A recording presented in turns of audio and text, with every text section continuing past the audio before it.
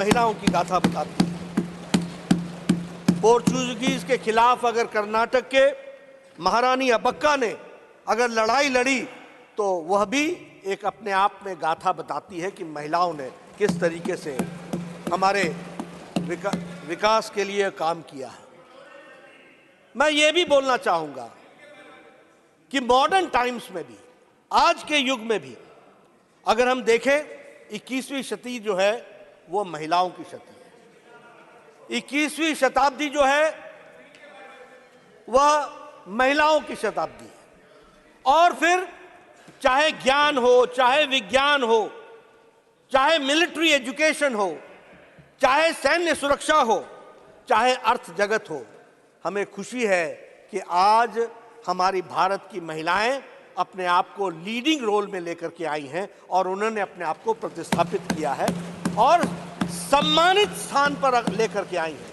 It is not only there presence but it is the position, वह सम्मानित स्थान जो उनको मिला है, जो उन्होंने हासिल किया है, यह बताता है कि भारतीय नारी किस तरीके से उन्होंने अपना योगदान किया।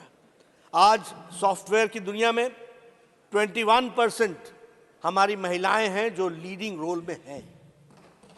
आज हम अगर इसरो की बात करें, जिसके बारे में कल परसों जयराम रमेश जी चर्चा कर रहे थे, उसमें अगर हम साइंटिस्ट देखें तो फिर चाहे मार्स मिशन हो, चाहे चंद्रयान हो, चाहे आदित्य L1 हो, इन सब में महिला साइंटिस्ट का बहुत बड़ा योगदान है। इसको भी हमको ध्यान में रखना।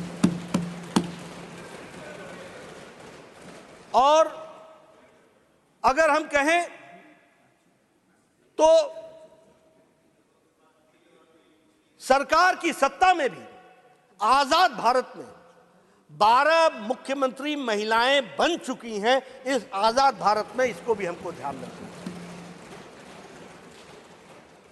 बहुत से ऐसे देश हैं जिन्होंने वोटिंग राइट्स पाने के लिए एक लंबा संघर्ष किया। महिलाओं ने सिर्फ फ्रेंचाइज पाने के लिए बहुत लंबा संघर्ष किया। किसी ने आधी शताब्दी तक संघर्ष किया, किसी ने पूर्ण शताब्दी तक संघर्ष किया। लेकिन यह हमारा सौभाग्य था कि हमको फर्स्ट जनरल इलेक्शन में महिलाओं को बराबर का स्थान दिया गया। यह हमारी सोच दर्शाती है। और ऐसा नहीं है, सबका योगदान है। 1931 में सरोजिनी नायडू जी ने ब्रिटिश प्राइम मिनिस्टर को चिट्ठी लिखी थी और उसमें कहा था कि हमें फ्रेंचाइज मिलना चाहिए। और उस उन्होंने वाक्य लिखा था, we do not want to be nominated, we want to be elected. तो इस तरीके से अगर हम देखें तो हर दृष्टि से महिलाओं का एक विशेष योगदान रहा है।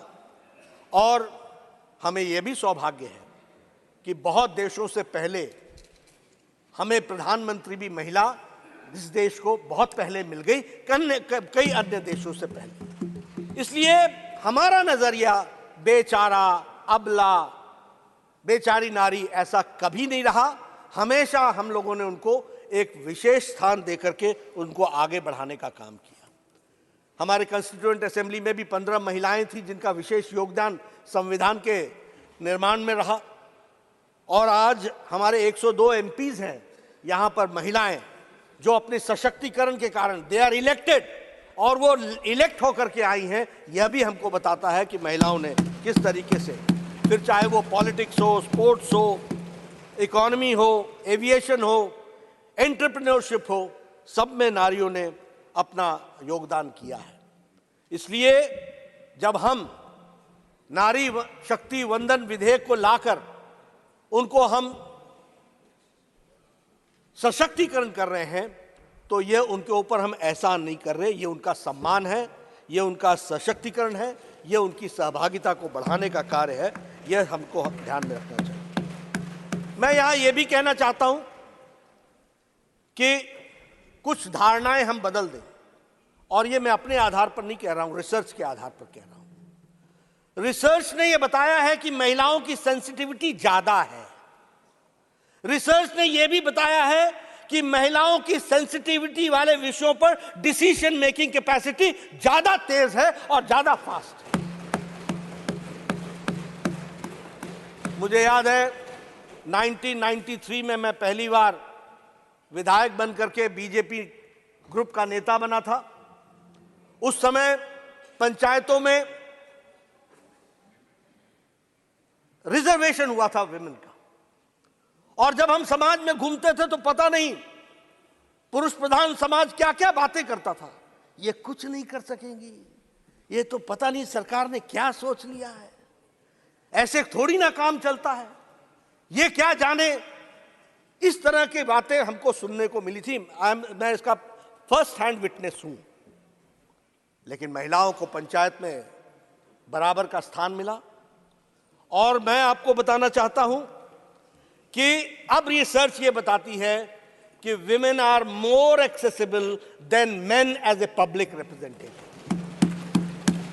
अब ये रिसर्च बताती है कि कलेक्टिवली नशा के खिलाफ महिलाओं ने आवाज उठाई है। अब ये बताती है कि the corruption level is less where there are women representative. यह भी बात समझ करके, मैं पुरुषों के खिलाफ नहीं बोल रहा हूं, इसको अन्यथा ना लीजिएगा। लेकिन जो रिसर्च की दृष्टि से अभी यूनाइटेड नेशंस की एक रिसर्च आई है, और यूनाइटेड नेशंस की रिसर्च ने यह कहा कि वाटर स्केर्सिटी में काम करने में और वाटर स्केर्सिटी को दूर करने में महिलाओं के नेतृत्व में 62% ज्यादा काम हुआ है इस तरीके की रिसर्च में। इसलिए उनकी कैपेसिटी, और आप तो जानते ही हैं कि महिलाएं घर चलाती हैं, इसलिए बजट का भी जितना उनको ज्ञान होता है और जितनी सेंसिटिविटी होती है वो हम सबको मालूम है, अपने घरों में भी हम सबने देखा। इसलिए उनकी capacity, decision making, financial sense, इसको हमको अप्रिशिएट करना चाहिए और उसको भी हमको ध्यान में रखना चाहिए। मैं यहां यह भी कहना चाहूंगा कि नेशनल पर्सपेक्टिव प्लान के तहत जब हम लोगों ने काम शुरू किया तो उसमें आज लगभग 14 लाख से ज्यादा महिलाओं का पंचायती लेवल पर रिप्रेजेंटेशन है ऑन डिफरेंट लेवल्स, और ये एक कंटिन्यूअस प्रोसेस को, ग्रोथ को आगे बढ़ाने का काम किया है, सब लोगों के योगदान से हुआ। और एक लंबी जर्नी, अब जब लंबी जर्नी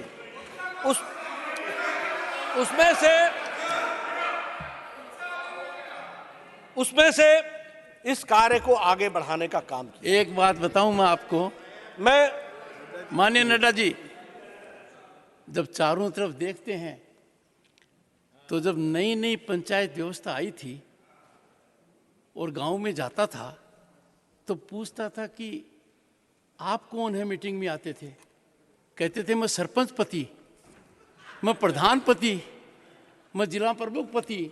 ये कल्चर चालू हुआ था, वो कल्चर अब खत्म हो गया है जी, and that you can see all around. Yes,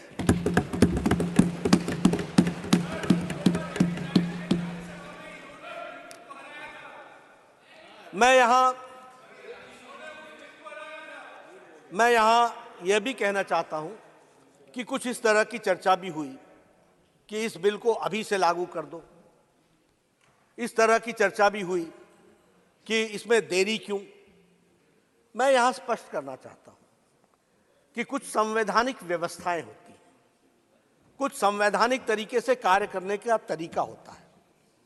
आखिर हमने महिलाओं को रिजर्वेशन देना है, पर किस सीट पर रिजर्वेशन मिले, किस सीट पर ना मिले, इसका फैसला कौन करेगा? इसका फैसला सरकार नहीं कर सकती, ये कौन सा जुडिशियल बॉडी करती है, उसको नॉमिनेट करना पड़ता है, उसको नॉमिनेट करना पड़ता है, उसको फिर वो, अब मैं अगर सरकार में हूं और मैं वायनाड को अगर रिजर्व कर दूं तो, अमेठी को कर दूं तो, अगर मैं अमेठी को कर दूं तो, अगर मैं रायबरेली को कर दूं तो, ये इसके लिए दो चीजें आवश्यक है। कालबुर्गी को कर दूं तो इसके लिए दो चीजें आवश्यक है।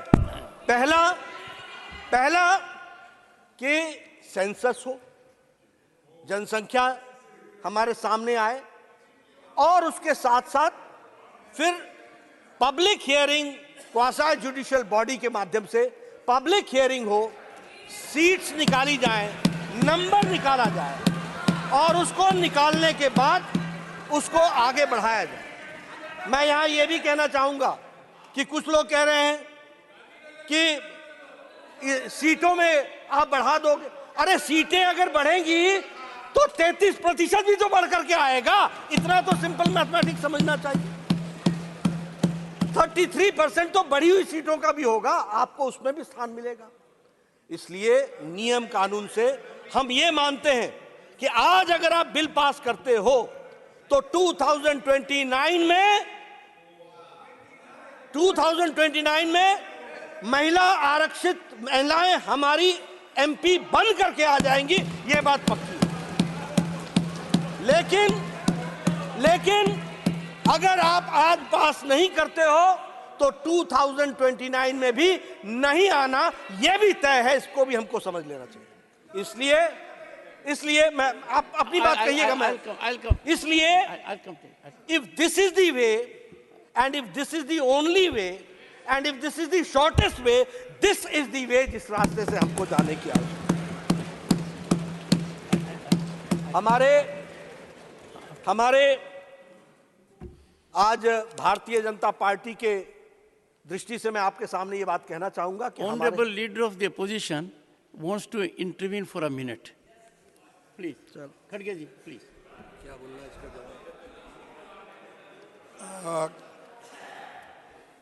इसका अमेंडमेंट करने का कोई दिक्कत नहीं है।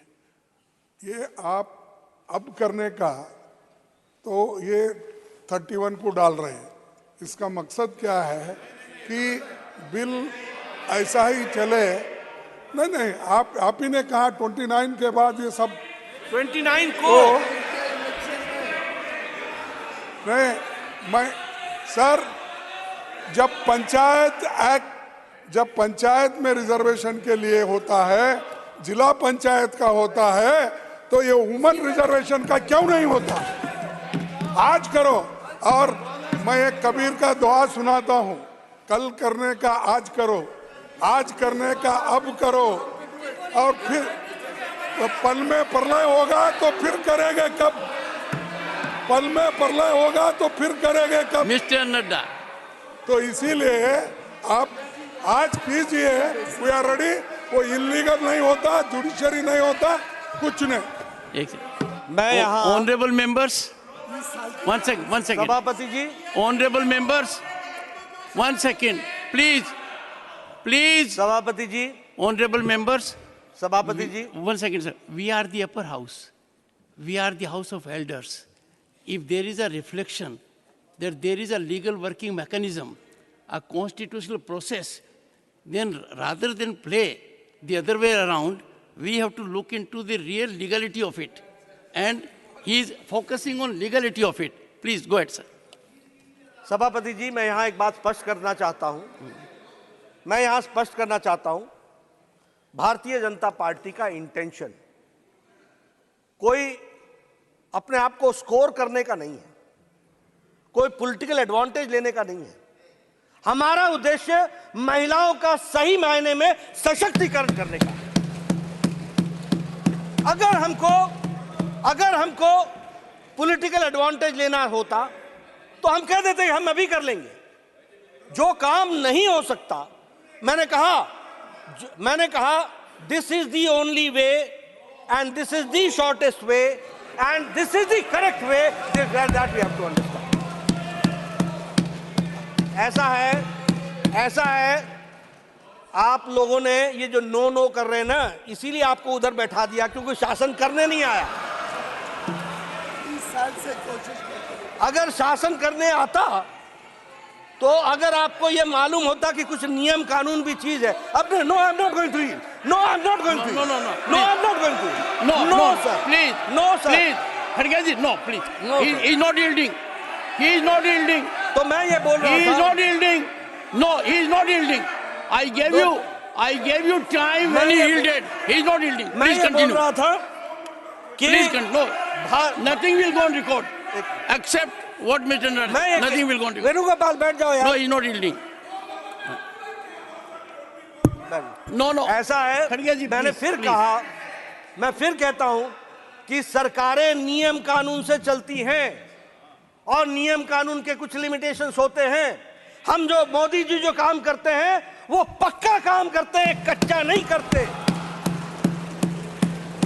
और इसीलिए पक्के तरीके से महिलाओं का सशक्तिकरण किया जा रहा है। मैं फिर आपसे बोलूंगा, मैं यहां यह बताना चाहता हूं कि भारतीय जनता पार्टी के अध्यक्ष के रूप में मैं यहां यह भी स्पष्ट करना चाहता हूं कि भारतीय जनता पार्टी हमेशा महिलाओं को स्थान देने में हमेशा अग्रसर रही है। आज अगर लोकसभा में हमारे 42 एमपी हैं, राज्यसभा में 14 एमपी हैं, हमारे सेंट्रल मिनिस्टर्स 10 महिलाएं हैं, और हमारे यहां हम पहली पार्टी हैं और अकेली पार्टी हैं जो संवैधानिक तौर पर 33% आरक्षण महिलाओं को देते हैं हर समिति में। Every committee, right from national committee to the booth committee, in every committee 33% women representation होता है।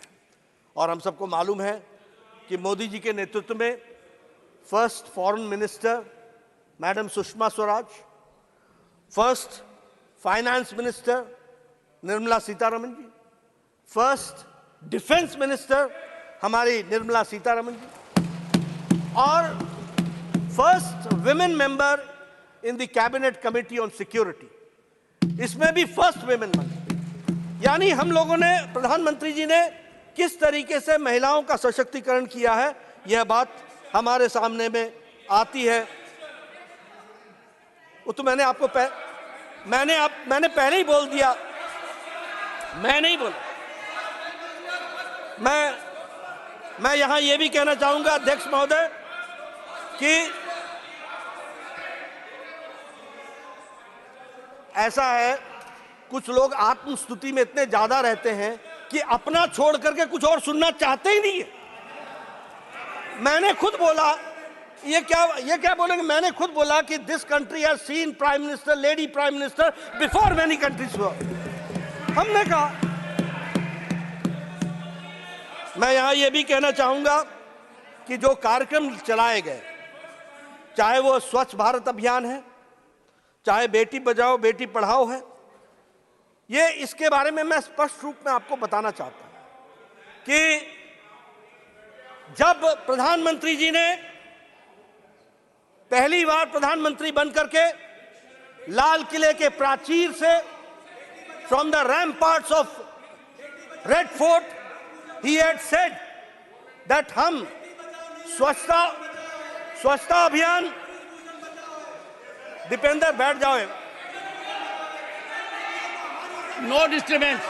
Please sit down. Beti Bachao Beti This is पढ़ाओ। not the way to conduct in the house. You are a senior member. Please sit down. No, I will not bear this. Beti Bachao Don't बेटी go in that पढ़ाओ direction. और Have some स्वच्छता अभियान, positivity. Please sit down. Sorry. इसके बारे में, Don't force my hands.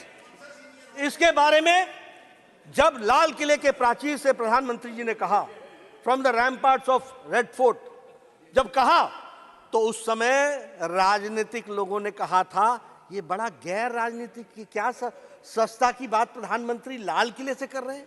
कुछ लोगों ने मजाक उड़ाया था, कुछ लोगों ने हंसी उड़ाई थी, और बेटी बचाओ बेटी पढ़ाओ की बातचीत करते हुए प्रधानमंत्री जी ने कहा था कि हम लड़कों की चिंता करते हैं लेकिन हम लड़कियों के बारे में चिंता नहीं करते हैं, हमको उसके बारे में चिंता करनी चाहिए। इस पर भी बहुत कटाक्ष हुए थे।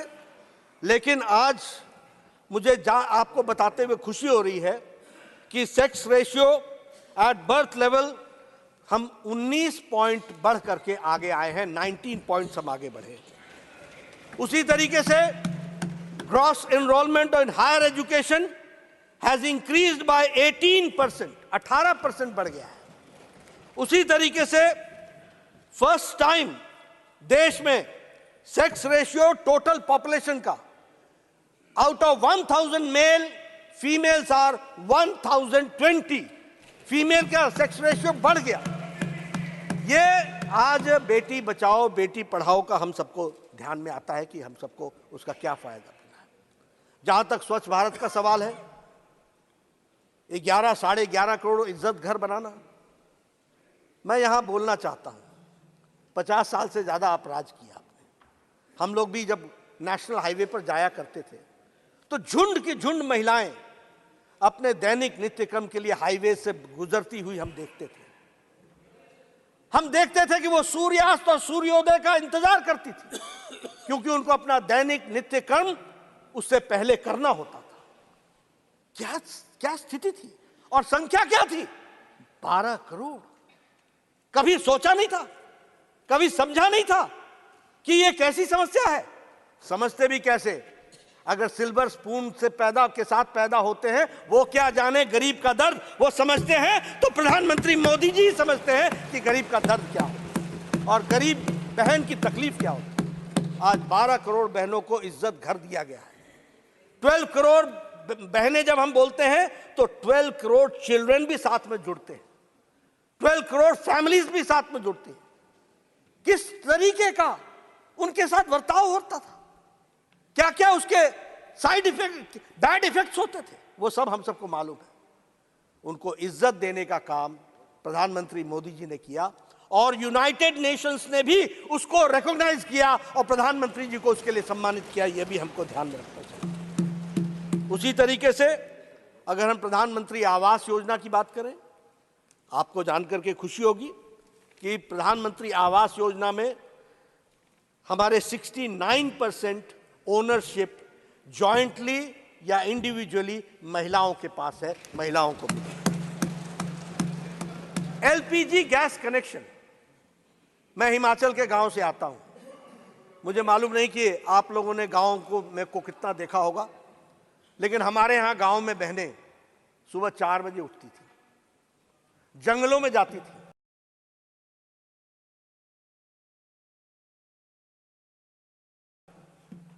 पेड़ों पर चढ़ती थी, लकड़ी काटती थी, लकड़ी का बोझा लेकर के आती थी, सुबेरे उस लकड़ी को जलाती थी। और लकड़ी, कच्ची लकड़ी को जलाना कितना कठिन काम है और कितना धुआं निकलता है उसमें से, उसका अंदाजा लेना चाहिए। आंखों से पानी आ जाता था, फेफड़े खराब हो जाते थे। इस तरीके का जीवन जीती थी हमारी बहनें। आज एलपीजी गैस कनेक्शन के कारण, और एलपीजी गैस कनेक्शन की जब मैं बात करता हूं तो उसकी भी संख्या 9 करोड़ से ज्यादा है, यानी 9 करोड़ लोग, 9.58 करोड़ बहनें जिनको एलपीजी गैस का कनेक्शन दिया गया, और उसके माध्यम से उनको आज वो 5 मिनट के अंदर पतिदेव को भी चाय पिलाती हैं, घर को संभालती हैं, और उनका एम्पावरमेंट हुआ है, उनका सशक्तिकरण हुआ है। यह परिस्थिति आकर के खड़ी हुई है। अगर मैं बात करूं जल जीवन योजना के बारे में, मुझे याद है पहाड़ों में बहनें 2-2 किलोमीटर नीचे पहाड़ से उतरकर पानी लेने के लिए, एक घेला पानी लेने के लिए 2-2 घंटे लगाती थी। नीचे जाना, पानी लाना और फिर चढ़ाई चढ़ करके घर पहुंचना। यह परिस्थिति हमने देखी है। आज जल जीवन मिशन में 10 करोड़ घरों को और 68% हमारा पानी का कनेक्शन का कवरेज दिया जा रहा है। मुद्रा योजना 70% लोन्स उसमें सैंक्शन हुए। ट्रिपल तलाक एक सामाजिक बुराई, और उसमें भी मैं बता दूं, जो आकाएं लंबे समय तक राज करते रहे उनको मालूम होना चाहिए, देयर इज नो ट्रिपल तलाक in Bangladesh, there is no triple तलाक in Pakistan, there is no triple talaq in Iran, there is no triple talaq in Iraq, there is no triple talaq in Syria, there is no triple talaq in Indonesia. ये सब मुस्लिम और Muslim dominated देश रहे, लेकिन हमारा Bharat triple तलाक चला हुआ था। सुप्रीम कोर्ट ने कह रखा था, उसके बावजूद भी क्यों? क्योंकि हम माइनॉरिटी की पॉलिटिक्स करते थे, अपीजमेंट की पॉलिटिक्स करते थे, ये वोट बैंक की पॉलिटिक्स करते हैं। ये प्रधानमंत्री मोदी जी की इच्छा शक्ति थी आज ट्रिपल तलाक खत्म हो गया और मुस्लिम महिलाओं को इज्जत से जीने का अगर अधिकार दिया तो प्रधानमंत्री मोदी जी ने दिया। उसी तरीके से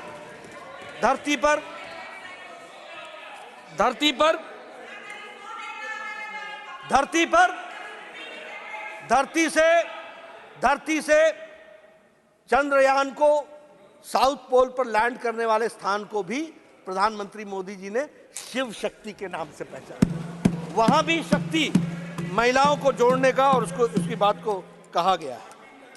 मैं इसके साथ साथ यह भी बोलना चाहूंगा, मैं यहां यह भी बोलना चाहूंगा कि यह सारी महिला सशक्तिकरण के कार्यक्रमों के माध्यम से देश को आगे बढ़ाने का काम किया है और इसी में आज एक नई कड़ी जुड़ रही है और वो है महिला शक्ति वंदन का विधेयक को पास करना। मैं सभी से तो अपील करूंगा ही, लेकिन इसके पहले कुछ और विषय भी मैं आपके सामने रखना चाहूंगा। एक चर्चा आज सुबह से मैं देख रहा हूं कि चर्चा चल रही है कि ओबीसी का ध्यान नहीं रखा गया, ओबीसी की चिंता नहीं की गई, ओबीसी के बारे में कुछ सोचा नहीं गया। ठीक है, राजनीति में इस तरीके के वक्तव्य चलते हैं और वक्तव्य चलते चलते यहां तक पहुंच गया कि 70 सेक्रेटरी में 3 ही शायद ओबीसी। अब मैं इसमें सिर्फ ज्ञानवर्धन करना चाहूंगा, मैं ज्ञानवर्धन करना चाहूंगा कि कालेलकर की रिपोर्ट नेहरू जी के टाइम की कहां पड़ी हुई थी? मंडल कमीशन इंदिरा गांधी जी के टाइम पर, राजीव गांधी जी के टाइम पर कहां पड़ा हुआ था? क्या हुआ उसका? क्या कर पाए उसको? 1992 में सुप्रीम कोर्ट ने कहा कि आप सर्विसेज में ओबीसी को रिजर्वेशन दीजिए और 1995-96 में एससी, एसटी और ओबीसी कैटेगरी सर्विसेज में जुड़ी और ऑल इंडिया सर्विसेज में जुड़ी। अब आप बताइए कि आज सेक्रेटरी के एम्पैनलमेंट का जो कट ऑफ ईयर है वो है 1992। जो सेक्रेटरीज हैं वो 1992 बैच के नीचे के लोग हैं, पहले के लोग हैं। अब मैं आपसे पूछता हूं कि 2004 से 2014 तक कितने सेक्रेटरी ओबीसी थे और कहां थे वो ओबीसी के सेक्रेटरी, किस क्राइटेरिया में थे? जरा हमको इसका ज्ञानवर्धन कीजिए। देखिए, मैं बार बार बोलता हूं, लीडर को लीडर बनना पड़ेगा, ट्यूटर से नहीं चलता काम।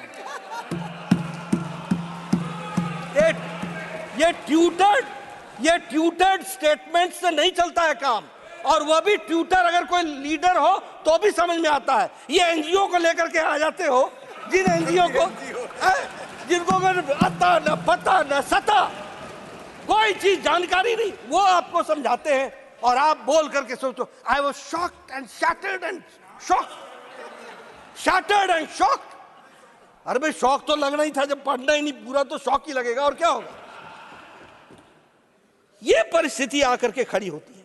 लेकिन मैं यहां ये बताना चाहूंगा,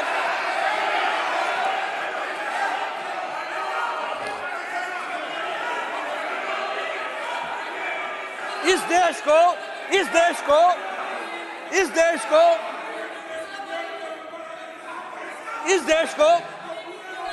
सर पॉकेट में हाथ रख करके भोला नहीं जाता है। सर, पॉकेट में हाथ रख करके बोला नहीं जाता है। नो, पार्लियामेंट्री एटिकेट्स नहीं है सर। ये भारत में, आजाद भारत में ओबीसी की बात करते हैं, ओबीसी की बात करते हैं।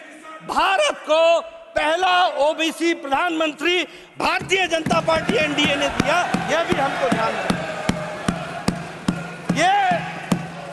ये ओबीसी की बात करते हैं। मैं कांग्रेस की बात कर रहा हूं, कांग्रेस। और भैया, मैं कांग्रेस की बात, कांग्रेस। दूसरा आज 27 मंत्री ओबीसी के हैं। 27 मंत्री और हमारे एमपीज, मैं सर कांग्रेस की बात कर रहा हूं, उनकी बात नहीं कर रहा हूं। देवेगौड़ा जी हमारे हैं।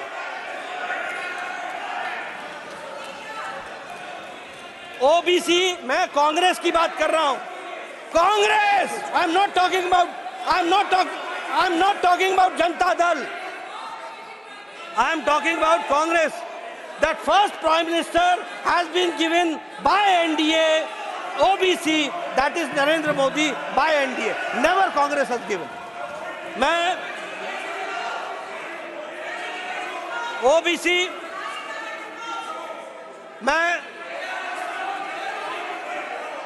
मैं आउट ऑफ 303 बीजेपी के एमपी हैं, 303 में 85 यानी 29% हमारे एमपी ओबीसी के हैं। यह भी हमको ध्यान में रखना चाहिए। उसी तरीके से 1358 एमएलए में 27% ओबीसी के हैं, 27%।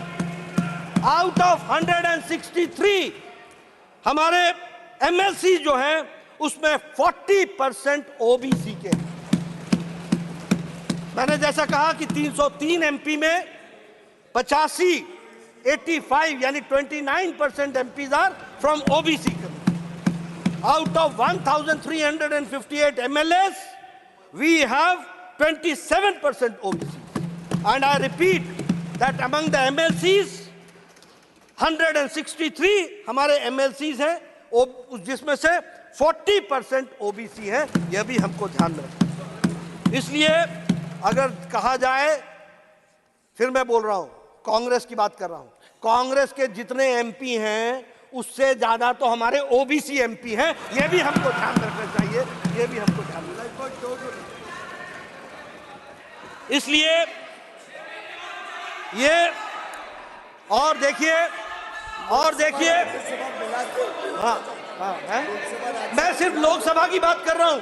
अगर लोकसभा और राज्यसभा मिला ले तो आपसे कहीं ज्यादा हम निकल जाते हैं। यह भी आपको ध्यान रखना। इसलिए और आप ओबीसी की बात करें, आप ओबीसी की बात करें, जो एक बार नहीं अनेकों बार ओबीसी को गाली दे और एक बार नहीं अनेकों बार बोले मैं नहीं माफी मांगूंगा, ये इस तरह की बातचीत करें। इसलिए मैं ये कहना चाहता हूं, सब लोगों का साथ मिलना चाहिए, सबकी सद्बुद्धि आए, सब लोग मिलकर के चलें, नारी सशक्तिकरण में अपने आप को जोड़ करके चलें और इस काम में अपना योगदान करें। और हम ओबीसी समर्थक होते हुए समाज को सबको साथ लेकर के चलने की बात कहते हैं। इन्हीं शब्दों के साथ इसका मैं समर्थन करता हूं और सबसे समर्थन करता हूं।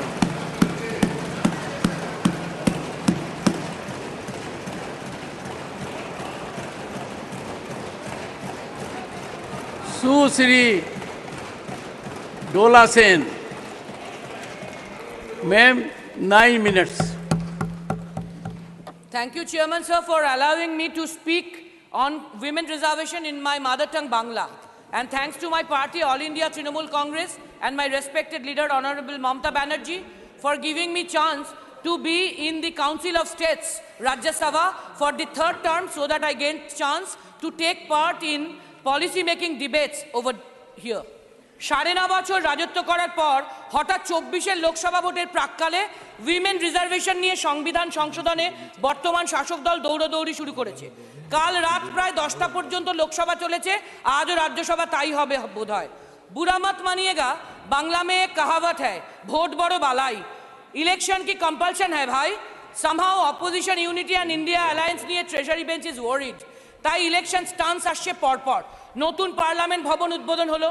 हमारा तो आदत ही हो गया था कि प्रधानमंत्री जी पार्लियामेंट आते हैं, लेकिन संसद हाउस के अंदर बहुत कम आते हैं, हाउस के अंदर बोलते और भी कम। वो दुख भी इस बार पहले 2 दिन में 4 बार सुनने के बाद चले गए। और विमेन रिजर्वेशन को लेकर नारी शक्ति बंधन बोल के पास कराना है। We will appreciate, better late than never. 9.5 साल ही सही, थोड़ा विलंबित सोच ही सही, we will certainly support women reservation bill in this house with all our criticism. তবে একটা কথা, সংসদের দুই কক্ষে এই ক্রেডিট ট্রেজারি বেঞ্চ এবং মোদিজির একার বলে যেভাবে দাবি করা হচ্ছে, সরি টু সে, এই ক্রেডিটটা কিন্তু তাদের একার নয়। বহুদিন ধরে এই প্রচেষ্টা চলছে। 1992-তে পঞ্চায়েত এবং পৌরসভার মহিলাদের 1/3 সংরক্ষণ বিল সংসদে পাশ হয়ে আইনে পরিণত হয়েছে। লোকসভা ও বিধানসভার জন্য 1/3 উইমেন রিজার্ভেশন পাশ হয়নি এতদিন। 1996-এ সিপিআই এর এমপি গীতা মুখার্জি এই বিল সংসদে পেশ করেছিলেন, পাশ হয়নি। কিন্তু যে জয়েন্ট পার্লামেন্টারি কমিটি গঠন হয়েছিল তাকে হেড করেছিলেন গীতা মুখার্জি। ওই কমিটিতে আমাদের মমতা ব্যানার্জিও ছিলেন, যিনি 1998-তেও সংসদে এই দাবি তুলেছিলেন এবং আরও বারবার তুলেছেন। 2010-এ রাজ্যসভায় পাশ হলেও লোকসভায় হয়নি। সুষমা স্বরাজ্যের ভূমিকাও এই বিলের ক্ষেত্রে উল্লেখযোগ্য। हम तहे दिल से गीता दी, सुषमा जी और दीदी को नमन करना चाहते हैं। দ্বিতীয়ত, ইলেকশনের চিন্তায় উইমেন রিজার্ভেশন বিল পাশ হবে এখন, কিন্তু তা বাস্তবে এখন আসবে না। প্রতি 10 বছর অন্তর যে সেন্সাস বা জনগণনা এদেশে হয়, যা করার কথা ছিল 2021-এ, এই শাসক দল তা করেনি এখনো। मोदी है तो मुमकिन है, इसीलिए वो सेंसस और उसके साथ साथ डिलिमिटेशन सब होगा 26 के बाद। 27, 28, 29 भी हो सकती है और भी देर हो सकती है। ये नारी शक्ति वंदन पास करा के और एक जुमला तो नहीं बन जाएगा ना, जैसे एनपीआर, एनआरसी, सीएए जबरदस्ती पास करा के अभी इंप्लीमेंटेशन का दम नहीं है, वो जुमला हो गया। किसान बिल सबको सस्पेंड करके पास करा के वापस रिवोक हो गया, जुमला। लेबर कोड को पास करा के अभी रूल फॉर्मेशन नहीं करने का जुमला। काला धन वापस की जुमला। हर एक को 15 लाख तनख्वाह बैंक अकाउंट में देने का जुमला। साल में 2 करोड़ नौकरी देने का जुमला। इस लिस्ट में ये विमेन रिजर्वेशन भी जुड़ेगा क्या? डर लगता है, ভয় লাগে, বড় ভয় লাগে। আমরা মনে করি নারী হলো অর্ধেক আকাশ, অর্ধেক জনসংখ্যার বেশিরভাগই খুব কষ্টে থাকেন, বেশিরভাগই দারিদ্র্য সীমার নিচে, জীবনযাত্রায় প্রয়োজনীয় উন্নতির ধারে কাছেও ওই মেয়েরা নেই। তাই প্রতিটি ঘরের ঘরের যে অর্থনীতি, তা গত 50 বছরে এখন সবচেয়ে তলানিতে সারা দেশে। বাড়ির মেয়েরা সবচেয়ে ক্রাইসিসে। নোটবন্দিতে 3 মাস আমাদের নাগরিকেরা ব্যাংকে লাইন দিয়ে হয়রানি হয়ে 150 জন চলে গেছেন আমাদের ছেড়ে। কিন্তু ঘরে ঘরে আমাদের মা দিদিমাদের লক্ষ্মীর ঘট, চাদর, বিছানা, তোষকের নিচে রাখা তিল তিল করে জমানো টাকাগুলো কারেন্সি চেঞ্জ হয়নি। ডিমনিটাইজেশনে মেয়েরা তাই সবচেয়ে বেশি আক্রান্ত। কোভিডে সবচেয়ে বেশি কাজ হারিয়েছেন, বিপর্যস্ত হয়েছেন মেয়েরা। প্রাইভেটাইজেশন, কর্পোরেটাইজেশন, ডিসইনভেস্টমেন্টের নতুন পলিসিতে সবচেয়ে বেশি ক্ষতিগ্রস্ত বা বেরোজগার, বেচে দেওয়া, বিক্রি করে দেওয়া প্রফিটেবল পিএসইউ, রেল থেকে ভেল, সেল থেকে বিএসএনএল এর মহিলা কর্মীরাই, বাকি সব কর্মীদের সাথে। তাই শুধু রিজার্ভেশন নয়, সমাজের সব স্তরে মেয়েদেরকে এগিয়ে আনার গুরুত্ব, মেয়েদের এমপ্লয়মেন্টের গুরুত্ব, মেয়েদের সামাজিক সম্মান ইন অল রেসপেক্ট সবচেয়ে গুরুত্বপূর্ণ। সামগ্রিকভাবে এই উইমেন এম্পাওয়ারমেন্টের জন্য শুধু উজালা গ্যাস, 5 কেজি अनाज, स्वच्छ भारत मिशन टॉयलेट और जनधन मुद्रा योजना और महिलाओं को देवी बोलना ये যথেষ্ট नहीं है, सफिशिएंट नहीं है। 24 ঘন্টার জীবনে মেয়েদের সশক্তিকরণের জন্য ট্রেজারি বেঞ্চকে অনুরোধ করব, বাংলায় চলে আসুন প্লিজ। আমাদের দিদি আছেন, ওনার থেকে শিখুন, তাতে দেশের উপকার হবে, মানুষের উপকার হবে, দেশের মেয়েদের উপকার হবে। যেমন দিদির কন্যাশ্রী দেখে বেটি বাঁচাও বেটি পড়াও করা হয়েছে, স্বাস্থ্যসাথী দেখে আয়ুষ্মান ভারত, কৃষক বন্ধু প্রকল্প দেখে পিএম কিষাণ নিধি যোজনা, তেমনই নারী শক্তির বন্দন সত্যিই করতে গেলে ওনার উইমেন এম্পাওয়ারমেন্ট দেখে শিখুন প্লিজ। তিনি শুধু আজ দেশের একমাত্র মহিলা মুখ্যমন্ত্রী নন, 27 বছরে 7 বার তিনি এমপি জিতেছেন, 6 বার কেন্দ্রের মন্ত্রী হয়েছেন, এখন পরপর 3 বার বিপুল জিতে বাংলার মুখ্যমন্ত্রী।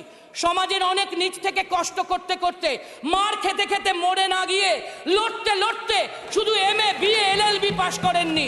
কোন পুরুষ রাজনীতিবিদের কন্যা, স্ত্রী বা কোটায় নয়, সম্পূর্ণ নিজের যোগ্যতায় নিজেকে এই উচ্চতায় নিয়ে গেছেন। আর এখন সমাজ সংস্কারক হিসেবে সংবিধান বর্ণিত খাদ্য, বস্ত্র, বাসস্থান, শিক্ষা, স্বাস্থ্য বইয়ের পাতা থেকে প্রতিটি মানুষের জীবনে পৌঁছে দিচ্ছেন প্রতিনিয়ত, রোজ রোজ, প্রতি মুহূর্তে। আমাদের বাংলায় শুধু পঞ্চায়েত পৌরসভায় 33%ই নয়, 50% রিজার্ভেশন অর্ধেক জনসংখ্যার জন্য। লোকসভা এবং বিধানসভাতেও 33% থেকে অনেক এগিয়ে 40 to 45%। मेरा रेफरेंस भी ले सकते हैं आप। मेन स्ट्रीम पॉलिटिक्स में, male dominated sector trade union में मेरे को पिछले 12 साल में दीदी ने 10 बरस स्टेट प्रेसिडेंट और 2 साल से ज्यादा ऑल इंडिया प्रेसिडेंट बना के रखे हैं। I am honoured. ये उदाहरण भी उतना नहीं है कहीं भी। আমাদের সোশ্যাল সেক্টরে মেয়েদের জন্য তো বটেই, এত কাজ পৃথিবীর কোথাও হয়নি যা বাংলায় দিদি করছেন। উইমেন এম্পাওয়ারমেন্টের 5টি গুরুত্বপূর্ণ ইন্টারন্যাশনাল লেভেলের ভিত হচ্ছে education, health, security, finance and emotion. একটা উদাহরণ দিই, মা গর্ভবতী হলে মাতৃমা পোর্টালের মাধ্যমে 1.25 কোটি মেয়ে রেগুলার চেক আপ, 7.5 লাখ প্রসূতি মাকে সব রকম চিকিৎসা, বাড়ির পরিবর্তে হাসপাতালে যথাযথভাবে সন্তানের জন্ম দিয়ে প্রসূতি মৃত্যুকে প্রচুর কমানো গেছে। 11 সালে 68.10% থেকে 99% ইনস্টিটিউশনাল ডেলিভারির ফলে maternal mortality rate has come down from 117 in 2011 to 109, much below from national average of 113. ICDS সেন্টারে 70 লাখ বাচ্চার সাথে 13 লাখ গর্ভবতী মা, সদ্য মায়েরা প্রতি মাসে 26 দিন ধরে রান্না করা পুষ্টিকর খাবার পান। কন্যাশ্রী প্রকল্পে অক্টোবর 2013 থেকে K1 এ প্রতি বছর 1000 টাকা 5 বছর ধরে, K2 তে 18 বছর বয়সে এককালীন 25,000 টাকা, K3 তে ইউনিভার্সিটি লেভেলে 300 crores rupees scholarship already spent for higher education for girls students. Rupashree প্রকল্পে গরিব মধ্যবিত্ত মেয়েদের বিয়ের জন্য 25,000 টাকা টিল ডেট 15 লাখ মেয়ের জন্য, 27 লাখ বিধবা বোনেরা, উইডো বোনেরা 1000 টাকা মাসিক ভাতা পান, 16 লাখ ওল্ড এজ পেনশন, বার্ধক্য ভাতার মধ্যে 15 লাখই মহিলা। আগে এনারা 300 টাকা 400 টাকা পেতেন, এখন 1000 টাকা পান। লক্ষ্মীর ভান্ডার প্রকল্পে 25 থেকে 60 বছর বয়স পর্যন্ত যে মান্থলি ভাতা পান, তাতে শুধু 22-23 অর্থবর্ষেই 8,000 কোটি টাকা খরচ হয়েছে। স্বাস্থ্যসাথী প্রকল্পের নাম নথিভুক্ত হয় পরিবারের কর্ত্রীর নামে, 5 লাখ টাকা পর্যন্ত চিকিৎসার সুযোগ পান বাংলার মায়েদের পরিবার। 12 লাখ সেলফ হেল্প গ্রুপ যারা স্বনির্ভর, 10,88,000 স্বনির্ভর গ্রুপ 88,848 কোটি টাকা পেয়েছে। মেয়েদের জন্য বিশেষ করে আইন শৃঙ্খলা রক্ষায় 49টি নতুন মহিলা থানা তৈরি হয়েছে। স্বয়ংসিদ্ধা প্রকল্পে 40,000 স্বসহায়ক দল গঠন করা হয়েছে যারা আত্মরক্ষায় বলিয়ান। কর্মাঞ্জলি হোস্টেল হয়েছে ওয়ার্কিং মেয়েদের জন্য অনেক জায়গায়। এই জন্যই তো বলে what Bengal thinks today, India thinks tomorrow, that is Bharat thinks tomorrow. আর শুধু বাংলাই নয়, দিল্লির মেয়েদের জন্য ফ্রি পাবলিক ট্রান্সপোর্ট, কর্ণাটকের গৃহলক্ষ্মী, পাঞ্জাবের স্কিল ডেভেলপমেন্ট প্রোগ্রাম থেকেও শিখুন। বাংলার দিদিকে আর সারা দেশের ইন্ডিয়ান অ্যালায়েন্সের বন্ধুদের উদ্যোগগুলোকেও ফলো করলে দেশের মেয়েরা আরও এগোতে পারবেন। অমৃতকালের কথা বলা হয়েছে এই বিলে। এই প্রসঙ্গে বলি, স্বাধীনতা সংগ্রামে দেশের মেয়েদের অবিস্মরণীয় ভূমিকা ছিল। ফাউন্ডিং ফাদারই শুধু নয়, এদেশে ফাউন্ডিং মাদারের সংখ্যাও কম নয়। আপনাদের পূর্বসূরীরা হয়তো স্বাধীনতা সংগ্রামে সেভাবে ছিলেন না, তবুও বলছি এই অমৃতকালের নারী শক্তি বন্দন, উইমেন এম্পাওয়ারমেন্টে আমরা আমাদের স্বাধীনতা সংগ্রামের আত্মত্যাগী, আত্মবলিদানকারী মহিলাদেরকে, প্রাতঃস্মরণীয় নমস্য নেত্রীদেরকে উৎসর্গ করতে পারি, তাই না? সরকার পক্ষ যদি একটু ভেবে দেখেন। আর একটি কথা বলবো দুঃখের এবং লজ্জার, মণিপুর একমাত্র রাজ্য যেখানে এই উইমেন রিজার্ভেশন অলরেডি 50% অনেক দিন ধরে, ফ্রম লং ব্যাক। সেই উইমেন এম্পাওয়ারমেন্টে এগিয়ে থাকা মণিপুরের মায়েরা বোনেরা অসম্মানিত, নাগরিক অধিকার বাঁচার অধিকার ভুলুণ্ঠিত। 6 মাস হয়ে গেল। ডাবল ইঞ্জিন গভর্নমেন্ট কবে যে দায়িত্ব নেবেন,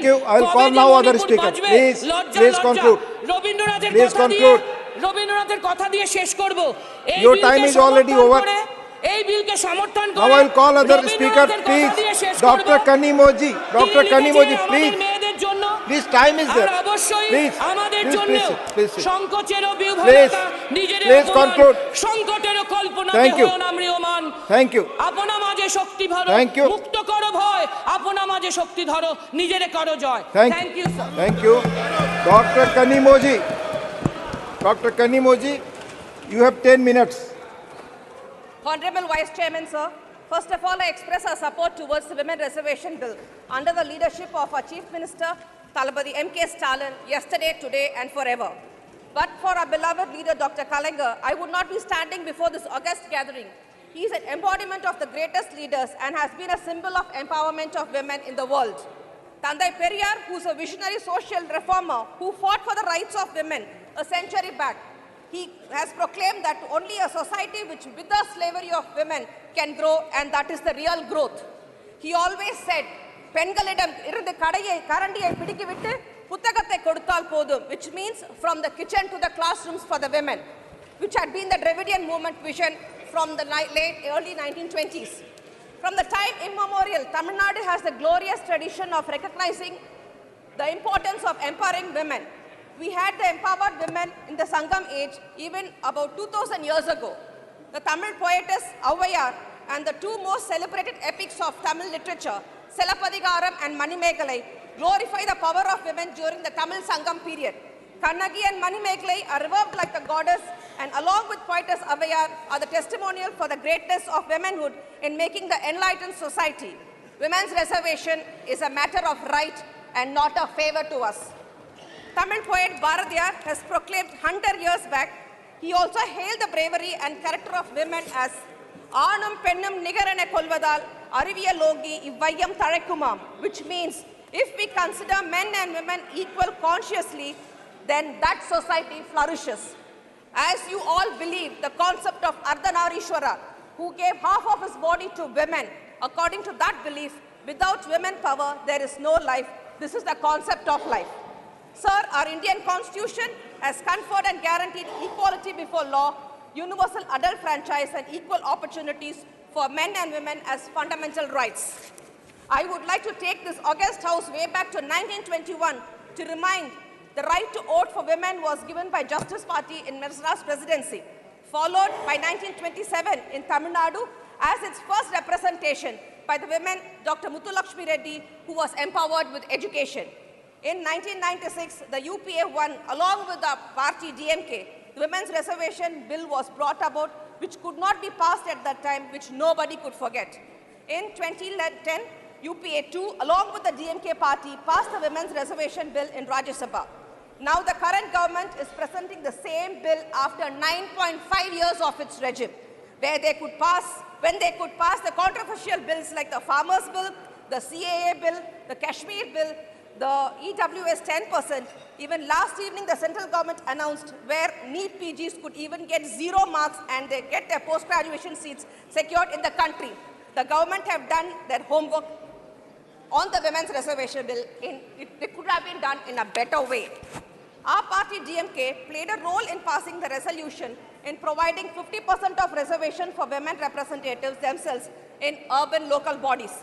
Tamil Nadu is the first state to do so in this India. Under the dynamic leadership of our successive chief ministers of Tamil Nadu, right from Aringer Anna, Tamil Nadu stands first in many initiatives for the welfare and the development of women. Muttamil Aringer, Dr. Kalaignar, passed a law to ensure that women have legal rights over their ancestral property decades ago.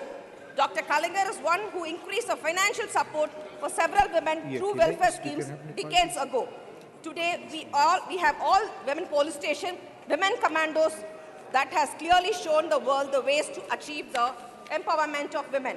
The government of Tamil Nadu, under the dynamic leadership of Dr. Kalaignar, has framed various policies, designed specific interventions, and implemented many programs to empower women. Some of them are Periyar Ivera Nagamai scheme, free coaching exclusively for women students, entrepreneurship awareness program, Tamil Nadu Corporation for Development of Women, establishment of self-help groups for sustainable economic growth, the entrepreneurship development training program for women, skill upgradation training program are some of the path-breaking schemes implemented in Tamil Nadu under the guidance of our beloved leader, Dr. Kalaignar. The nation and its growth is in the hands of women, and all-around efforts are being made by the DMK regime for their empowerment. The Dravidian movement's growth is all-inclusive, and it includes both men and women. Nothing is planned excluding women in Tamil Nadu. Following the footsteps of trio of social justice and Dravidian model, Thandai Periyar, Peraringar Anna, Muttamaringar, Dr. Kalaignar initiatives and schemes for women empowerment are being implemented by the DMK government. Continuing the legacy of the Dravidian movement and the Dravidian model of governance, today under the dynamic leadership of our Honorable Chief Minister of Tamil Nadu through M.K. Stalin, improved upon women welfare schemes that are being implemented in Tamil Nadu over the last 5 decades. Equal rights for women and family properties since 1989, increase in reservation for women and government jobs to 40%. Dr. Muthulakshmi Reddy maternity benefit scheme aimed at ensuring maternal nutrition. Schemes for education, marriage, assistance and remarriage. Fare free travel for women and government-run city buses. The Muvalu Rama Amirdam Ammayar Higher Education Assurance Scheme provides ₹1,000 financial assistance to girls till they complete the recognized course. the government of Tamil Nadu has launched the Grand Social Welfare Initiative for Women, Kalaigар Magali Urimai Thogai Dittam, on September 15th. Through this scheme, monthly financial assistance of 1,000 is being provided to 1.6 crore eligible women in the state of Tamil Nadu. The plethora of welfare programs has engineered the empowerment of women in Tamil Nadu. Under the Dravidian model of social justice, led all-inclusive growth is implementing more schemes for education, social justice, and women and its rights. Tamil Nadu is a role model state in the country, and full credits goes to the Dravidian movement and the Dravidian model government by our extraordinary leaders. No state in India can boost such an overall growth of women in all walks of life rather than Tamil Nadu. Be it education, employment, and empower is the key to our success. And yes, Tamil Nadu has done the homework very right, in the right manner. Sir, the sad part of the design of this government is that women in this country will have to wait further a long way, at least till 2029, to rise to their fullest potential, to force their way into the parliament and state legislative assemblies, even if the women reservation bill is passed in our parliament today. The Article 334, the provisions of Constitution relating to the reservation of seats, women in the House of People, the Legislative Assembly of States shall come into effect after an exercise of delimitation is undertaken for the purpose after the relevant figures, after the first census taken after commencement of the Constitution, 128th Amendment Act 2023, which has published and shall cease to have the effect on the expiration of the period of 15 years from such a commencement. Sir, I would like to say the government is conducting the marriage engagement now, or the betrothal function, which we would rather call it, and we don't know when the marriage is. Sir, in Tamil we have a proverb saying, "Kaiki ettiyadu vaayikku ettavillai," which means it would come to the hands, but we cannot eat it. That is the present situation of the women in India. So I appeal before the current government to pass the bill in 2024 parliamentary elections without fail, not keeping in creed or anything about delimitation or the census which has to be taken.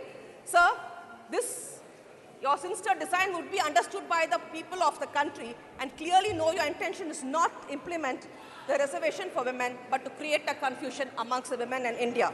Sir, the nation wants to know, can the minister answer to a pinpoint, a date, when the women reservation bill will be implemented, when it comes as an act? Thank you.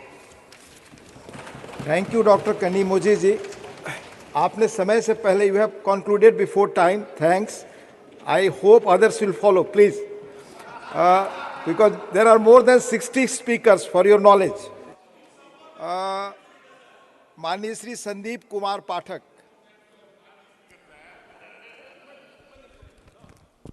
धन्यवाद उपसभापति महोदय। मैं अपनी party की तरफ से women reservation bill का समर्थन करता हूं, और हमारा देश ऐसा देश है जहां पर देवियों को पूजा जाता है। जैसे कि नड्डा जी ने बड़े एलेबोरेट तरीके से एक्सप्लेन किया, देवी देवताओं से भी ऊपर देवियों को रखा गया है। ऐसा देश है जहां पर कृष्ण से पहले राधा का नाम आता है। ऐसा देश है जहां पे राम से पहले सीता का नाम आता है, शंकर जी से पहले भवानी का नाम आता है। हम ऐसे देश से बिलोंग करते हैं।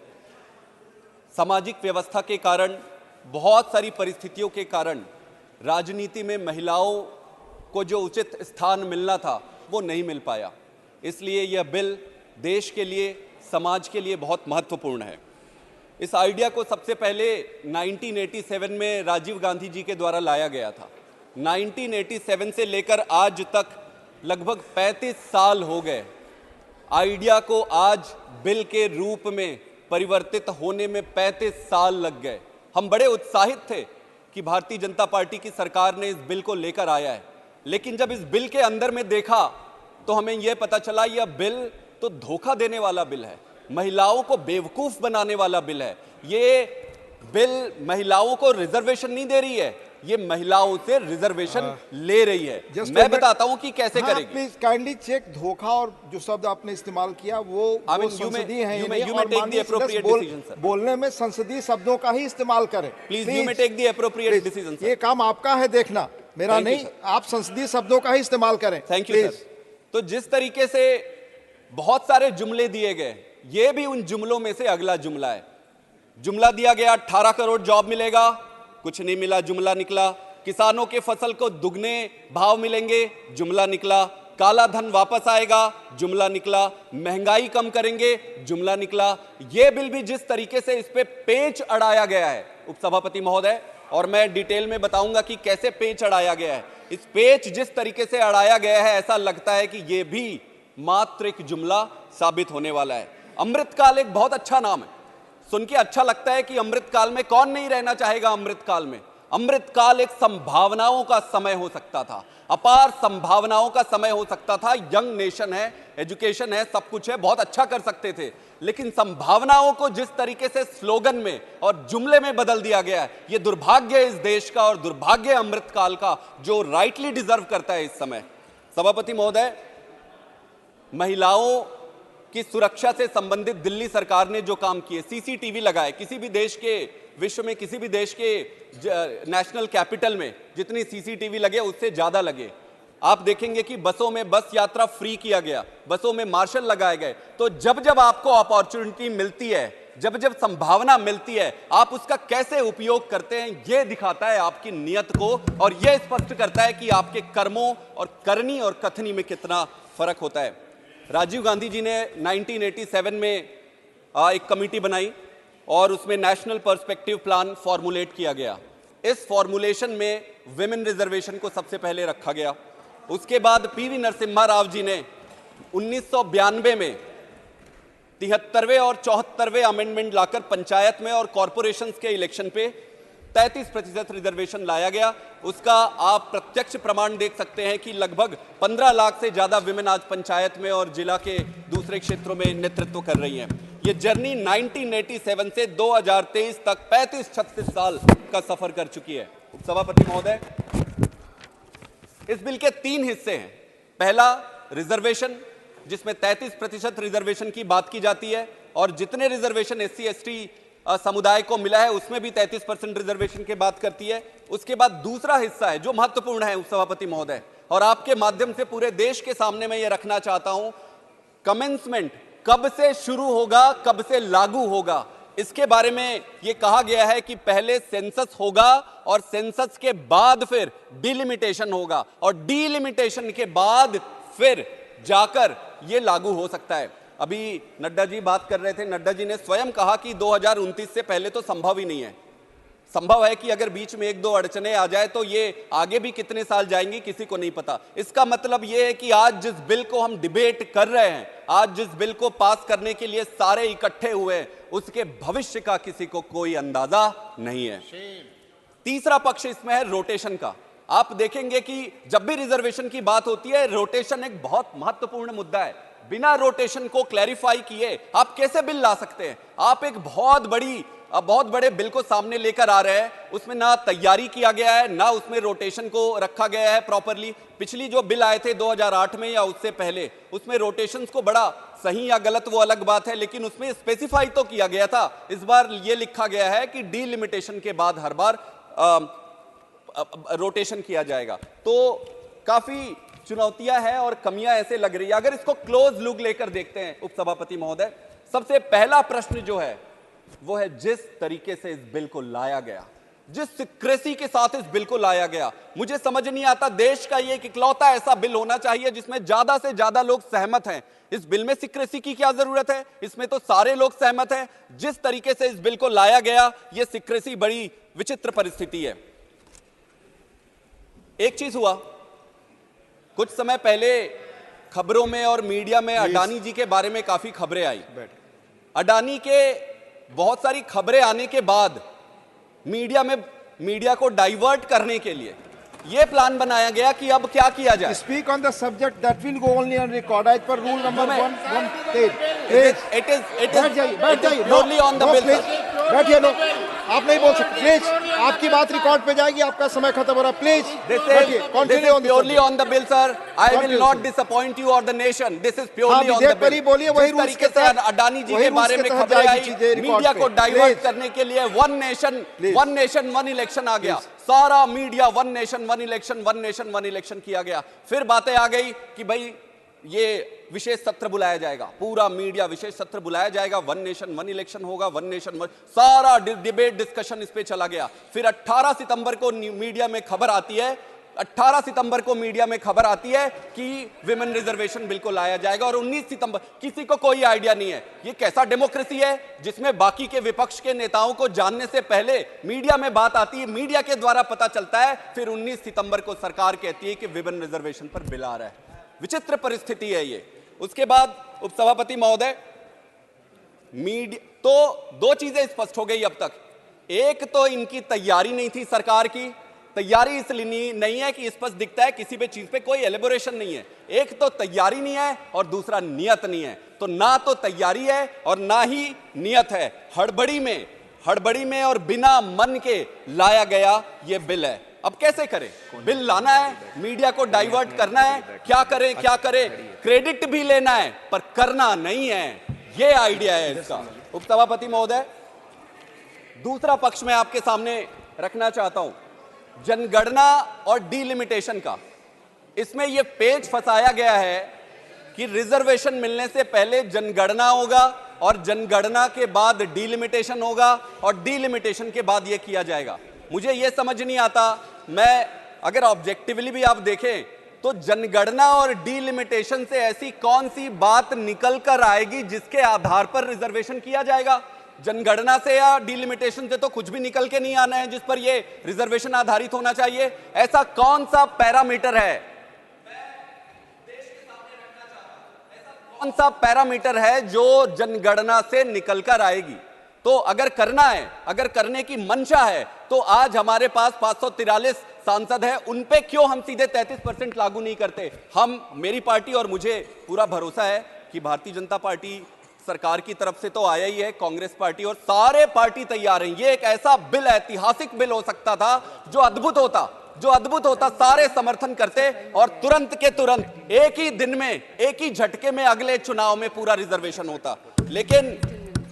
लेकिन क्रेडिट लेना है, चुनाव आ गया पर रिजर्वेशन करना नहीं है। पिछली सरकारों ने भी बिल लाए थे, आप पिछली सरकारों के बिल उठाकर देख लीजिए। पिछली सरकारों के किसी भी बिल में ये प्रावधान, ये पेच था नहीं। इस पेच को लगाया गया इस बार। तो ये इस पे सभी माननीय लीडर्स ने, सबने इसके बारे में बताया।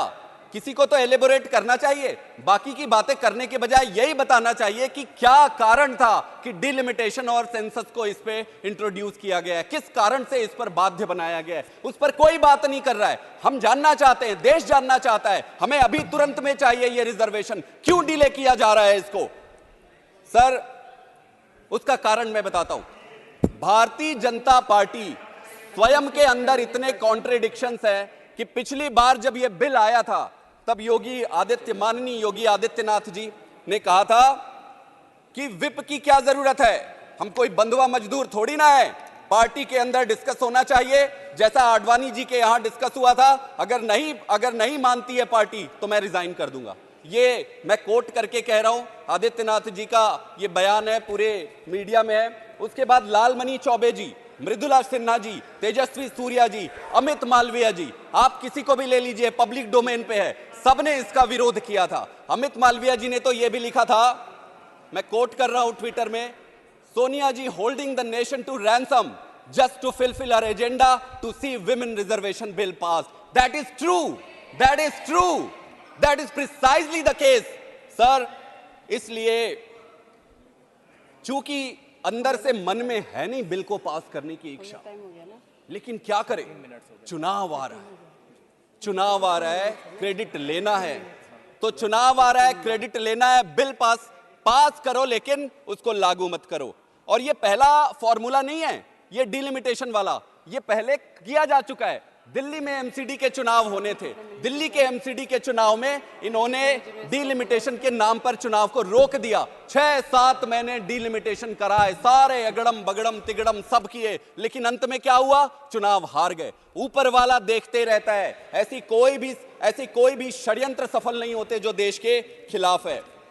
इसके बाद एक महत्वपूर्ण चीज मैं आप सबके सामने लाना चाहता हूं। मैंने प्रधानमंत्री जी के स्पीच को सुना सेंट्रल हॉल में। प्रधानमंत्री जी ने कहा, मेरे लिए गौरव की बात थी, मैं एक नया पार्लियामेंटेरियन हूं। प्रधानमंत्री जी को सेंट्रल हॉल में सुना, प्रधानमंत्री जी ने कहा कि कोई इफ और बट नहीं होनी चाहिए, सीधे सीधे काम होना चाहिए। 2 दिन के बाद बिल लाया गया और ये बिल में सेंसस और डीलिमिटेशन को, ये वही इफ और बट है जिसकी बात प्रधानमंत्री जी कर रहे थे। प्रधानमंत्री जी 2 दिन भी नहीं लगे आपको इफ और बट लगाने में। प्रधानमंत्री जी आपने भाषण दिया, उसको क्या हुआ? आपकी कहनी और कथनी में इतना फर्क क्यों है? अगला महत्वपूर्ण मुद्दा है नारी सम्मान का। नारी सम्मान का मुद्दा है, कथनी और कर्मी में फर्क नहीं होनी चाहिए। नड्डा जी ने बहुत अच्छा भाषण दिया, देवियों के जैसे देवियों को पूजा जाता है, यह हमारे धर्म की संस्कृति है, किसी पार्टी ने हमें नहीं दिया है, किसी पार्टी से सीखने की जरूरत नहीं है कि देवियों को हम पूजा करते हैं। आप बताइए कि आपने सरकार में ऐसे क्या काम किए हैं जिससे नारियों का सम्मान बढ़ सके।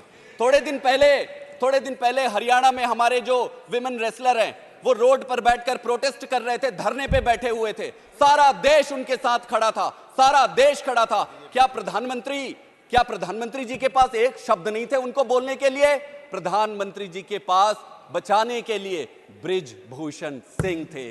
यही नहीं, हरियाणा के एक और उदाहरण देता हूं। मैं कॉन्टेस्ट करता हूं भारतीय जनता पार्टी को कि ये साफ उस पर निकल कर आए। संदीप सिंह अभी भी मंत्री बने हुए हैं, उस पर उनका इतना बड़ा शोषण का और बहुत सारी गड़बड़ियों का लगा हुआ है महिलाओं से संबंधित।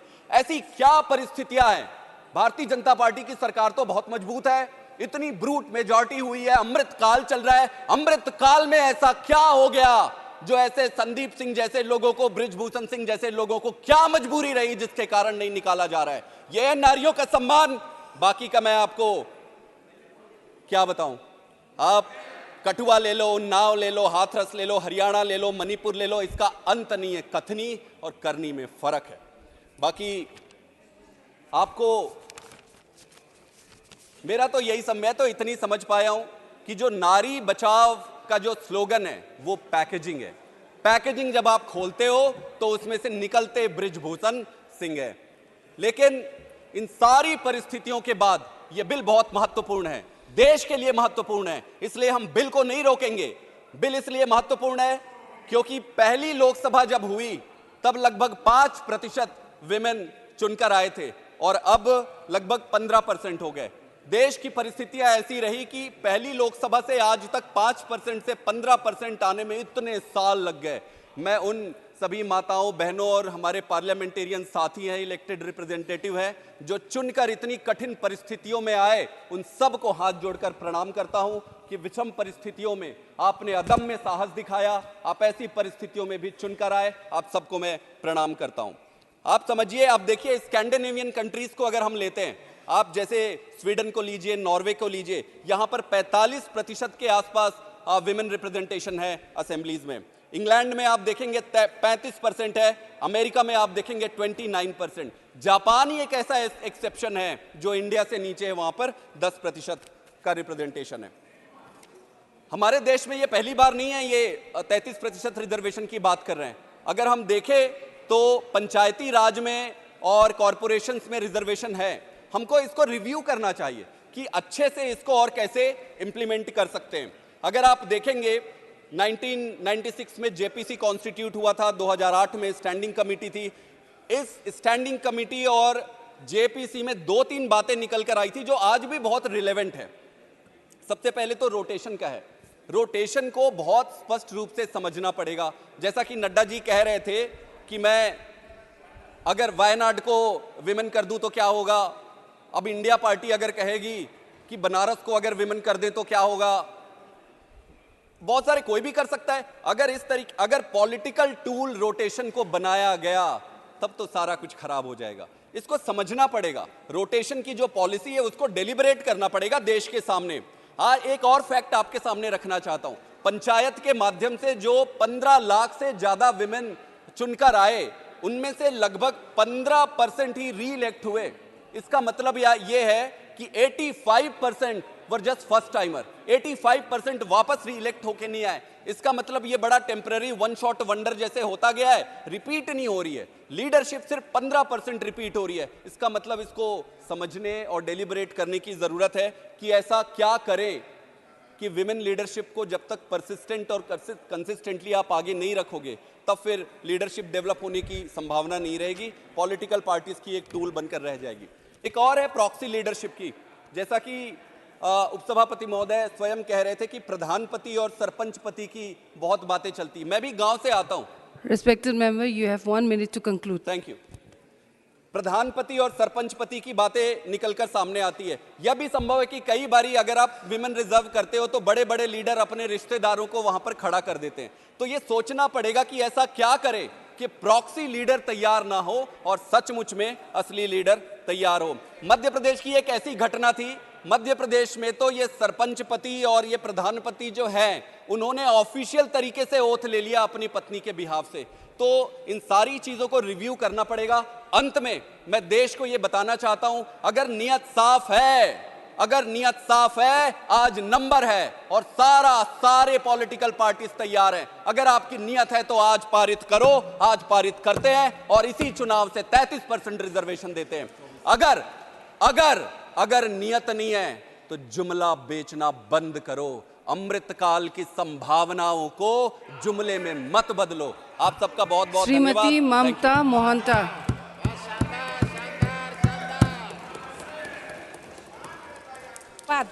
महोदया, आज यही ऐतिहासिक महिला संरक्षण बिल उपरे मोर मतामत रखिबार सुजोग पाइथबारु आम समाज रे सबु क्षेत्र रे महिला पुरुष को समान अधिकार दिया जाइछि। केवल राजनीति क्षेत्र रे यह संभव हो पारि नथिला। एही वर्तमान एही बिल महिला संरक्षण बिल द्वारा यह संभव हेबाकु जाउछि। मु मोर व्यक्तिगत एवं मो दल विजु जनता दल तरफरु मु पूर्ण मात्रा रे समर्थन करुछि। ओडिशा रे केउ कालरु महिला माननकु उचित सम्मान और स्थान दिया जाइछि। ओडिशार बरपुत्र तथा पूर्वतन मुख्यमंत्री विजु पट्टनायक महिला माननकर स्वतंत्र सम्मान पाई पदक्षेप नैचंती।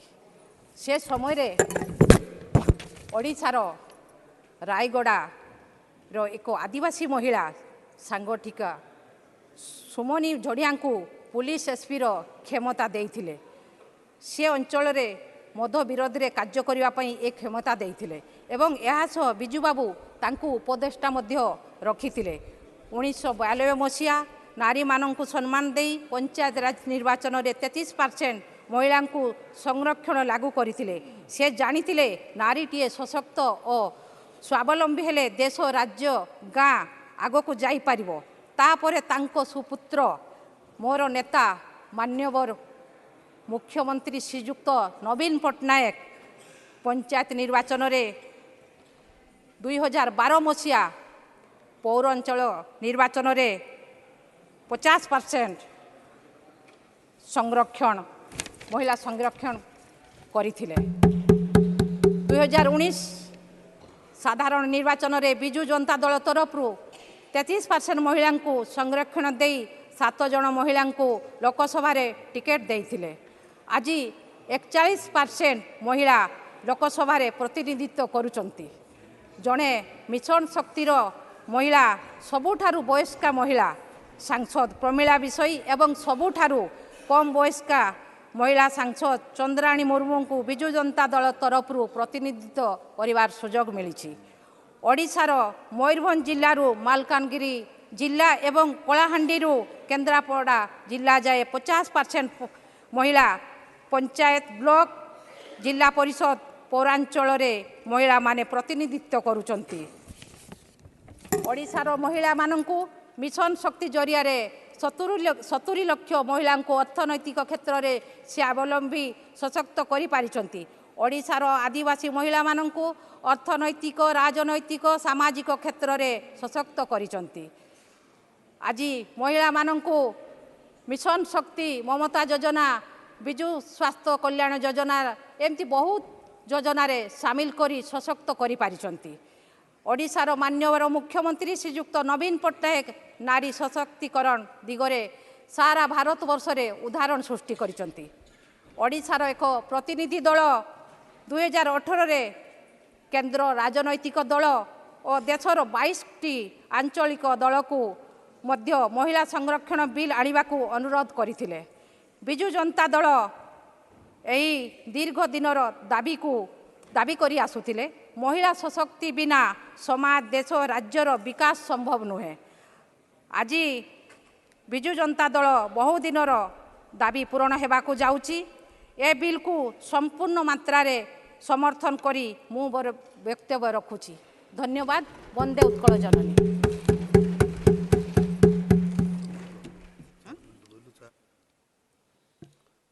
Dr.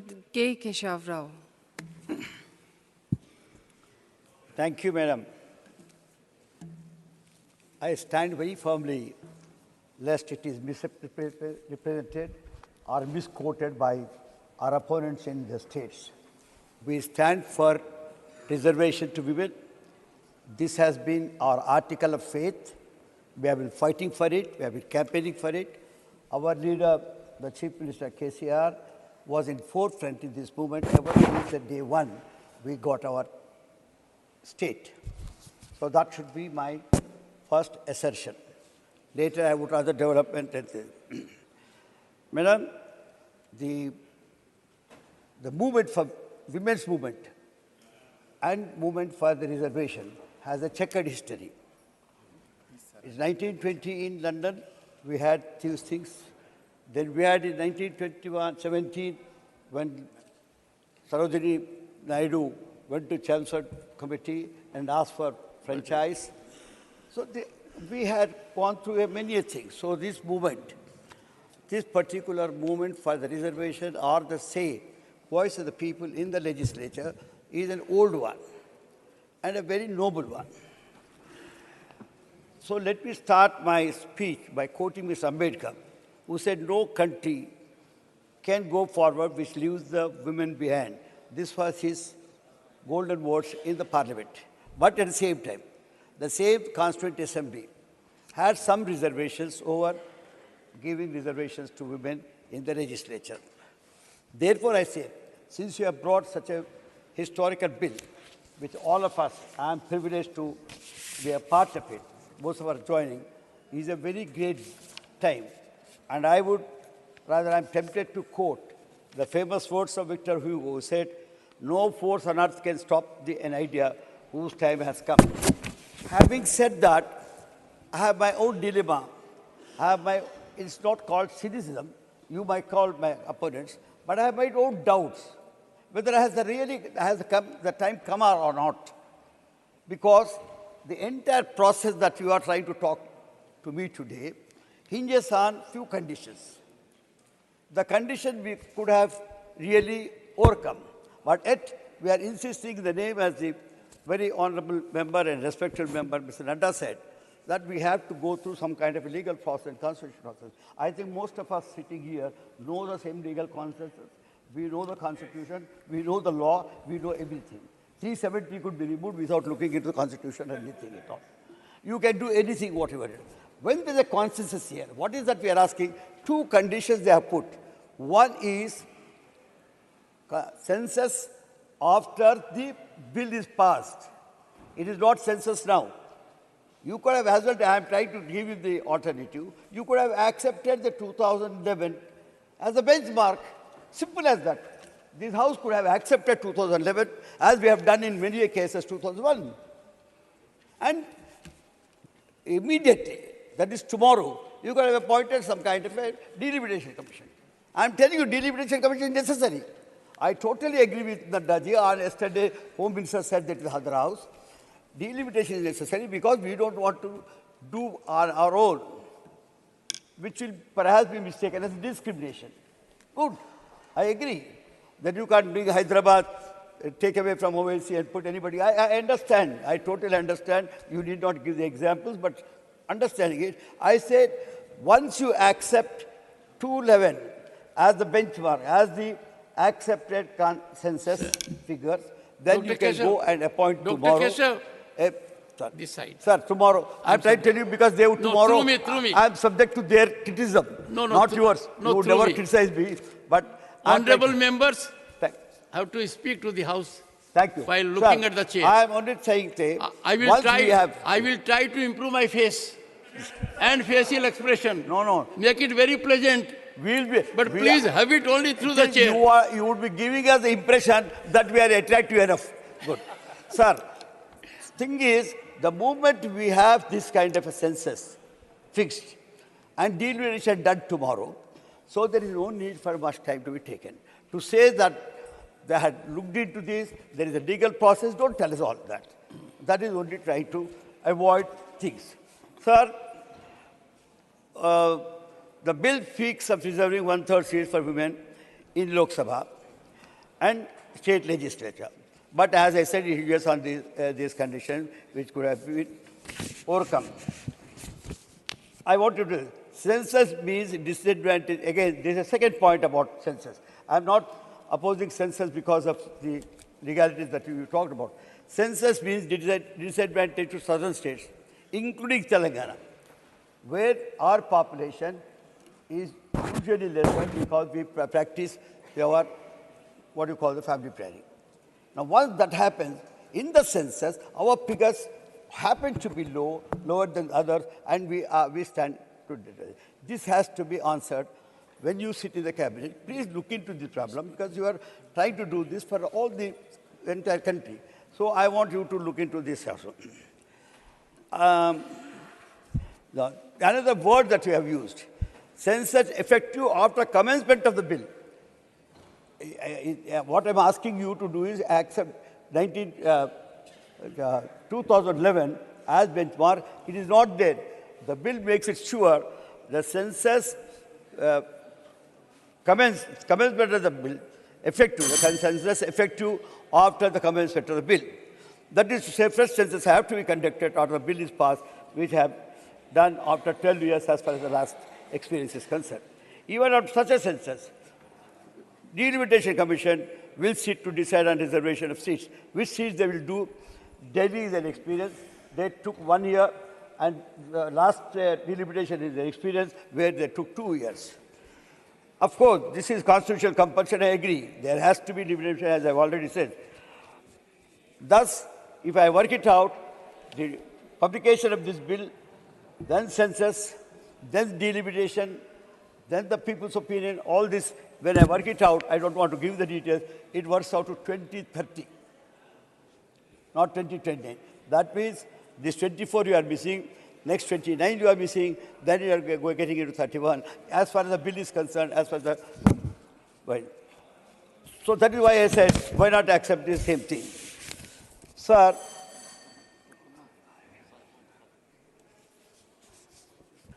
then this delimitation, the commission, the delimitation, is time over, sir? Minutes. Time is over. Wind up, wind up, wind up. Sir, this delimitation which you are saying is advisable. My God, I agree with him, sir. Sir, this delimitation commission has to be appointed not by the state government. It is by CEC. It is under the guidance of CEC. But for God's sake, not under the proposed politically motivated CEC. Let there be a CEC which is honest, which is truthful, which is really a true sense which all of us accept as our thing. So I'm telling you, I had my doubt. Yesterday, I had an half-an-hour discussion with the leader of the House, Mr. Piyush Goyal. Thank you. I insistently asked him whether are they really true to themselves in this bill. He said, yes, they are truthful. That is why I said I will join you because we are supporting it, but let us be truthful. Thank you, Dr. Keshav. Thank you.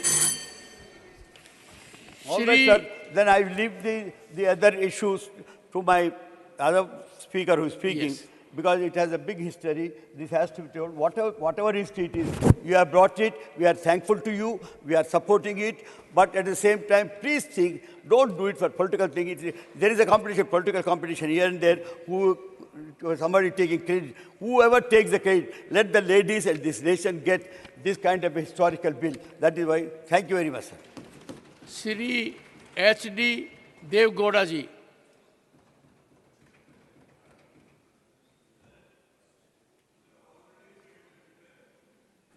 To the Secretary General, what I have written to the Honorable Prime Minister on April 10th, 2023. The content of the letter If you permit me to read, I will read the entire letter only for the purpose of the preserving the time. I don't know whether your good self is going to permit me to read.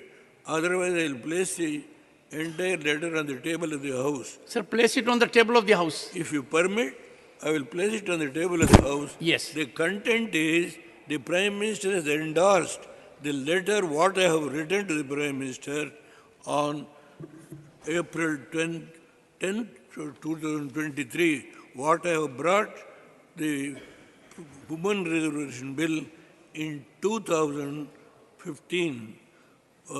I'm sorry, sir, I have brought this bill when I was the Chief Minister of Karnataka. I brought this reservation bill and it was passed in the Karnataka Assembly, and the same was introduced in the Parliament when I became the Prime Minister, and former late the Cabinet Secretary, Mr. T.S.R. Subramaniam was there. He has written all details. Sir, I don't want to quote all these things as it contains all the materials. If you permit, I will place it on the table of the House. Permitted. This may be placed on the table of the House. Thank you very much, sir. Thank you, sir. I am grateful. Thank you.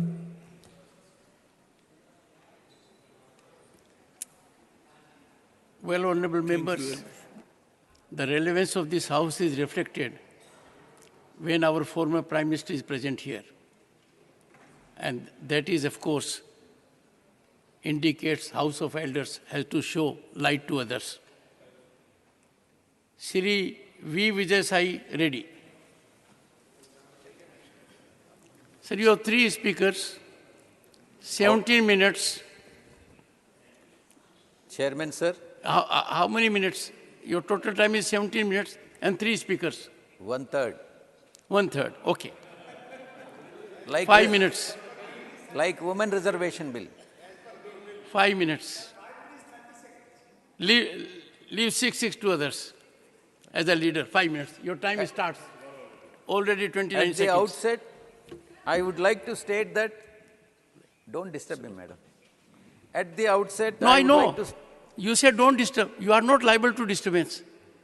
All I plead is don't create disturbance, sir. Sir, what to say and how to say is my prerogative, sir, subject to the rules and regulations. At the outset, I would like to state that my party, that is our party, YSR Congress Party, under the leadership of YS Jagan Mohan Reddy Garu, extends unequivocal and unwavering support for the Women Reservation Bill.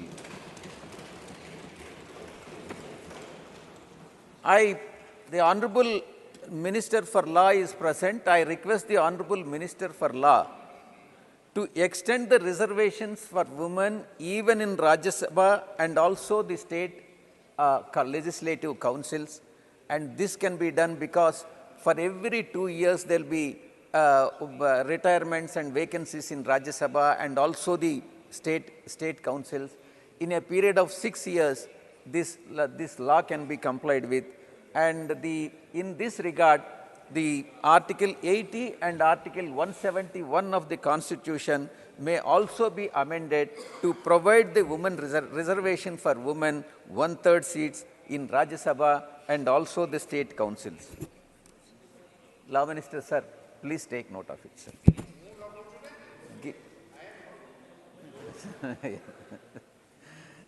Sir, one more request, Law Minister, sir.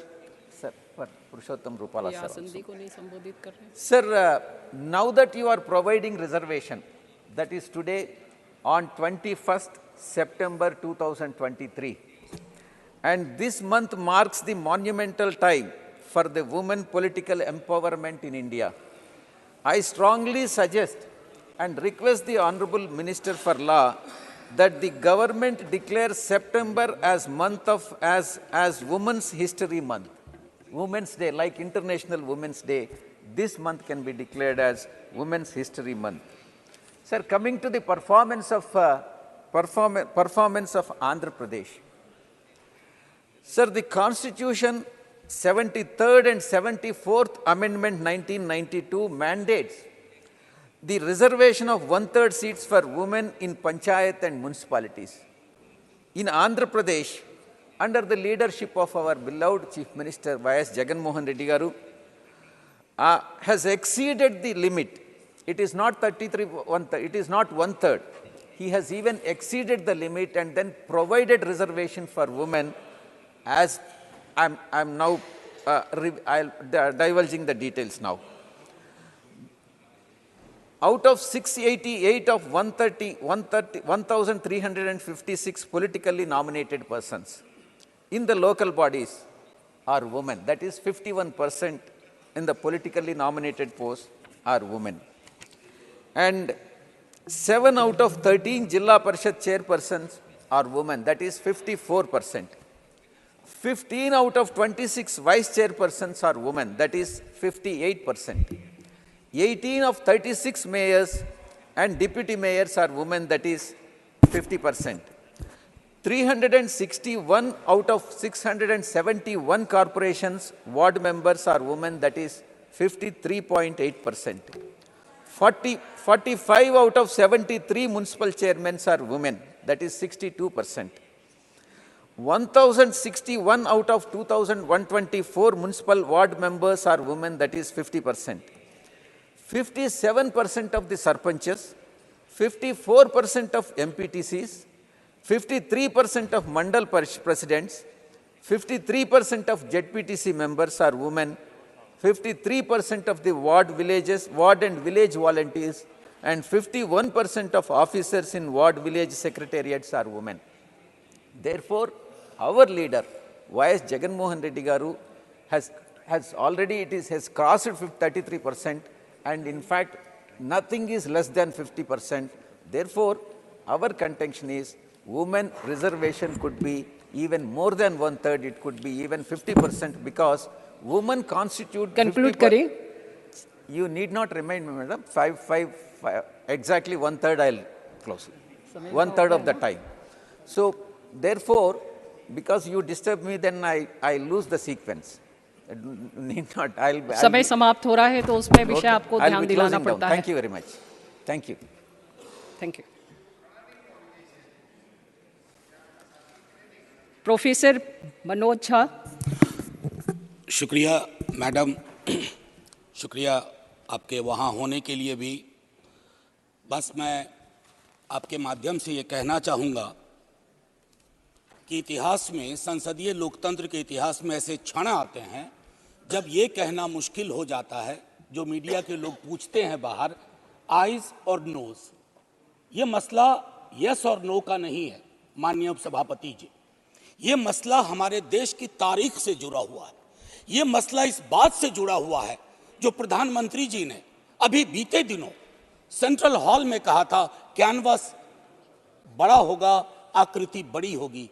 बड़ा canvas है लेकिन आकृति छोटी गढ़ी जा रही है, और ये इतिहास स्मरण करेगा. ये मैं आपके माध्यम से कहना चाहता हूं. अब नारी शक्ति वंदन अधिनियम, मुझे तो समझ में नहीं आया कि ये लेजिस्लेशन है या किसी तरह का धार्मिक ग्रंथ की एक उसका शीर्षक है, क्योंकि बचपन से पढ़ता आया इस देश में. जब आपकी सरकार, बीजेपी की सरकार नहीं थी, जत्र नार्यस्तु पूज्यन्ते रमन्ते तत्र देवता. पता नहीं देवता रम करते हैं कि नहीं, लेकिन हमने इस श्लोक के बावजूद महिलाओं का मोलेस्टेशन देखा, घरेलू हिंसा देखी, सबसे ज्यादा रेप परिवार नाम की संस्था में देखा, जिसका आंकड़ा खुद सरकार देती है. तो मुझको लगता है ये जो विरोधाभासी चरित्र है हमारे देश का, इस विरोधाभासी चरित्र पर भी बात होनी चाहिए. आज काफी सारी महिलाएं हैं, पत्रकार भी इस दर्शक दीर्घा में. इनको भी ये कहना चाहता हूं कि हमारे कुछ सरोकार हैं. इस देश में ऐसा नहीं चल सकता कि एक तरफ ये श्लोक पढ़ा जाए और दूसरी तरफ हम उस जुबान को छोड़ दें जो संविधान से आती है. मैडम, संविधान राइट्स की बात करता है, अधिकार की. हमारी वोकैबुलरी को क्या होता जा रहा है? अधिकार दया की श्रेणी में नहीं आएगा, लेकिन पूरा का पूरा जो टेक्सचर देखता हूं वो दया की श्रेणी में बात होती है. अधिकारों की बात कभी दया से नहीं होगी. माननीय deputy chairman ma'am, chairperson ma'am, sorry, as per the delimitation commission 2008 हमारे पास जो सीट्स हैं 412 जनरल सीट्स, 84 एससीज, 47 एसटीज। अब हम क्या कर रहे हैं इस बिल के माध्यम से, 84 और 47 के अंदर 1/3 कर रहे हैं। क्या यह अन्याय नहीं है? एग्जिस्टिंग सीट्स में नहीं, जो 33% आ रहा है उसके अंदर, जिसका आंकड़ा अभी के हिसाब से 136 सीट बैठता है, उसमें एससी, एसटी और ओबीसी की व्यवस्था हो। क्योंकि देखिए, मैं आपके माध्यम से कहूं, हर महिला को बहुत मुश्किल से आगे बढ़ना पड़ता है, ये आप भी जानती हैं। और खास करके पिछड़े वर्गों की महिलाएं, अनुसूचित जाति जनजाति की महिलाएं, उनका डिप्रिवेशन और वल्नरेबिलिटी बाकियों से ज्यादा होती है। हैंड होल्डिंग करने के लिए कोई नहीं होता है, हैंड होल्डिंग करने के लिए कोई नहीं होता है। अगर आप पहुंची तो बिना हैंड होल्डिंग के, लेकिन उन पिछड़ी जाति की महिलाओं का क्या, जिनके हैंड होल्डिंग के लिए ना हमारे धर्म ग्रंथों में कोई व्यवस्था है और ना आज की समकालीन बातचीत में कोई व्यवस्था है। रेटोरिकली हम कुछ भी कह दें, मेरा सिर्फ आपके माध्यम से कहना होगा कि हमारी पार्टी, आज मैं स्मरण कर रहा हूं, हमारे राष्ट्रीय अध्यक्ष लालू प्रसाद यादव जी, भगवतिया देवी, कई लोग जानते होंगे, पत्थर तोड़ने वाली महिला थी, पत्थर तोड़ने वाली, हम ना सहबो गाली भैया, हम ना सहबो गाली। वहां से, गया से निकल करके वो संसद तक पहुंची। क्या उसके बाद भगवतिया देवी आ पाई, फूलन देवी आ पाई? वो इसलिए नहीं आ पाई कि हम आपको दोष नहीं देते हैं, हमारी व्यवस्थाएं संवेदन शून्य है। मैं तो आग्रह करूंगा तमाम साथियों को, आप किसी भी दल में हो, आज एक बार उससे बाहर निकल करके सोचिए। यह ऐतिहासिक क्षण सचमुच ऐतिहासिक होगा अगर हमने आज इतिहास को व्यापक कैनवस पर देखा, जो प्रधानमंत्री जी कहते हैं। और प्रधानमंत्री जी की कथनी और करनी में फासला नहीं होना चाहिए, और यह फासला इसलिए नहीं होना चाहिए कि बड़े दूर फासले पे लोग खड़े हैं, अत्यंत पिछड़ी जातियों के लोग। मैडम, आप, अगर आपके माध्यम से मेरी बात पहुंच रही हो, तो आज मैं आग्रह करूंगा तमाम साथियों से, चिंता न करिए दलीय व्हिप की। दलीय व्हिप समाज की व्यवस्था पे भारी होना चाहिए, इसलिए मैंने कहा समर्थन विरोध नहीं। आज भी मौका है, इसको सेलेक्ट कमेटी में भेज करके एससी, एसटी और ओबीसी को इनकॉर्पोरेट किया जाए। नहीं, आज हम नहीं करेंगे, हम ऐतिहासिक गुनहगार होंगे। मैं यकीन के साथ कहता हूं, बाहर लोग वॉच कर रहे हैं, कहेंगे कि तुमने क्या किया, ये व्यवस्था ऐसे नहीं बदली जाती है। तो मैं आपसे आग्रह करूंगा आपके माध्यम से कि अपने दायरों से अलग होकर के आप जब ओबीसी की बात करते हैं तो ये रेटोरिक से आगे बढ़ना चाहिए, हमारी चिंताओं में आना चाहिए। ये नहीं होगा कि बाबा साहब भीमराव अंबेडकर को माला भी पहनाए और उनकी बात को आत्मसात न करें। ये जो फर्क हमारे इसमें आ रहा है, इससे कई तरह के विरोधाभास का जन्म हो रहा है। मैडम चेयरपर्सन, मैं आपको कहूं कि कोटा विद इन कोटा की जब हम बात करते हैं तो उसमें एक टर्म आता है जो एक अमेरिकन सिविल राइट एक्टिविस्ट ने 89 में दिया, इंटरसेक्शनैलिटी। अब ये इंटरसेक्शनैलिटी को, चूंकि मैं हिंदी में बोल रहा हूं, आज मैंने सुबह इसका अनुवाद बहुत ढूंढा, उसके अनुवाद में एक अनुवाद आया, प्रतिच्छेदन। इंटरसेक्शनैलिटी का मतलब होता है कि हम हर लेयर की एजेंसीज और उसके अंदर की क्या विधाएं हैं, उसके आधार पर अपना चरित्र, अफर्मेटिव एक्शन प्रोग्राम को यह देखना होगा। जो खास करके वंचित समाज की महिलाएं हैं, मैं उनके बारे में कहूं, आपको एक बार अपना नजरिया साफ करना होगा। अगर चश्मा लगाती है सरकार, धूप का चश्मा नहीं, अगर सचमुच का चश्मा लगाती है तो उसके पावर बदलिए, उसको साफ करिए और ये तय करिए कि आज जब हम यहां से उठें तो एक कमिटमेंट दें ओबीसी वर्ग को। और ये मैं बार बार दोहरा रहा हूं कि 33% को एग्जिस्टिंग में मत इनकॉर्पोरेट कीजिए, इट शुड बी सेपरेट। नई व्यवस्था में नया 33% विदाउट टचिंग एससीज एंड एसटीज, ये करिएगा तो क्रांतिकारी कदम होगा। अक्सर हम लोग अपने प्रिविलेजेस को नहीं देखते हैं। मेरा सरनेम एक प्रिविलेज है, नीरज भाई का सरनेम एक प्रिविलेज है। हमारे सरनेम ने हमें प्रिविलेज दिए हैं। उन सरनेम्स को देखिए जिनके पास ये प्रिविलेज नहीं है। नहीं, ऐसे मैं बहुत अच्छा किया। मैं ये कहना चाह रहा हूं मैम चेयरपर्सन, मैं ये कहना चाह रहा हूं कि प्रिविलेज का जो व्याकरण है वो खत्म ही नहीं हो रहा है। मैंने पहले भी सदन में कहा था कि इस देश में शायद there is nothing in name but everything is there in the surname. उनके संघर्ष, उनका जीवन कठिन लगातार होता जाता है। और एक ऐतिहासिक तथ्य बताऊं, 31 में बेगम शहनवाज और सरोजनी नायडू ने संविधान बनने से बहुत पूर्व इक्वल रिप्रेजेंटेशन की बात की थी। हम काहे को अटके पड़े हैं 33 पर? मेरी तो समझ में नहीं आ रहा कि 33 के साथ क्या रिश्ता है हमारा। ये 50 क्यों नहीं हो सकता? ये 55 क्यों नहीं हो सकता? आपका पूरा का पूरा वर्ग चरित्र बदल जाएगा। आप नहीं चाहते हैं कि भगवतिया देवी यहां आए? हमेशा एक खास सरनेम, मैं तो बार बार कह रहा हूं कि जो अलग अलग दलों में भी हैं, अगर वो पहुंचे हैं यहां तक अपने संघर्ष से, तो उनको आज ये आवश्यकता है, उनको ये भरोसा दिलाया जाए कि ऐसी कोई चीज आगे नहीं होगी, सबके लिए खुलेगा। आपकी ये जो नई पार्लियामेंट है हमारी, ये रंगीन ज्यादा होगी। इंद्रधनुष में कई रंग होते हैं। हम ये कौन सा बिल ला रहे हैं जिसमें ब्लैक एंड व्हाइट के बाद शेड्स ऑफ ग्रे भी नहीं है? अगर हमारा उद्देश्य डिपेंडिंग ऑफ डेमोक्रेसी है तो कदम उस दिशा में बढ़ाने होंगे। मैंने पहले भी कहा था कि 2010 में हमारा रिप्रेजेंटेशन देखिए, उसमें हमने SC, ST, OBCs and minorities की बात की थी। और हम इसलिए नहीं कर रहे हैं, हम चाहते हैं कि वर्ग चरित्र बदले। संसद सचमुच में प्रतिनिधित्व की संस्था बने जिसमें सबके आकार हों, सबकी शक्लें हों। ये ना हो कि एक प्रभुत्व वर्ग का उस पर हमेशा उस पर छाप रहे। अब मैं कहूं कि अभी जातिगत जनगणना कल शाम के बाद, मैम चेयरपर्सन,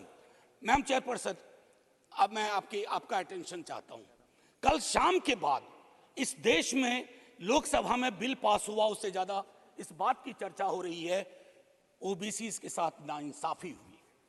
इस बात की चर्चा हो रही है कि जातिगत जनगणना पर क्यों ब्लॉक किया जा रहा है। और मैं ये कह रहा हूं, हमारे CM नीतीश जी और तेजस्वी जी डिप्टी CM, उन्होंने जातिगत सर्वेक्षण कराया। 28 अगस्त को मेरे पास दोनों एफिडेविट है। पहले एफिडेविट कौन लेके गए? सरकार। तुषार मेहता खड़े होते हैं, सॉलिसिटर जनरल, ये कहते हैं कि state government can not do any activity like census और एक्टिविटी अकिन टू सेंसस। लेकिन शाम तक जब अप्रोर होता है, दूसरी एफिडेविट आती है, कहती है गलती से वो पैराग्राफ लग गया था। सरकारें ऐसी गलतियां नहीं करती हैं। ये मानस करवाता है, ये प्रेजुडिस माइंड करवाता है। मैम चेयरपर्सन, बस ज्यादा नहीं लूंगा। मैंने कई संशोधन दिए हैं मैडम चेयरपर्सन, मैंने कई संशोधन दिए हैं। उन संशोधनों पर भी सरकार विचार करे। हाथ जोड़ के कहता हूं, आपका कुछ भी नहीं बिगड़ेगा। हृदय विशाल रखना चाहिए। छोटे मन से, आप ही के बड़े नेता कह गए थे, छोटे मन से कोई बड़ा नहीं होता। कैनवास पे बड़ी लकीर खींचिए। और मैं आखिरी में एक बात कह के खत्म करूंगा कि गले मिलकर गला दबाने की कोशिश ना हो। मैम चेयरपर्सन, 1 मिनट, एक कविता लेके आया था, उसके पहले गले मिलकर गला ना दबाइए। और ये कविता पढ़ के खत्म करूंगा और जय हिंद बोल दूंगा। ये ओम प्रकाश वाल्मीकि जी का है। इसमें जो प्रतीक हैं वो किसी जाति विशेष के लिए नहीं है, क्योंकि हम सब के अंदर एक ठाकुर है जो न्यायालयों में बैठा हुआ है, विश्वविद्यालयों में बैठा हुआ है, संसद की दहलीज को वो चेक करता है। तो कविता कुछ यूं है। चूल्हा मिट्टी का, मिट्टी तालाब की, तालाब ठाकुर का, भूख रोटी की, रोटी बाजरे की, बाजार खेत का, खेत ठाकुर का, बैल ठाकुर का, हल ठाकुर का, हल की मूठ पर हथेली अपनी, फसल ठाकुर की, कुआं ठाकुर का, पानी ठाकुर का, खेत खलिहान ठाकुर के, गली मोहल्ले ठाकुर के, फिर अपना क्या, गांव, देश, शहर। और मैं फिर से क्लैरिफाई करता हूं, वो ठाकुर मैं भी हूं, वो ठाकुर संसद में है, वो ठाकुर विश्वविद्यालयों में है, वो ठाकुर विधायिका को कंट्रोल करता है। इस ठाकुर को मारो जो हमारे अंदर है। जय हिंद मैम, जय हिंद। श्री इलामरम करीम, श्री इलामरम करीम। Thank you, sir. I support this bill. On what is that? Rupal ji, let me speak. On behalf of CPIM, I support this bill.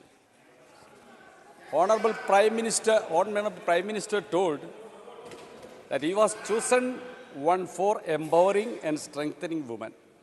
Nothing, sir. This is a compulsion on the ruling party because they are afraid of the next election, the parliament election. After the propaganda led by Prime Minister and Home Minister in Karnataka and trying to communalize the entire community and division among the community, they lost Karnataka. They lost Himachal Pradesh. 15 years continuous rule in Delhi Municipal Corporation, they were lost. That situation compelled BJP to bring such a legislation in the parliament. This is not for Nari Shakti Bandhan. Sir, in 2010, UPA government introduced the bill in the Rajya Sabha and it was passed. I remember Srimati Sonia Gandhi and my party leader Brinda Karat and other women leaders who were supporting and interfering to pass that bill in the Rajya Sabha. In an article, Brinda Karat remembers that moment. She told, I quote, "But the unequivocal support for the bill of the then UPA chairperson Sonia Gandhi ensured that the various plans being hatched to once again sabotage the bill were blocked." Sir, the firm position taken by the Rajya Sabha chairman, Hamid Ansari, was critical factor in the passage of the bill. Sir, this was happened because of the strong united struggle by women's organization since decades. But unfortunately, that bill was not passed in the Lok Sabha. In 2014 Parliament election, BJP promised they shall bring the reservation bill. 5 years, nothing done. 2019, they repeated that promise. 4 years has lapsed. You are responsible for losing 9 years of reservation for women. You have to reply for that. Now you are claiming Nari Shakti Bandhan. Which Nari, sir? Manipur Nari. Poor women folks. They are naked, paraded on the road, gang raped, and mercilessly butchered under the patronage of BJP government. What Nari Bandhan, sir? The wrestling stars, they were assaulted by the chairman of that committee. Sir, Unnavo, Katavo victims, they were also ladies. What you have done? What you have done? So this is not for Nari Shakti Bandhan. This is for political achievement, only a political achievement. When it is to be implemented, when the women get this right, it is a far away after the census. When the census will happen, and on basis of the new census, delimitation to be happened. When it will happen, it is not coming in next 10 years or 15 years. They only want to win the next election. All the election promises are gone to air. The entire sections of the people, farmers, workers, youth, all are angry with this government. Sir, women are working in several sectors. What is their condition? Particularly agricultural workers. See, unorganized sector workers, scheme workers, lakhs of scheme workers, MNREG workers. What they are getting wages? There is no social benefit for them.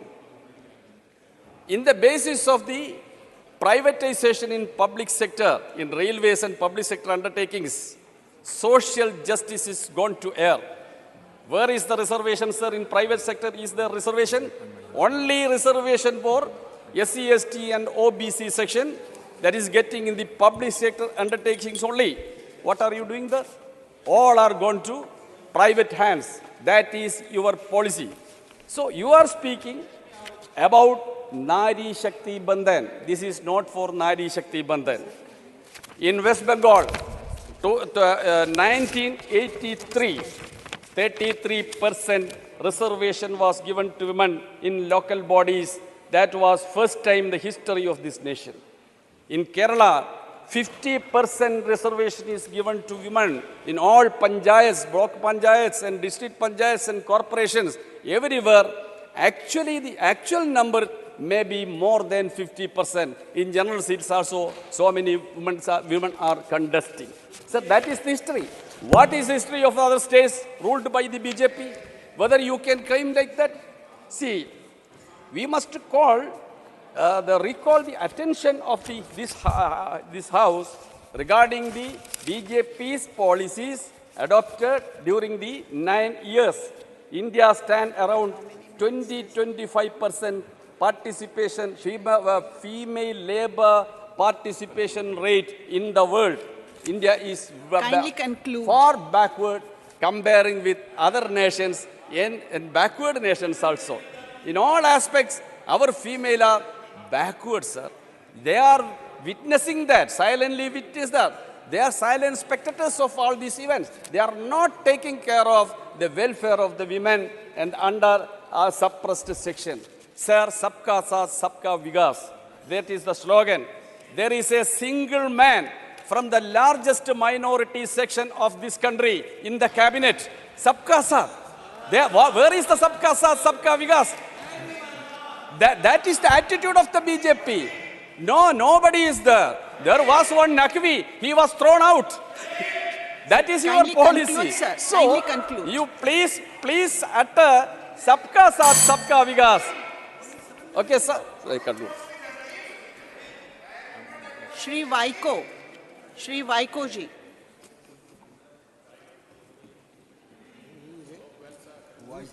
Sir, you have 4 minutes. Vice Chairperson, I rise to support this bill.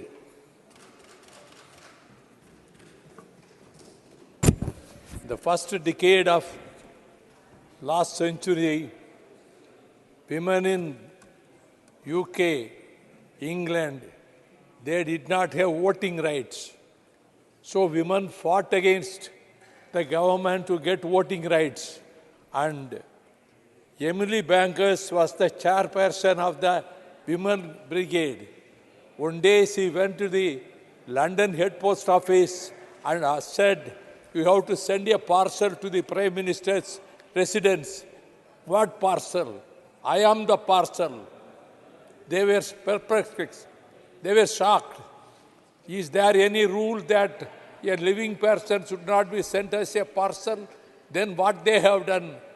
They have tied a badge along with their wrist and sent to the Prime Minister's residence.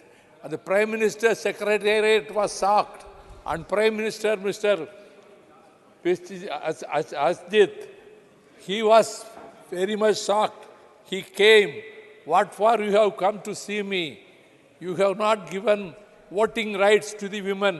Then finally, with these struggles, they got the voting rights. Here in Tamil Nadu, 1921, when Justice Party formed the government, they gave the voting rights. And then in 1929, the greatest champion of social justice, Periyar E.V. Ramasamy Nayakar, conducted the Self-Respect Movement Conference in Chengalpet. He said he adopted a resolution that property rights should be given to the women. After 60 years, when Dr. Kalaignar Karunanidhi became the Chief Minister, and he fulfilled the assurance given by the Chairman Periyar, and women were given property rights. We have had a brave lady, Kannagi, who is known for her righteousness and bravery. the king of Madurai committed injustice by killing her innocent husband Kovalan on the false charge that he had stolen the ornament of queen. But on knowing the tragedy, Kannagi curses the king and curses the Madurai city to fire, and she is the global symbol of justice.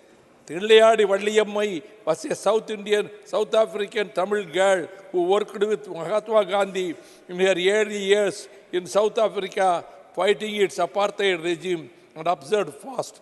When she was dying, Mahatma Gandhi went to see her and she said, "If I am reborn, I will again join you to fight against the whites." In Tamil Nadu, Velu Nachiyar drew her sword against the powerful British army and defeated them with the help of Tipu Sultan and Virupachi. Sir, you will have to start concluding, please. I will take only 1 minute. The bill provides for the provision of 15 years initially, but I should suggest that it should be extended because it is too short a period. Similarly, delimitation exercise for constituency should be undertaken at the earliest so that these provisions can be implemented as soon as possible. Sir, Madam, some honorable members have demanded for reservation within reservation for women belonging to Dalit, OBC and minorities. I would suggest that some provision should be made for providing reservation to women belonging to these categories. With these words, I wholeheartedly support this Constitution Amendment conclude, Bill. Sir. Shri Ramnath Thakur ji. श्रीमान, मैं समय पर अपनी बात रखूंगा। 7 minute है आपको। 5 minute नहीं, 7 मिनट। 7 मिनट। 7 मिनट। श्रीमान, आज डॉक्टर राम मनोहर लोहिया को याद करना बहुत जरूरी हो गया। 1967 में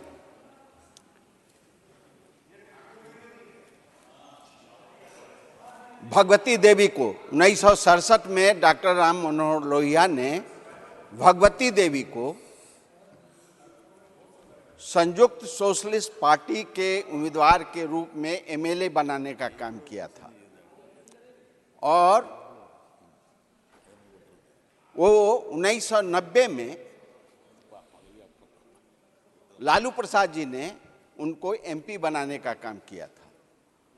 मैं डॉक्टर राम मनोहर लोहिया के प्रति श्रद्धांजलि अर्पित करता हूं कि महिलाओं के प्रति उनका क्या दर्द था। अब मैं आता हूं 1967 के बाद 1977 में जननायक कर्पूरी ठाकुर जी ने काका कालेलकर रिपोर्ट को लागू करने का काम किया था और वर्गीकरण करने का काम किया था। 8% पिछड़ा को, 12% अत्यंत पिछड़ा वर्ग को और 3% महिलाओं को देने का काम किया था। अब मैं आता हूं उनके बताए हुए रास्ते पर नीतीश कुमार जी ने जनगणना का हम लोग कई बार राज्यसभा में उठा चुके कि जातीय जनगणना होना चाहिए, लेकिन वो अभी तक नहीं हुआ। अब इन्होंने अभी भारतीय जनता पार्टी के राष्ट्रीय अध्यक्ष ने कहा कि हम 2029 को ये करेंगे। हम लोग बराबर करते आ रहे हैं। जनता दल की ये मांग है कि जातीय जनगणना होना चाहिए, लेकिन 2006 में बिहार के मुख्यमंत्री नीतीश कुमार जी ने 50% पंचायत के मुखिया के महिलाओं को देने का काम किया, जिला परिषद के उम्मीदवारों को देने का काम किया। अभी सबसे भारत में अकेला राज्य बिहार है कि 35% महिलाओं को, हर एक विभाग के महिलाओं को देने का काम किया। सबसे ज़्यादा पुलिस विभाग में महिलाएं वहाँ भर्ती हुई हैं। हम चाहते हैं कि नीतीश कुमार जी ने जो काम किया है बिहार में, उसके अनुरूप भारत सरकार इसको लागू करे। और क्यों नहीं करे? ये मजबूत पार्टी है, बहुमत की पार्टी है। 2016 में 8 बजे रात्रि में भारत के प्रधानमंत्री जी ने अनाउंसमेंट किया कि 1000 का रुपये का नोटबंदी हो जाएगा।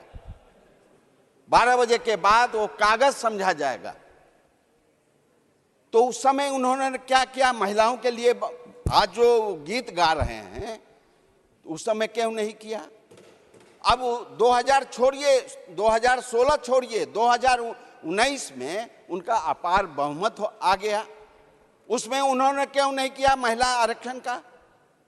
इसलिए हम आपसे निवेदन करना चाहते हैं आपके माध्यम से सरकार से कि मजबूत हैं, अभी भी अपार बहुमत में हैं, वो रात में बैठें और महिलाओं को आरक्षण देने का काम करें। हम ये निवेदन करना चाहते हैं आपके माध्यम से।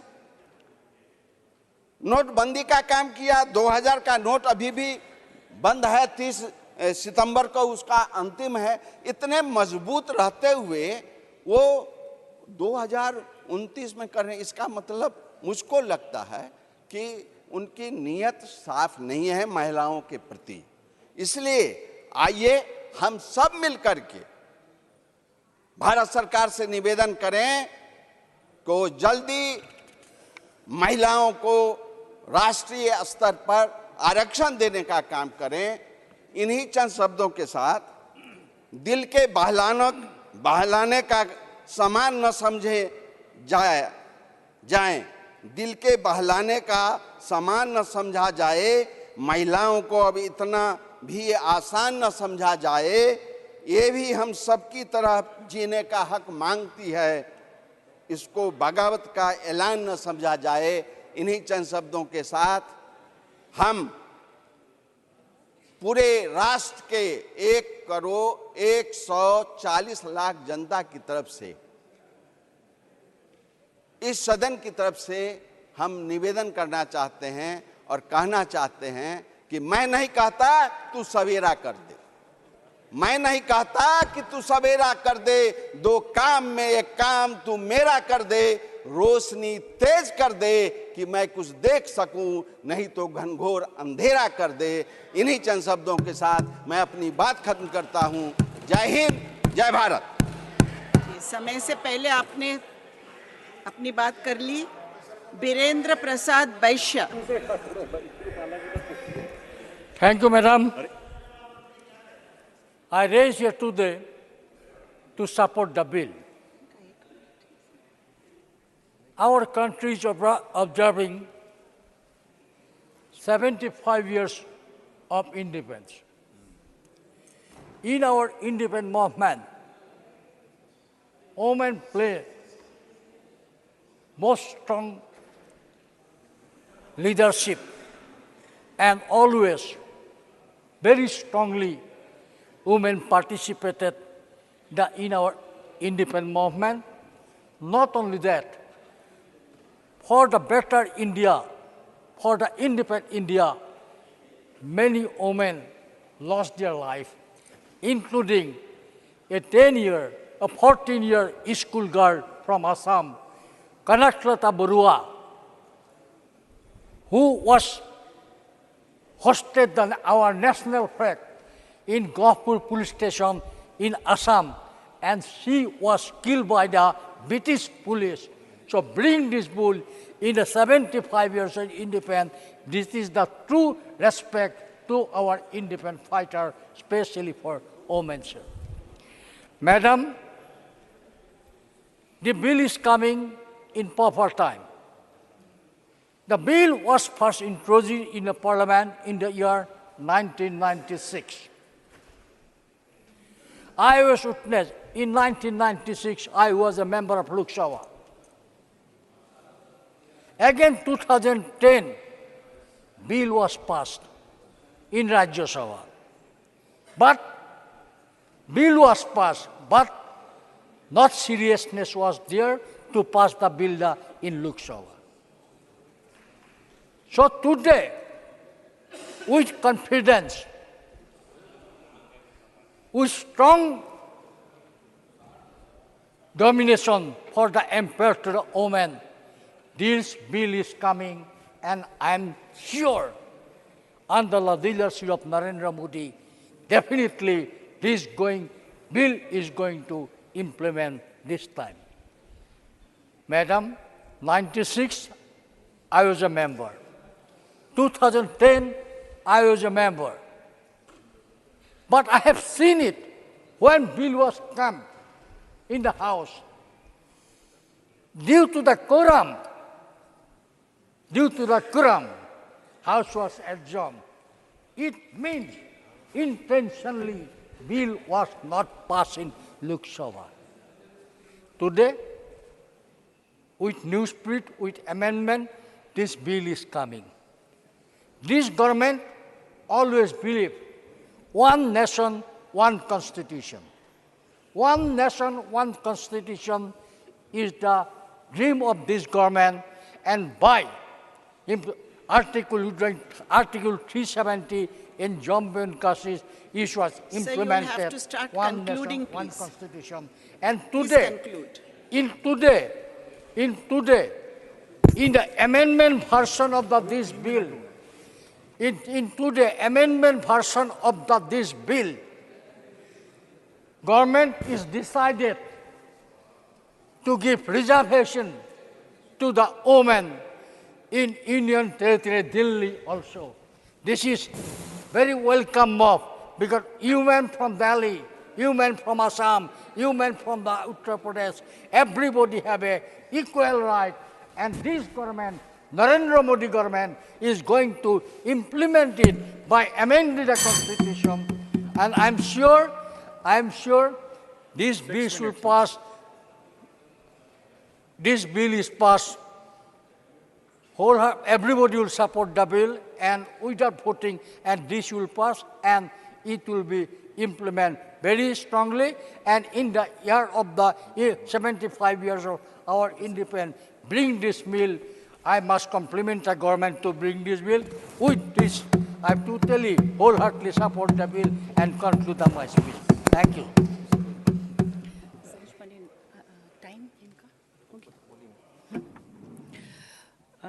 Mrs. Saroj Pandey.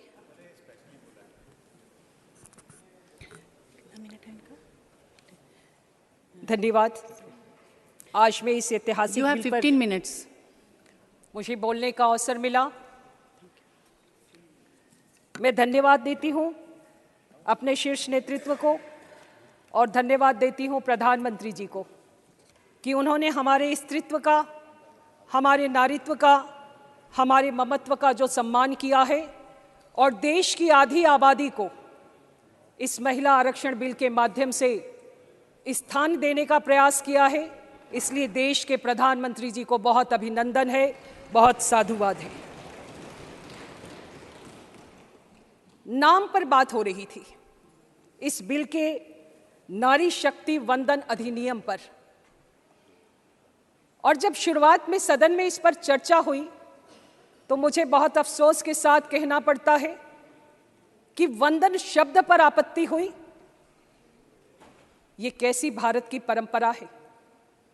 अरे भारत माता का तो हम हमेशा वंदन ही करते हैं, लेकिन कभी इंडिया का वंदन नहीं होता है।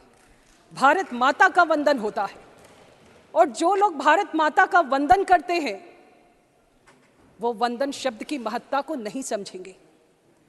हमारे भारत की परंपरा रही है कि हमारे यहाँ अगर हमने कभी पूर्व में भी किसी की आराधना की है तो उसमें हमने नारी को पूजा है, और भारत में अर्धनारीश्वर का स्वरूप स्वीकार किया जाता है। ये बिल क्यों आया, ये बिल क्यों नहीं पास हुआ, हमारी मंशा पे शक हो रहा है।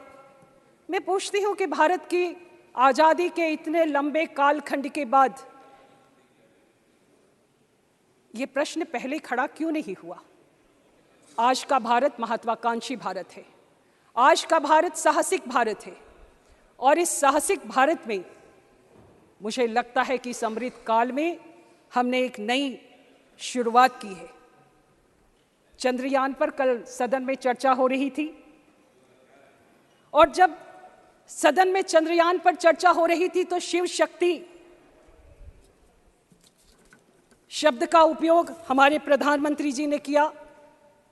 और आज एक सुखद संयोग है कि इस सुखद संयोग में शिव शक्ति के साथ 15 दिन के बाद वहां पर भी सूर्योदय हो रहा है। मुझे लगता है कि अमृत काल में ये सुखद संयोग शिव शक्ति का, जहां वहां पे सूर्योदय हो रहा है, भारत में भी ये सूर्योदय इस महिला शक्ति के माध्यम से होगा, ऐसा मेरा विश्वास है। यहाँ पर भी शिव और शक्ति का ही उपयोग है और मेरा मानना है कि शक्ति के जागरण के बिना कोई काम पूरा नहीं होता। इसलिए आज मेरा ये प्रबल विश्वास हुआ है कि शक्ति के जागरण के साथ इस अमृत काल में नारी शक्ति वंदन अधिनियम पारित होगा और इसके साथ ही साथ भारत में एक नया इतिहास लिखा जाएगा। हमारी मंशा पे सवाल करने वालों से मैं पूछना चाहती हूँ और एक घटना याद दिलाना चाहती हूँ। देश के प्रधानमंत्री जी तब प्रधानमंत्री होते हुए उनके साथ में जो देश की सबसे मजबूत कमेटी है उसमें स्वर्गीय श्रीमती सुषमा स्वराज, श्रीमती निर्मला सीतारमन, माननीय राजनाथ जी और अरुण जेटली जी थे। सुषमा स्वराज जी के पास में विदेश मंत्रालय था, निर्मला सीतारमन जी के पास में रक्षा मंत्रालय था, अरुण जेटली जी के पास में वित्त मंत्रालय था और राजनाथ जी के पास में गृह मंत्रालय था। उस समय लोग मजाक में कहते थे कि घर और वित्त पुरुष संभाल रहे हैं, रक्षा और विदेश महिलाएं संभाल रही हैं। ये एक सुखद संयोग था। ये इस बात का प्रमाण है कि देश के प्रधानमंत्री जी ने किस प्रकार से हमारी प्रतिभा का उपयोग किया, हम पर विश्वास किया और इसलिए आज ये नारी शक्ति वंदन अधिनियम को यहाँ पर लाया गया। पिछली बार यहाँ पर बहुत से विषय आए कि ये पारित क्यों नहीं हुआ, पिछली बार लोकसभा में आया, हमने 9 साल में क्यों नहीं लाया। मैं कहना चाहती हूँ कि 9 साल में क्यों नहीं लाया इस पर करने की बजाय आज तो उत्सव का दिन है, हम सबको उत्सव मनाना चाहिए। आज खुशी का दिन है, मंशा पे शक क्यों? आप सब यहाँ पर प्रबुद्ध जन बैठे हुए हैं, आप श्रेष्ठ जन हैं, आप सभी को ये बात पता है। इस मंशा पर शक इसलिए नहीं किया जाना चाहिए, हर जगह पर राजनीति हो ये जरूरी नहीं है, लेकिन इस पर आप राजनीति कर रहे हैं। प्रक्रिया है, पूरी प्रक्रिया का पालन होना चाहिए और उस प्रक्रिया के साथ में जब हम उस बिल को आगे लाएंगे तभी महिलाओं को आरक्षण बिल पर प्रावधान के तहत उन्हें उनका अधिकार मिल पाएगा। पूर्व में राज्यसभा में पारित हुआ, लेकिन राज्यसभा में पारित होते हुए उन्हें स्थान नहीं मिल पाया, लोकसभा में पारित नहीं हुआ। हर जगह की राजनीति भारत देश को बहुत पीछे ले जाती है। देश के प्रधानमंत्री जी ने बहुत अच्छी मंशा के साथ, बहुत साफ मंशा के साथ आज के इस उत्सव को मनाने का पूरी देश की आधी आबादी को अवसर दिया है। आज आपको जितनी भी गैलरी है, मैं कल से देख रही हूँ, चाहे वो लोकसभा की हो, चाहे वो राज्यसभा की हो, देश की आधी आबादी हमारे को यहाँ पर दिखाई देती है। ये हमको गौरव का अनुभव होता है। मैं इसलिए भी अपने प्रधानमंत्री जी को साधुवाद देती हूँ कि इस गैलरी से वो महिलाएं सुनने आई हैं कि हमारे श्रेष्ठ जन क्या कहते हैं, हमारे प्रबुद्ध जन क्या कहते हैं। बहुत सारी योजनाओं का विषय नहीं कहती, लेकिन देश के प्रधानमंत्री जी ने एक योजना लागू करी, बेटी बचाओ बेटी पढ़ाओ। इस योजना को लागू करने के पीछे बहुत मार्मिक उद्देश्य है। उस उद्देश्य को मैं कहना चाहती हूँ, उस घटनाक्रम को कहना चाहती हूँ। जिन राज्यों में बेटी का जन्म होना अभी शाप माना जाता था, बिटिया अगर पैदा हुई तो जो पैदा करने वाली माँ है वो भी तनाव में रहती थी, घर परिवार के लोग भी रहते थे, और बिटिया पैदा हुई तो उस बिटिया को बड़े से दूध के हौदे में डाल दिया जाता था। वो बिटिया उस दूध के बड़े से हौदे में अंतिम सांसें गिनती थी, इस धरती पर आती जरूर थी लेकिन विदा कर दी जाती थी।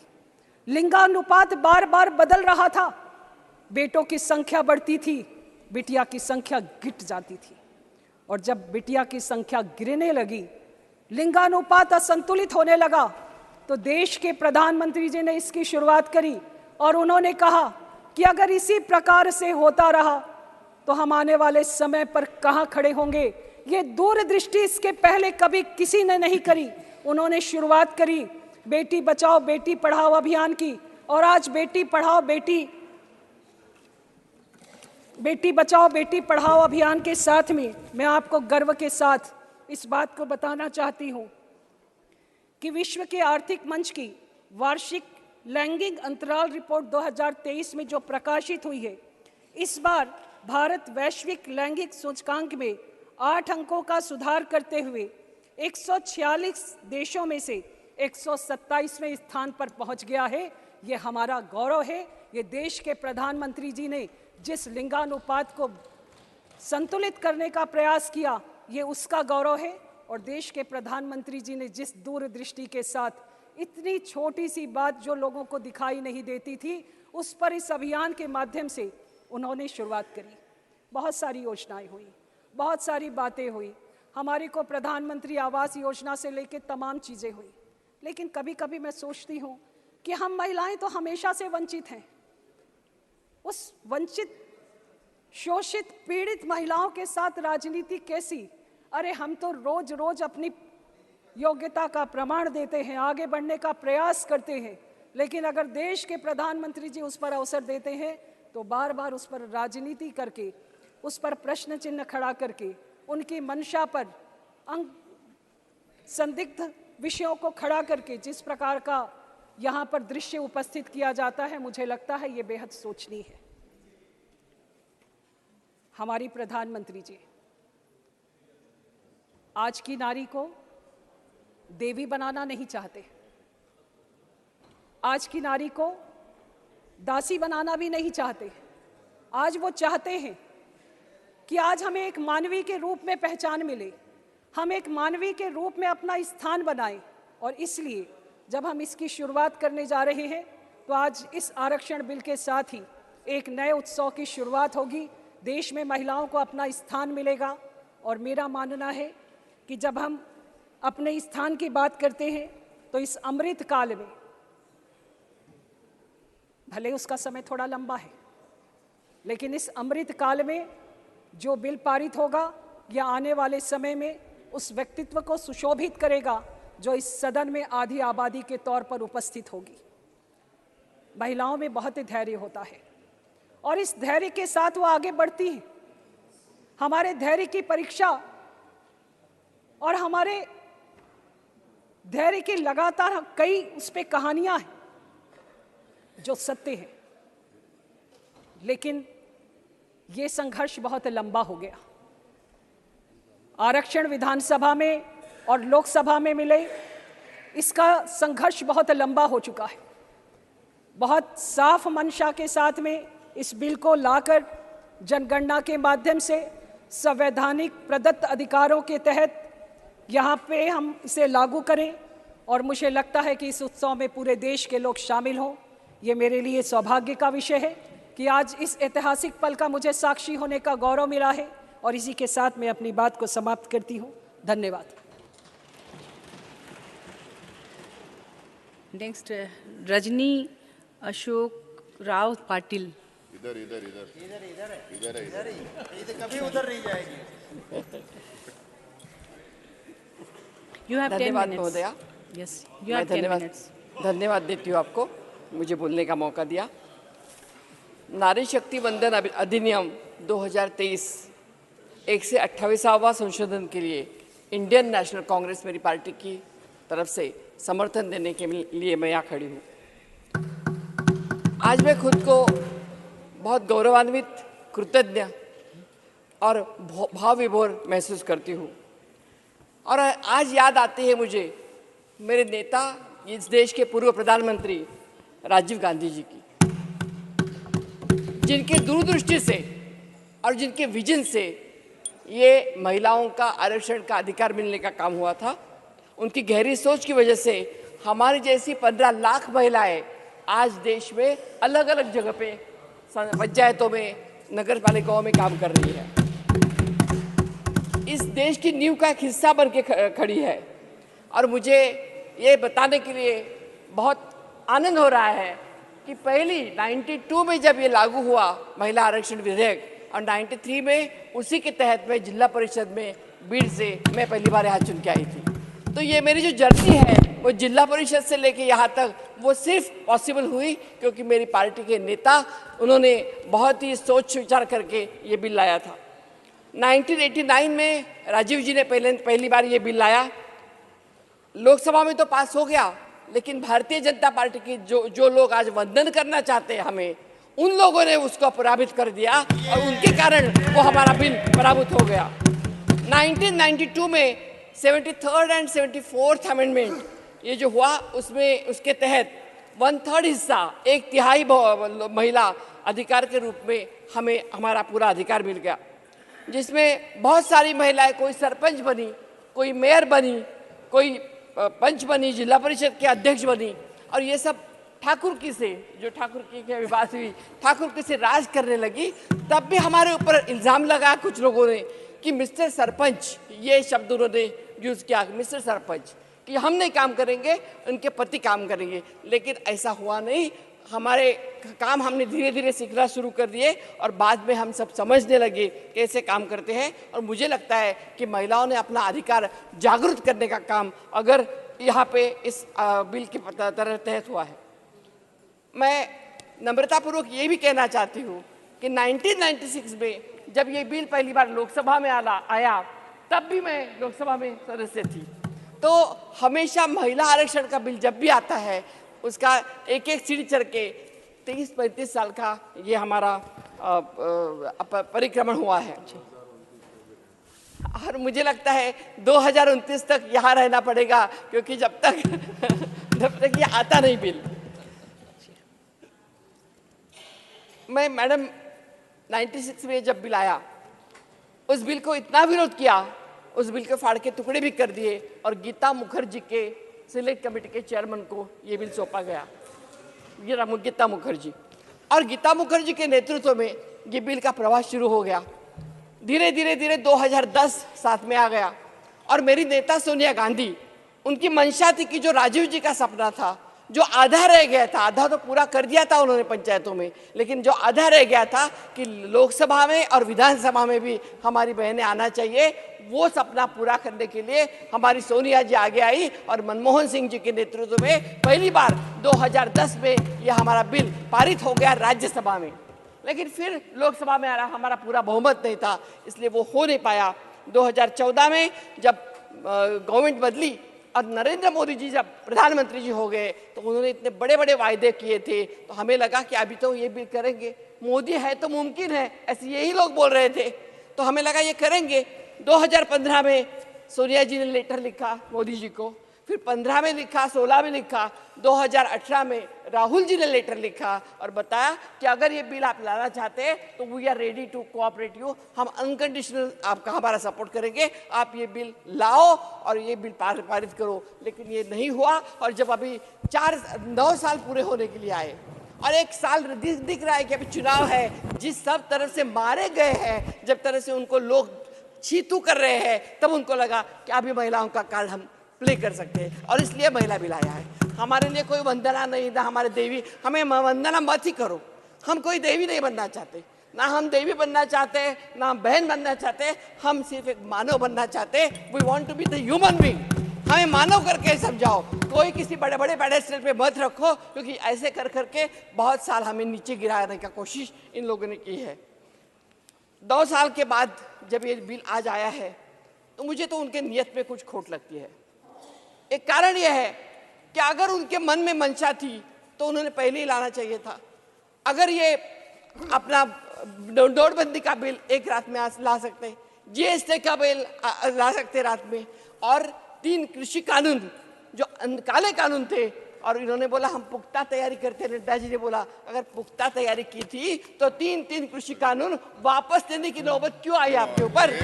जरूरत नहीं थी आपके ऊपर, तो ये आपकी तैयारी है क्या? तो ये सब जगह पे यहाँ पे उनका उल्टा खेल हुआ है।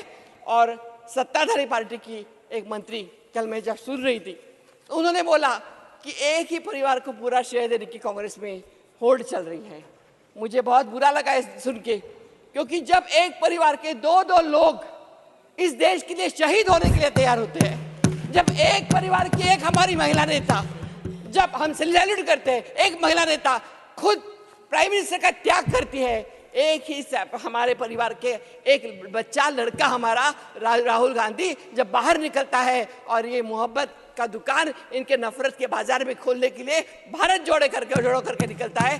भारत जोड़ो में जब लोग वो निकले, मैंने खुद देखा है मेरे आंखों से, क्योंकि परसों भी बीच में वो लेह लड़ाक भी आए थे, तब भी मैं उनके साथ थी। ये जो हुआ है उसमें सभी लोगों ने और खास तौर पे हमारी महिलाओं ने अपनी मन की बात, मैडम आप एक महिला है, हम किसी आदमी का हाथ भी नहीं पकड़ सकते अगर हमें विश्वास नहीं आता है तो, लेकिन वो महिलाएं गले पड़ रही थी, रो रही थी, बता रही थी अपनी पीड़ाएं, अपने दुख दर्द राहुल जी को बता रही थी। मुझे ये दावे के साथ मैं कहना चाहती हूँ कि ये परिवार को नाम रखना, इसमें आपको क्या सुख मिलता है।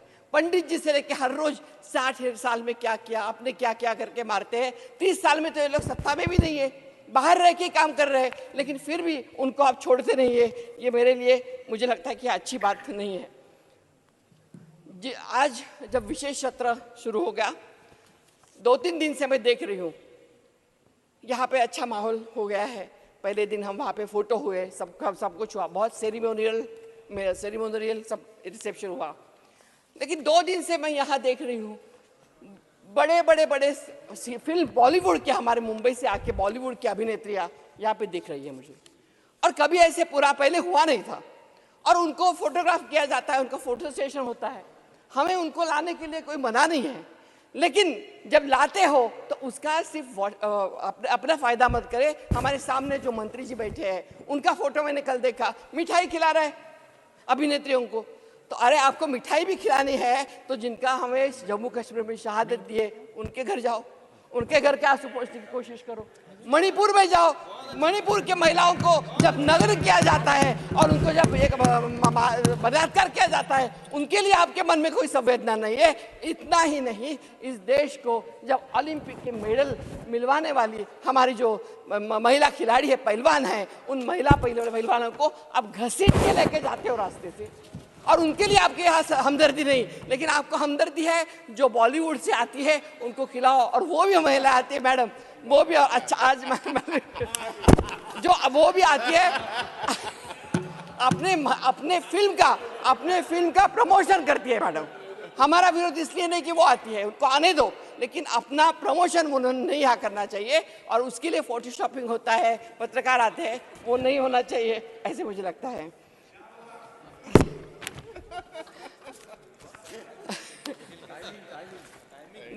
दूसरी बात यह है कि जब आपने हमें दिया है, मैं चेयर का रिस्पेक्ट की वजह से आपको कुछ कह नहीं रही हूँ। आपने जब हमें कॉन्स्टिट्यूशन की कॉपी दे दी और कॉन्स्टिट्यूशन की कॉपी लेकर हम आ गए, तो मैडम मैंने देखा कॉन्स्टिट्यूशन की कॉपी में, जब मैंने देखा कि पार्लियामेंट क्या है, कि नए पार्लियामेंट में हम आए तो पार्लियामेंट क्या है समझने पहले, तो वहाँ पे पहला ही वाक्य यही है कि देयर शिल be a parliament for the union which shell consist of the president and 2 houses to be known as respectively as the Council of States and House of People। कहा है हमारा पहला जो वाक्य है उसमें हमारे राष्ट्रपति जी कहा दिख रही है। 3 दिन हमारा ये समारोह हुआ, एक महिलाओं के लिए आप सेशन रख रहे हैं स्पेशल, और इतना हमारे एक आदिवासी महिला करते हैं आप, तो सिर्फ उनका यूटिलाइज करते हो क्या? द्रौपदी मुर्मू जी को यहाँ पे बुलाना,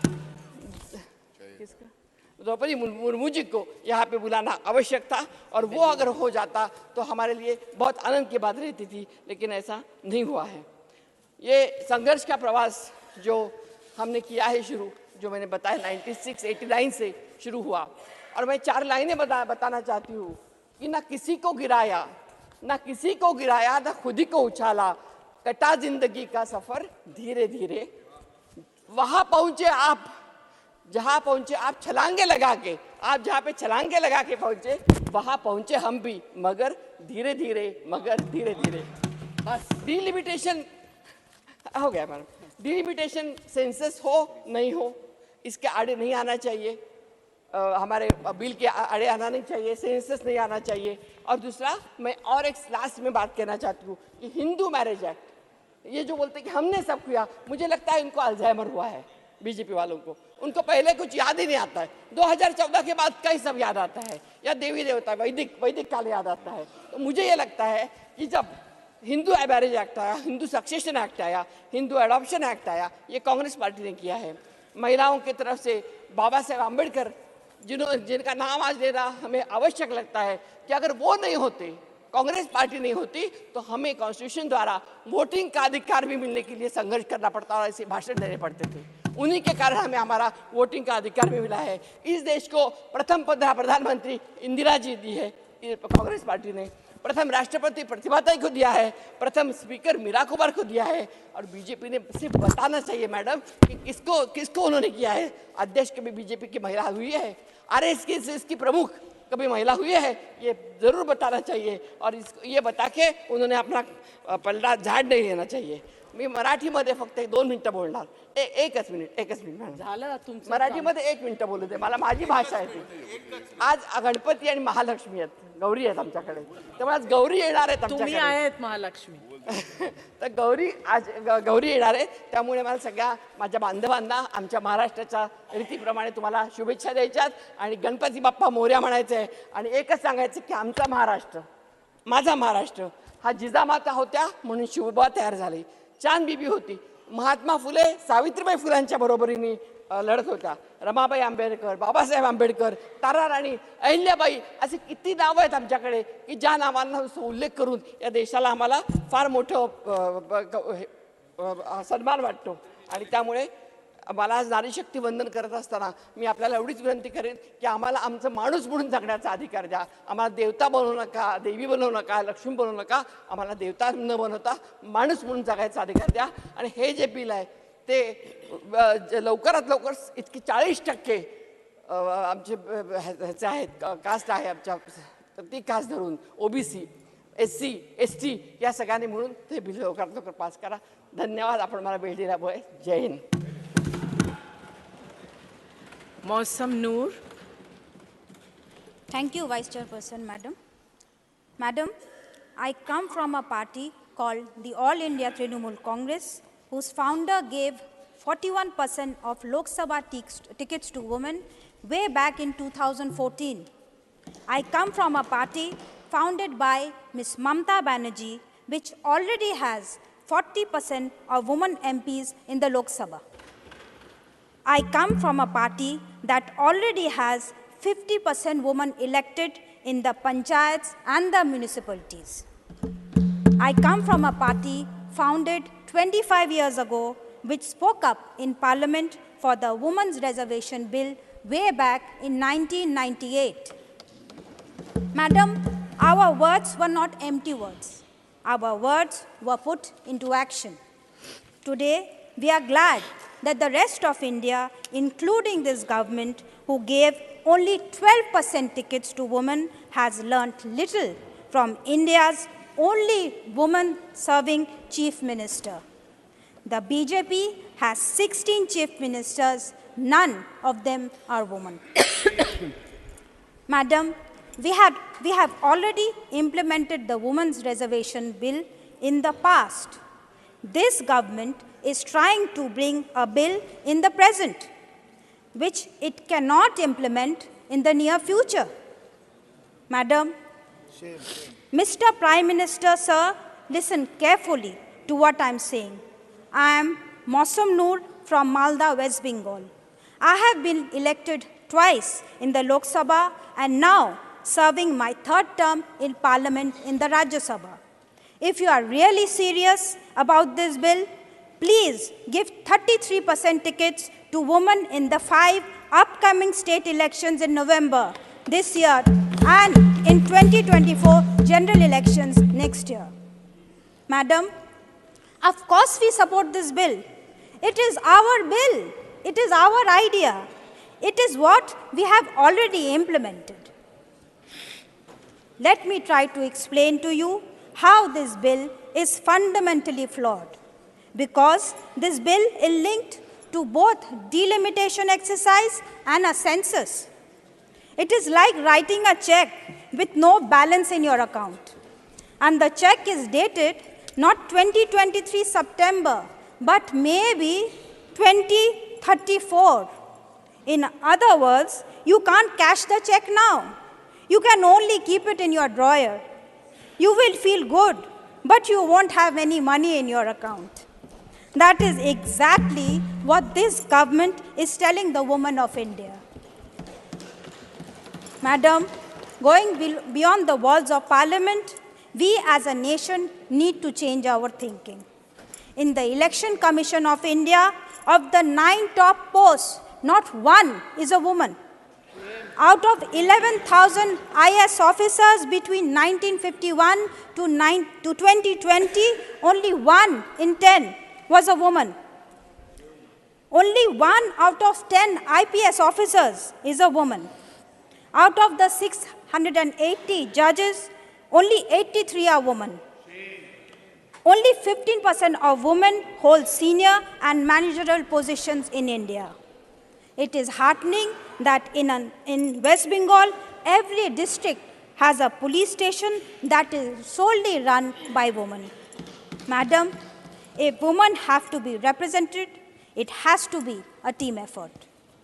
And in conclusion, sir, Madam, I ask the Prime Minister, what is the name of that Lok Sabha MP of yours who shamed us, who harassed our champion wrestlers? On behalf of the women of India, what is he still doing, sitting here in this new building? Thank you, Madam. Next कौन है? ये है. R. Girirajan. Thank you, Chairman. Honorable Chairman, first of all, Chairwoman. Chairperson, sorry, sir. Chairperson, Honorable Chairperson, first of all, I thank my beloved leader, Talabadi M.K. Stalin, for providing this opportunity to speak in this August House. Representing DMK, for the 75 years, Dravida Munnetra Kadagam has been fighting for women's rights. We welcome the Women's Reservation Bill. The pertinent question is why has not the Modi government shown even 1% of the concern it showed in passing the controversial Agrarian Bill, Acts, Citizenship Amendment Act, Kashmir Special Status Act, and 10% reservation for passing the Women Reservation Bill. People have apprehension on the timing and the cunning manner the bill is drafted as sinister design. People will understand that despite the strength of the majority, they have remained blind for the past 9 years and are trying to do an electoral jumla as usual. Madam, even if the bill is passed now, the implementation of that will take many more years, as they have included a clause in Article 334A, the provisions of the Constitution relating to the reservation of seats for women in the House of the People. The Legislative Assembly of the states shall come into effect after an exercise of delimitation is undertaken for this purpose of the relevant figures of the first census taken after commencement of the Constitution 128th Amendment Act 2023. That it will be implemented after the delimitation of the constituencies were done.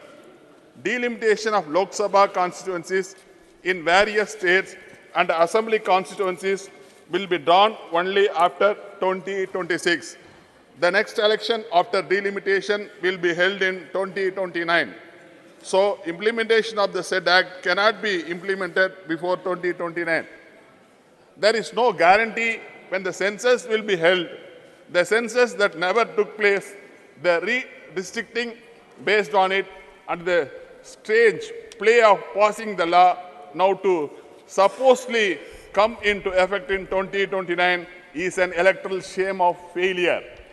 Madam, the delimitation of constituencies has got its own problems and grave issues which need to be thrust out thoroughly before arising at the total number of Lok Sabha constituencies and assembly seats in states in the country. The play to reduce the representation of the people of South India, especially from Tamil Nadu in the Lok Sabha in the name of the constituency delimitation must be nipped in the bud. The union government must now give an assurance that it will not deceive Tamil Nadu and other South Indian states.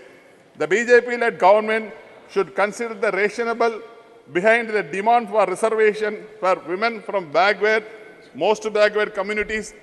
There should be an inner reservation for women and OBC and BC while implementing 33% reservation.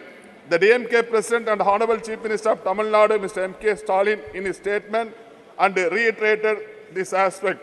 Madam, gender equality means empowering women in all ways and in all places. For that, they should first be given their proper places. Dravida Munnetra Kazhagam has been insisting on this. Whenever DMK government is formed, it is implemented. In 1996, Chief Minister Kalangar has provided 33% reservation for women in local bodies. By the end of the 1996, election to local bodies such as Panchayat unions, municipalities and corporations were held by the DMK.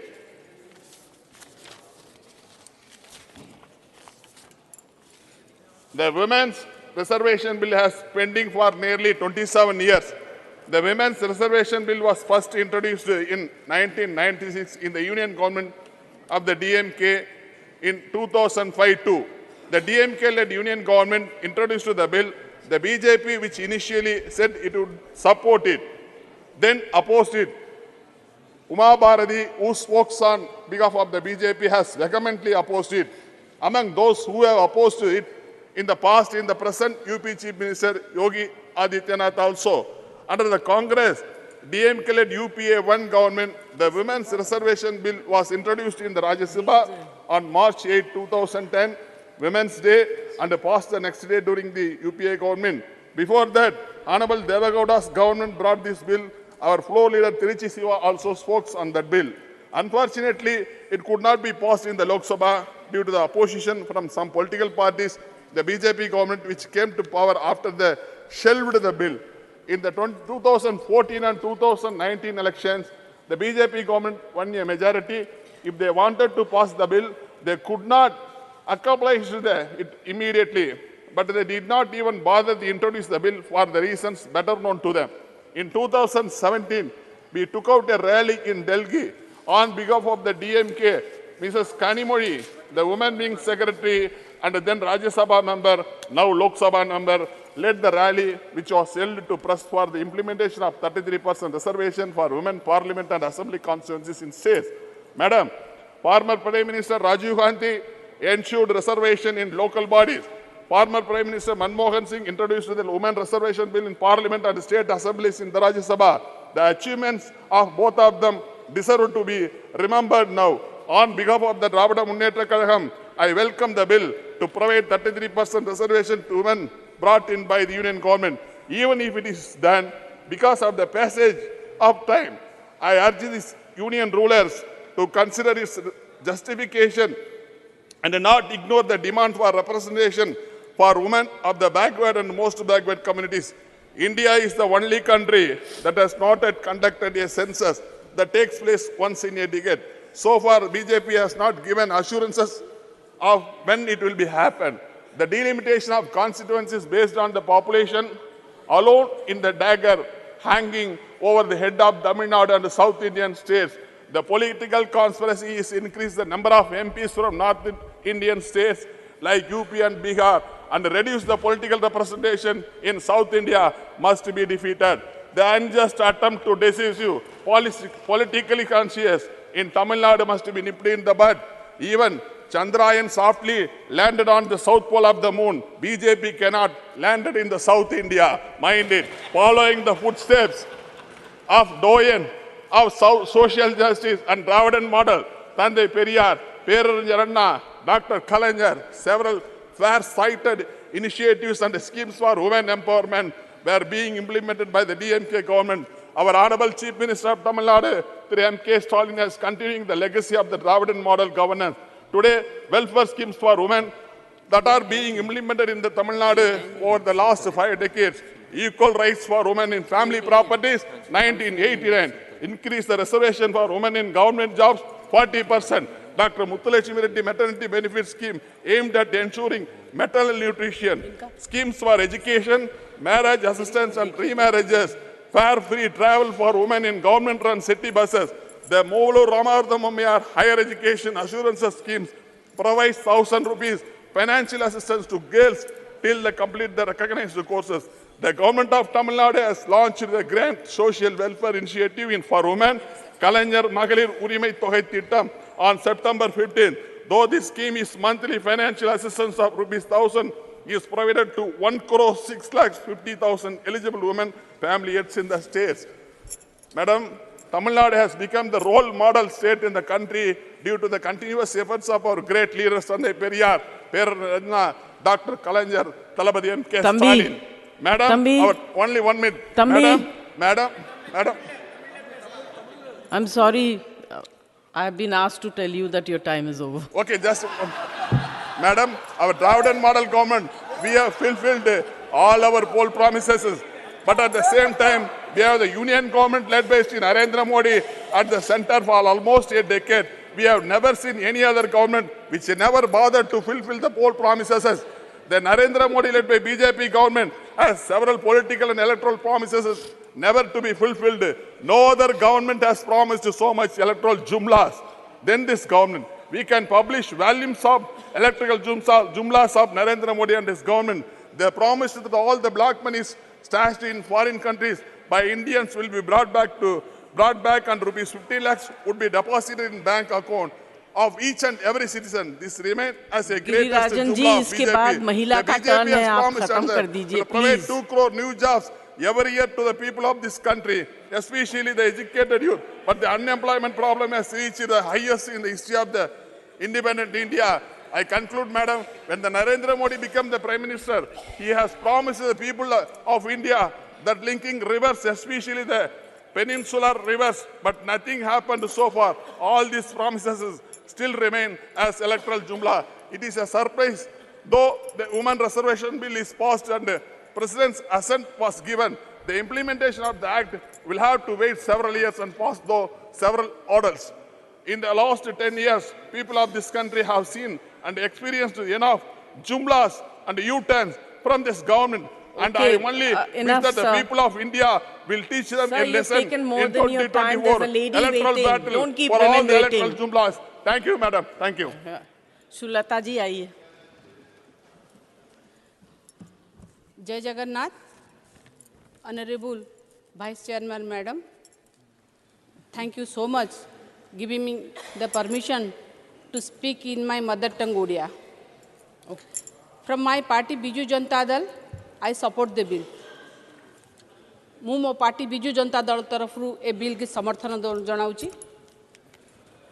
ଏ କୋଟ ମୁଁ କହିବି ଗୋଟେ କୋଟ Women empowerment is not a slogan but a non-negotiable code for us. नारी शक्ति बंधन अधिनियम जो bill उपर आलोचना होची इंडिया टुडे ग्रुप रे गतकाली पब्लिश हेची जे ओडिशा होची नारी शक्ति बंधन रे सबुठु आगरे एथिपाई मु गर्व अनुभव करे।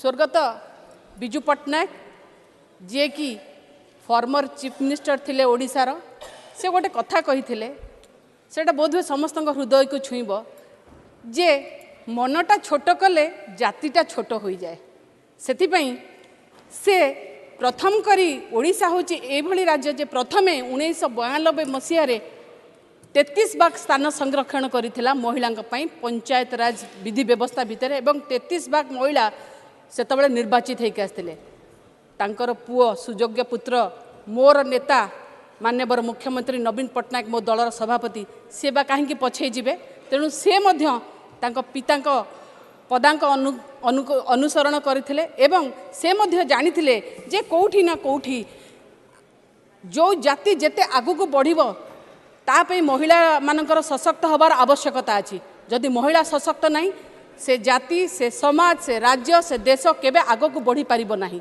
तेणु से आगु को बढ़ी 2011 रे पंचायत राज निर्वाचन रे कोभली भाव में 50 भाग महिला निर्वाचित हो पारे से नियम करथिले एवं 2012 मसीह पुणी बदल देथिले पुणी आउरी गोटे नियम करथिले जे अर्बन लोकल बॉडी माने सहरांचल रे महानगर निगम हो कि एनएससी हो को भली भाव में महिलाटे आगो को आसीबो तापे मध्य 50 भाग स्थान संरक्षण करथिले जहाँ पाई आज ओडिशार 3टी महानगर निगम रे 2 जण महिला अछंती ये होची बिजु जनता दलर महिला मानक पई प्रतिबद्धता मु कहिबी महिला मानकू आज सशक्त करिवार आज महिला संरक्षण बिल उपर आलोचना होची महिला मानकू सशक्त करिवा पई समस्ते आज गोटे एकजुट होइछन किंतु मोर मुख्यमंत्री मो दलर नेता श्रीजुक्त नवीन पटनायक 2001 मार्च 8 तारिख रे मिशन शक्ति गठन करथिले जे महिलाटे को केमिति भाबर आगो को नै पारिबे सशक्त करि पारिबे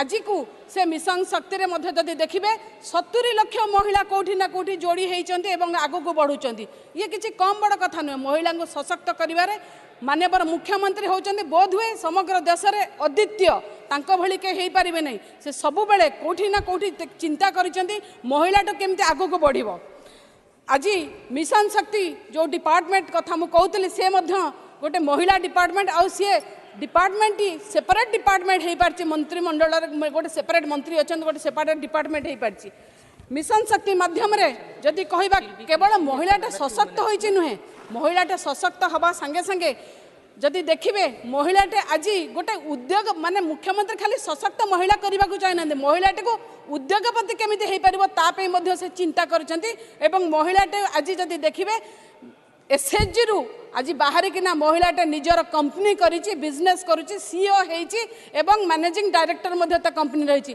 आउ बेसी दिन दूर नुहे जे ओडिसार महिलाटे आज जो कथा मु कहूँ सीईओ होची आज भारत वर्ष नुहे समग्र विश्व में प्रतिष्ठित हो पार आर पछरे केवल जड़े जननायक अच्छा जी होती माननीय मुख्यमंत्री नवीन पटनायक जे सब बेले चाहते महिलाटे केमिति आग को बढ़ू गोटे कथा आमर अच्छी ओडिया रे जे सब बेले सफल ये हर लैंग्वेज में भी है सब बेले सफल पुरुष पछरे जड़े महिलार हाथ अच्छी किंतु मु कहिबी मो भले जड़े आ मो भले अनेक महिलांकर सफलता पछरे मो दलर मुख्यमंत्री माननीय नवीन पटनायक हाथ अच्छी जी आमको राजनैतिक क्षेत्र में सशक्त अर्थनैतिक क्षेत्र में सशक्त कर मु धन्यवाद जनइबी माननीय मुख्यमंत्री महोदय को जे से आमको आज ए बिल बिल की आगो को बढ़ाइबार से साहाय्य करछन्ती तेणु से सब बेले दाबी रखी ए दाबी आज पूरण होची तेणु तांका पई मु एठू मध्य प्रणाम जनइबी जय जय thank you ma'am Shri Subhash Chandra Bose Pilli Thank you, ma'am, for giving me the opportunity to speak on the Women Reservation Bill in Telugu language, which is my mother tongue, ma'am.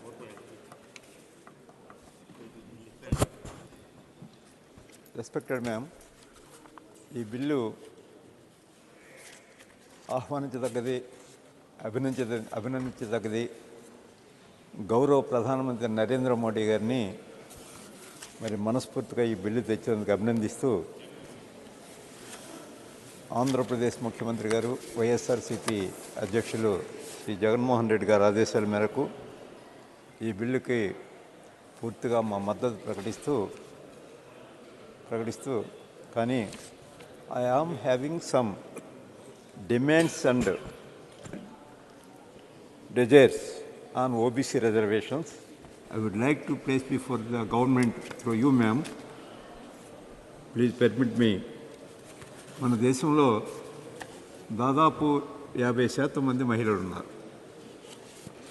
ఈ 50% మందిలో రాజకీయాలు మాట్లాడే వాళ్ళు లెస్ దాన్ 0.5%. రాజకీయాల్లో ఉన్నవాళ్ళు రాజకీయాలు మాట్లాడేవాళ్ళు లెస్ దాన్ 1%, అందుకంటే ఎక్కువ ఉండరు.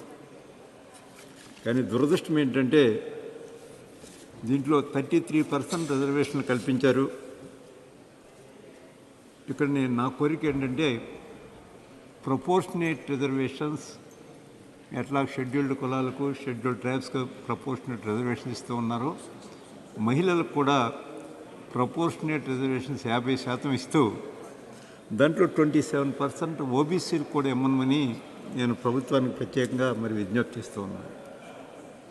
సామాజికంగా ఓబీసీలు సామాజిక వెనుకబడుతూ ఉన్నవారు, ఆర్థిక వెనుకబడుతూ ఉన్నవారు, ఆర్థిక స్వాతంత్రం లేదు మహిళలకి, సంపన్న కుటుంబాల్లో ఉన్న మహిళలకు కూడా ఆర్థిక స్వాతంత్రం లేని దేశం ఉంది.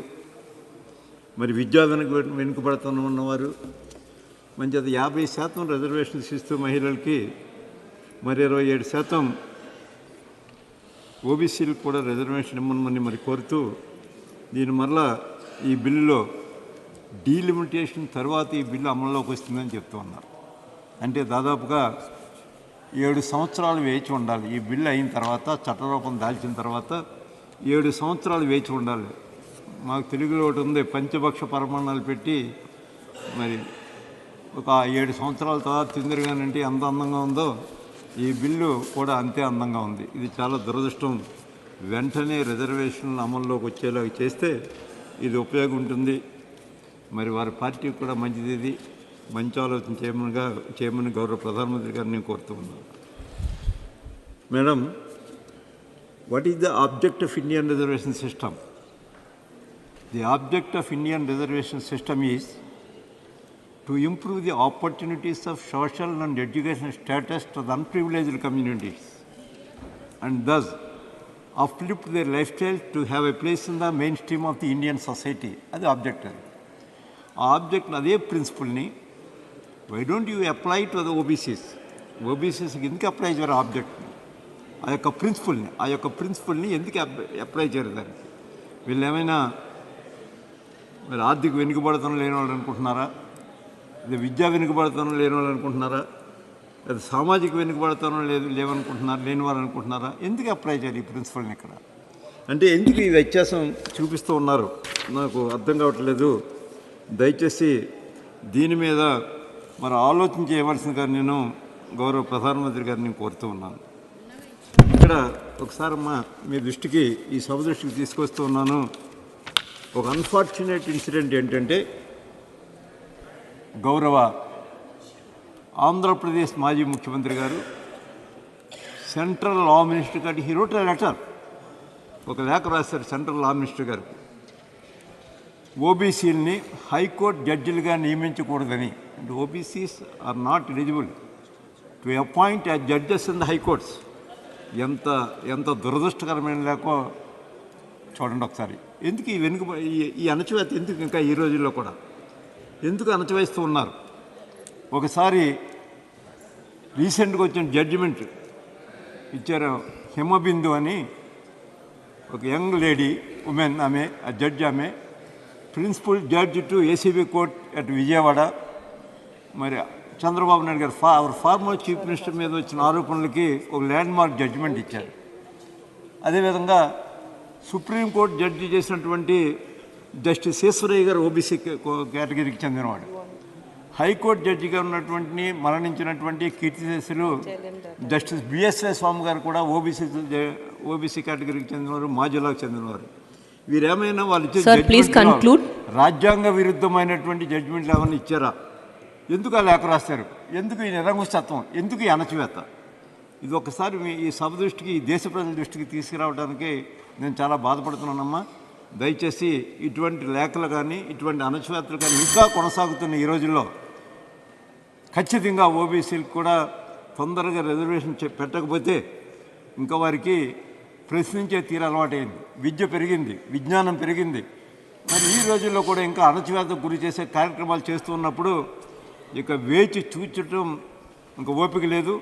దయచేసి వెంటనే గౌరవ ప్రధానమంత్రి గారు దీని మీద ఆలోచించి ఓబీసీ రిజర్వేషన్ బిల్లు అర్జెంటుగా తీసుకురావాల్సిందిగా వారిని కోరుతూ మరి నాకు ఈ అవకాశం ఇచ్చిన తమకు ధన్యవాదాలు తెలియజేస్తూ సెలవు తీసుకుంటూ ఉన్నాను.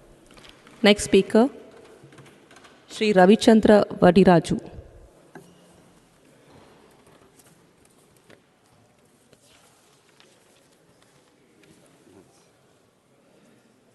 Thank you madam. ఈరోజు మొదటిసారిగా నాకు మహిళా బిల్లుపై స్పందిస్తూ ఈరోజు మాట్లాడే అవకాశం ఇచ్చినందుకు థ్యాంక్స్ చెప్తూ, ఇంత మంచి అవకాశం కల్పించినటువంటి కేసీఆర్ గారికి హృదయపూర్వక ధన్యవాదాలు తెలుపుతూ, ఎత్ర నార్యస్తు పూజ్యంతే రమంతే తత్ర దేవత, మహిళలు ఎక్కడ గౌరవింపబడతారో అక్కడ దేవతలు సంచరిస్తారు. అలాంటి సమాజం అభివృద్ధిలో ముందుకెళ్తుంది. ఎక్కడ స్త్రీ గౌరవింపబడదో అక్కడ ఆ సమాజం బాగుపడదు అంటుంది మన సంస్కృతి. వేదాలు, పురాణాలు, ఇతిహాసాల్లో స్త్రీకి గౌరవం ఉంది. పురాణాలు, ఇతిహాసాల్లో స్త్రీకి ప్రత్యేక స్థానం ఉంది. ఆదిపరాశక్తిగా స్త్రీకి తొలి పూజలు చేశారు. ప్రకృతిని స్త్రీ రూపంగా చెప్పాయి. వేదాలు మాతృదేవోభవ అని తల్లిని ప్రత్యక్ష దైవంగా పూజించమని చెప్పారు ఋషులు. మన ఉపనిషత్తులు, శాస్త్రాలు స్త్రీని సాధికారత కలిగిన శక్తి స్వరూపంగా పేర్కొన్నాయి. మాతృసామ్య వ్యవస్థ తర్వాత రాజరిక వ్యవస్థలోనూ మాతృసామ్య వ్యవస్థ కొనసాగింది. స్త్రీ గౌరవించబడింది. మారుతున్న కాలం కుటుంబ వ్యవస్థ మొదలు కావడంతో స్త్రీకి కుటుంబ బాధ్యతలు పెరిగి ఇంటికి పరిమితమయ్యే పరిస్థితులు ఏర్పడ్డాయి. దీంతో సమాజంలో పురుషాధిక్యత పెరిగింది.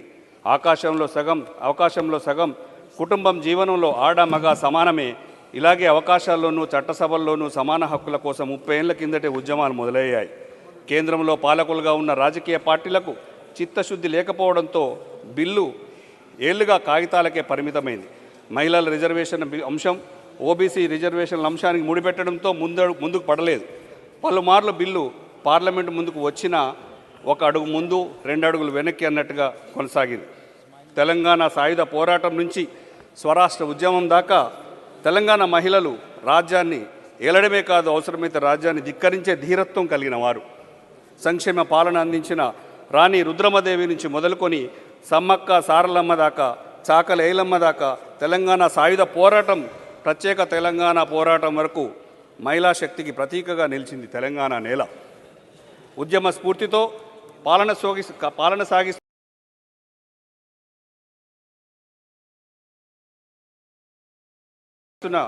కొనసాగిస్తున్న తెలంగాణ ప్రభుత్వం మహిళా సాధికారిత సంక్షేమం కోసం ఎంతో కృషి చేస్తుంది.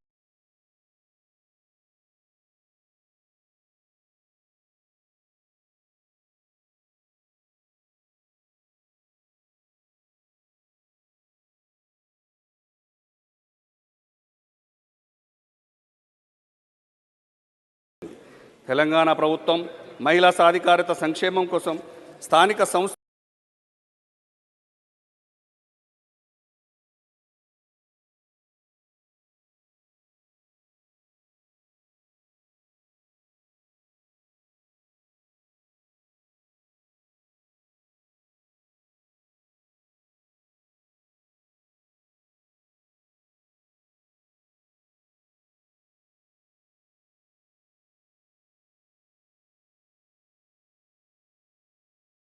లో 50% రిజర్వేషన్లు, జీహెచ్ఎంసీలో మహిళల్లో 50% reservation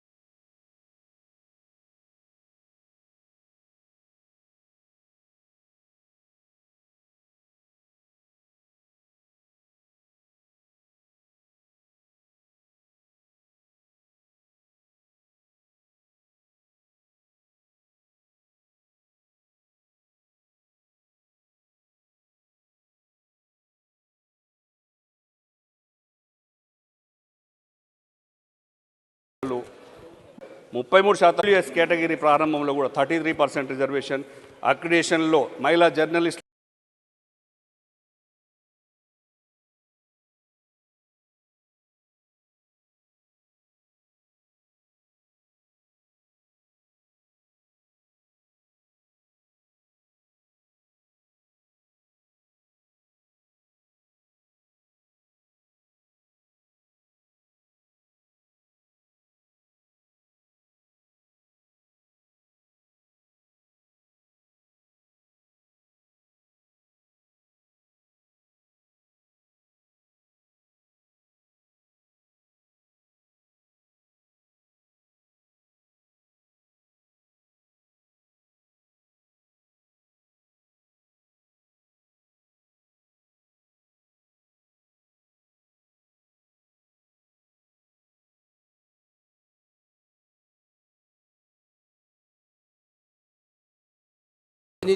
And 10 minutes. 10 minutes, sir. Sir, thank you, Chair.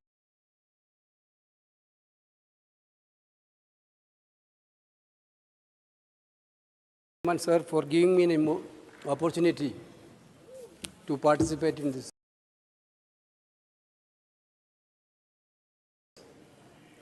important legislation.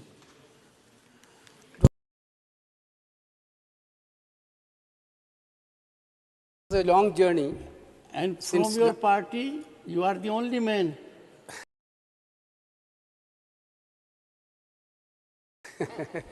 Rest are women. Yes, go ahead.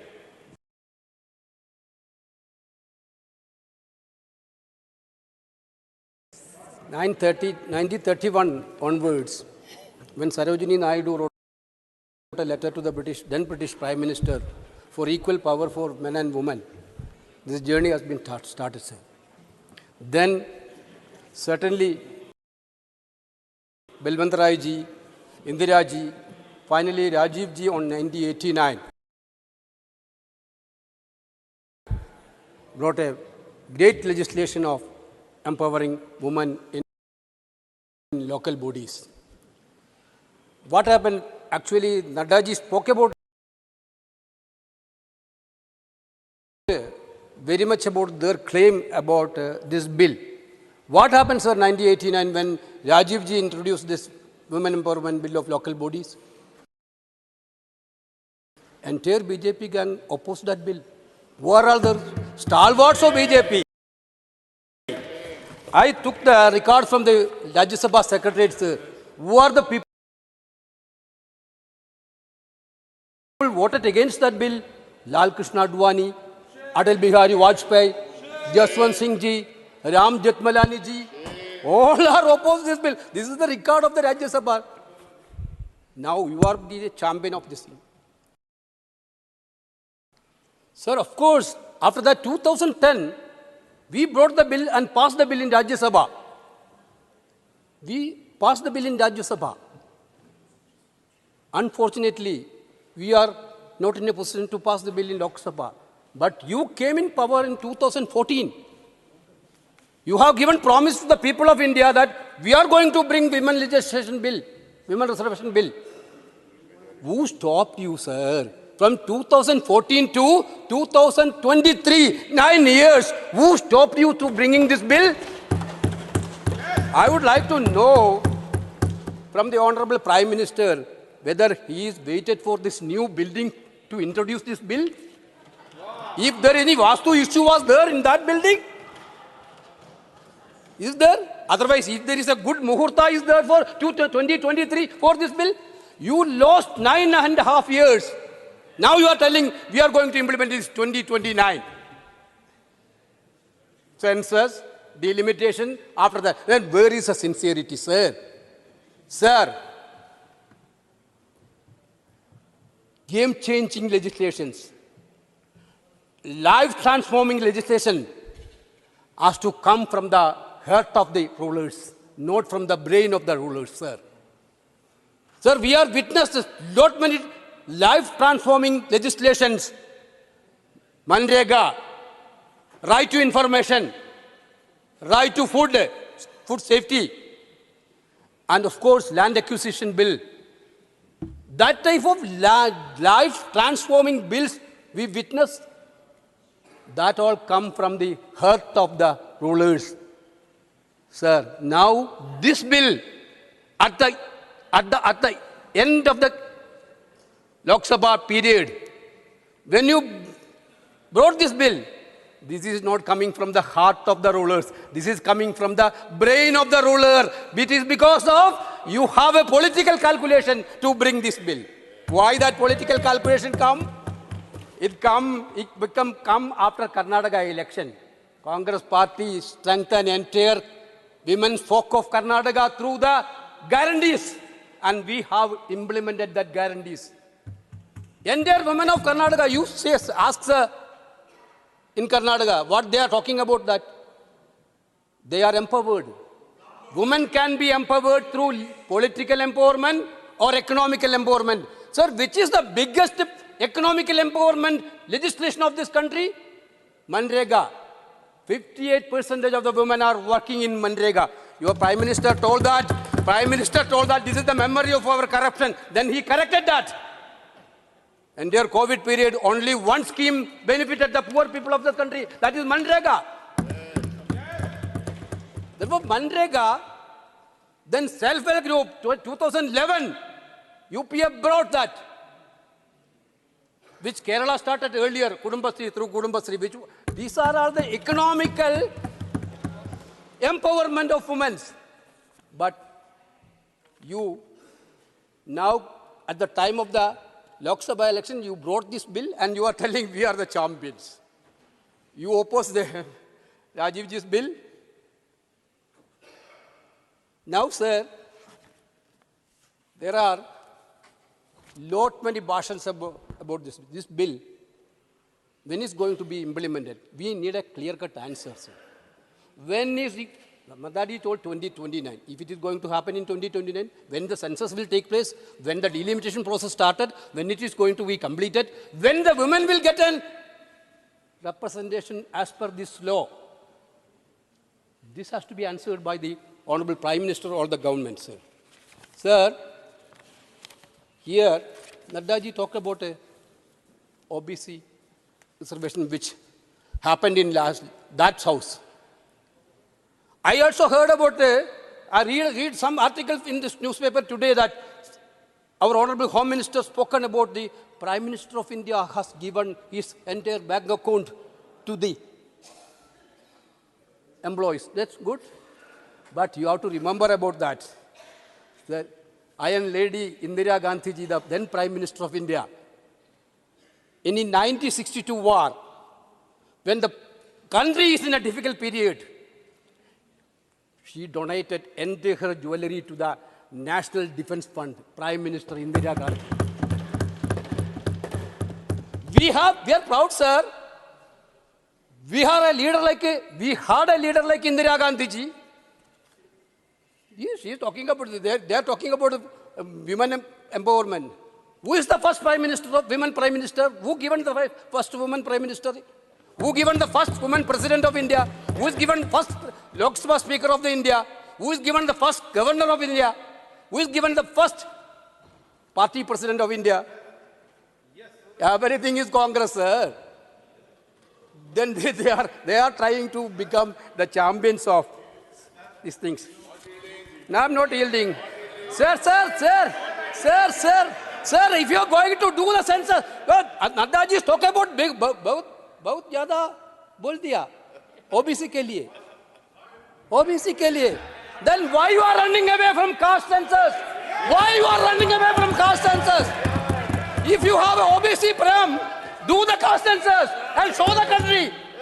Why you are running from the caste census? You are talking. Yes, we are proudly saying out of our 4 chief ministers, 3 are from OBC community. Out of our 4 chief ministers, you are talking about Congress is. Therefore, then you have to understand. Sir, then these people are talking about women empowerment. My old fellow parliamentarians spoke about that. Unnao, Katwa, Manipur, sir, Hatras. Sir, I am also pained when I saw the video of women paraded naked in Manipur. When I went with Rahul Gandhi ji there, the women folk of Manipur crying before us. Our Prime Minister not even uttered a single word in 100 days. Then you are talking about women empowerment. You are talking about women empowerment. What women empowerment? What women empowerment? What women empowerment? Yes, everywhere, wherever, yes, there is no discrimination. I'm telling very clearly, sir. Sir, sir, one thing, they are talking about women empowerment. Beti bachao, beti padao. Government only utilized 156 crores out of the budget, 848 crores. Shockingly, 80% of the fund allocated were spent on publicity for Beti Bachao and Beti Padhao. In 2023, the budget for Mission Shakti declined by 1.2%, which include your Pradhan Mantri Matru Vandana Yojana, Matru Vandana Yojana, Women Helpline, Beti Bachao, Beti Padhao, other schemes. 30 seconds. You speak about women's safety, but why 30% Nirbhaya fund is unutilized? You are speaking about the women's security. Why Nirbhaya fund is unutilized 30%? Give us the answer. Give us an answer. Sir, now the price of women, now the women are crying, sir.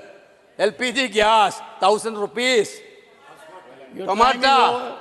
And their price rise everywhere. People are fighting. Sir, I am concluding 1 minute only, sir. 1 minute only, sir. Derek Sir. O'Brien. Sir, 1 minute. The time is over. You, one second. Honorable members, I have to go by the time available. I am so sorry. Okay, so from your party, we'll delete the rest. We'll adjust. Okay, go ahead. Sir, my point is that women are in a very great difficult situation in this country due to price rise. You are talking about empowerment of women. What is the LPG gas price? 1,000 rupees. 1,200. Petrol diesel price is hiking. Tomato price is hiking. Everywhere difficulty they are facing. On the other hand, their security is totally compromised. Therefore, on the other hand, they are telling at the end of the election period, they are bringing with legislation and they are telling that this is not going to happen. Therefore, we need only two assurances from this government, sir. One is this bill has to be implemented quickly, immediately. Then, there should be an OBC reservation along with provision in this bill. These two major, we are supporting bill because this is the child of us. Therefore, basically we are supporting, very strongly we are supporting. No doubt about it. But for sir, if this bill is implementing only on 2029, what is the purpose of calling special session, sir? What is the use of special session? We can pass it in winter session. We can easily pass it in winter session. Wow. Sir, one more thing I have to tell, sir, you have to allow. When the parliament building, two major events happened in last 1 month. One is the inauguration of this parliament building. We are all expected, Honorable President and Honorable Vice President will be there. You are the custodian of this Rajya Sabha, sir. You are the chair. It is an insult to us, Rajya Sabha members. Our chairman is not there in that time. Our chairman is not there in that time. Our President of India is not there in that time. One second. Honorable members, we can't trade on deficiencies. We can't trade ignorance of others. Let me make it very clear. Vice President and the Honorable President have been accorded the highest respect in the country. Number one. Number two, one second, there has been no constitutional transgression. The position of the President and the Vice President or the Chairman has to be kept at the level as expected. and that was done. And that is what you have seen in last 3 days also. I would appeal to you, as a member of the leading opposition party, you must do your homework, find out. It doesn't send a good message when you bring in the Honorable President also. Read the Constitution, and you will find the role has been defined categorically. Leave it at that. Let's not get into that area. And I can assure you, your chairman, one second, your chairman will not allow anyone to denude his power. And therefore, there has been no denudation. There has been no decrease. Get over this perception. We believe in rule of law, in constitutionalism. Point out a single article of Constitution which, according to you, has been transgressed. We cannot lower the dignity of the Honorable President. The Honorable President has to come here under the Constitution. And let me tell you, honorable members, one second, take your seat. Honorable members, the first amendment of the Indian Constitution, please recall it. There was a provision by framers of the Constitution that the Honorable President will address every session of Parliament. That was the original prescription in the Constitution. And the amendment was once a year. Honorable President has to actually act in accord with the Constitution. The Constitution stipulates, no, don't reduce our position. Don't reduce our position, please. Understand and do it.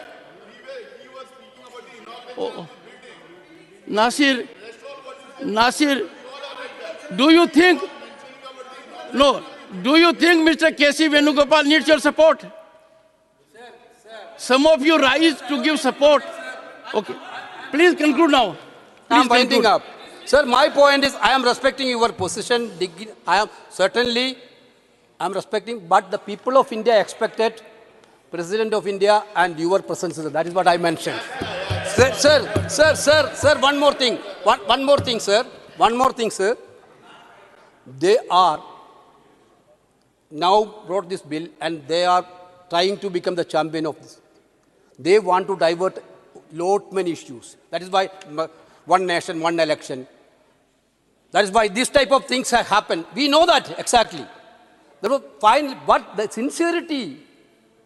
Can I ask a question, sir?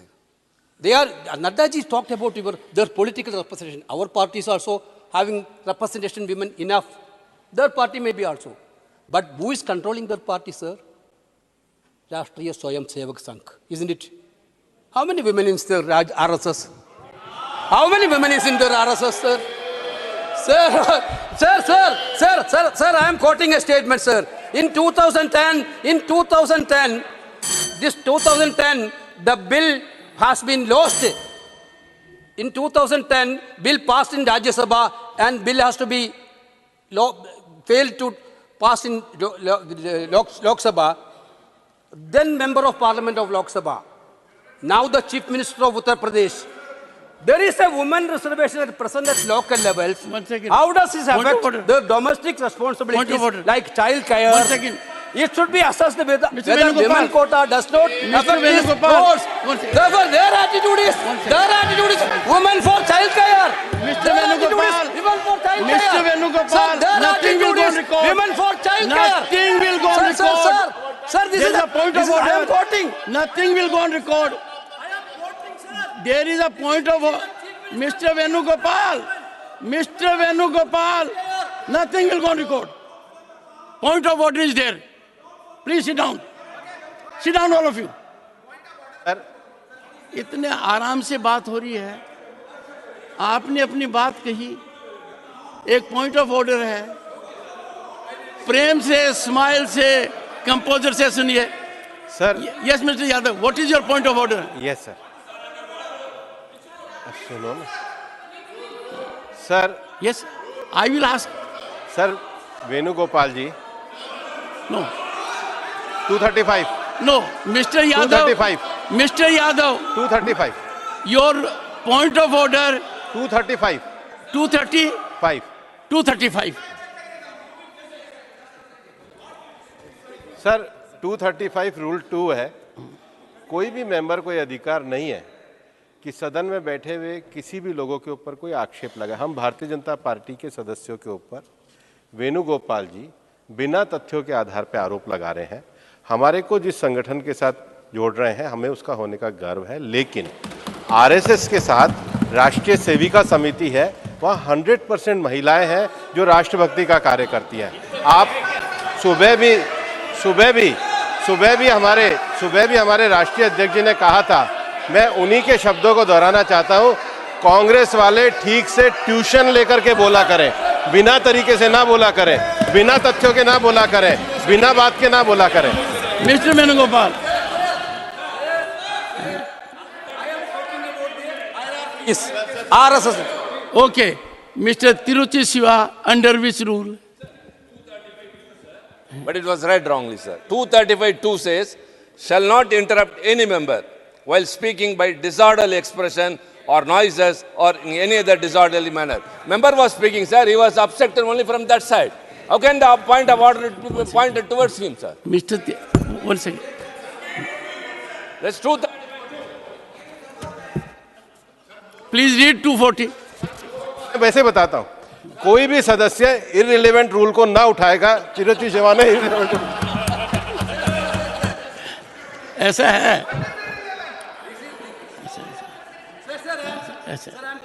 एक second conclude करने से बड़ा अच्छा लगता है, कुछ हंसी के फव्वारे भी होने चाहिए। और ये मिली भगत का मामला तो नहीं है, मिली भगत का मामला तो नहीं है। Now please conclude. The attitude of BJP leaders. I am quoting one word in Hindustan Times. That point of time, there is by a statement by the UP Chief Minister. Then now the UP Chief Minister. That point of MP, there is women's reservation at present at local level. How does this affect their domestic responsibilities like child care? It should be assessed whether women quota does not affect these roles. That means your attitude is women are for child care. Sir, my point is that this bill we are going to support. The life transforming bill has to come from mind, heart. Our Prime Minister is telling he has put 54 inches chest.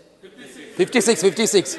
If 56 inches chest is there, then what is stopping them to implement this bill in 2024? Sir, please correct yourself with heart. Thank you, sir. Jai Hind. Sri Derek O'Brien, 7 minutes. 10 minutes, sir. 7. 10. He has taken time of other members. Who? No, I say Mr. K.C. Venugopal. Sir, what are you doing? Are you making a mockery of this? What? Is something wrong with you? Sir, I've got 10 minutes of my party to speak. Sit down. I got 10 minutes of my party. Why are you doing this, sir? No, look here. I'm not giving. Just sit down and listen to me. It has become virtually your refrain. All India Trinamool Congress, Dola sent 10 minutes. Your total time is 24 minutes. Yes. You have 14 minutes left, 7 each. You can take all the 14 minutes. Sir. Please, sir. Please. Just 1 sec. Sir. Just hear me out, please. Yes. Just hear me out. 1 sec, sir. What is wrong? Just hear me out and then what is if wrong? I'm saying something wrong, you can just hear me out, Let's sir. first Please. talk on time. Sir, I'm talking only on time. How much time your party has? 24 minutes. How much has been used? 14 minutes. 10 by Dola Sen. 4 by Mausam Noor. 24 minus 14 is 10. You exceeded. So how much time is left? 10 minutes. Okay, take 10 minutes. So I have not started and it's already 1:25. Doesn't matter. No, Take just 10 minutes. Sir, 11:25, 10 minutes end. Okay. Go ahead. I support the women's reservation bill. But this government, when will this government know or learn that this is a parliamentary democracy and this is not an army commando operation? In an army commando operation, you need secrecy, you need surprise, you need stealth. In a parliamentary democracy, you don't. You need cooperation, you need sharing.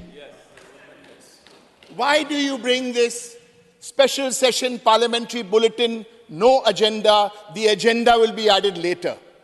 2, why do you have an all-party meeting on Sunday and don't mention a word about this bill? Why do you have a cabinet meeting and this morning we are given 4 hours time to submit amendments? Sir, honestly, I appeal to them, such parliamentary democracy with such secrecy hurts a democracy. We know why it is being done. And the last 3 days, one man's story is being told. Fair enough. Today, I want to begin with a quote, which everyone can own today.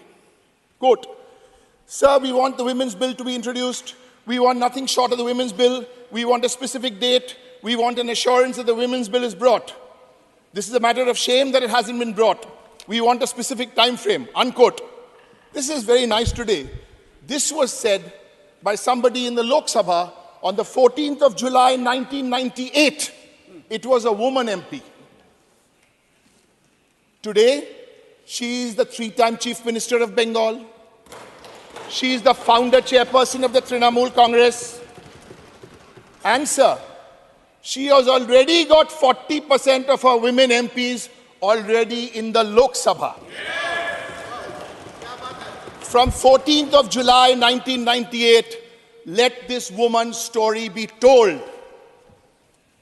In 2006, a 26-day hunger strike, no reservation, struggling and fighting for her rights as a woman. In 2014, setting a record because the bill didn't get passed. So what did she do? She gave 41% tickets in the Lok Sabha to women MPs. The BJP president, the first speaker, was saying this is the shortest way to bring women to parliament. No, sir, this is not the shortest way. You didn't need the bill. Bring them, show us, and bring them to parliament. Now you come to the life of this woman. 2019, she sets a record. Not only does she give 40% women tickets, 39% women Lok Sabha MPs are already sitting in the Lok Sabha. Why do I say this? It is one thing to give the women tickets. It's another thing to make sure you give them tickets which are winnable. One man's story, sir, we've heard. One woman's story needs to be told today in this new parliament building. I'll tell you more. My last date, 2021, assembly elections in Bengal. The men came with money, with media, with muscle power, with misogyny, and mocked her. Didi, oh Didi. You even tried to smash and you broke her foot, smashed it to injure her. Yes, she gave you the answer truly like a woman. Softly, softly. Good.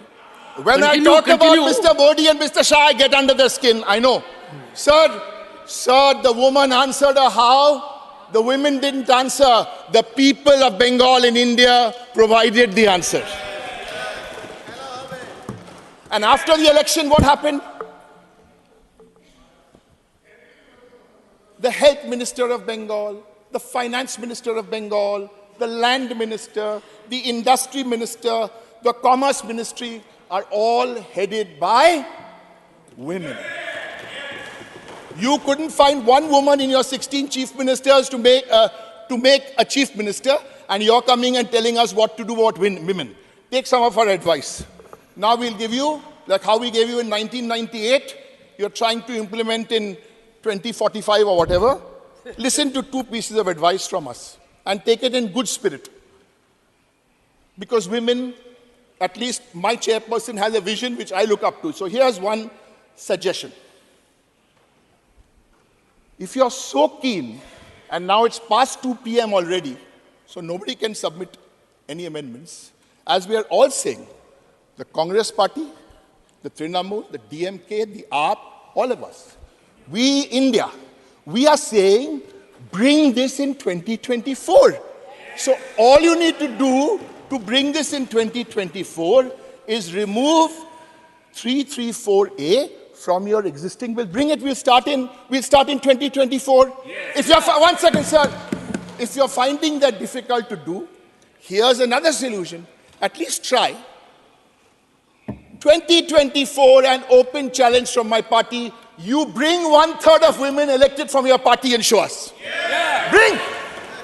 Bring and show us. I guarantee you, we will bring 1/3 of women with your bill, without your bill. Yes.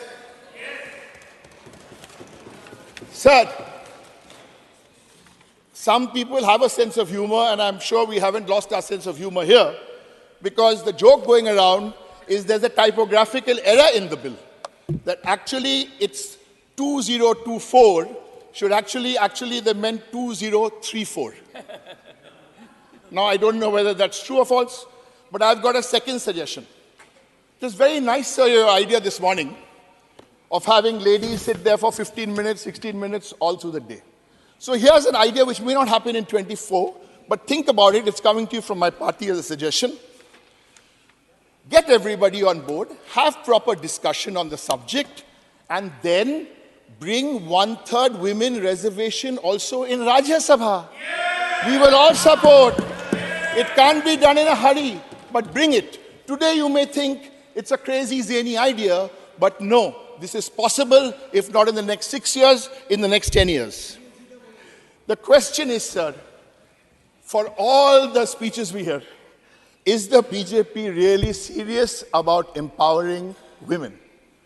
Because all the struggles and oppression faced by women is not because of women.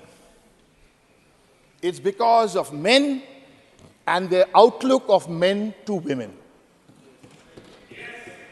I don't want to spend time wasting my time on a former wrestling chief. Leave that. I'm quoting from the Hindustan Times. Quote, people in air-conditioned rooms in Delhi cannot decide public policy. This bill will drown the Indian political system if it goes through. If men develop feminine traits, they become gods. If women develop masculine traits, they become rakshas.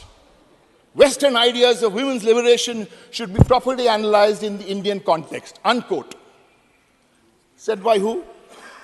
I'll tell you who said it. You can build a new building, sir, but I request all of you to first change your mindset. Yes. This was said by the current Chief Minister of Uttar Pradesh. Sir, in conclusion, I'm happy I'm being allowed to conclude today. In the old house, at least, I wasn't allowed, but I'm happy. Sir, I wish to conclude by remembering my favorite woman of all time, my ma, my mother, who's no more. Ma would always tell me that, you know, Derek, this world is divided into only 2 kinds of people: the talkers and the doers. So some people will talk. 15 crore into your, 15 lakhs into your bank account, farmer income, triple, after demonetization, this will happen, after that will happen. There is one difference, sir. The talkers and the doers. There is only one difference. Because there are only 2 kinds of people. So there's a talker and there's a doer. There's a male Prime Minister of India. There's a simple woman who's the Chief Minister of Bengal. Thank you so much.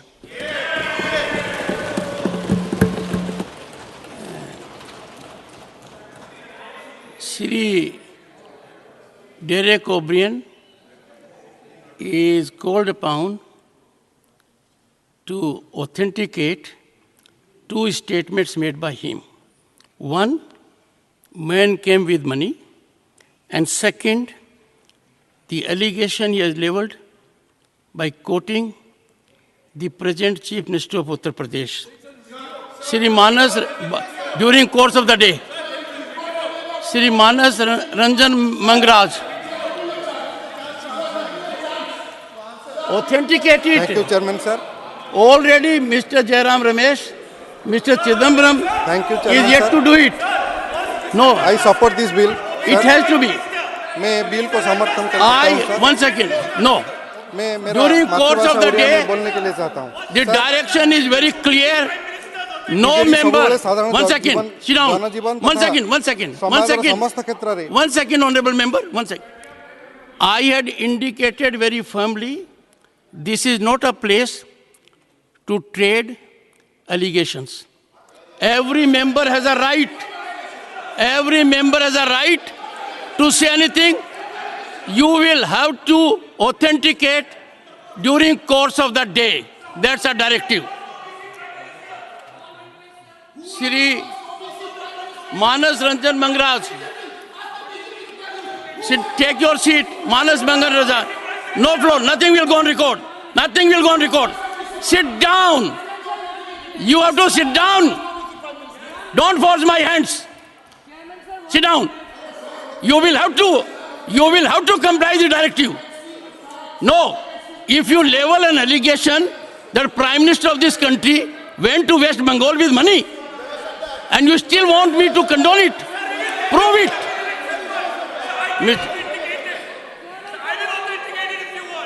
Shri Manas Ranjan Mangraj. Shri Manas Ranjan Mangraj. Do you want to take, please? Thank you, Your Chairman, sir. time is 3 minutes. I support this bill, Please sir. continue. मैं मेरा मातृभाषा उड़िया में बोलने के लिए चाहता हूं, sir. Yes. Sir, BJD सबुबेले साधारण जनजीवन तथा समाजर समस्त क्षेत्र में महिला सशक्तिकरण दिगरे सर्वदा कार्य करि आसुअछि। 1992 मसीह ओडिशार तत्कालीन मुख्यमंत्री श्री विजु पट्टनायक एक ऐतिहासिक निष्पत्ति क्रमे ओडिशार पंचायत राज अनुष्ठान मानकरे महिलांक पई 33% संरक्षण व्यवस्था करथिले। सर 2011 रे तांको पुओ तथा बीजेडी सभापति तथा मान्यवर मुख्यमंत्री श्री नवीन पट्टनायक ओडिशार पंचायत राज अनुष्ठान मानकरे महिलांक पई संरक्षण सीमा को 50% को वृद्धि करिसंती। 2012 रे श्री नवीन पट्टनायक पौर संस्था म्युनिसिपालिटी एवं एनएसी एवं महानगर निगम रे महिलांक पई 50% संरक्षण व्यवस्था मध्य करिसंती। यह पुनर्बार महिला सशक्तिकरण एवं विशेषकर साधारण जीवन में सेमानकर अंशग्रहण पई बीजेडी रो प्रतिबद्धता को प्रतिपादन करुअछि। सर मान्यवर मुख्यमंत्री श्री नवीन पट्टनायक सबुबले विश्वास करती जे महिला सशक्तिकरण बिना कौनसी समाज राज्य किंबा राष्ट्रर विकास हो पारिबो नाही।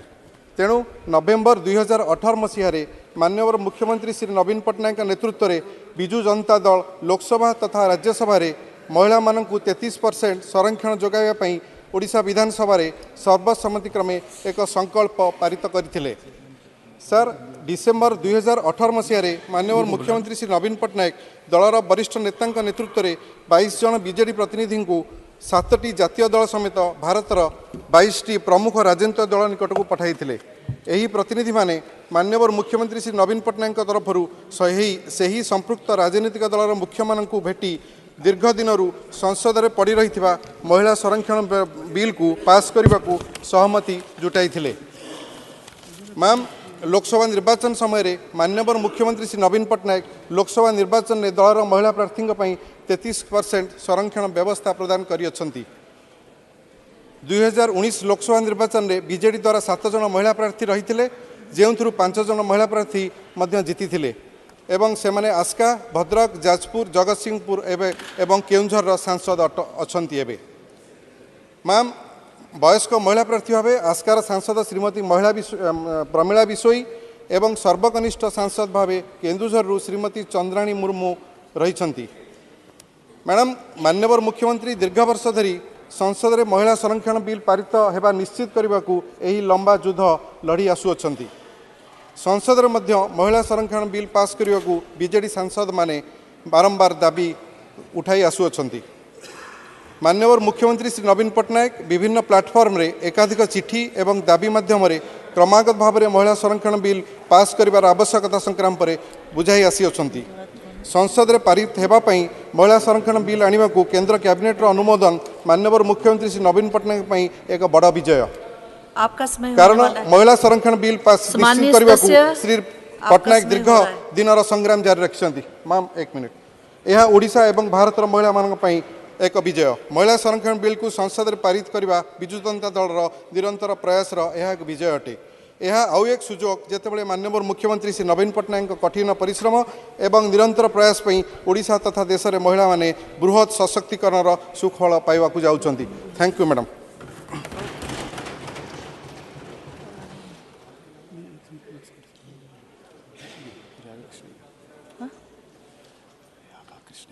अच्छा, Shri रायगा कृष्णया।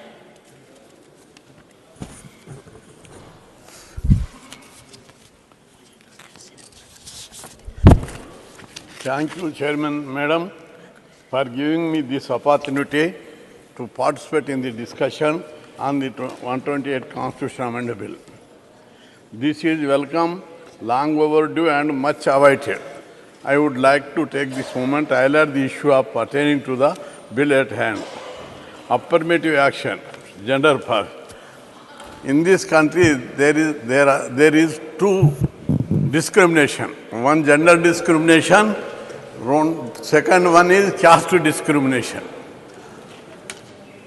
By introducing this women bill, gender discrimination gradually calmed down. But there is a caste discrimination. But because to remove the caste discrimination, women bill, in this women bill, I want to suggest to the central government, this House, August House, to provide sub-quota to OBC women also. If BC women are not represented in this women bill, the women bill will not meaningful. We supported this demand for reservation women as they have least political representation. But BC women are still underrepresented. Why this? There is no idea for proposal for giving them sub-quota. If technically sub-quota not possible, introduce the BC bill. It is clear that all political parties have soft spot for BCs. Moreover, the general representation of BC men is also very low, that is 15% below. Out of there, even after 75 years, it was not done to the justice to the backward classes. It is a democratic country which should give share to all castes and social groups according to their population. Then there will be a unity, integrity, peace in this country. For that, it is wrong not to give due share to BCs. It is time to give BC constitutional rights and share. In 75 years democracy, 56% population of BCs has 15% in the political sphere and 16% in employment sphere, 1% in industrial sector, 5% in private jobs. Represent the need for BCs to give share according to the population. We request BCs who are not given share according to their population, all sectors, there would be a rebellion in the country in not higher 20% to 2%, higher judiciary. But it is just not enough giving a few schemes for welfare of backward classes and providing reservation BCs in education and employment. Real development of BC come only when they get political power.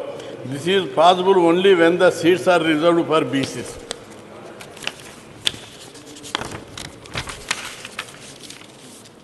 Indian Constitution has been amended 120 times, but it has not been amended even once for political power.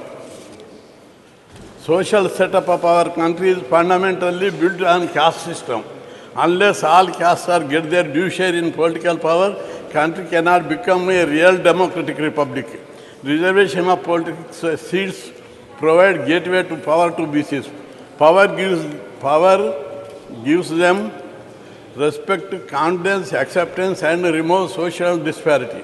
Power to BC evolves them to bring forth the difficulties, problems, miseries of backward classes, notice of the country at large, enable the rulers to take right steps for their development. The present socio-economic political setup of our society is designed against the interest of backward classes. To change the present setup, it is essential to give due share to OBC in legislative bodies. Political power has become a right to property. Those people who are ruling and inherited their own successive generation. Please conclude. But now in India, democracy is going on, social change process has begun. But BCs constituted bulk of the productive workforce in India, where it is agriculture sector or industrial sector or service sector. It is desirable to make their participation in law-making bodies. It is meaningful. Madam, I am fighting for the 50 years for backward classes. आपका समय हो गया माननीय 5 minutes. In any egalitarian society, power should be shared equally to all the sections of the society. When we talk power, it means economic power, political power, and social cultural status in our society. There is almost monopoly all these three types of power held by the higher caste. समय हो गया. आपका समय हो गया. Please conclude. Just 1 minute. Even after 75 years of independence, India has no separate BC ministry department. We have no reservation in private sector regarding सुश्री कविता पाटीदार. आपका समय हो गया माननीय सदस्य. सुश्री कविता पाटीदार. बहुत बहुत धन्यवाद माननीय प्लीज बैठिए सदस्य. आपका समय हो गया. आपका समय हो गया. सुश्री कविता पाटीदार. बहुत बहुत धन्यवाद माननीय उपसभापति महोदया, आपने मुझे बोलने का अवसर प्रदान किया. मैं नारी शक्ति वंदन अधिनियम के समर्थन में बात करने के लिए आप सभी के बीच में खड़ी हुई हूँ. सबसे पहले मैं देश के यशस्वी प्रधानमंत्री माननीय मोदी जी को हृदय से कोटि कोटि धन्यवाद प्रेषित करती हूँ, जिन्होंने हिंदू संस्कृति के इस पर्व गणेश आराधना के समय महिला बिल को लाने का सदन में काम किया है. माननीय महोदय, जब आज देश दुनिया की तीसरी बड़ी ताकत बनने की ओर अग्रसर है, ऐसे समय सशक्त भारत के निर्माण में महिलाओं की भागीदारी बहुत महत्वपूर्ण हो जाती है. आज मैं इतिहास की तरफ देखूं तो रानी लक्ष्मीबाई की बात कहूं या कल्पना चावला की, या वर्तमान में आज देश के सर्वोच्च पद पर आसीन हमारी महामहिम राष्ट्रपति आदरणीय द्रौपदी मुर्मू जी के नेतृत्व का वर्णन कर लूं, हम जानते हैं कि हमारा देश महिला के सामर्थ्य और शक्ति का साक्षी रहा है. ये दुनिया एक गुलशन है तो नारी उसकी माली है, वो झुक जाए तो सीता है और अड़ जाए तो चंडी काली है. देश की ऐसे सशक्त नारी की चिंता कर देश के चिंतन में उनकी भागीदारी को सुनिश्चित करने का काम माननीय प्रधानमंत्री आदरणीय मोदी जी ने किया है. हमने भगवान शिव के अर्धनारीश्वर स्वरूप को भी देखा है, जिसके माध्यम से संसार को नारी के अस्तित्व की आवश्यकता का संदेश दिया गया है. एक तरफ धर्म है तो दूसरी तरफ संस्कार. ये हमारे संस्कार ही है कि हमारे भारत देश को भी हम भारत माता कहकर पुकारते हैं, और इसी माँ भारती के उज्जवल भविष्य को सुनिश्चित करने के लिए महिलाओं के सामर्थ्य की उपयोग करने के लिए ये बिल माननीय मोदी जी के द्वारा इस सदन में लाया गया है. माननीय सभापति महोदया, पिछले विगत 9 वर्षों से केंद्र की सरकार ने माननीय मोदी जी के नेतृत्व में न सिर्फ महिलाओं के आगे अनेक अवसर उपलब्ध कराए हैं, अपितु उनके जीवन स्तर में सुधार के लिए विभिन्न योजनाओं के माध्यम से प्रयास भी किया है. उज्ज्वला योजना हो, मातृ वंदना योजना हो, शौचालय निर्माण की बात करूं, बेटी पढ़ाओ बेटी बचाओ की बात कहूं, महिला सशक्तिकरण, इन सभी योजनाओं के माध्यम से महिला के अधिकारों में वृद्धि के संकल्प को पूरा किया. हम सिर्फ राजनीति के लिए या वोट के लिए महिलाओं का नाम नहीं लेते हैं, मैं पूर्ण विश्वास के साथ इस बात को इस सदन में कहती हूं कि पिछले 9 वर्षों में हमारी सरकार ने हमारी बहन बेटियों के जीवन चक्र से जुड़ी हर समस्या पर ध्यान देकर उसके समाधान का प्रयास किया है। पिछले 9 वर्षों से भारत में जिस प्रकार वुमेन एम्पावरमेंट के लिए काम किया है, उसका परिणाम आज नजर भी आने लगा है। आज हम देख रहे हैं कि भारत में महिलाओं की संख्या बढ़ी है। भारत में साइंस, टेक्नोलॉजी, इंजीनियरिंग, मैथ्स में लड़कियों की भागीदारी आज 43% है। आज मैं मध्य प्रदेश की बात करूं तो मध्य प्रदेश में आज बेटियों का जन्म उत्सव बना है। लाडली लक्ष्मी जैसी योजना को पूरे देश ने सहारा है।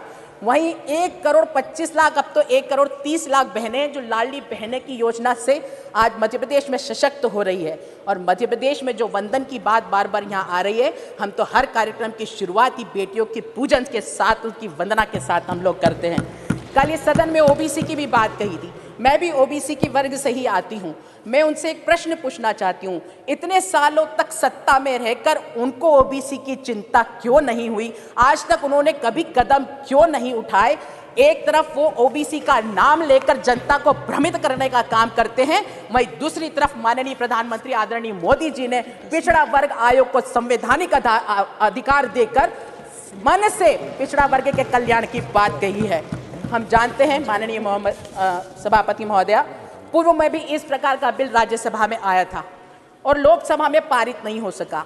4 साल तक उसको लंबित करने का काम किया गया है। और हम तो ये जानते हैं कि ईश्वर का दिया कभी अल्प नहीं होता और जो बीच में छूट जाए वो संकल्प नहीं होता। इस संकल्प को सिद्धि तक पहुंचाने का दृढ़ शक्ति के साथ इस सदन में लाने का काम अगर किसी ने किया है तो माननीय मोदी जी ने। मैं हृदय से उनको धन्यवाद देती हूं कि वर्षों से लंबित इस बिल को इस सदन में उन्होंने पेश किया। जैसे ही यह बिल पारित होता है, देश की लोकसभा व देश की सभी राज्यों की विधानसभा में 1/3 स्थान मातृशक्ति के लिए आरक्षित हो जाएगी और साथ ही SC व ST वर्ग के लिए जितनी भी सीट आरक्षित है उसमें से भी 1/3 महिलाओं के लिए आरक्षित हो जाएगी। इतिहास को बदलने वाला यह बिल न सिर्फ महिलाओं को राजनीतिक रूप से सशक्त करेगा, अपितु इस महिला के सामाजिक और आर्थिक सशक्तिकरण के मार्ग को भी प्रशस्त करेगा। मैं पूर्ण विश्वास के साथ ये कहती हूँ कि संवेदना और ममता की प्रतिपूर्ति नारी के नेतृत्व में निर्णयों में भी संवेदना का समावेश होगा। आज जैसे हम कुछ युक्ति बोलते हैं कि हर पुरुष की प्रगति के पीछे नारी का हाथ होता है, इस सदन में मुझे ये बोलते बहुत गर्व है कि हम सब बहनों की प्रगति के पीछे इस देश के प्रधानमंत्री माननीय मोदी जी का ताकत और साथ है, जो पूरे देश की बहनों से ये कह रहा है कि नहीं वक्त सोने का अब है, जाग उठो भारत नारी, गया शांति का वक्त, आज बनकर चलो आग की चिंगारी, बनकर सीता के समान वध रावण का करवाना है, आज कटारी बांध कमर में स्वयं युद्ध में जाना है, भाव भीरुता का तजकर तुम करो शेर की सवारी, नहीं वक्त सोने का अब है, जाग उठो भारत नारी, जाग उठो भारत नारी। मैं माननीय प्रधानमंत्री जी को बहुत धन्यवाद देती हूँ जिन्होंने एक निर्णायक एजेंडा निर्धारित किया और यह खोखले वादों के विपरीत आज एक स्पष्ट वास्तविकता बन गई है।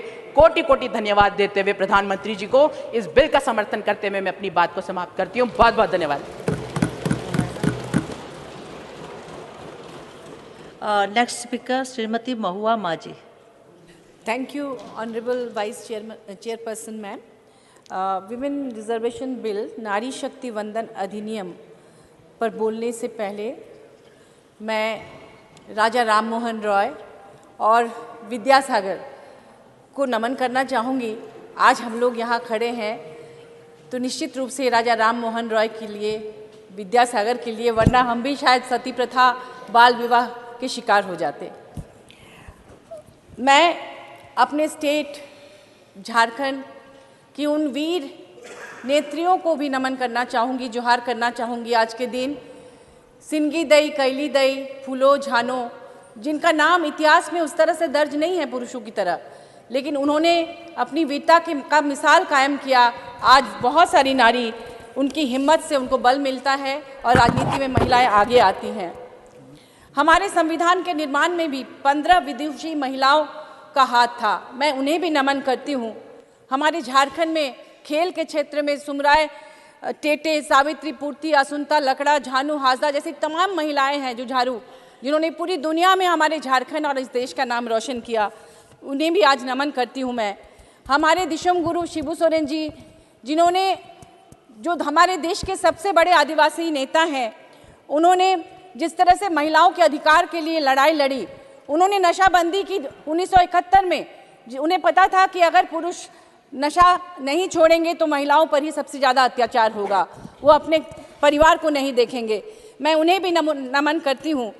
हमारे माननीय मुख्यमंत्री हेमंत सोरेन जी, जिन्होंने पिछली सरकारों में जो महिलाएं ट्रैफिकिंग की शिकार होती थी, उन्होंने बल दिया, आत्मसम्मान के साथ अपने स्टेट में रोजगार देने के लिए उन्होंने ढेर सारी योजनाएं लॉन्च की, चाहे वह पलाश ब्रांड हो, सावित्रीबाई फुले किशोरी समृद्धि योजना हो, या फिर फुलो झानो आशीर्वाद योजना हो, पोटो हो, खेल योजना हो, तरह तरह की योजनाओं के माध्यम से उन्होंने किया।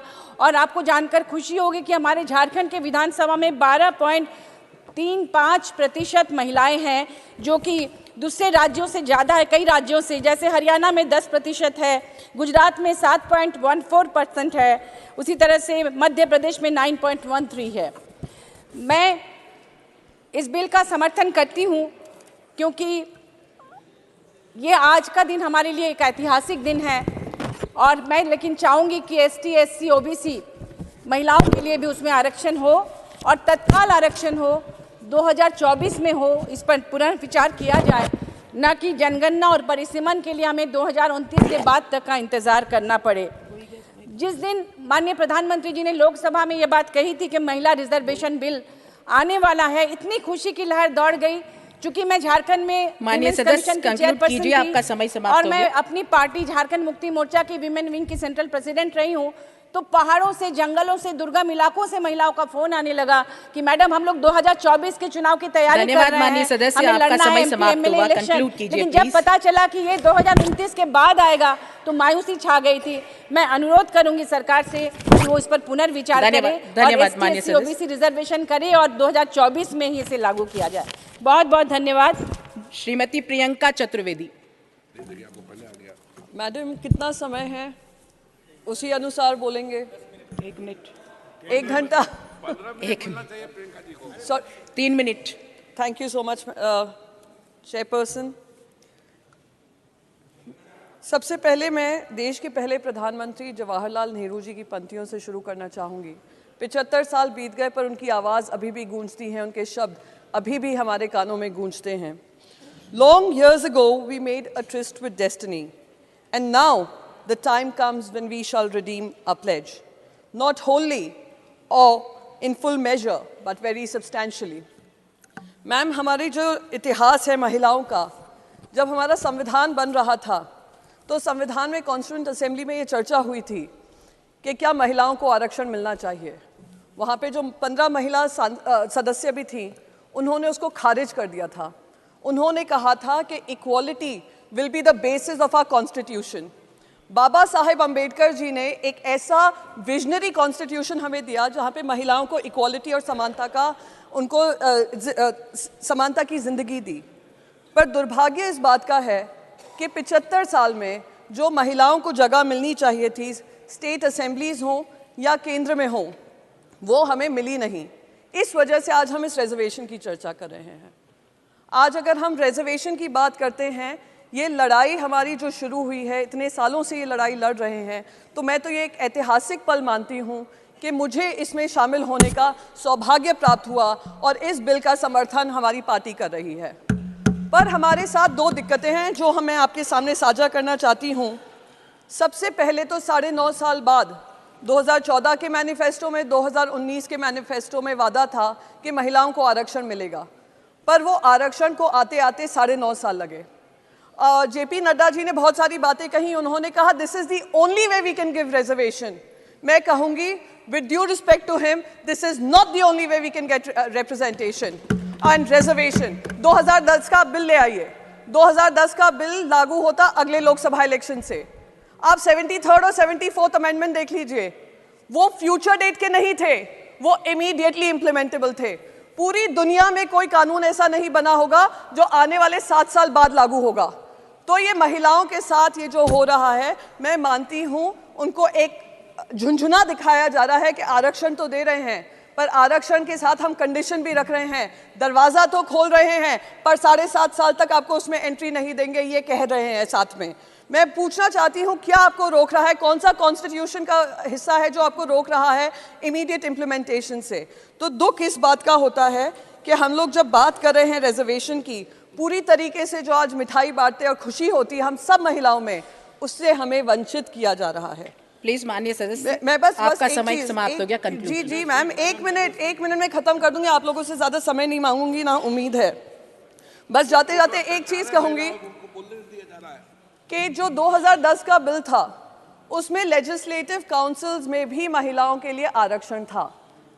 तो लेजिस्लेटिव काउंसिल और राज्यसभा में आप भी सांसद हैं, मैं भी सांसद हूं, जितना लोकसभा में उन महिलाओं का रिप्रेजेंटेशन है राज्यसभा में नहीं है। माननीय तो सदस्य, उधर भी आपका समय लागू होना समाप्त हो चाहिए। गया। बस इसी बात को कहते हुए मैं इसको वेलकम करती हूं, मैं इसको सपोर्ट करती हूं और एक ऐसा ऐतिहासिक दिन हम रचने जा रहे हैं, उसको मैं आप सभी का जिनने सपोर्ट किया है आभार व्यक्त करूंगी। धन्यवाद। माननीय सदस्य श्री सुशील कुमार मोदी जी।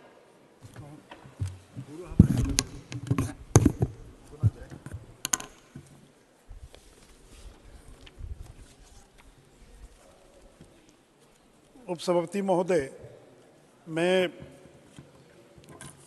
संविधान के 128वें संशोधन विधेयक के समर्थन में बोलने के लिए खड़ा हुआ हूं।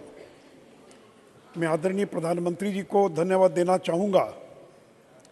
किसी संसद ने आज से कुछ वर्ष पूर्व इकोनॉमिकली वीकर सेक्शन के लिए 10% का आरक्षण संबंधी संविधान संशोधन विधेयक सर्वसम्मति से पारित किया था और आज महिलाओं को 33% आरक्षण लोकसभा और विधानसभा में लागू करने के लिए संविधान का ये 128वां संविधान संशोधन विधेयक पेश किया जा रहा है, जिस पर आज ये चर्चा हो रही है। उपसभापति महोदय, जिससे मेरे पूर्व के लोगों ने बताया कि इसके पहले भी 4 बार प्रयास किया जा चुका है संविधान में संशोधन करने हेतु और ये 5वां प्रयास है। इसके पहले 2 बार श्री अटल बिहारी वाजपेयी की सरकार के समय प्रयास हुआ, 1 बार देवगौड़ा जी के समय में प्रयास हुआ, 1 बार डॉक्टर मनमोहन सिंह जी की सरकार के समय प्रयास हुआ, परंतु चारों प्रयास विफल हो गए। लेकिन मुझे खुशी है कि आज श्री नरेंद्र मोदी जी के नेतृत्व में जो सरकार चल रही है उसके प्रयास से कल लोकसभा में सर्वसम्मति से लगभग पारित हो गया और आज विधानसभा से ये पारित होने जा रहा है। उपसभापति महोदय, इसके पहले ये 4 बार क्यों नहीं पारित हो पाया? मैं यहाँ बैठे लोगों को इतिहास थोड़ा बताना चाहूँगा कि 1998 में जब अटल जी की सरकार के दौरान ये बिल सदन में पेश किया गया तो राष्ट्रीय जनता दल के एक सांसद जो बिहार सरकार में मंत्री हैं श्री सुरेंद्र यादव, उन्होंने आडवाणी जी के हाथ से बिल की कॉपी लेकर फाड़ दिया और सदन में इतना हंगामा हुआ कि सदन को स्थगित करना पड़ा और वो बिल कभी पारित नहीं हो पाया। इतना ही नहीं सहती महोदय कि जब 6 मई 2008 को 108वां संविधान संशोधन बिल पेश किया जा रहा था तो सदन का माहौल क्या था? हंसराज भारद्वाज उस समय लॉ मिनिस्टर थे, उन पर कोई हमला न करे उनको बचाने के लिए वो पहली पंक्ति में नहीं बैठे, वो सेकंड रो में बैठे और उनके बगल में 2 महिला सांसदों को बैठाया गया, सुश्री अंबिका सोनी और कुमारी शैलजा, और जो बीच का रास्ता जो आइल है that was guarded by Renuka Chowdhury, Jayanthi Natarajan and Alka Balram Kshatriya. और हंसराज भारद्वाज जैसे ही खड़े हुए पेश करने के लिए समाजवादी पार्टी के एमपी थे अबू असीम काजमी, वो छीनने के लिए दौड़ पड़े, रेणुका चौधरी कूद पड़ी। इसी कन्फ्यूज़न में जल्दबाजी में हंसराज भारद्वाज ने बिल इंट्रोड्यूस कर दिया और पीएस कुरियन जो से प्रिजाइडिंग ऑफिसर थे उन्होंने तुरंत उस बिल को स्टैंडिंग कमेटी को रेफर कर दिया। तो सभापति महोदय, ये हाल था कि किस माहौल में, इतना ही नहीं, जब स्टैंडिंग कमेटी से बिल स्वीकृत होकर जब आया और सदन के अंदर 8 मार्च 2010 को पेश किया गया तो समाजवादी पार्टी के नंद किशोर यादव और कमाल अख्तर ये सभापति अंसारी की मेज पर चढ़ गए नंद किशोर ने माइक को उखाड़ कर फेंक दिया, आरजेडी के राजनीतिक प्रसाद ने विधेयक की प्रति फाड़ दी, सभापति की कुर्सी पर फेंक दिया, समाजवादी पार्टी के वीरपाल यादव, एलजेपी के साबिर अली, आरजेडी के सुभाष यादव, एजाज अली, उन्हें बोलने दीजिए, 7 लोगों को माननीय सदस्य बोलने दीजिए, निलंबित कर दिया गया। मैं केवल ये बताना चाह रहा हूं कि 4 बार जो बिल पारित करने का जो प्रयास हुआ, वो क्यों नहीं वो बिल क्यों नहीं पारित हो पाया, ये सदन को जानना आवश्यक है।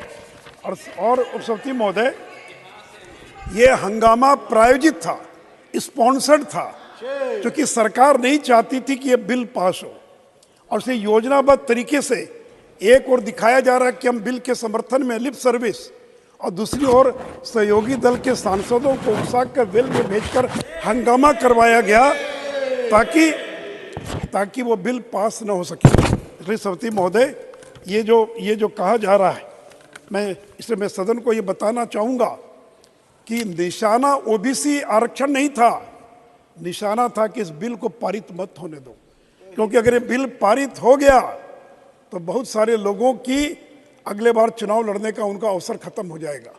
और इसलिए प्लान्ड वे में, योजनाबद्ध तरीके से, प्रायोजित तरीके से और इस बिल का विरोध किया गया। सभापति महोदय, और सभापति महोदय, जो लोग कहते हैं कि भारतीय जनता पार्टी आरक्षण विरोधी है, पिछड़ा विरोधी है, मैं उनको इतिहास बताना चाहूँगा कि पहला जो बैकवर्ड क्लासेस कमीशन बना काका कालेलकर की अध्यक्षता में, ये पंडित नेहरू के समय में बना था।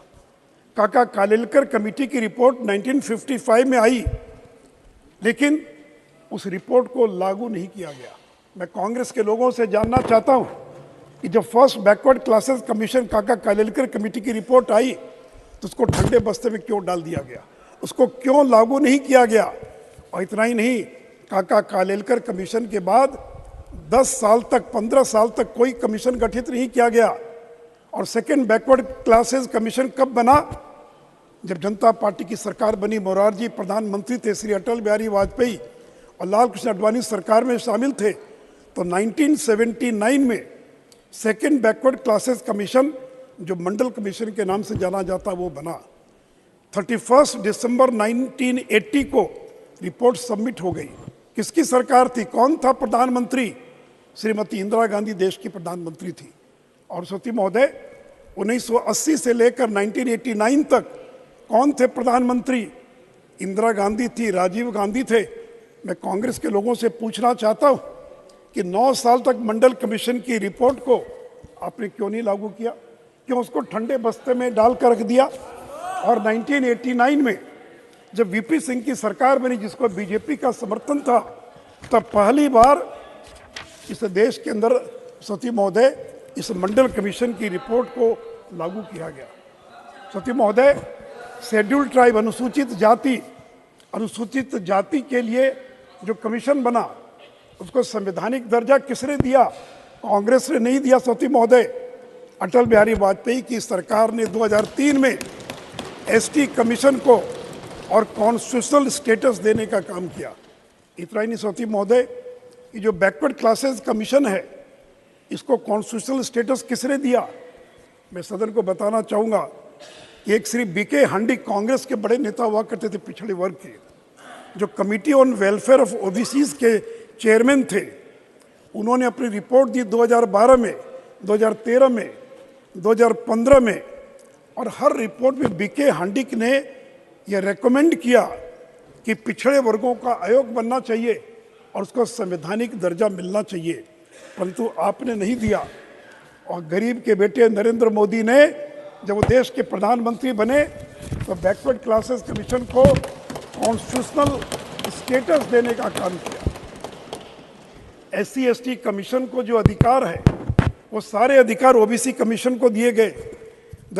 The backward classes commission has all the power of civil court to summon and enforce the attendance, production of documents, evidence on affidavit। और सती महोदय, EWS को 10% आरक्षण पहली बार किसने दिया? नरसिंहा राव जब देश के प्रधानमंत्री बने, तो नरसिंहा राव जी ने एग्जीक्यूटिव ऑर्डर से एक 4 लाइन का एग्जीक्यूटिव ऑर्डर निकाल दिया और कहा कि ऊंची जाति के गरीब लोगों को हम 10% का आरक्षण दे रहे हैं। अतिथि महोदय, जब इंदिरा सावनी का केस जब सुप्रीम कोर्ट में गया तो उस 4 लाइन के एग्जीक्यूटिव ऑर्डर को सुप्रीम कोर्ट ने खारिज कर दिया। और मैं जानना चाहता हूं कि सदन में बैठे कांग्रेस के लोगों से, जब ईडब्ल्यूएस का जो आरक्षण था वो जब 25 सितंबर 1991 को जब खारिज कर दिया तो 10 साल तक आपने ईडब्ल्यूएस को आरक्षण क्यों नहीं दिया? और किसने फिर आरक्षण दिया ईडब्ल्यूएस को? श्री नरेंद्र दामोदर दास मोदी ने ऊंची जाति के गरीब लोगों को आरक्षण देने का काम किया। मैं इसका जिक्र इसलिए भी कर रहा हूँ सौती महोदय, जो लोग कहते हैं कि जल्दी से जल्दी लागू कर दो। कल मैं भाषण सुन रहा था लोकसभा के अंदर कांग्रेस के नेताओं का, कहते कि 24 में लागू कर दो, तत्काल लागू कर दो। तो आप क्या चाहते हैं कि ईडब्ल्यूएस के आरक्षण को जिस तरह से 4 लाइन के एग्जीक्यूटिव ऑर्डर को सुप्रीम कोर्ट ने खारिज कर दिया, कि आप चाहते हैं कि महिला आरक्षण विधेयक को भी इसी प्रकार सुप्रीम कोर्ट खारिज कर दे? सौती महोदय, ये नरेंद्र मोदी की सरकार है और उन्होंने जब 103rd अमेंडमेंट किया ईडब्ल्यूएस आरक्षण के लिए, तो आर्टिकल 15 और 16 में एक नया सब सेक्शन 6 जोड़ा गया जो कहता है, आप कंक्लूड कीजिए, समय समाप्त हो रहा है। Nothing in this article shall prevent the state from making any special provision for the advancement of any economically and weaker section of citizens other than। सती महोदय, सुप्रीम कोर्ट ने इसको अपहेल्ड किया, इसलिए हम सोच समझकर कि डिलिमिटेशन कमीशन बनेगा, सेंसस के फिगर आएंगे और तब 2029 में लागू करेंगे। अगर जल्दबाजी में लागू कर दिया सती महोदय तो कल कोई पीएल में चला जाएगा, यही लोग पीएल में किसी को खड़ा कर देंगे और सुप्रीम कोर्ट इस महिला आरक्षण विधेयक को खारिज कर देगा। लेकिन जिस तरह से ईडब्ल्यूएस आरक्षण को हमने खारिज नहीं होने दिया और सुप्रीम कोर्ट ने उसको अपहेल्ड किया, मुझे पूरा विश्वास है सती महोदय, आप शांत रहे, बोलने दीजिए। और सती महोदय, इतना ही नहीं तो नवोदय विद्यालय, केंद्रीय विद्यालय, मिलिट्री स्कूल में इन लोगों ने कभी ओबीसी आरक्षण नहीं दिया। मैं धन्यवाद देना चाहूँगा, धर्मेंद्र प्रधान जी बैठे और नरेंद्र मोदी की सरकार ने 27% का आरक्षण ओबीसी को दिया और आज उसका परिणाम है कि 4 लाख से ज़्यादा ओबीसी के बच्चे वो केंद्रीय विद्यालय में, नवोदय विद्यालय में, मिलिट्री स्कूल में वो दाखिला ले पाए हैं। इतना ही नहीं सोती महोदय, assistant professor, please please please please please शांत रहिए। माननीय सदस्य, आप शांत रहिए, शांत रहिए। असिस्टेंट प्रोफेसर, वो सब जा रहे हैं, शांत रहिए, शांत रहिए। में इलाहाबाद हाईकोर्ट ने कहा, शांत रहिए, प्लीज शांत रहिए। डिपार्टमेंट को और यूनिट माना जाएगा। वो जा चुके हैं, हमने विश्वविद्यालय को यूनिट माननीय सदस्य वो जा चुके हैं, आरक्षण देने शांत रहिए। सती महोदय, प्लीज शांत रहिए, शांत रहिए। सेंट्रल हॉल में बाबा साहब अंबेडकर का चित्र किन लोगों ने नहीं लगने दिया? बाबा साहब अंबेडकर के मरने के कितने वर्षों के बाद सेंट्रल हॉल में बाबा साहब अंबेडकर का चित्र लगा। 34 साल के बाद बाबा साहब अंबेडकर को भारत रत्न किसके कार्य से मिला, किसके कार्यकाल में मिला? सौती महोदय, और सौती महोदय,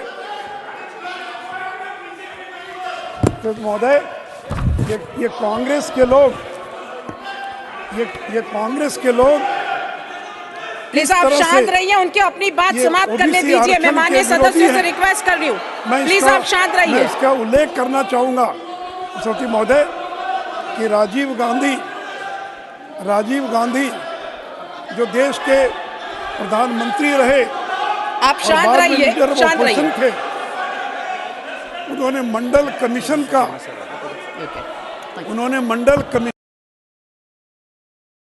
का और विरोध किया। सौती महोदय, 6 सितंबर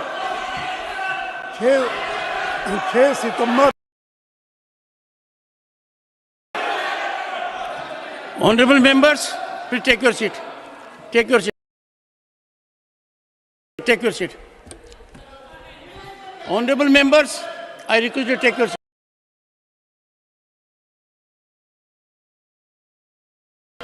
I will. Jayaji, take.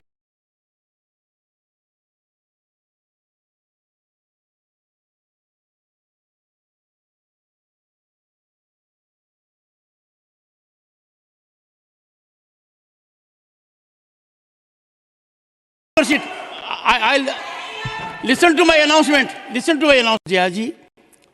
Very well meaning that it is a matter to be probed. It's a matter. 1 second. Please listen to Jayaji. On this day, women's reservation. Let us. So, ma'am, before that, sir ये बहुत give us light. Give us enlightenment. नहीं sir, मैं तो जो अभी incident हुआ उसके ऊपर कहना चाहती हूँ। हाँ, उसी पर मैं। हाँ सर, इस बात को मैं इस हाउस में नहीं लाना चाहती थी। कल बात ऐसी हुई, वो अच्छी तरह से निभ गई जब आपने कहा कि गैलरी में बच्चियां बैठी हुई हैं। फिर उसके बाद आपने मेरे करियर के बारे में बात किया और निर्मला जी ने भी बात किया। मैंने उस बात को आगे छेड़ा नहीं। मैं आपको बता रही हूँ, मेरा पर्सनल एक्सपीरियंस है। परसों के दिन और कल मैं जितने बार बाहर गई घर जाने के लिए, लंच हो या जो भी ब्रेक हो, groups of women where coming और उन्होंने सबने मुझसे कहा हम आपके फैन हैं मगर हम बीजेपी सपोर्टर हैं। I am sorry sir, I did not want to bring this into the house, but after what happened just now I am forced to bring it to your notice. देखिए, आपको जितना चिल्लाना है आप चिल्ला लीजिए, जितना चिल्लाना है चिल्ला लीजिए। जो रियलिटी है उसको देखिए, प्रियंका, जो रियलिटी है उसको देखिए। No Pramod Tiwari ji, Jaya ji, I have taken note of it. I have taken note of it. Sir, ये पूरा परिसर आपके अधीन है। पूरा परिसर, पूरा कैंपस आपके अधीन है जो राज्यसभा का है। हम सुनियोजित ढंग से देख रहे हैं। इसमें ये पता लगाना चाहिए कि किसकी रिकमेंडेशन पर, किस सदस्य की रिकमेंडेशन पर ये आए थे जो आए थे। तो उस सदस्य के खिलाफ, एक मिनट पूरा कर दूं मैं, उस सदस्य के खिलाफ कठोरतम कार्रवाई हो। दूसरी बात सर, ये सदन को क्या कर लिया गया है, आपके परिसर को ग्रुप में हम जाते हैं, बाहर देखते हैं, कहते साहब हम आपके साथ नहीं, लेकिन हम इस वार्ड से आए हैं, हम इस एरिया से आए। तो भाजपा सुनियोजित ढंग से राज्यसभा की मर्यादा का हनन कर रही है, इसलिए मैं आपकी व्यवस्था चाहता हूं। So, ऑनरेबल कौन बोल रहे थे? मिस्टर सुशील कुमार मोदी। सभापति महोदय, मैं चर्चा कर रहा था कि कांग्रेस पार्टी किस तरह से ओबीसी विरोधी रही है और उसका मैं उदाहरण देना चाहूँगा और डॉक्यूमेंट्स के साथ कि 6 सितंबर 1990 को जब इसी सदन के अंदर 193 में discussion on Mandal commission Lok Sabha में जब चर्चा हो रही थी, तो उसमें तत्कालीन जो कांग्रेस के दिग्गज नेता हैं राजीव गांधी, उनका मैं भाषण को कोट कर रहा हूँ और मंडल कमीशन पर कह रहे हैं Rajiv Gandhi, to me it is breaking of my country, break of my country may not be important to you. You have taken country to the edge of caste war. It is Rajya Sabha, yani VP Singh, who's trying to divide our country on caste and religion. The Congress cannot stand by and watch this nation being divided for the political convenience of one individual. Why are you dividing the country? और इतना नहीं सोती महोदय, ये भी कहा राजीव गांधी ने, hasty decision Mandal commission की रिपोर्ट पर, the country is not prepared for it, this will compromise the goal of casteless society and promote casteism.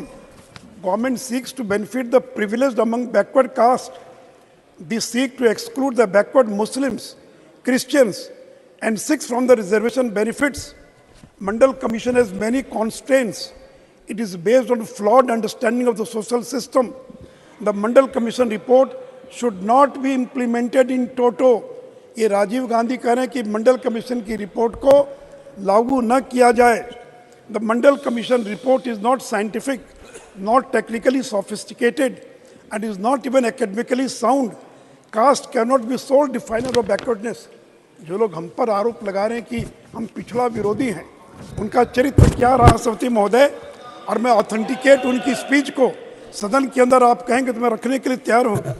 इतना ही नहीं सभापति महोदय, मैं एक पत्र आपके सामने पढ़ रहा हूँ, उसको भी आप कहेंगे मैं ऑथेंटिकेट करने के लिए तैयार हूँ।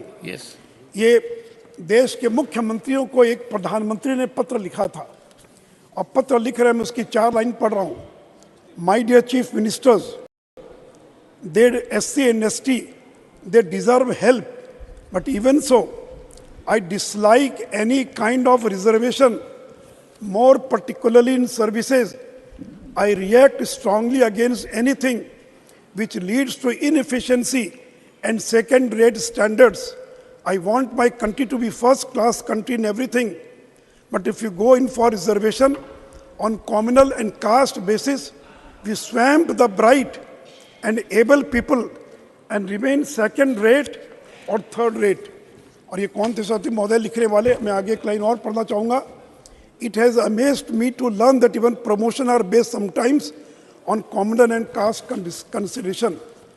तत्कालीन प्रधानमंत्री श्री पंडित नेहरू जी ने 27 जून 1961 को देश के मुख्यमंत्रियों को जो पत्र लिखा था, जो मैंने आपके सामने अभी पढ़ने का काम किया है। Put it on the table of the house. जी, मैं तैयार हूँ रखने के लिए। सभापति महोदय, जो लोग ये कहते हैं कि इसमें ओबीसी रिजर्वेशन का प्रावधान क्यों नहीं है, मैं उन लोगों से कल ये पूछना चाहता हूँ कि जो 2010 में जब आपने बिल पेश किया था संसद के अंदर, तो आपने क्या उसके अंदर प्रावधान किया था?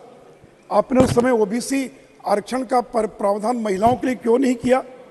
जब 76 और 77 अमेंडमेंट जो पंचायत और नगर निकाय के अंदर SC ST के रिजर्वेशन के लिए जो बिल आया, उसमें आपने, और महिलाओं के लिए भी प्रावधान किया गया, उसमें आपने ओबीसी आरक्षण का प्रावधान क्यों नहीं किया? उपसभापति महोदय, ओबीसी आरक्षण तो बहाना था, महिला बिल रोकना ये असली निशाना था। हर एक को ये डर था कि हमारी सीट का क्या होगा। सभापति महोदय, कल अमित शाह जी ने भी लोकसभा में बताया कि संविधान 3 प्रकार की श्रेणी का ही इजाज़त देता है, शेड्यूल्ड कास्ट, शेड्यूल्ड ट्राइब और जनरल, और इन्हीं 3 के अंदर हॉरिजॉन्टल रिजर्वेशन महिलाओं को देने का प्रावधान किया गया है। हम किसी नई श्रेणी को नहीं दे रहे। लोकसभा और विधानसभा में कभी भी ओबीसी आरक्षण नहीं रहा है।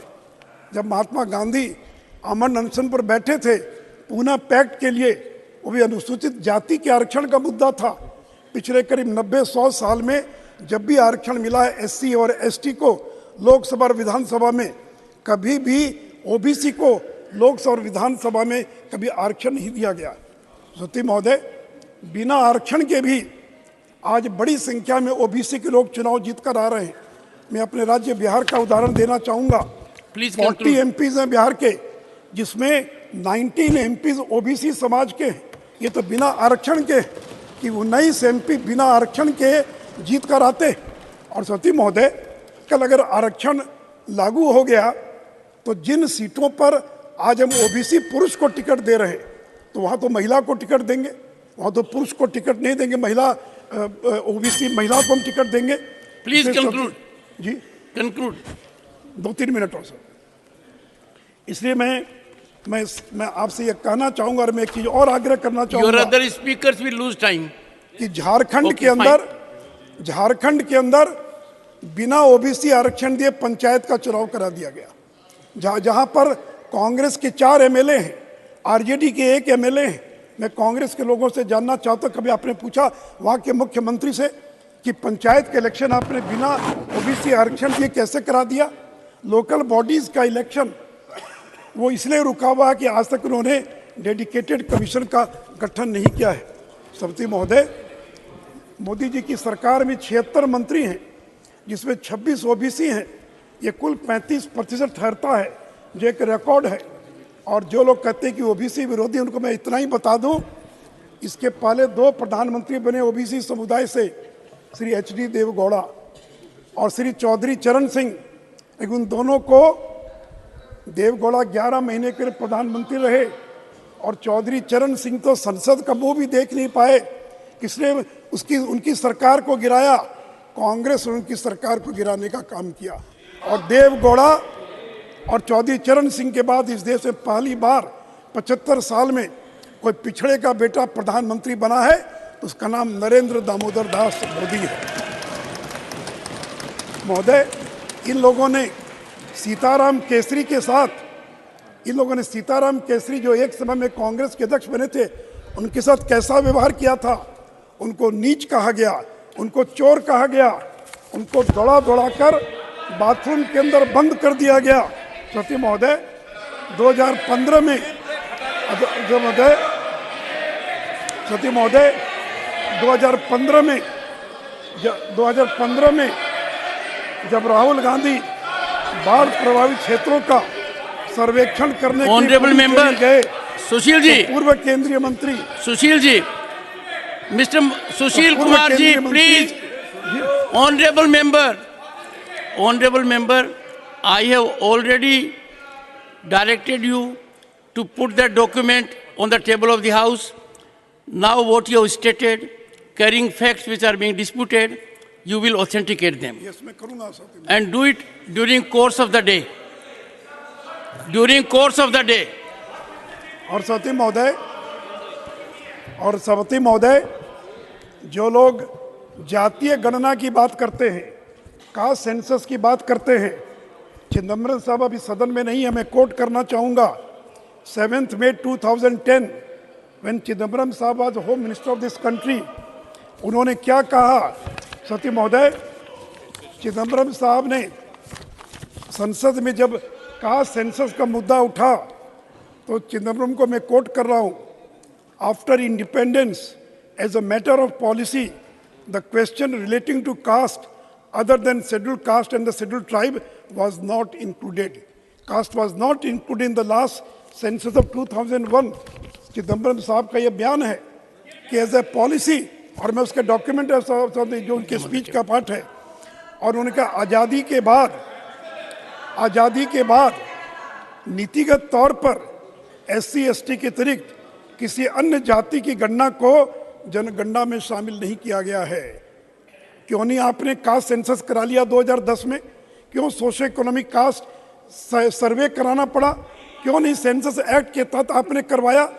और चिदम्बरम ने यह भी कहा, RGI का मत था कि जनगणना के साथ जातीय गणना कराने में अनेक लॉजिस्टिक और व्यवहारिक कठिनाइयां हैं, और इसे जनगणना की पूरी प्रक्रिया अस्त व्यस्त हो जाएगी। और यूपीए सरकार ने जनगणना 2011 के साथ कास्ट सेंसस की मांग को अस्वीकार कर दिया था। कंक्लूड। 2 मिनट और सकते। और सती महोदय, जो सोशियो इकोनॉमिक कास्ट सेंसस हुआ 2011 में, जिस 5,000 करोड़ खर्च हुए, उसमें पता है सदन को कितनी जातियां दर्ज हुई? 46 लाख, जबकि देश में 1931 के अनुसार देयर आर ओनली 4147 कास्ट, लेकिन 46 लाख कास्ट पर इन्यूमरेटेड इन सोशियो इकोनॉमिक कास्ट सेंसस। इसलिए सती महोदय, मैं सदन को यह आश्वस्त करना चाहता हूं, ये नरेंद्र मोदी हैं जो बोलते हैं वो करके दिखलाते हैं। जो उन्होंने कहा श्रीमती और फूलो देवी नेतम नहीं कर सकता था, जो उन्होंने महिलाओं को 33% का जो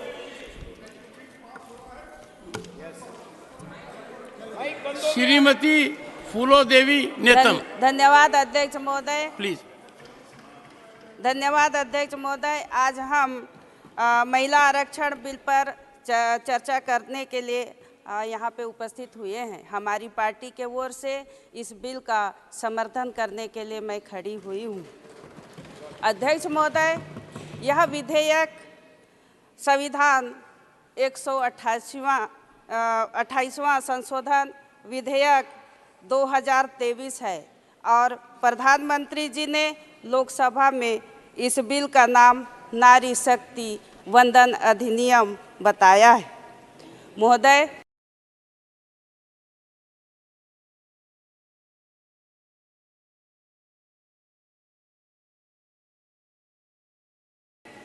महिला आरक्षण इस बिल ये विधेयक पूर्व प्रधानमंत्री श्री राजीव गांधी जी का सपना था। स्थानीय निकायों में महिलाओं की भागीदारी तय करने वाला संविधान संशोधन विधेयक हमारे राजीव गांधी जी लेकर आए थे। पूर्व प्रधानमंत्री श्री पी नरसिम्हा राव जी के नेतृत्व वाली कांग्रेस की सरकार ने इस प्रस्ताव को पारित करवाया, जिसके चलते आज देश में 15 लाख महिलाएं चुनी हुई महिला नेत्री हैं। आदरणीय महोदय, 2010 में डॉक्टर मनमोहन सिंह जी के नेतृत्व वाली कांग्रेस की सरकार ने महिला आरक्षण बिल को राज्यसभा में पारित करवाया। उसके बाद विपक्ष में रहते हुए सामने वाले लोग आज जो बड़ी बड़ी बातें कर रहे हैं, उनके चलते लोकसभा में ये प्रस्तुत नहीं हो पाया। महोदय, आदरणीय सोनिया गांधी जी ने पत्र लिखा, आदरणीय राहुल गांधी जी ने पत्र लिखा कि हम विपक्ष में हैं, ये महिला आरक्षण बिल को पारित किया जाए, हम आपके साथ हैं। उन्होंने हमेशा महिलाओं की बात की, महिलाओं को न्याय दिलाने की बात की, महिलाओं को अधिकार दिलाने की बात की। 9 साल बाद महिला आरक्षण बिल सरकार ने सुध ली है। देर आए दुरुस्त आए, अभी भी टाइम है, विपक्ष पूरे आपके साथ है। आज इस बिल का समर्थन देने के लिए हम खड़े हुए हैं। सोनिया गांधी जी ने हमेशा महिलाओं को आगे बढ़ाने का काम किया है। निश्चित तौर पर अध्यक्ष महोदय, मैं बस्तर से आती हूँ और घोर नक्सली क्षेत्र से आती हूँ। कहीं ना कहीं मैं पंचायती राज से जनपद अध्यक्ष के रूप में, जिला पंचायत अध्यक्ष के रूप में और विधायक से लेकर आज राज्यसभा के इस सफर के दौर में यहाँ पे आई हुई हूँ। ये पंचायती राज की बदौलत, ये राजीव गांधी जी के देन है, ये हमारे पूर्वजों, हमारे नेताओं की देन है, जो महिलाएं आगे आई हैं। आज राजनीति स्तर पे, सामाजिक स्तर पे और विकास की दृष्टिकोण से हर जगह महिलाएं आगे आई हुई हैं। आज आपके सामने महिलाओं के हक दिलाने की बात कर रही हूँ। हमारे देश में आधी आबादी महिलाओं की संख्या है। निश्चित तौर पर यह हमारे नेताओं की दूरदृष्टि का ही परिणाम है। मैं गर्व से कहती हूँ कि राज्यसभा में हमारे परसेंट के अनुसार महिलाओं की संख्या 17% है और उससे गर्व से कहूँगी कि छत्तीसगढ़ में पूरे देश में विधानसभा में सबसे ज़्यादा महिला विधायक हैं। अध्यक्ष महोदय, अभी तो खड़ी हुई हूँ बोलने के लिए और आपने समय नहीं दे रहे हैं, ये क्या बात हुई? आप बहुत अच्छा बोल रही हैं। समय 11 मिनट बचा था, आपको उसी हिसाब से दे रहा हूँ। अध्यक्ष महोदय, 30 सेकंड्स मोर। महिला हूँ, थोड़ा सा दया कर लीजिए। 30 सेकंड मोर, थोड़ा सा दया कर लीजिए। 2 मिनट का टाइम दीजिए। अध्यक्ष महोदय, जब देश की बात आई तो हम देश का भी नेतृत्व किया, पाकिस्तान भी लड़ाई की ओर उसके 2 टुकड़े किए, और अगर घर परिवार चलाने की बात आई तो भी हमारे सामने कोई नहीं टिका। आज महंगाई और बेरोजगारी भी लड़ रहे हैं, इतनी महंगाई में भी चला रहे हैं, सिलेंडर को भरवा नहीं पा रहे हैं। सामने वाले कह रहे थे कि हम सिलेंडर दिए, सिलेंडर को भरवा नहीं पा रहे महंगाई के कारण। आज भी फिर से चूल्हा जला रहे हैं, लकड़ी जला रहे हैं, चूल्हा को फूंक रहे हैं, चूल्हा का धुआं खा रहे हैं, आंखों में आंसू आ रहा है। ये महंगाई के कारण हो रहा है अध्यक्ष महोदय। और लेकिन सुजीत कुमार, क्योंकि 3 minutes 3 minutes carry on sir. Thank you ma'am. There will be no time for your last speaker. Okay, no time for last speaker. So she is the last speaker. 1 minute, man. Conclude. अध्यक्ष महोदय, मणिपुर में इतना अत्याचार हो रहा है, फिर भी हम चुप हैं। G20 में देश को शर्मसार नहीं किया हम, क्योंकि देशभक्त हैं। अध्यक्ष महोदय, आपने बार बार बैठने को लोग कह रहे हैं, आपका बात मान रही हूँ, लेकिन इस बिल का यहाँ पे मैं पूरे जोर से समर्थन करते हुए आपको धन्यवाद देती हूँ। Shri Sujeet Kumar. Thank you, Chairman, sir. Honorable member, 3 minutes. Sir, ours is the land where mothers and motherland has been given a pedestal greater than heaven. Janani Janmabhumi Saswarvati Garyasi. Sir, today the entire nation is captured by this bill which is being discussed in both the houses of parliament. Sir, virtually everyone is discussing this about it in passing or in detail. Sir, last month, sir, when Vikram landed in the south pole of the moon, sir, the place was called Nari Shakti. Sir, hopefully this bill will bring Shiv Shakti. Sir, hopefully this bill will bring Nari Shakti into our parliament and hopefully lead to better decision making and better policy making in our governance structure. Sir, every time I go to different places in Odisha for political work, sir, and I interact with sarpanchas, women block pramukhs and JP members, I ask myself, has the representation of women, the reservation for women in the PRI system led to better development outcomes at the grassroots? Has it led to better investment for women, for issues concerning women? And sir, the answer I found is an emphatic yes. Sir, I found that women in the PRI, in the Panchayati Raj systems and urban local bodies have been making very meaningful contributions. And also, sir, the concern which has been raised in many quarters that men are acting as proxies for women in the urban local bodies and the PRIs has been found to be baseless, sir. Sir, when we talk of women-led development, sir, I feel that the best case study today in the country is probably the state of Odisha, sir, and the Odisha model of development. Sir, I'll substantiate this with facts, sir. Sir, my party, Biju Janata Dal, and my Chief Minister, Naveen Patnaik, has always believed that no society, no country can be called a Vishwaguru unless women are given the pedestal they deserve. Sir, we have always believed in the empowerment of women in public life and in all spheres of social life, sir, social and economic life. Sir, please allow me to quote some statistics. Sir, even before the 73rd Amendment Act of 1993, sir, way back in 1992, the then Chief Minister, late Sri Biju Patnaik, had given 33% reservation for women in the Panchayati Raj, being the first state in the country to do so, sir. Subsequently, sir, his son, the current Chief Minister, Naveen Patnaik, in 2011, extended that to 50% in the PRIs, and in 2012, 50% in the urban local bodies, sir. Sir, in the month of November 2018, the government of Odisha passed a resolution in the State Assembly, sir, urging for 33% reservation in the Parliament and the State Assemblies. Then, sir, a month later, in December 2018, sir, Honorable Chief Minister of my state sent 22 delegations, sir, to all the parties, including 7 national parties. Senior leaders of our party went to these leaders, sir, trying to build a consensus that women reservation bill should be passed in the Parliament and women should get their due place under the sun. Thank you. Sir, just 30 seconds, sir, I'll conclude. Sir, in 2019 elections, 7 out of 21 Lok Sabha seats, sir, women got from our party, out of which 5 won. Sir, 42% of our BJD MPs are women in our Lok Sabha. We are talking of 33%, sir. We have already reached 42% in our party. Sir, not only political empowerment, we believe in social and economic empowerment. I can give you 2 examples, sir. Thank you. Sir, in 1991, Government of Odisha reserved 30% of all government jobs for women. Sir, we have a health scheme.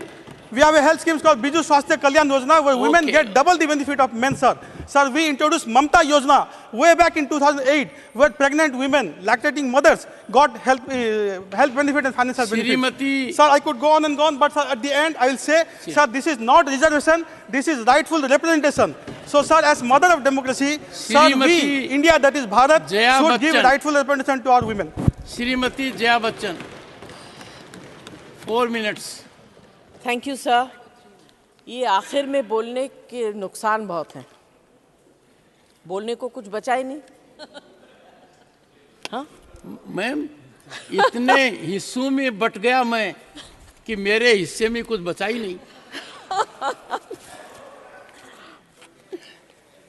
Sir, अभी आप तो समय मत गिनवाइए, ये तो गिनवाते ही हैं।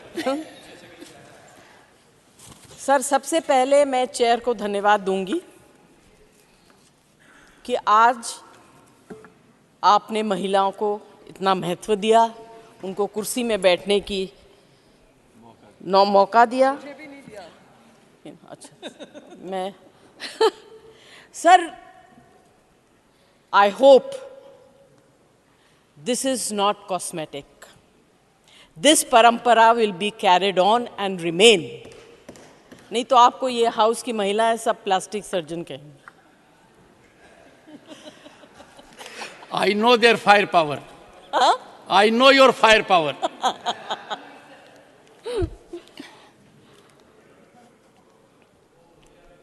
Sir, आपकी कुर्सी बहुत मजेदार है.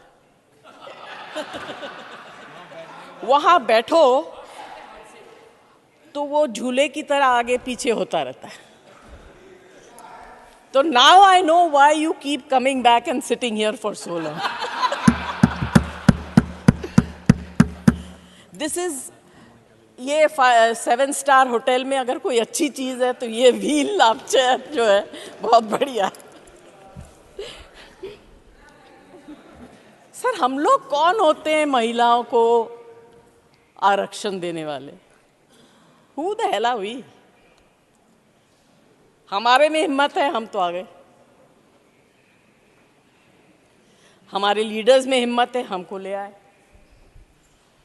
अब जिनको लाना चाहिए वो क्या कर रहे हैं मुझे पता नहीं. 29 तक आएगी, नहीं आएगी, इलेक्शन हो जाएगा, जीतेंगे, महिलाओं को हरा देंगे, जिताएंगे, ऐसे टिकट्स देंगे जहां से वो हार जाएंगी. ये सब ड्रामा बंद होना चाहिए सर. और स्पेशली इस हाउस में मुझे याद है राज्यसभा में वो बहुत मज़ेदार अच्छा घर था. वो बिल आया, सुषमा जी और वृंदा कारत जी उसके ऊपर बहुत लंबे लंबे भाषण दिए उन्होंने. बिल पास हो गया. इतना अच्छा लगा. बीजेपी, सीपीआईएम गले मिले, हंसे, जो बहुत मज़ा किया. गाली एसपी को दे दी. हमने अपोज नहीं किया. We asked for the same thing, reservation within reservation. मगर it suited everybody. माफ करिएगा, आप लोगों के यहाँ बहुत विद्वान हैं, मगर आप लोग सही वक्त पर चुप रहते हैं. उस वक्त आप लोगों ने भी हमारा साथ नहीं दिया था ना. आप कभी देते हैं, ऐसे तो चलता रहता. This is politics. अभी आप अगर बीच में बोलेंगे तो I will take great objection. I've been sitting quietly. Please do not make a comment. You have brought the bill. We are supporting the bill. Let us say what we want to say. हर चीज में sir इन लोग comment करते रहते हैं और हम करें तो फिर नाराज हो जाते हैं. आप मानते हैं ना सर? आप मानते हैं? मैं तो बीच में हूं. तब तो दोनों आपको परेशान करेंगे. सर, ये सबसे पहले मैं आप लोगों के अंदर, बाहर भी मुझे लोग पूछते हैं, एमपीज पूछते हैं, जर्नलिस्ट पूछते हैं कि आप लोग इस बिल के अगेंस्ट में हैं. हम इस बिल के अगेंस्ट में नहीं हैं. और मैं आपको कह सकती हूँ, हमारे इस हाउस के पार्टी के लीडर प्रोफेसर राम गोपाल यादव यहाँ बैठे हुए हैं, मेरे साथी जावेद अली यहाँ बैठे हुए हैं. हम सब इस बिल को सपोर्ट करते हैं, मगर हमारे कुछ कंडीशंस हैं. हमारे वही कंडीशंस हैं जो बाकी लोगों ने भी बताए. सर, एक चीज जो है, this has been bothering me for a while. If you are really serious, if you are really serious about giving tickets to 33% in the upcoming elections, especially to the representation of the minority community, which you have shown great empathy towards these Muslim women by bringing in the triple talaq. बहुत आपने उस वक्त triple तलाक के ऊपर बहुत बात की. अभी उनको दीजिए ticket. And if you are really serious, pass it. You have the strength, make the will. Do not bring anything which you do not mean.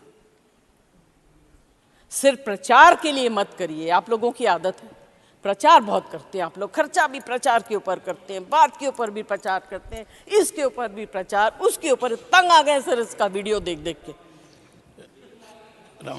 Thank you. I will, sir, I request on behalf of my party, reservation within reservation, and as everybody else has said, I support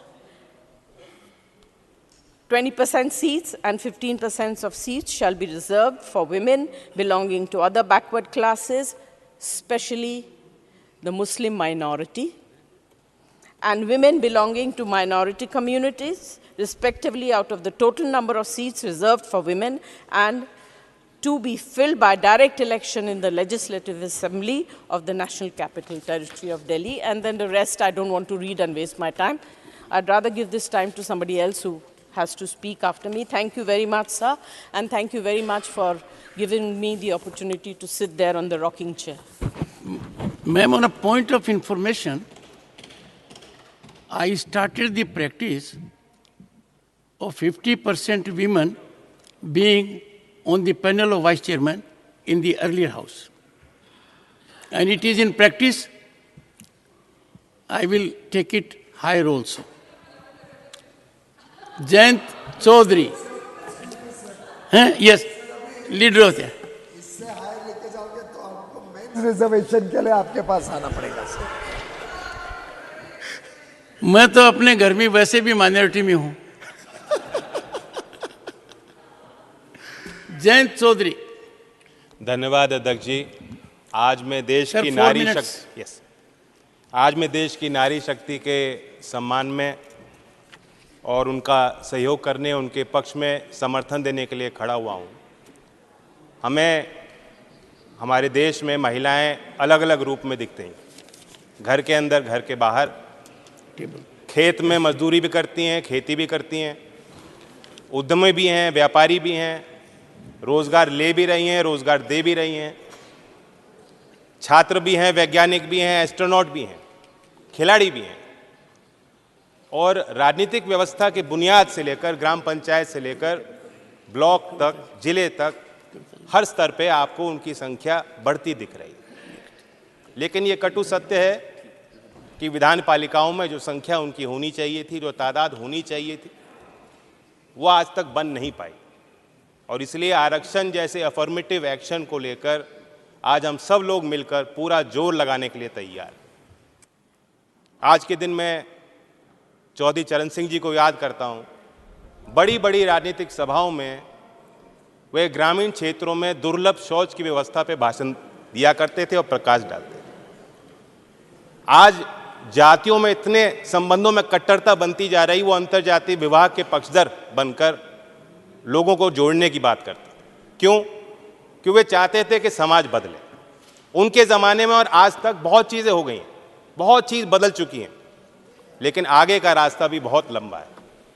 मैंने खुद देखा है महोदय, गांव में अगर सामाजिक और राजनीतिक परंपराओं के कारण लज्जा और शर्म को बहाना बनाकर अगर उन पे बोझ ज़्यादा लगाया जाता है, तो शहरों में भी, मध्यम वर्ग में, बहुत बड़े बड़े संभ्रांत परिवारों में भी घर की महिलाएं खाना बना रही हैं, बाहर वालों को, घर वालों को पहले खाना खिलाती हैं, उसके बाद सबसे आखिर में वो खाती हैं, चाहे वो गर्भवती भी हों। और आप समझ सकते हैं कि अगर माँ आखिर में अपने पोषण का ध्यान रखेगी, उसका प्रभाव आने वाली पीढ़ी पे पड़ता है। और इसलिए गुजरात से भी ताज्जुब करने वाले आंकड़े आते हैं, बहुत निराश करने वाले आंकड़े आते हैं जब कुपोषण की हम बात करते हैं। महिलाओं के खिलाफ अपराध नहीं रुक रहे, लाख प्रयासों के बाद नहीं रुक पा रहे। ये हैवानियत क्यों है? उन्नाव हो, कठुआ हो, हाथरस हो, मणिपुर हो, महिला जो हमारी खिलाड़ियां थीं, कितना अत्याचार चुपचाप सहेंगे। अच्छा होता कि आज ट्रेजरी बेंचेस से जो आवाज़ निकल रही है उस समय भी आपको उनके पक्ष में बात रखनी चाहिए। मैं मानता हूं कि इन चीजों का समाधान तब होगा जब हम जैसे लोगों की संख्या ऐसे सदनों में कम होगी और महिलाओं को खुद एजेंसी मिलेगी और खुद अपने नेतृत्व को आगे बढ़ने का मौका महिलाओं को as a voter, as a supporter and as a leader मिलेगा। और इसलिए मैं इस बिल का समर्थन करता हूं। बिल के लिए संबंध में 2 ही सवाल है मेरे। नंबर 1, आप ही की प्रक्रिया को अगर हम फॉलो करते हैं तो 10 साल तो कहीं नहीं गए। तो जो चीज 2034 तक शायद आनी है, उसके लिए ये जल्दबाजी क्यों? स्पेशल सेशन होगा, पहले बताया नहीं जाएगा क्या बिल है, और उसके बाद जल्दबाजी में ये लो बिल और पास करो। क्या मजबूरी है? विंटर सेशन में भी ला सकते थे। कल गृह मंत्री अमित शाह जी ने लोकसभा में कहा कि हम ये जो आयोग बना रहे हैं, परिसीमन आयोग, ये जन सुनवाई करेगा। क्या महिलाओं को आरक्षण देने के लिए हमें जनसंख्या तलाशनी पड़ेगी? जिले जिले में जन सुनवाई करनी पड़ेगी? क्या आज भी महिलाओं को आगे आके गवाही देनी पड़ेगी कि हमें आरक्षण दो? फिर दोबारा मांग उठानी पड़ेगी, फिर दोबारा विरोध झेलना पड़ेगा। तो इसलिए परिसीमन आयोग की कहीं कोई आवश्यकता नहीं है। और मैं सवाल पूछता हूं कि जो माननीय देश के प्रधानमंत्री स्वर्गीय अटल बिहारी वाजपेयी जी के समय जो कानून आया था, जो प्रस्ताव आया था, जो प्रक्रिया थी, उस प्रक्रिया में क्या कमियां थी? बाकी आगे पीछे जो प्रस्ताव थे उन्हें भूल जाइए, आप वाजपेयी जी को क्यों भूल गए? तो सीधी बात है, लोग समझ गए हैं कि ये रोड़ा तैयार किया जा रहा है, ये अड़चनें तैयार की जा रही हैं। नीति तो ठीक हो सकती है, नीयत में कुछ खोट। आपने धूम पिक्चर देखी, उसके बाद धूम 2 आई, मुन्ना भाई आई, फिर आई लगे रहो मुन्ना भाई। कई बार होता है ना, पार्ट 1 पार्ट 2। उसी तरह से अच्छे दिन आई थी, अच्छे दिन आएंगे। लोग समझ गए अच्छे दिन आएंगे पार्ट 2 है और कुछ है नहीं, करें आपका और कुछ नहीं। 2022 तक महोदय, 2022 तक देश के हर गरीब को छत मिल जानी थी, किसान की आय दुगनी होनी थी, 100 स्मार्ट शहर बनने थे। फिर कहा चिंता मत करो, अमृतकाल है, रुक जाओ। आज कल और परसों का हिसाब दीजिए। आज महिलाएं इंतजार क्यों करें बताइए? अगले चुनाव में आरक्षण क्यों नहीं दिया ये बताइए? ये सवाल सबके मन में है। और संत कबीर जी का एक दोहा दोहराता हूं कि आज कल काल करे सो आज कर, और आज करे सो अब, पल में प्रलय होगी, बहुरे करेगा कब। धन्यवाद। माननीय सदस्य घनश्याम तिवारी जी। माननीय सभापति महोदय, आज मुझे प्रसन्नता इस बात की है कि संपूर्ण सदन में एक बात पर तो सहमति है कि सभी महिलाओं को आरक्षण दिया जाए, लेकिन थोड़ा थोड़ा रौनक बनी रहे, इसलिए थोड़ी थोड़ी बातें बीच में आ जाती है।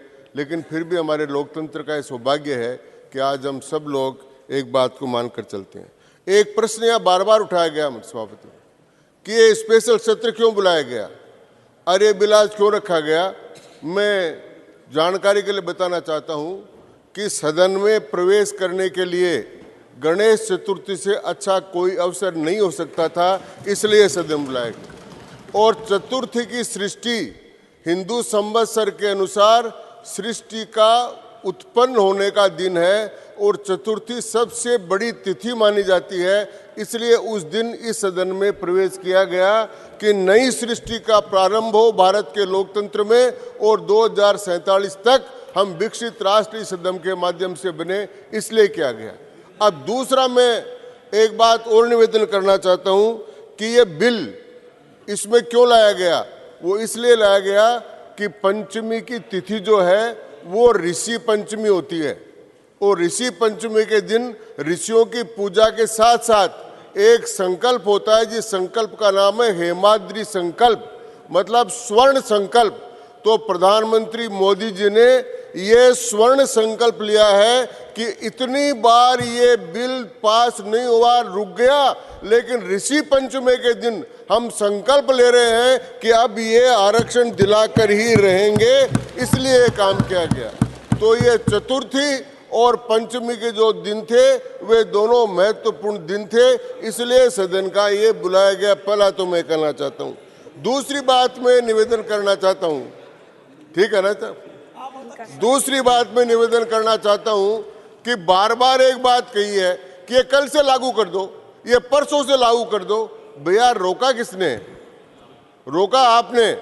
जब इस बार का डिलिमिटेशन हुआ था, उस डिलिमिटेशन कमीशन का जो राजस्थान के 5 लोग थे उनमें मैं भी मेंबर था, और कुलदीप सिंह जो सुप्रीम कोर्ट के जज थे वो उसके चेयरमैन थे। और इसी संसद ने ये प्रस्ताव पास किया था कि 2026 के पहले डिलिमिटेशन नहीं होगा और 2026 में डिलिमिटेशन होगा। इसलिए डिलिमिटेशन 2026 में हो, ये बिल, ये संविधान संशोधन बिल इस सदन के द्वारा पास किया गया है, इसलिए उसमें होगा। और उसमें यह भी प्रावधान था कि 2021 में जनगणना प्रारंभ होगी और उसके बाद ये काम होगा।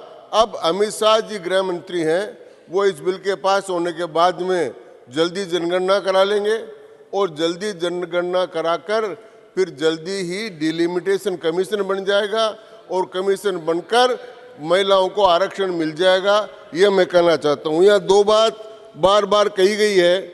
एक तो ये कहा गया है कि जी पहले बोल देता, आप कहते तो। दूसरा मैं कहना चाहता हूँ कि ये कहना चाहता हूँ कि हमारे यहाँ पर बार बार वर्णन किया कि बंधन क्यों आया, बंधन क्यों आया। भाई बंधन क्यों आया? आप सबके लोगों के लिए मैं एक श्लोक सुना रहा हूँ, तब ये बंधन शब्द का उसमें आ जाएगा।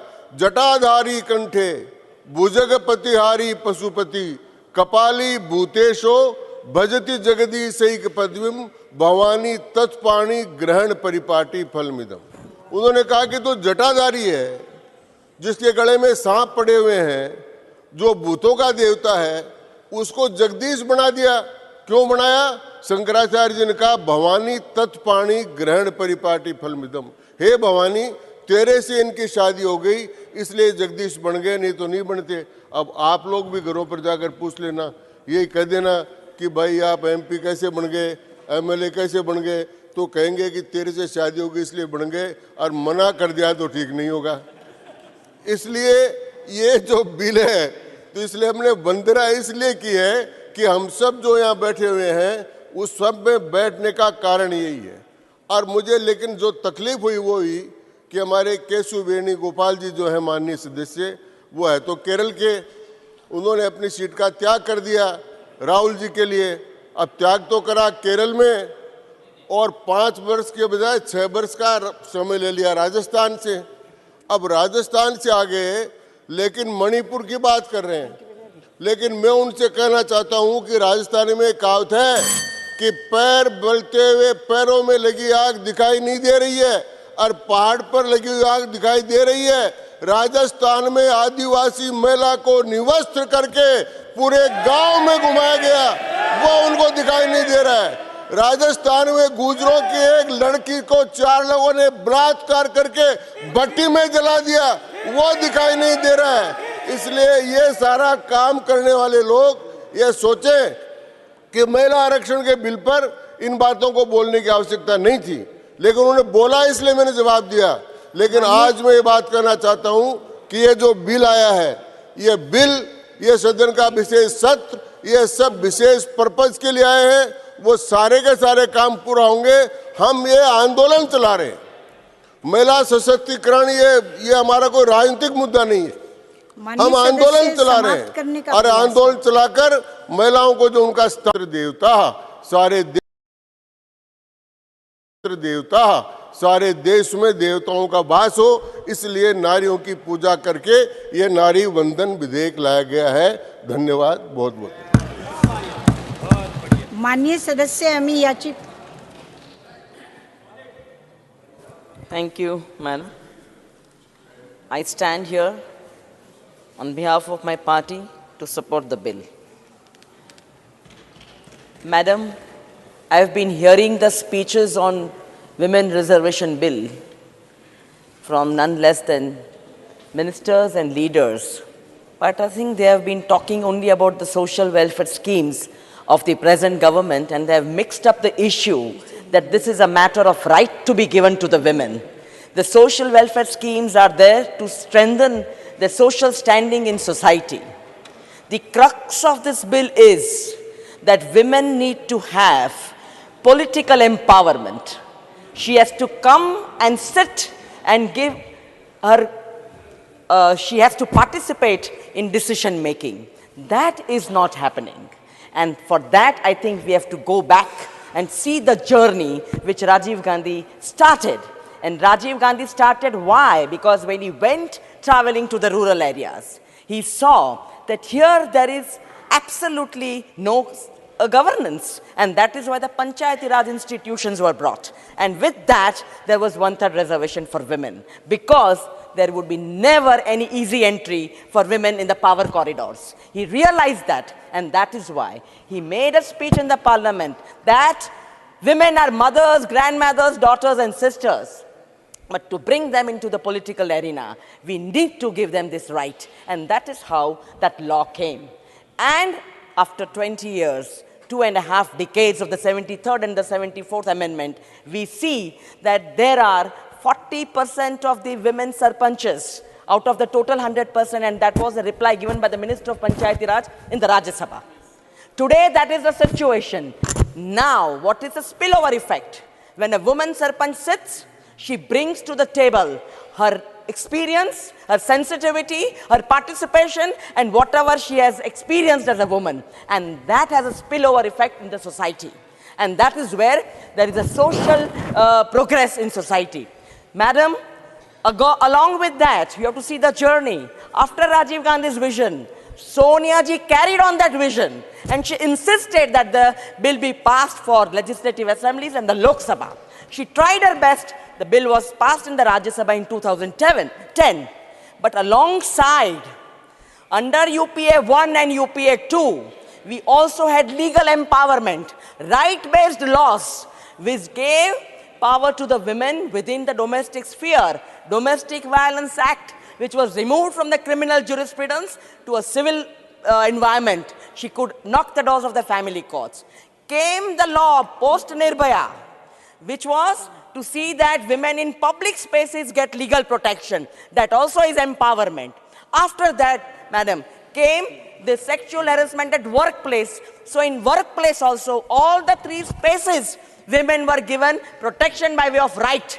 And this is the constitutional mandate that women and men are equal before law. This is what is the crux of reservation. We don't want to hear policies. We don't want to hear about Ujjwala. We don't want to hear about all this other policies of the government. Talk on reservation. You have brought a bill with conditions, with caveats. That means your intention is not fair. You do not want to give empowerment to women. You do not want women to sit in decision-making procedures. You do not want her to be having a political empowerment alongside you. What is that which you are fearing? And why have you put such programs in it? Delimitation and census. They are in your hands. What were you doing for 9.5 years? What have you been doing for 9 years? You have only done lip service. You want to make tall claims. You want to think that every space is a rally. Every space has only political passions. You do not want to actually translate social justice embedded in the Constitution of India to the women of this country. Women need political empowerment. She wants to sit and take decisions. During the corona time, we saw that women got all the infrastructure for online empowerment. Again, it was Rajiv Gandhi's vision to take the country in the 21st century while he was in the 20th century. That women and everyone should have these computer systems, and that is why today we are empowered socially. Women have mobile telephony.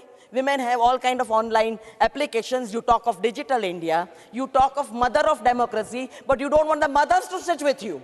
You don't want to give them the rightful place in political empowerment. So, ma'am, there was legal empowerment in UPA 1, UPA 2. Women got all the rights. Women got all the infrastructure during that time. Right to food, right to education. And that is where women are today graduating, going for post-graduations, and we have the scientists And let me give one example, madam. One of the largest banks had a chairman and MD who was manning the position. The position was women in that seat. So you mean to say that she was born in 2014, she finished her schooling in 2015, she graduated in 2016, and she became the chairperson MD in 2018? The education system infrastructure was put in place post-independence. And I would like to bring to your notice, ma'am, just one minute. Just 1 minute. If you are talking of democracy, democracy needs development, and development can happen only if you give freedom of right, freedom to exercise that right which is in the constitution to the women of this country. The women have to be a part of participatory democracy and decision-making processes. And that is where I think this reservation bill has to be implemented right away without caveats and without any conditions. Thank you, ma'am. Mujibullah Khan, आपके पास 1 minute का समय है माननीय सदस्य। कितना है? 1 minute. हाँ। नारी का सशक्त होना ही समृद्धि का मार्ग है और सशक्त महिला ही समाज को सशक्त बना सकती है।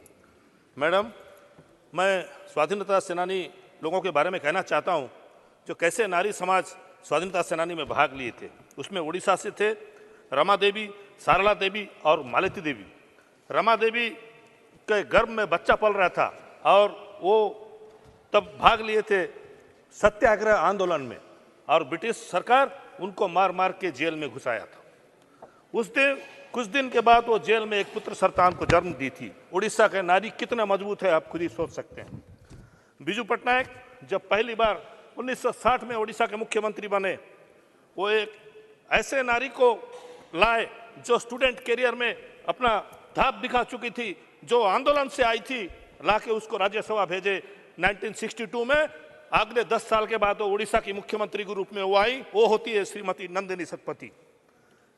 मैडम, बिजू पटनायक जब 33% रिजर्वेशन पंचायत राज सिस्टम में किए तो आप लोगों को जान के हैरानी होगा कि 5 ट्राइबल वुमेन जो महिला पढ़े लिखने नहीं जानते, अंगूठा लगाते हैं, उनको एडवाइजर के रूप में बिजू पटनायक एडवाइजर के रूप में अपॉइंट किए थे और उन लोग बिजू पटनायक जैसे चीफ मिनिस्टर को एडवाइज करते थे और उड़ीसा सरकार चलता था 90 दशक में। बिजू बाबू ट्राइबल लोगों के लिए जितना काम किए हैं, महिला लोगों के लिए जितना काम किए हैं, शायद ही कोई नेता किया होगा। महिला लोगों के लिए सरकारी नौकरी में भी 30% का रिजर्वेशन बिजू बाबू दिए। 5% एक्स्ट्रा उनको बढ़ाया, 35 साल का उम्र था और 5 साल एक्स्ट्रा बढ़ाया गया उनके नौकरी के लिए। दूसरी बात, जब बिजू बाबू रिजर्वेशन किए तो 28,000 महिला पंचायत में और जिला परिषद में पंचायत समिति में चुन के आए।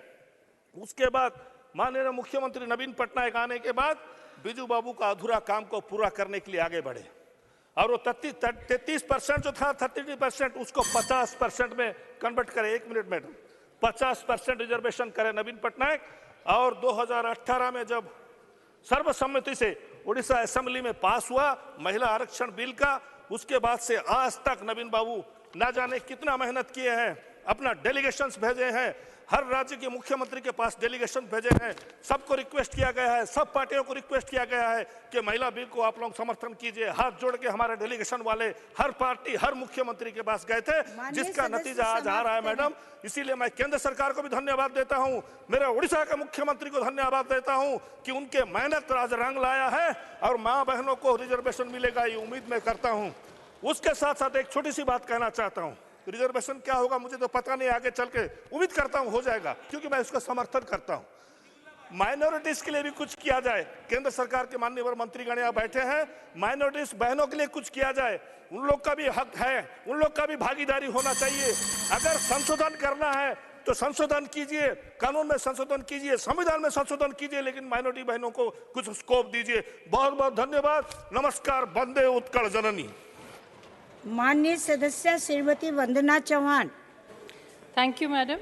On behalf of the Nationalist Congress Party, I stand to support the 128th Constitution Amendment Bill.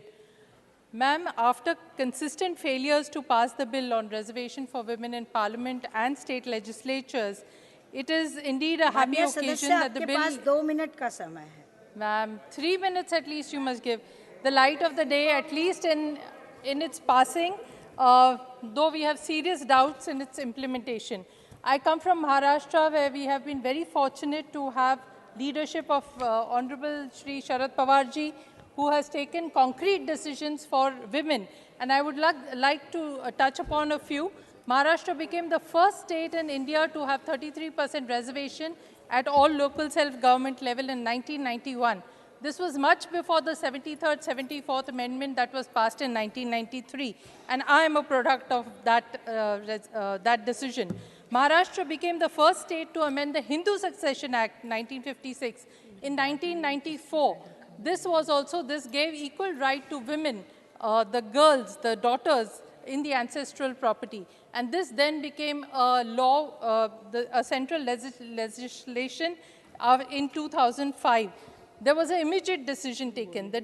As defense minister in the UPA regime, from June 91 to March 93, Pawar Sahab took a decision to induct women in the armed forces. This too was an immediate decision which was implemented. Needless to remind this august House that the pride which filled us all to see Lieutenant Alka Khurana Sharma leading the contingent of the Republic Day in 1994. Ma'am, we in Maharashtra, under the leadership of Pawar Sahab and during the UPA times, we have got used to seeing well-studied, well-researched bills which were put out immediately for implementation. And therefore, a bill such as this, which has to wait for census, delimitation, etc., is difficult for us to fathom and digest. Ma'am, I would like to ask the government, didn't you do the demonetization overnight? Didn't you declare a lockdown almost with immediate effect? Didn't you not bring in the bill to abrogate Article 370 without any notice on one fine morning? You are indeed a very capable government. Then why are you taking so much time to pass the reservation bill? Why can't the bill be implemented in 2024? There are no excuses. Why do we have to wait for a census? We have already delayed it. Why do we have to wait for delimitation? We know it's a difficult process because the southern states are going to stand up in arms. They have worked towards reduction of their population and the northern states have not done it. So delimitation is going to be a difficult process. Why do we not want to give reservation in Rajya Sabha and state legislative councils?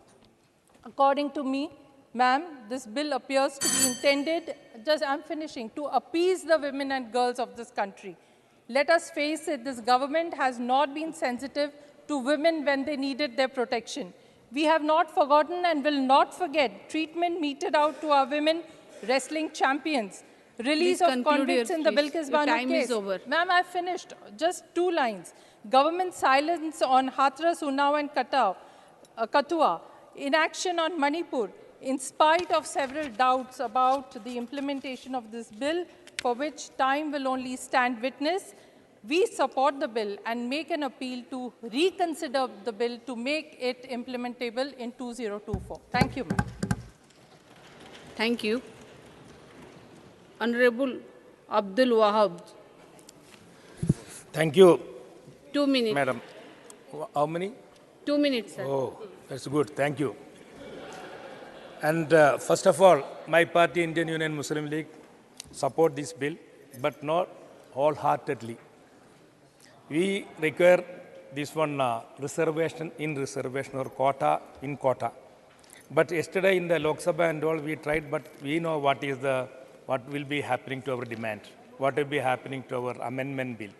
But one thing I can say, caste is a reality. Even in Kerala, I am telling why, even in Kerala, our Devasam Minister, Mr. Radhakrishnan, was telling, I experienced from the temple, being a minister of Devasam, he was not allowed to light in the temple. That is the way it is going on. Even Kerala, then what is the other places and all? And about, Ms. Tiwari was talking about Rajasthan. But what is happening in Madhya Pradesh? What happening in Manipur? Okay, one incident happened, immediately the CM went, Rajasthan CM went there.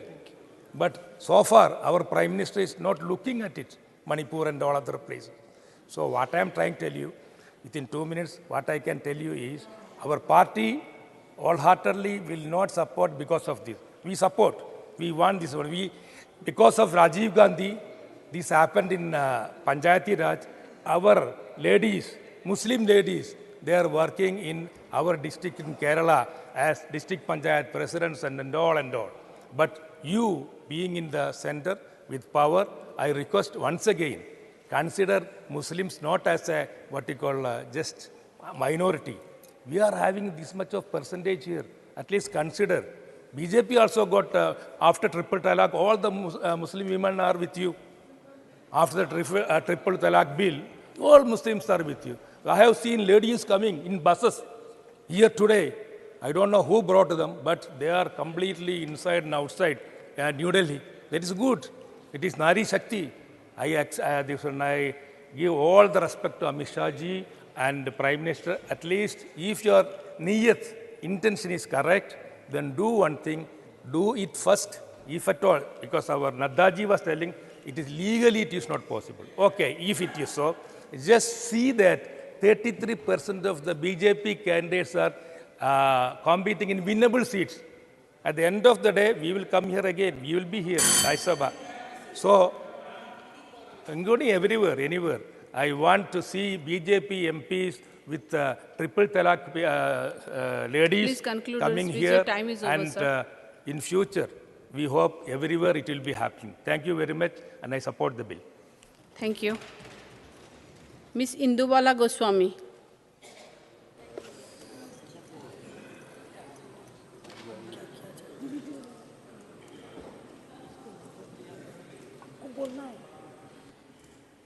Ms. Indubala Goswami.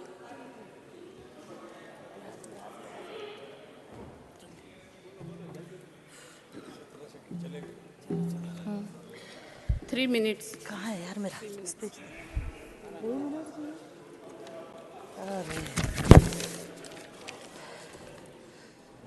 माननीय सभापति महोदय, मैं नारी शक्ति बंधन अधिनियम के समर्थन में बोलने के लिए खड़ी हुई हूँ। आपने मुझे बोलने का अवसर देकर अनुकंपित किया है, आपका आभार। मैं नारी शक्ति पर एक कविता के माध्यम से अपनी बात रखना चाहती हूँ। मुझको तो सारी धरती की जीवन गाथा दिखती है, भारतीय संस्कार की शुद्ध सुजाता दिखती है। तुमको भारत की बेटी में कमसिन कलियाँ दिखती हैं, मुझको भारत की बेटी में भारत माता दिखती है, मुझको भारत की बेटी में भारत माता दिखती है। महोदया, मेरा कविता सुनाने का तात्पर्य था कि देश में नारी को दुर्गा के रूप में देखा जाता है। जिस देश में कन्या का पूजन दुर्गा शक्ति के रूप में किया जाता है, जिस देश में नारी को सृष्टि की जननी माना जाता है, उस देश में आज़ादी के 75 ईयर्स के बाद लोकसभा में मात्र 14 व राज्यसभा में 12% महिला जनप्रतिनिधि हों। देश की विधानसभा में यह संख्या नगण्य के बराबर हो तो आप सब क्या कहेंगे? और ये भी संभव हुआ है तो हमारे देश के यशस्वी नेतृत्व आदरणीय श्री नरेंद्र मोदी जी के कारण। अगर नारी सृष्टि की जन्मदात्री है, अगर उसके बिना सृष्टि की कल्पना भी नहीं की जा सकती, तो फिर भला नारी कमजोर कैसे हुई? अगर नारी सृष्टि की जन्मदात्री है तो इस सभागार में बैठे हुए लोगों से मैं एक प्रश्न करना चाहती हूँ कि अगर नारी सृष्टि की जन्मदात्री है तो 1 मिनट के लिए सोचिए, अगर आपकी माँ की माँ ना होती तो क्या आपकी माँ होती? और अगर आपकी माँ ना होती तो इस सभागार में बैठे हुए चाहे पुरुष हैं चाहे महिला हैं, हम और आप होते क्या? मंदिर में बैठा हुआ, मंदिर में बैठे हुए, मंदिर में विराजित घनश्याम और श्री राम होते क्या अगर उनकी माँ ना होती? फिर क्या कारण रहे कि आज़ादी के 70 वर्षों के से अधिक बीत जाने के बाद भी भारतीय नारी को वह सम्मान नहीं मिला जो उसको मिलना चाहिए था? वह सबला से अबला कैसे हो गई? प्रश्न आप सबके सम्मुख रखती हूँ, इस पर थोड़ा सोचिएगा। लेकिन नारी के अदम्य साहस, क्षमता व बुद्धिमत्ता को पहचान कर उसका समूचे राष्ट्र को एहसास करवाया, तो वह देश के माननीय प्रधानमंत्री श्री नरेंद्र मोदी जी ने अपने 9 वर्षों के कार्यकाल में करवाया। भारतीय नारी के लिए अमृत काल खंड का 19 सितंबर का शुभ दिन, जब हमने नए संसद भवन में प्रवेश किया, नए भारत में भोर की नई किरणें लेकर आया है। अमृत काल के इस कालखंड में एक ऐसे भारत का निर्माण हो रहा है जहां समानता व सामाजिक न्याय की बुनियाद मजबूत हो रही है। सबका साथ, सबका विकास, सबका विश्वास और सबके प्रयास के मूल मंत्र पर चलते हुए देश की नारी शक्ति को मात्र आरक्षण देना ही देश के यशस्वी प्रधानमंत्री जी का लक्ष्य नहीं है, बल्कि नारी शक्ति को ससम्मान नेतृत्व व निर्णय प्रक्रिया में पूर्णता भागीदार बनाना भी देश के प्रधानमंत्री जी का ध्येय है। यह इस विधेयक के नाम में ही रेखांकित हो जाता है।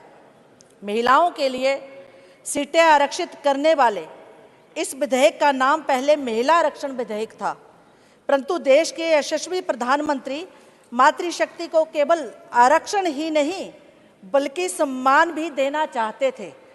इसलिए इस विधेयक का नाम नारी शक्ति बंधन अधिनियम रखना देश के प्रधानमंत्री का देश की नारी शक्ति के प्रति कृतज्ञता को दर्शाता है। नारी उत्थान के लिए बहुत सी योजनाएं चलाई गई। आप सब ने, जो मेरे पहले वक्ता थे, हमारे राष्ट्रीय अध्यक्ष जी ने इसके बारे में विस्तार से बताया। मेरे पास चूंकि 3 मिनट का टाइम है, उस तरफ से कहा गया कि 9 सालों में आपने क्या किया अपने कार्यकाल के दौरान, लेकिन आपने तो 60 साल से अधिक इस देश पर शासन किया। आपने महिला बिल को लागू क्यों नहीं किया? आपने महिलाओं को वोट बैंक की राजनीति तक ही सीमित क्यों रखा? ताज़ा उदाहरण हिमाचल का मैं देती हूँ। हिमाचल में अभी कांग्रेस सत्ता में आई और वायदा किया महिलाओं से कि 1500 रुपया आपको हर महीने दिया जाएगा। आज 9 महीने हो गए, महिलाएं अपना पर्स खोलकर देखती रहती हैं, लेकिन कांग्रेस के नेताओं से, चाहे वो दिल्ली से लेकर प्रदेश तक, पूछती रहती हैं कि 1500 रुपये कब आएंगे, लेकिन 9 महीने बीतने के बाद भी 1500 रुपये नहीं आए।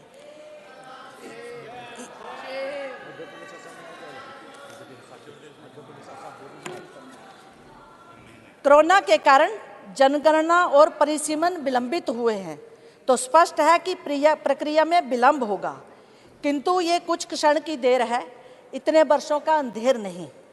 ये अधिनियम उस कर्मशील नेतृत्व की विचारधारा का प्रण है जिसके यहाँ 3 तलाक से बहनों को मुक्ति मिलने का प्रण है, जिसके यहाँ मातृशक्ति को सम्मान, अधिमान और मान मिलता है। महिलाएं मान्यवर परंपराओं के जाल काटने के लिए बहुत लगन, ध्येय और स्वयंशीलता की आवश्यकता होती है। इसलिए कहा है कि रिवायतें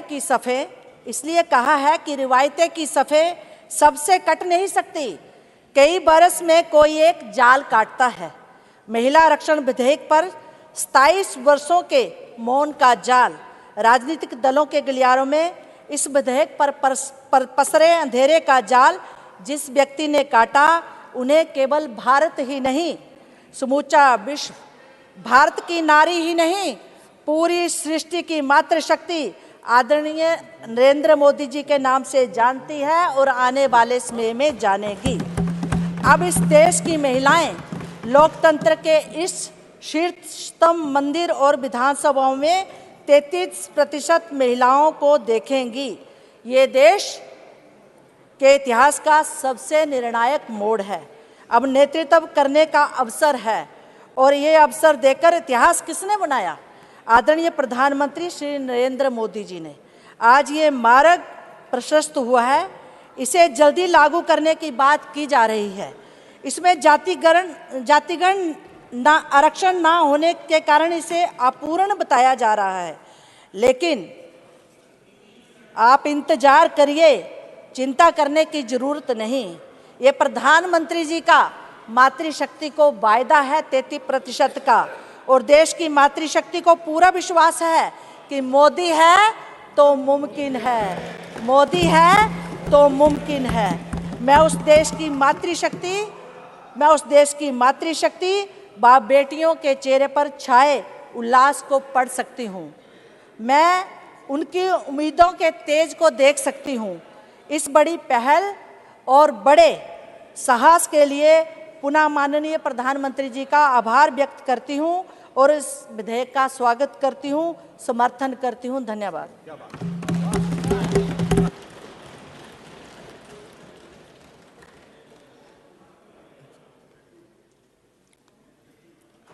Honorable members, a notice of statutory resolution has been received from the government and I have admitted the same. In view of the urgency, I have also permitted the minister concerned to move the same now. Shri Bhagwat Karad to move the following resolution. In pursuance of Section 8 of Custom Tariff Act 1975, this House hereby approves of notification number 47/2023- Customs dated 19th August 2023, dated 19th August 2023, which seeks to amend the second schedule of the Customs Tariff Act in order to levy export duty on export of onions falling under HS code 070310. In pursuance of Section 8 of the Customs Tariff Act 1975, this House hereby approves of notification number 49/2023- Customs dated 25th August 2023, GSR 628E dated 25th August 2023, which seeks to amend the second schedule of the Customs Tariff Act in order to levy export duty on export of parboiled rice falling under HS code 10063010. Resolution. Sir, on behalf of my senior colleague, Srimati Nirmala Sitharaman ji, I rise to move the resolution. Resolution moved. I shall now put the statutory resolution moved by the minister to vote. The question is, those in favor will please say aye. Aye. Those against will please say no. I think the ayes have it, the ayes have it, the ayes have it. The resolutions are adopted. That the resolution be passed. Okay.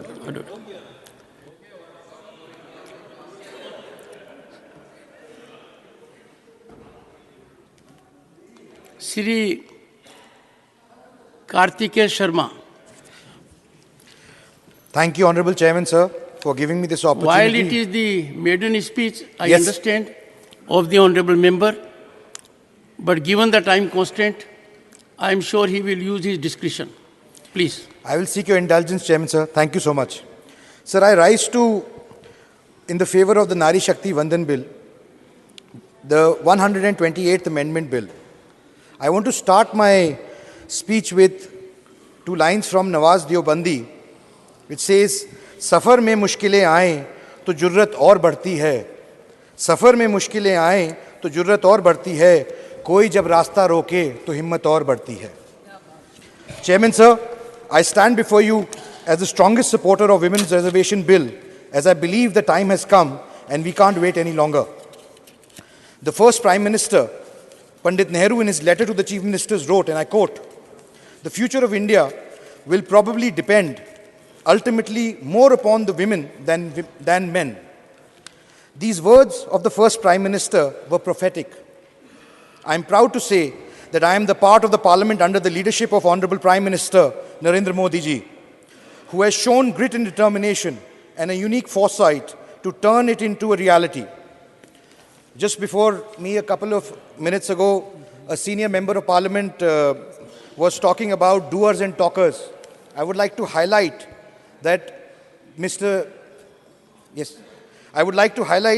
Prime Minister has shown by bringing this bill that he is a doer and not a talker. I come from the state of Haryana, which had for the longest time grappled with the issue of unequal sex ratio. The sex ratio in Haryana was 879 females for 1,000 males in 2001, but has shown steady improvement since 2015, when the Prime Minister Narendra Modi launched the Beti Bachao Beti Padhao Andolan from Haryana. Sir, I would like to inform the House that in 2022, the ratio has improved to 917. It has increased by 85 points. This shows the initiative backed by the state and the firm commitment by the government. Sir, in the first general elections, there were 66 women who contested and 19 were elected to the House of People. Even though we have made rapid strides in women representation in Parliament and local bodies down to the lowest level, much remains to be done, and thus I back this bill wholeheartedly. Lasting revolutions are not achieved overnight. They require a civil society awakening. This bill is taking us in that direction, sir. So, writing in the Harijan on the 21st of April 1946, Gandhiji emphasized the need to, and I quote, enroll women as voters, impart or have imparted to them practical education, teach them to think independently, release them from the chains of caste that bind them so as to bring about change in them. If they will do this, they will purify the present unclean atmosphere. Sir, he prophetically said, as long as the women of India do not take part in public life, there can be no salvation for the country. Adoption of our constitution brought a new era of equity and equality for women in India. It guarantees equal political rights, including the right to vote to women. Not only does that constitution guarantee equal political status to women, there is even a scope for positive discrimination in their favor, as it is evident in Article 15(3) of the Constitution. Article 14 provides for equality before law. Article 39A states that the state shall direct its policy towards securing equity to men and women, the right to an adequate means of livelihood. And 39D enjoins the state to direct its policy towards securing equal pay for equal work for both men and women. Sir, Article 42 provides for securing just and humane conditions of work for maternity relief. And Article 51A(e) refers to the fundamental duty of citizens to renounce practices derogatory to the dignity of women. Sir, in the words of B.R. Ambedkar, I measure the progress of a community by the degree of progress which women have achieved. In 1975, the Committee on the Status of Women in India commented on the declining political representation of women in India. Though majority within the CWSI were against reservation in the legislative bodies, all members agreed on reservation for women in local bodies. The National Perspective Plan from 1988 to 2000 also recommended 30% reservation for women in all elected bodies, although the document was not clear whether the reservation was through nomination or election. The BJP government had repeatedly reinstated the bill in Parliament in 1998, 99, 2002 and 2003. The Congress, when it came to power in 2004, prompted the UPA to integrate the bill into the common minimum system and tried to introduce the bill with a little progress. It was opposed by its own partners who were a part of the government. Sir, a very senior member of Parliament before me said, that this decision has been taken by brain and not by heart. Sir, these decisions are taken by brain, heart and soul all put together. You need a will of steel to implement these decisions. And that is what is being done by the current government. Sir, in the last decade of the 20th century, the issue of political empowerment of women gained momentum throughout the world. In the 1990, the United Nations Economic and Social Council endorsed a target of 30% women in decision-making positions in the world by 1995. This target was far from being met in 1995. Only 10% of the world's parliamentarians were women. Back home, in the Rajya Sabha, we have 31 women MPs, whereas in the Lok Sabha, we have 82 women MPs. Among the state legislature, the average representation of women MLAs is about only 7%. Of the total 8,054 candidates in the 2019 general elections, only 726 were women. An interesting statistic presents itself here, sir. While almost 11% of the women contestants were successfully elected as MPs, only 6% of men could be successful. When it comes to trusting their future, voters trust women candidates more than they trust men. Not only do women make for winning candidates, but as candidates they spur greater economic growth. An academic paper by the United Nations University World Institute for Development Economics Research in 2015 studied the impact of women politicians on economic performance in the state legislative assemblies. The researchers examined data for 4,265 state assembly constituencies for the 1992 to 2012 period, using night luminosity as a measure of economic performance. The paper estimated women legislators raised luminosity growth in their constituencies by about 15 percentage points per annum more than that of male legislators. They were also found to be far more effective at completing road projects and hence creating infrastructure for growth. Sir, I got to hear some speeches from the honorable members of the Lok Sabha yesterday, where some mentioned why the government took so long to introduce the bill. Why wasn't it introduced earlier? Sir, it is important to understand. In 2014, the challenges before this government were many. Women had the right to vote, but no toilets, no gas connections, no access to equal opportunities, and very little representation. One of the most celebrated campaigns of the Honorable Prime Minister Modi and this government, the Swachh Bharat mission, was launched with the idea of building toilets. It was done with an effort to restore the dignity and privacy of women. Some people complained toilets have been built, but there was irregular. Some people complained toilets have been built, but there was irregular supply of water, no water. I would like to say to them, be patient. Such a mammoth campaign are bound to come with some learnings and challenges. Today, most of them have regular water supply. Sir, I'm a positive person. I'm an optimist, not a pessimist. And I believe in the positivity and the power of change. Soon after people complained, women in rural India were still cooking food with cow dung cakes or wood, leading to health hazards. Today, almost all homes have gas connections. It is important to understand the change has not happened overnight. It requires assistance of society and change in the mindset. Sir, in the words of Victor Hugo, no one can stop an idea whose time has come. Sir, the idea of women's reservation has come, and no one can stop it. As the Honorable Prime Minister said, the country can't wait anymore. Sir, research has shown that when women are empowered, the entire nation is empowered. And women legislators are more. Sir, I will seek your indulgence to just complete my maiden speech, sir. Sir, I thought I would mention some of the top women leaders, scientists, engineers, businesswomen, social workers at the end of my speech. But I was writing their names and I got a feeling that being a successful female leader in the field cannot be their identity. For they have outgrown their genders. In a male-dominated world, they are not successful because they are women. They are successful despite of it.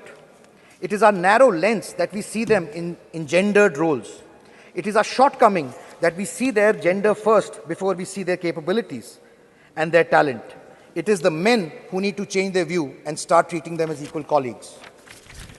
Sir, I would like to express my heartfelt gratitude to the Honorable Prime Minister, who has been able to reorganize, bring on track this bill which had been derailed for the longest time.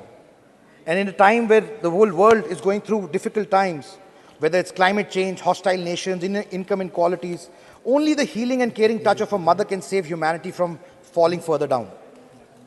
Sir, discuss as much as we may, debate, fight, shout, do whatever. But the bottom line is that such a provision cannot wait any longer. It is our need. Sir, I would like to finish my speech with a few lines from the famous poet Dushyant Kumar. हो गई है पीर पर्वत सी, हो गई है पीर पर्वत सी, पिघलनी चाहिए, इस हिमालय से भी कोई गंगा निकलनी चाहिए.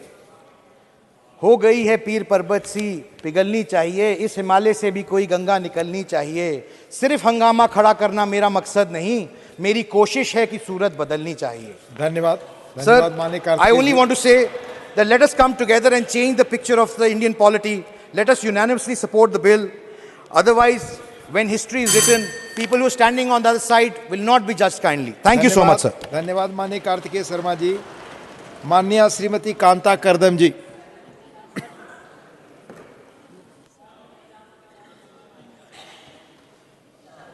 हाँ, माइक धन्यवाद ऑन सर। प्लीज।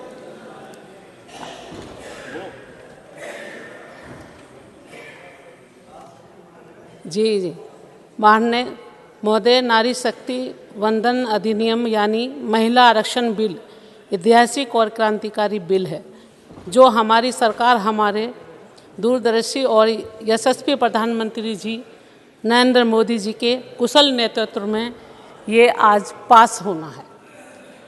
हमारे देश के प्रधानमंत्री जी 14 के बाद महिलाओं को जो सम्मान दिए हैं, उससे पहले उस तरह से महिलाओं को सम्मान नहीं मिला है।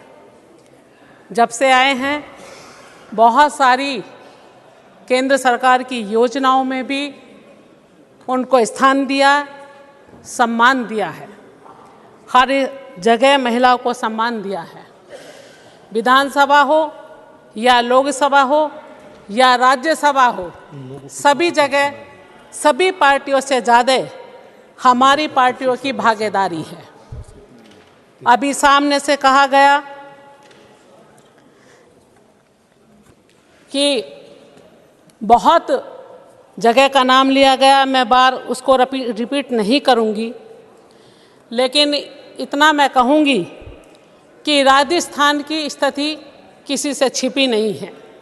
जो राजस्थान के हालात हैं वो सबको मालूम है, किसी से छिपे हुए नहीं हैं। मेरा भी राजस्थान में जाना हुआ और कई जगह जो गंभीर स्थिति थी, जो महिलाओं के साथ जिस तरह का दुराचार किया गया, जिस तरह से महिलाओं को अपमानित किया गया, वो सब की संज्ञान में है। महोदय, हमारे प्रधानमंत्री जी महिलाओं को सशक्त बनाना चाहते हैं, ना कि निर्भर। लेकिन जिस प्रदेश में हमारी सरकार नहीं है, उस प्रदेश में महिलाओं को जो भागीदारी और जो सम्मान मिलना चाहिए, जो सुरक्षा मिलनी चाहिए, वो उस तरह से सुरक्षा नहीं मिल पा रही है। प्लीज बैठकर चर्चा में बैठिए। Don't speak from chair please. Rajasthan, अभी आप सुनना ही चाहते हैं तो सुने। राजस्थान में जो रेपिस्ट के बचाव में आंदोलन चल रहा है, किसी से छिपा है क्या? ये आंदोलन चल रहा है। एक तरफ तो कहती है प्रियंका, मैं लड़की हूं, लड़ सकती हूं, लेकिन राजस्थान में लड़ने के लिए क्यों नहीं जाती, क्यों नहीं बोलती? एक बार भी गई हैं वो, बेटी हूं, लड़ सकती हूं। चेयर से बैठकर नहीं, प्लीज। अगर प्लीज राजस्थान की स्थिति अगर आप जाने तो वहां आप देखेंगे जो दलित हैं, जो पिछड़े हैं, उन पे कितने अत्याचार हैं। एक मिनट माननीय सर, प्लीज वो किसी से छिपा नहीं है। प्लीज माननीय ऑनरेबल मेंबर्स, जो एक माँ की को गुजार दी गई, सबसे है कि आप जो अपेक्षा करते हैं सब एक दो बच्चों का सरेआम करें, उन चीजों का पालन। गाड़ी से कुचलकर हत्या कर दी गई। प्लीज, कोई और बात रिकॉर्ड बनाई जा रही है। मैडम आप बोले। तीसरे को सिसकता हुआ छोड़ दिया गया, वो भी एक महिला है, वो भी एक माँ है। उस माँ की को गुजारी, राम रमेश जी, उसका भाई, राम रमेश जी, नथिंग इज एक बहन का भाई छीन लिया। वो ऐसी समाज से थी, हाँ बोलिए, वो दलित समाज से थी, पिछड़ी जाति की बात करते हैं आप। राजस्थान में देखिए कि पिछड़ी महिलाओं के साथ में आपकी सरकार ने क्या किया है। यहाँ आपने देखा कि गैंग रेप के बाद महिलाओं को जलाकर मार दिया गया, भट्टी में डाल दिया गया, झोंक दिया गया। वो किसी से छिपा नहीं है। माननीय सारे सदस्यों से आग्रह, प्लीज अपने चेयर पर बैठकर बात न करें प्लीज। प्रदेश में हर दिन 17 मामले हर दिन रेप के दर्ज होते हैं। प्रदेश में हर 2 घंटे में नाबालिग बच्चों का अपहरण होता है। किससे छिपानी है? आप देखिए, तलाशिए, 1,90,000 से अधिक मामले महिलाओं के अत्याचार का दर्ज हैं। अब तक प्रदेश में बच्ची और महिलाओं के रेप के केस 45,000 से अधिक मामले दर्ज हैं। माननीय कांता जी, आपका समय खत्म महोदय, जो ये कहते हैं पिछड़ों की या दलितों की बात करते हैं, इन्होंने कौन सा सम्मान दिया अपनी सरकार में? जहां जहां इनकी सरकार है वहीं ज्यादा अत्याचार हो रहे हैं। दलितों पर भी और पिछड़ों पर भी उन्हें संरक्षण मिलना चाहिए। आपने देखा है, बेटी बचाओ और बेटी पढ़ाओ और बेटियों को बढ़ाओ, ये किसने कहा है? ये प्रधानमंत्री जी ने, लेकिन वो सपना साकार करके दिखा दिया। आप देखेंगे कि हर क्षेत्र में महिलाएं आगे बढ़ रही हैं। आप रक्षा का क्षेत्र लोगे या कोई भी क्षेत्र लोगे या शिक्षा के क्षेत्र में आप देखोगे तो बेटी बचाओ और बेटी पढ़ाओ ऐसे नहीं किया है। आप देखेंगे कि समान। माननीय कांता जी, मैं दूसरे स्पीकर को बुलाऊंगा। बेटी और बेटे में आज कोई फर्क नहीं। Please 1 minute. नहीं, प्लीज, आपका समय खत्म हो चुका है। Please please. आप ये देखिए कि बाबा साहब भीमराव अम्बेडकर जी का सपना था हर घर की महिलाएं शिक्षित बने। ज्योतिबाई फुले का सपना था कि हर घर की महिलाएं शिक्षित बने। आप अपनी पार्टी के दूसरे वक्ता का समय ले रही हैं। साकार कर रहे हैं, पूरा कर रहे हैं, वो माननीय हमारे प्रधानमंत्री जी नरेंद्र मोदी जी कर रहे हैं। अब मैं दूसरे स्पीकर को उज्ज्वला बुला रहा हूं। योजना की बात हुई यहाँ। उज्ज्वला योजना का 400 रुपए सिलेंडर पर कम किया गया है। माननीय रामदास अठावले, सामान्य सीट पर ये माननीय रामदास अठावले, आप प्लीज। बहुत बहुत धन्यवाद मुझे समय देने के लिए। मैं अपनी पार्टी का बहुत बहुत धन्यवाद आभार करती हूँ। उनका समय खत्म हो गया, रिकॉर्ड पे नहीं जा रहा है। आप बोले, वो अपने समय से 2 मिनट ज्यादा बोली। Please please please please please Rajiv please please. उप सभापति महोदय, प्लीज, मैं बहुत बार गया हूँ। कोई डिस्टर्बेंस नहीं, प्लीज। सभापति महोदय, मैं बहुत बार जाकर आया हूँ रूस, लेकिन महिला बिल के कारण मैं आज बहुत ही हूँ। Please please Rajiv ji, please आप बोले। तो आज मैं अब मजबूत हो जाएगी नारी शक्ति। उप सभापति महोदय, अब मजबूत हो जाएगी नारी शक्ति, सभी महिलाओं को मिल जाएगी मुक्ति। महिलाओं की गाड़ी अब नहीं कहीं भी रुकेगी। महिलाओं की गाड़ी अब कहीं भी नहीं रुकेगी। महिलाएं अब किसी के सामने नहीं झुकेगी। सशक्त हो गई है नारी, सशक्त हो गई है नारी, वो पड़ जाएगी हम सभी को भारी। लोकसभा विधानसभा में महिलाएं अच्छी खेलेगी पारी। लोकसभा विधानसभा में महिलाएं अच्छी खेलेगी पारी, और मोदी जी के साथ अब आएगी महिलाएं सारी। बेटी बचाओ बेटी पढ़ाओ, लेकिन समाज को आपस में मत लड़ाओ। बेटी पढ़ाओ बेटी बचाओ बेटी पढ़ाओ, लेकिन समाज को आपस में मत लड़ाओ। महिलाओं को उनके काम में मत अड़ाओ। महिलाओं पर अन्याय करने वालों पर गाड़ी चढ़ाओ।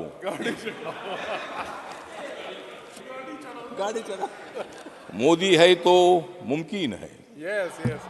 मोदी है तो मुमकिन है, मोदी नहीं तो मुमकिन नहीं। मोदी है तो विकास है, मोदी नहीं तो विकास नहीं। मोदी है इसलिए नया संसद भवन है।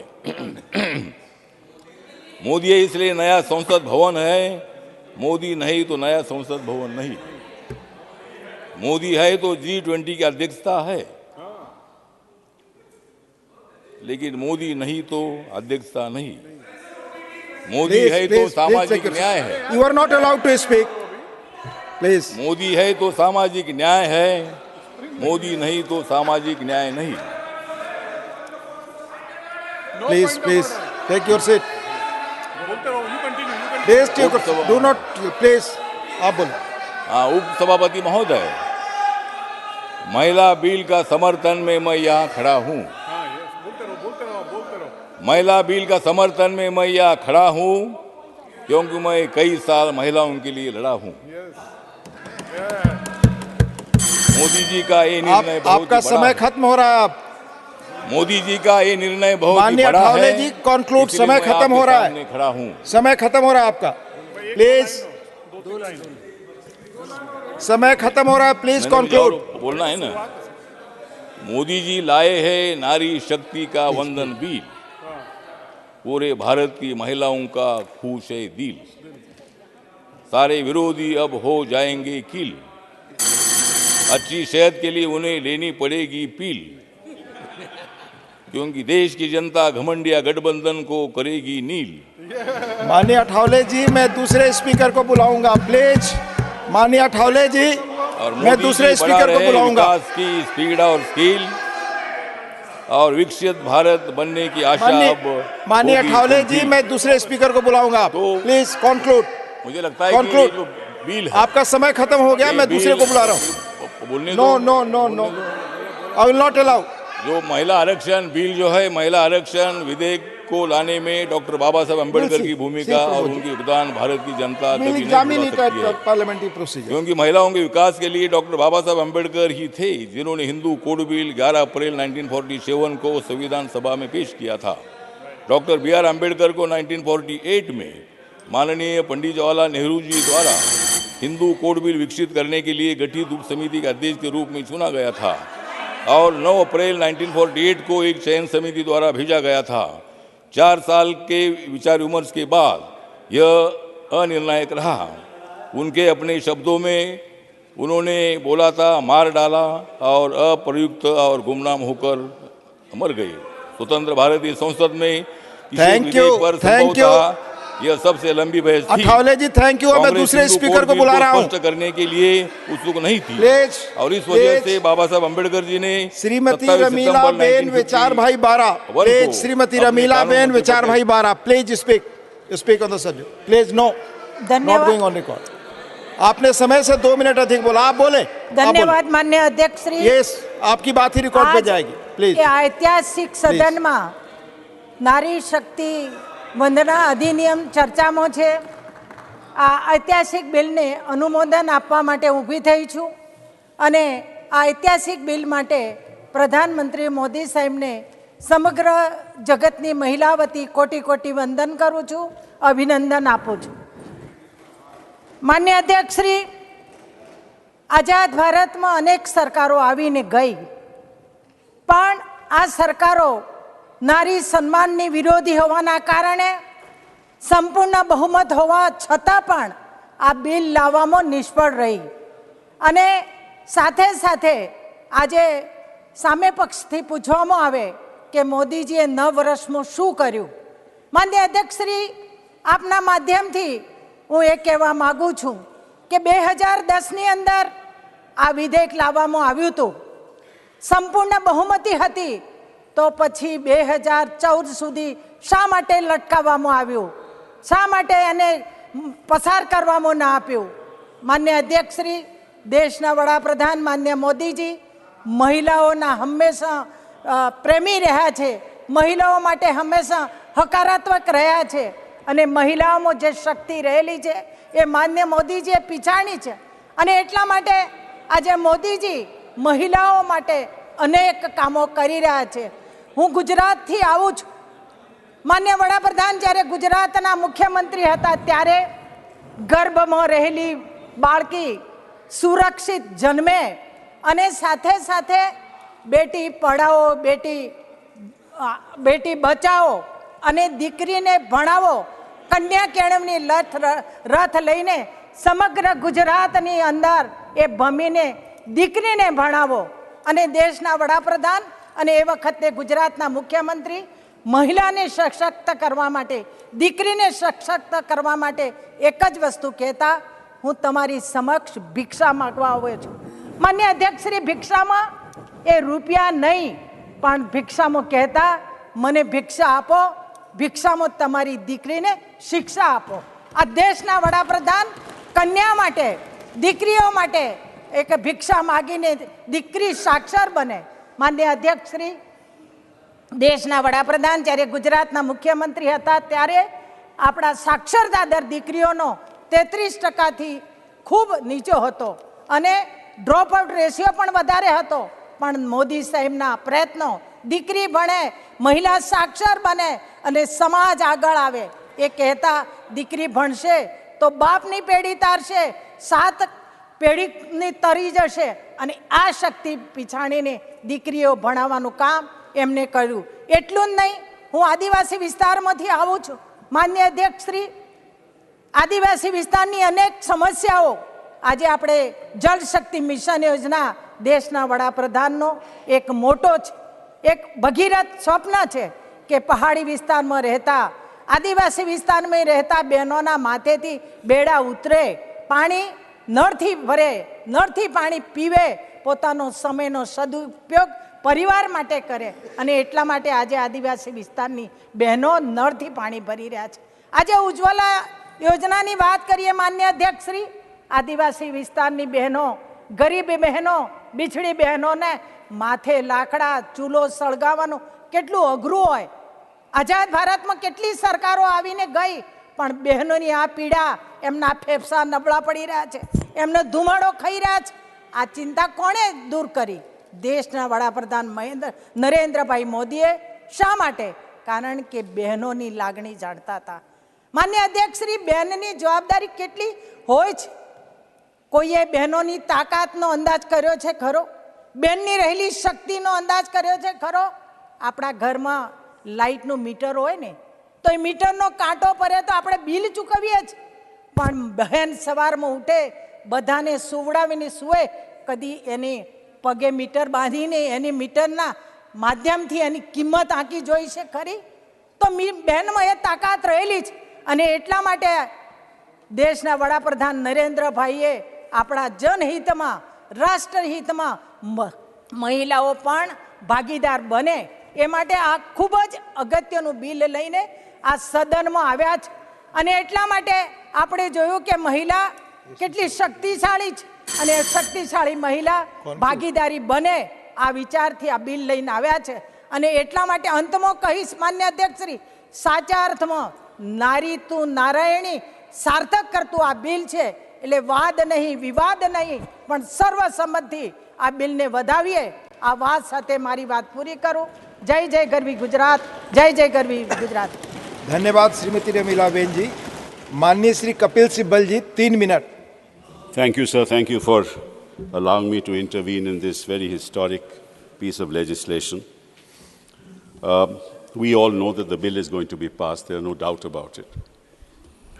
And we all know why it was not introduced in 2014 and why it's being introduced today in 2023. We don't have to discuss that anymore. But I want to place on record my concern for the future of this bill. And I'll tell you why.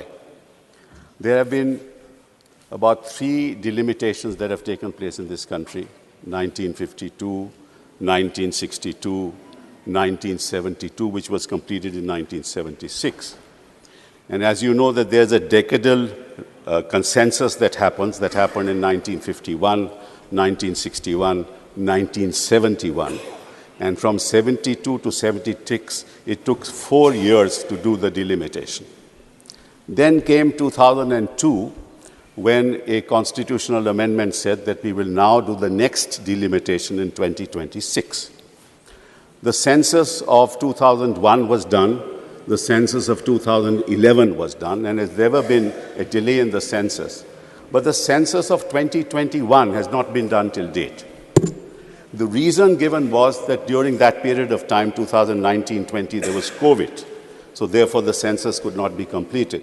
But the COVID happened in 2021, and United States, England, China completed their census even during the course of the COVID. The reason why there's a connection between the two, because when the Finance Commission sits, it allocates resources on the basis of population. And if you don't do your census, then the allocations become skewed. because the population has increased, but you don't have a latest census. The result is the Finance Commission cannot allocate proper resources to regions, to the states in this country. Now, 4 years it took for the 1972 delimitation process. Now, the delimitation has not happened between 2021 and now, so we are going to wait till 2026 for the census to happen. Now, if the census happens in 2026, and the census will reveal the new population figures, and the reason why it was frozen in 2002 was that by 2026, the Health Ministry gave an opinion that by 2026, the entire population will not be growing anymore. So the result was that we will then see in 2026 how allocations are to be made and what delimitation is to be done. Now, as it happens, the North's population in the North has increased exponentially, and that in the southern states has not.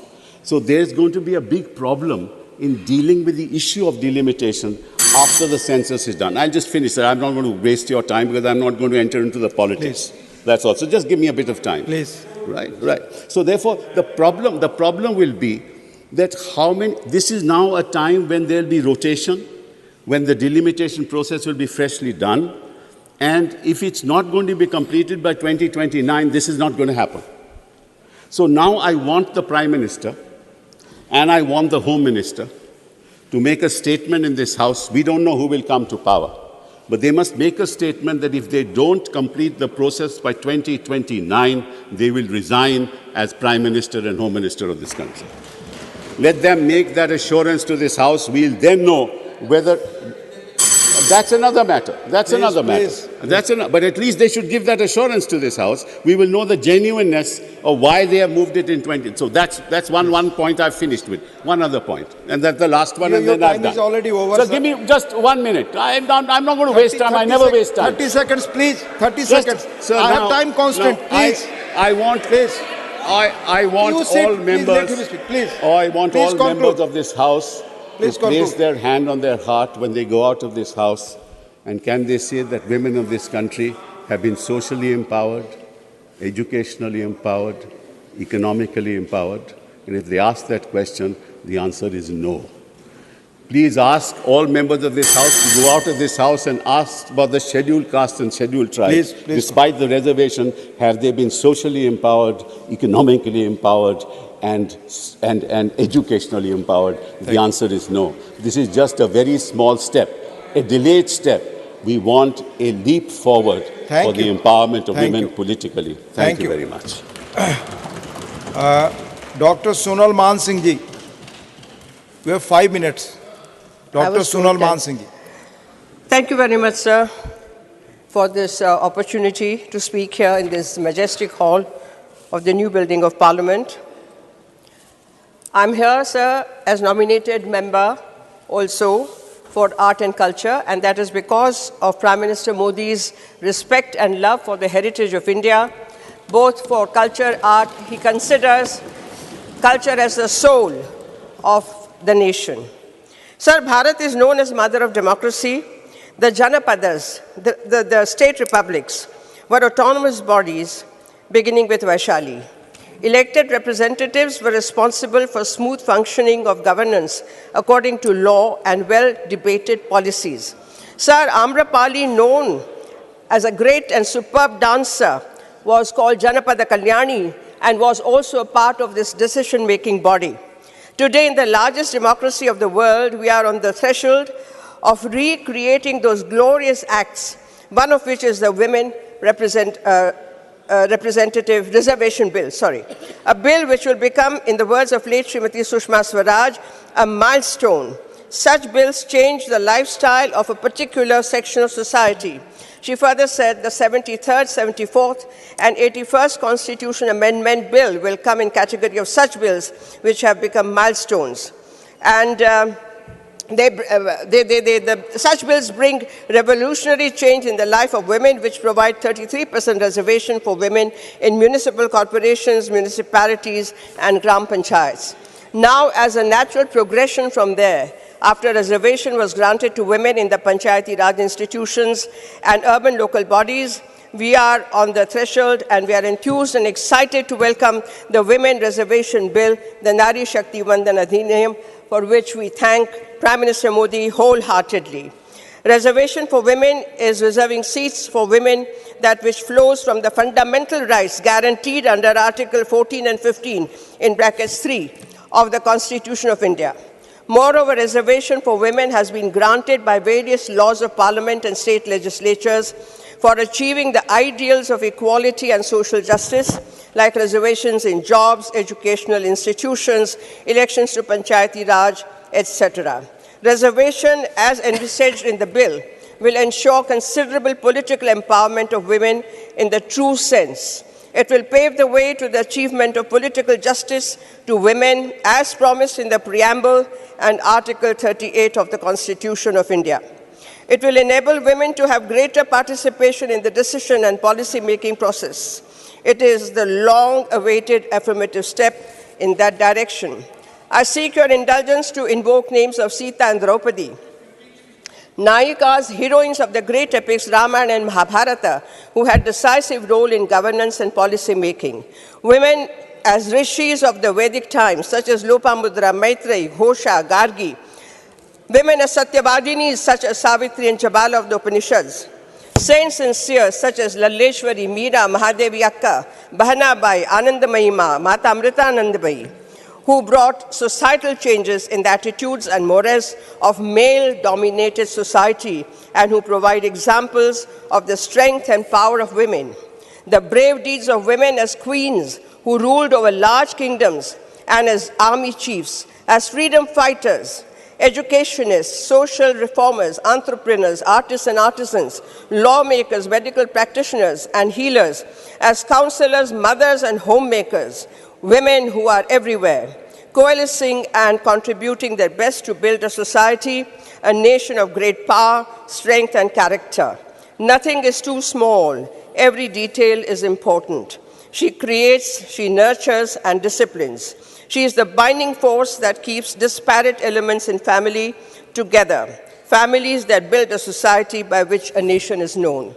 Today, under the inspiring leadership of our Prime Minister, Shri Narendra Modi, who walks the talk, जिनकी कथनी और करनी में अंतर नहीं है, जो संकल्प से सिद्धि प्राप्त कर लेते हैं और जो एक भारत श्रेष्ठ भारत के सूत्र को जीवंत रखते हैं, who believes in सबका साथ, सबका विकास, सबका विश्वास, सबका प्रयास, who believes in Beti Bachao, Beti Padhao, and now बेटी बढ़ाओ, who has put faith in women-led development, results of which are for everyone to see. In his speech on Budget 2023, he said, नारी शक्ति की संकल्प शक्ति, इच्छा शक्ति, उनकी कल्पना शक्ति, निर्धारित लक्ष्यों को प्राप्त करने के लिए उनकी तपस्या, उनके परिश्रम की पराकाष्ठा, ये हमारी मातृशक्ति के प्रतिबिंब। Sir 1 minute please. नारी शक्ति का ये सामर्थ्य भारत की अनमोल शक्ति है। We are witness to first ever tribal woman president of India, Honorable Srimati Draupadi Murmu. We are witness to entry and participation of women in combat units everywhere. For the awe-inspiring success of Chandrayaan 3 also, sir, credit has been given to almost 100 women scientists. Sir, at the end, I would like to say that I'm so honored and privileged to be here to speak on this. Bharat Kanya, Desha Dhanya, Bhumi Janya, Bharati, Gagan ko, Agan ko, Vachan ko hai Dharati, Desha Bala, Deep Mala, Deep Bhati, Bharati. Thank you, sir. धन्यवाद धन्यवाद doctor Sonal मान सिंह जी। माननीय सदस्यगण, 70 से अधिक speakers हैं, इसलिए कृपया limit yourself with in time. माननीय श्री विनय विश्वम जी 3 minutes। माननीय विनय विश्वम जी 3 minutes, please. Thank you sir.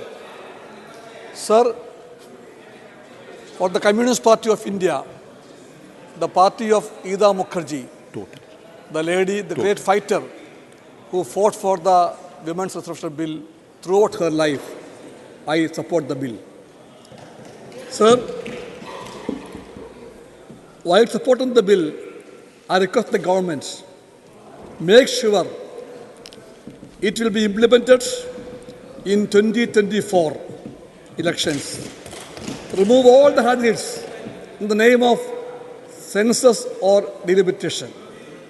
Make it sure that it would be extended to Rajya Sabha and to all the legislative councils of states. Make sure the rights of the OBCs and the minorities will be taken care of and they get the rightful share in the present and future lawmaking bodies.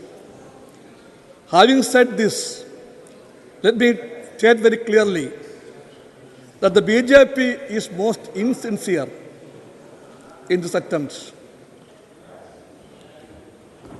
The bill they brought only for the electoral gains. Sir, BJP, everyone knows, is the political outfit of the RSS. We all know that there is no space for a single woman in the RSS. Why? Why the Rashtra Sevika Samiti was formed? Why? No, answer me. Why the Rashtra Sevika Samiti was formed? Because you don't believe that a woman can sit with the man in the RSS. That's the reason. So it's ideological. Because BJP and RSS believe that Nastri Swatantra Varhati. Because you follow Manusmriti. The followers of Manusmriti cannot be sincere to a human empowerment bill. We are sure of that. But we are concerned only about the electoral victories, and for that purpose you brought it. Sir, we all know one more thing. Why the woman president of India, Draupadi Murmuji, was not seen when this house was inaugurated? Why she was not seen? She's a woman, she's an Adivasi, but she had no place for that great function. That is BJP, that's RSS. Sir, you please tell us why, in your rule, the women of Manipur was paraded nakedly there on the streets. Why? Your time is over, Sir. Please.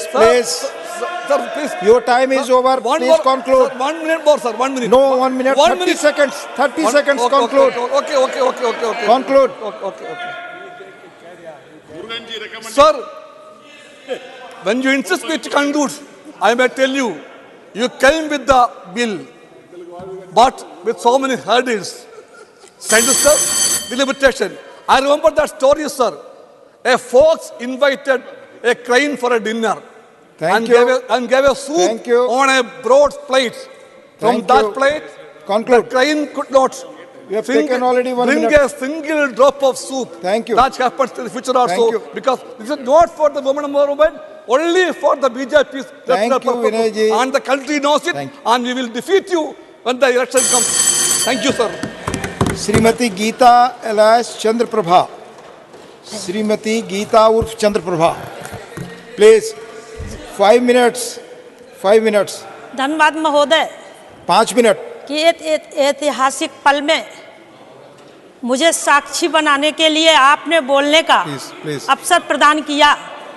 मैं सुबह से सुन रही थी उधर से कि बंधन शब्द का जिस तरीके से आरोप लगा रहे थे, विरोध कर रहे थे, तो मैं जानना चाहती हूं कि महिला सशक्तिकरण के लिए अगर जो बंधन शब्द आया तो उसमें आपत्ति किस बात की है? महिला वो शब्द है कहने के लिए 3 अक्षर से बना है, माँ, हा और ला, और तीनों अक्षरों में अलग अलग अपने को परिभाषित करता है। माँ का ममता मतलब है ममता, और हा का ममता मतलब है हिम्मत, और ला का ममता है मतलब है लज्जा। इन तीनों को महिलाएं सजो के जब घर से बाहर निकलती हैं, राष्ट्र हित में काम करने के लिए निकलती हैं, तो किस बात की आपत्ति? इसीलिए इसी को सोचकर आदरणीय प्रधानमंत्री जी ने नारी शक्ति बंधन शब्द स्वयं में ही माननीय प्रधानमंत्री के नेतृत्व वाली हमारी सरकार में देश की माताओं बहनों के लिए के प्रति आदर्श दर्शाता है। पिछले 9 वर्षों में लगातार महिला सशक्तिकरण के लिए जिस तरीके से आदरणीय प्रधानमंत्री जी ने लगातार जन कल्याण के लिए कार्य कर रही है, वो किसी से छुपा नहीं है। आंकड़ों के अनुसार अगर जो हम देखते हैं तो 2019 के लोकसभा चुनाव में महिलाओं ने पुरुषों की तुलना में बराबर मतदान किया है। इन्हीं को देखते हुए आपने देखा होगा कि जब 2019 के चुनाव में महिला मतदाताओं की भागीदारी में आपने जब टिकट के जो उम्मीदवार थे उसमें 8,049 उम्मीदवार थे, जिसमें महिला केवल 9% की भागीदारी थी। वर्तमान में देश के संसद में भी मात्र 15% सांसद महिलाओं का प्रतिनिधित्व है, जो कि अब महिलाओं के द्वारा सर्वाधिक प्रतिनिधित्व पहली बार इतना संसद में देखने को मिला। मैं पूछना चाहती हूँ कि यह स्थिति कैसे बनी है, यह स्थिति कैसे उत्पन्न हुई है, कि क्या कारण हुआ है कि आज प्रधानमंत्री जी को यह महिला विधेयक लाना पड़ा है। लगातार स्वतंत्रता के पश्चात लंबे समय से देश में आप उधर बैठे कांग्रेस की सरकार रही है।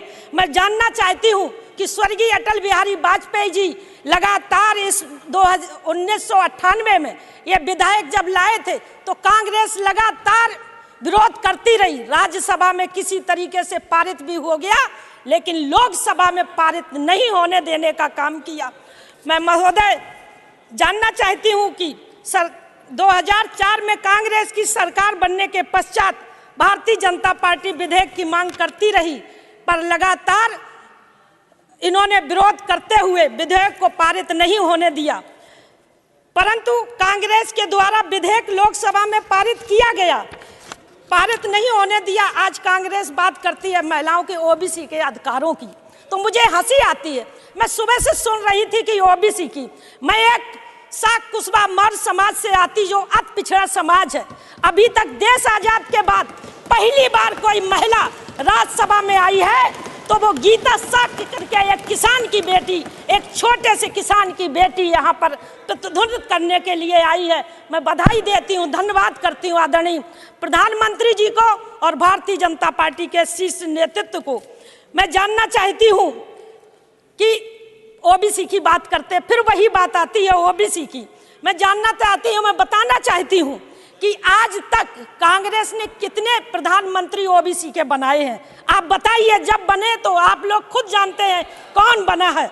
इसलिए जब मैं जानती हूँ कि जब, अरे सुनो तो भैया, जब सुनो तो सत्य तो यही है, आप सुनिए तो सत्य तो यही है कि जब कहीं से छिपी नहीं है कि आदरणीय देवगौड़ा जी और चौधरी चरण सिंह जी जैसे ओबीसी समाज से आने वाले बड़े नेता जब देश के प्रधानमंत्री बने तो सामने वालों ने उनकी सरकार को चलने नहीं दिया, ये आप सभी जानते हैं।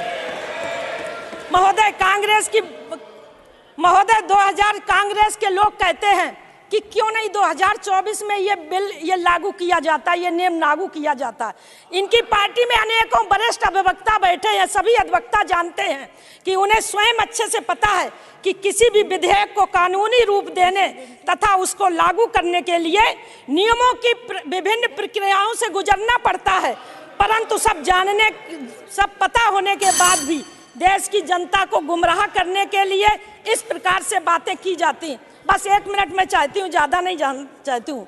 ओबीसी की बात करती, देश आज़ाद हुए एक लंबा समय हुआ और इनको नहीं चिंता ओबीसी की आई। ओबीसी को संवैधानिक दर्जा आयोग का नहीं दिया, लेकिन मैं बधाई देती हूँ आदरणीय नरेंद्र मोदी जी को, जिन्होंने सरकार आने के बाद ओबीसी को संवैधानिक आयोग का दर्जा देने का काम किया।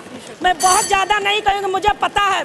अंत में मैं एक बात कुछ पंक्तियों के माध्यम से समाप्त करूंगा। उससे पहले माननीय सांसद बैठे, वो अभी उत्तर प्रदेश के मुख्यमंत्री जी को आरोप लगा रहे थे। मैं उनको बताना चाहती हूं कि वही मुख्यमंत्री योगी आदित्यनाथ जी हैं जो आप पर आरोप लगा रहे। 2017 के जब जो मुख्यमंत्री बने उत्तर प्रदेश में, तो सबसे पहले उन्होंने प्रदेश में बेटियों को सुरक्षित रखने के लिए एंटी रोमियो स्क्वाड बना के संदेश दिया है कि वो बेटियों के लिए कितने संवेदनशील है।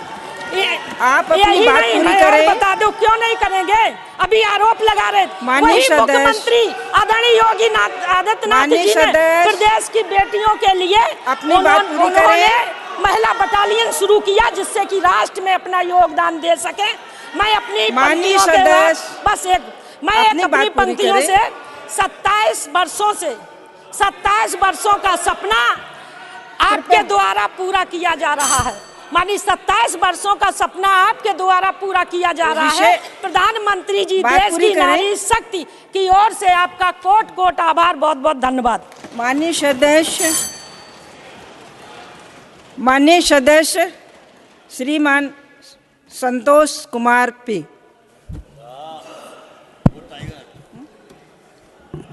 मैडम,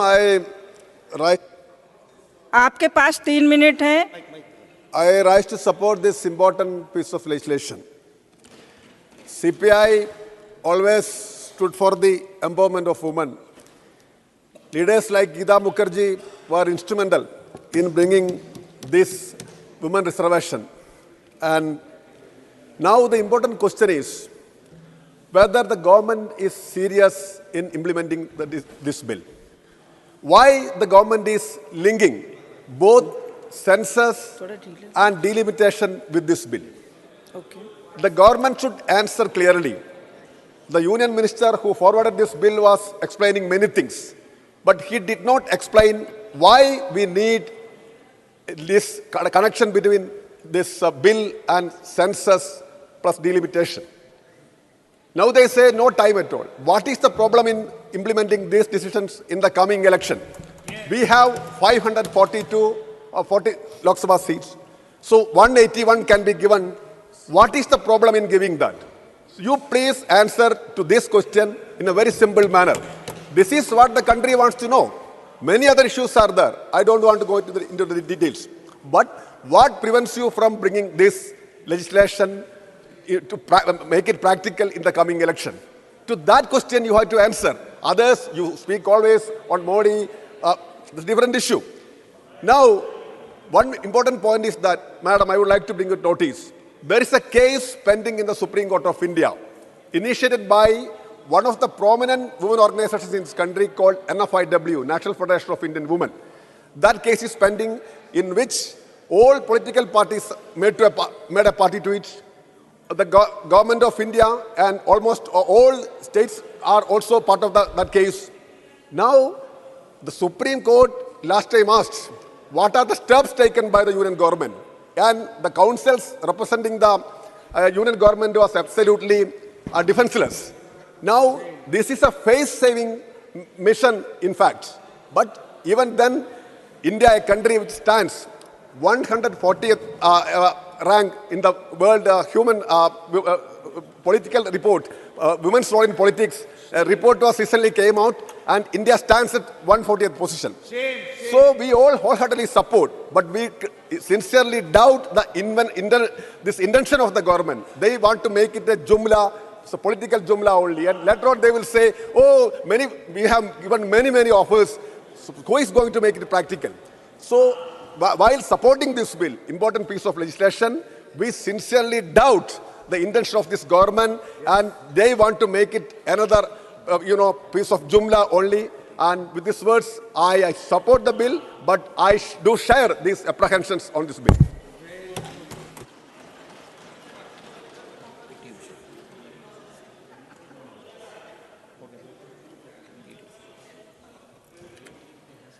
माननीय सदस्य श्रीमती पीटी उषा।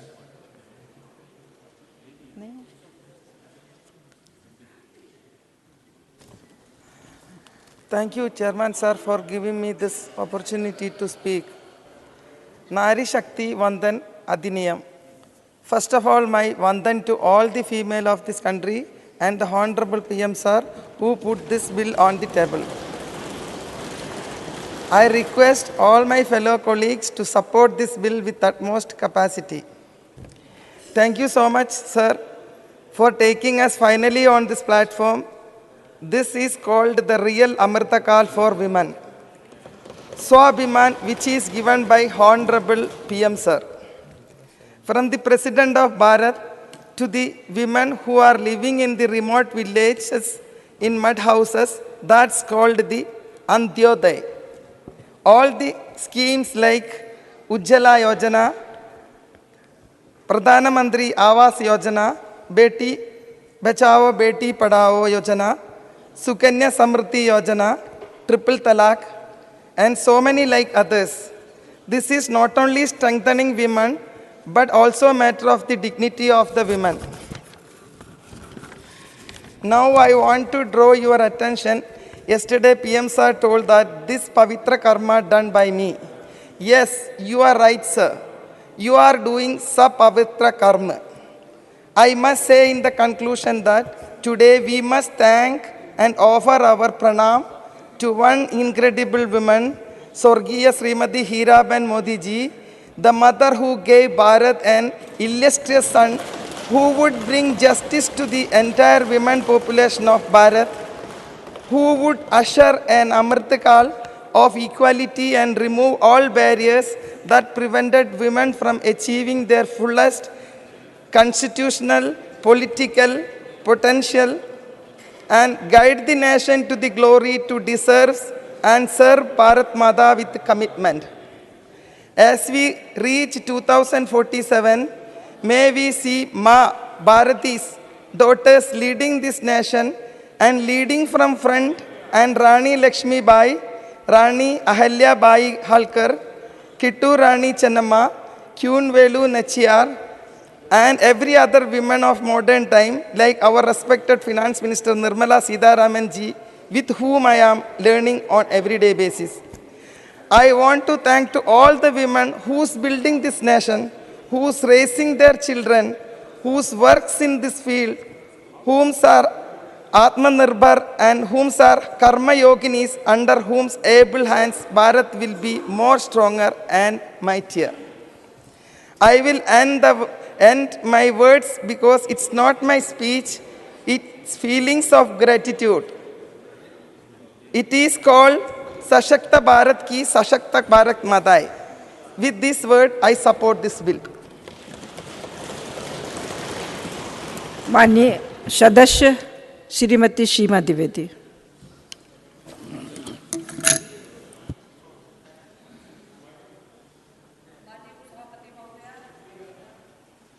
शक्ति बंधन अधिनियम 1028वां संशोधन बिल आज जो राज्यसभा में आया है उसके समर्थन में खड़ी हूँ और मैं विश्वास भी करती हूँ कि आज यह पूरा सदन सर्वसम्मत से इसको पास करके इतिहास के स्वर्ण अक्षरों में अपना नाम दर्ज करेगा, ये मैं चाहती हूँ।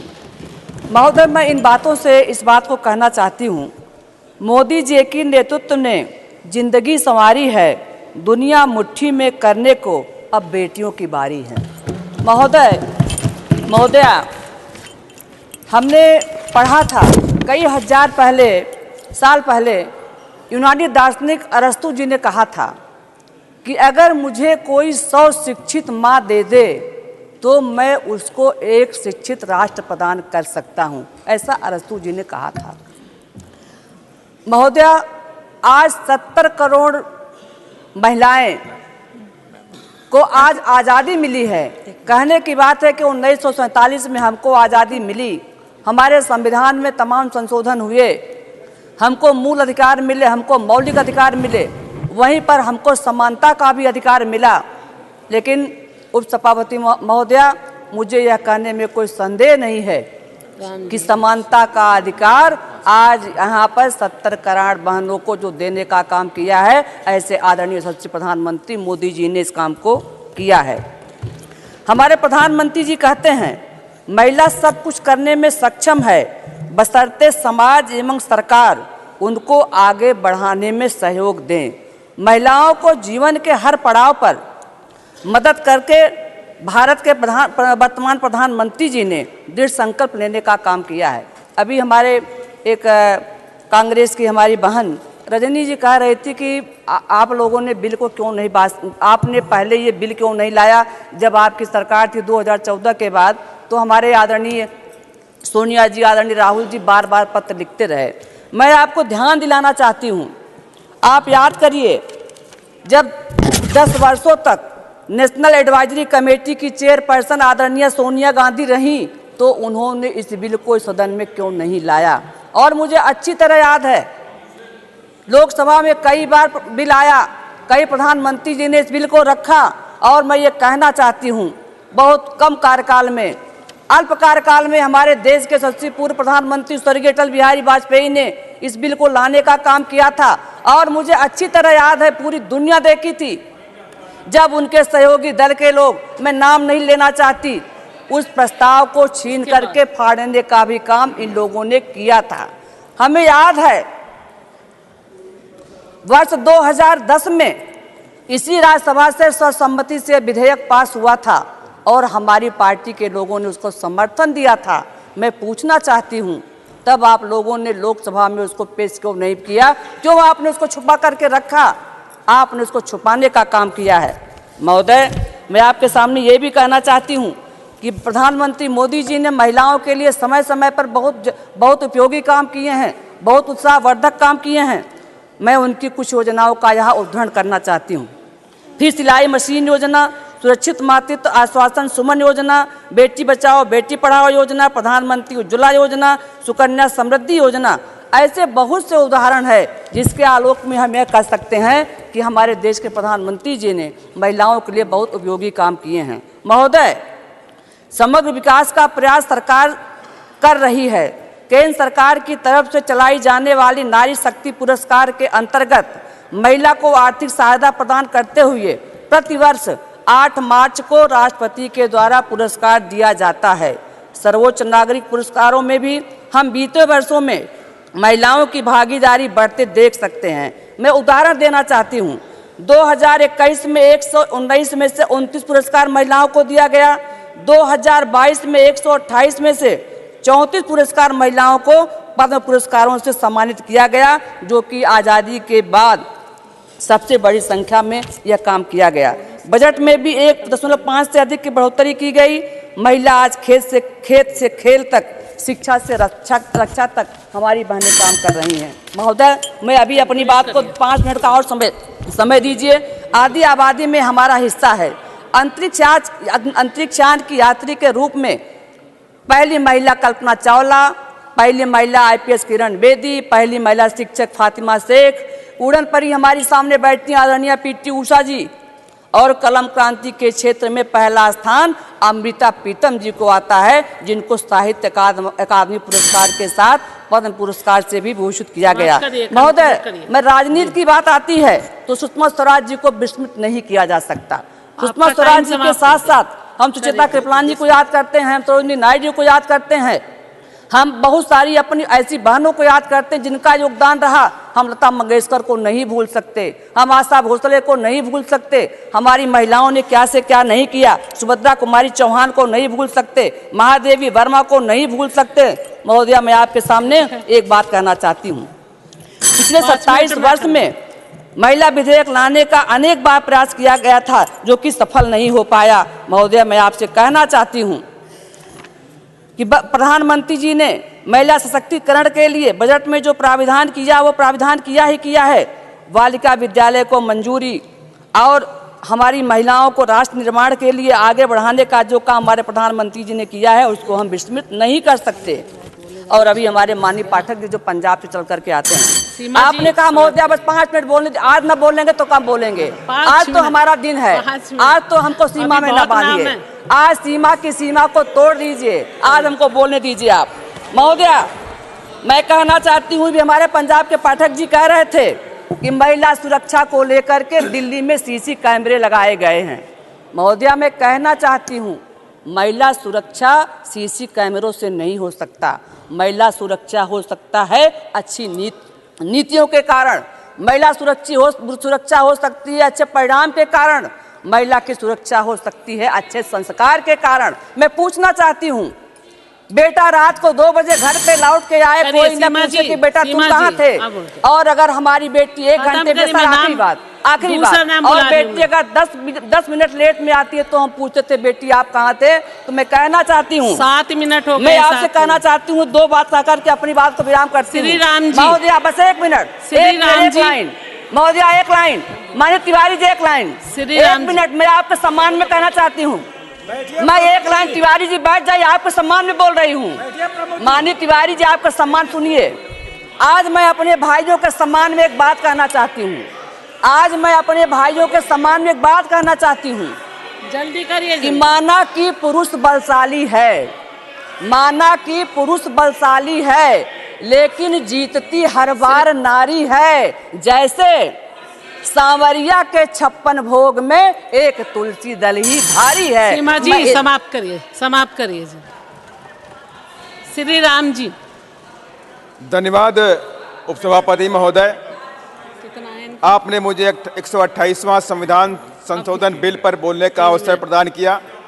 साथ ही मैं आभार व्यक्त करता हूं अपनी पार्टी की मुखिया बहन कुमारी मायावती जी का, जिन्होंने मुझे इस बिल पर बोलने और देश की ऐतिहासिक पार्लियामेंट और नई पार्लियामेंट में समाज सेवा और देश सेवा करने का गौरव प्रदान किया।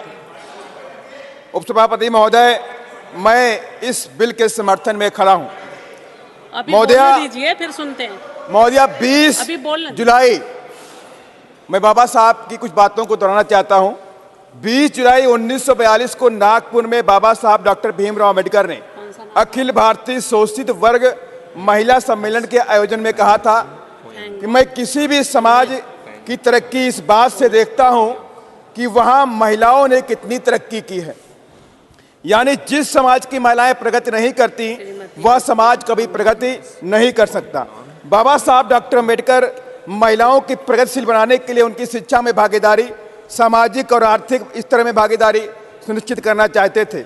इसलिए बाबा साहब डॉक्टर अम्बेडकर ने हिंदू कोड बिल में महिलाओं को तमाम तरह के हक, अधिकार और पिता पति की संपत्ति में बराबरी का हक दिया, ताकि उनका सामाजिक स्तर बढ़ सके। शिक्षा और नौकरियों का अधिकार भी संविधान में देने का काम किया। संविधान के प्रेम्बल में जस्टिस और इक्वलिटी की बात बाबा साहब ने कही। 25 नवंबर 1949 में कहा, मैंने राजनीति में आज बराबरी का हक दिया, one vote one man one value का सिद्धांत कायम किया। लेकिन सामाजिक और आर्थिक असमानता के आने वाली सरकारों को जल्द से जल्द दूर करना पड़ेगा। महोदया, इतिहास गवाह है, महिलाओं ने तमाम जुल्म और जातियों को सहा है, जिसमें दहेज प्रथा, बाल विवाह, सती प्रथा और यहाँ तक कि शिक्षा पर लगा सामाजिक प्रतिबंध, जिसे भारत की प्रथम शिक्षिका माता सावित्रीबाई फुले ने 1 जनवरी 1848 में लड़कियों के लिए पुणे में स्कूल खोलकर इस प्रतिबंध को खत्म किया। महोदया, इन तमाम सामाजिक कृतियों के बावजूद भी महिलाओं ने देश की आज़ादी की जंग में बढ़ चढ़कर हिस्सा लिया। चाहे रानी लक्ष्मीबाई हो, सरोजिनी नायडू हो, बेगम हजरत महल, झलकारी बाई कोरी, उदा देवी पासी, बिजली पासी, चाहे मुजफ्फरनगर की महावीरी देवी वाल्मीकि, यहाँ तक कि दुर्गा देवी, जिनको दुर्गा भाभी के नाम से जाना गया, चाहे सिक्किम से हेलेन लेप्चा हो उर्फ सावित्री देवी हो, नागालैंड से चाहे रानी जायदिन लियू हो, चाहे वो गोरखा से पुतलीमाई देवी जी हो, इन सभी महिलाओं ने तमाम महिलाओं ने अपने प्राण देश की आज़ादी के जंग में न्यौछावर भी करने का काम किया है। यही नहीं महोदया, जब मैं एग्जाम्पल देना चाहता हूँ, बस मैं खत्म कर रहा हूँ, महिला सशक्तिकरण को लेकर के उत्तर प्रदेश में बहन जी मुख्यमंत्री थी, तो माननीय बहन जी ने उत्तर प्रदेश के तमाम महिला कॉलेज खोले। मैं खत्म कर रहा हूँ, 1 मिनट खत्म कर रहा हूँ। माता सावित्रीबाई पूरे शिक्षा योजना भी शुरू करी, जिसमें 25,000 रुपये और साइकिल देने का काम किया। महोदया, मैं आपके माध्यम से केंद्र की सरकार से अपील करता हूँ कि अगर महिला सशक्तिकरण देना है तो SC, ST, OBC की महिलाओं को भी इसमें अलग से रिजर्वेशन देने का प्रावधान करें, क्योंकि पूरे देश के अंदर आज भी इन महिलाओं के साथ में अत्याचार होता है। अगर सही माने में मैं फिर से आपके माध्यम से केंद्र की सरकार से अपील करता हूं, SC, ST, OBC की महिलाओं को 33% आरक्षण में रिजर्वेशन सुनिश्चित करने का काम करें। इसको संज्ञान में ले, गंभीरता से ले। धन्यवाद।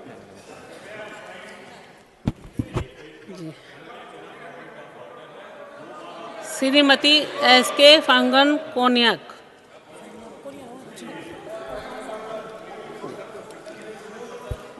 Honorable Deputy Chairman, ma'am, I stand here today in support of this bill because it is a defining moment in the history of our country for women.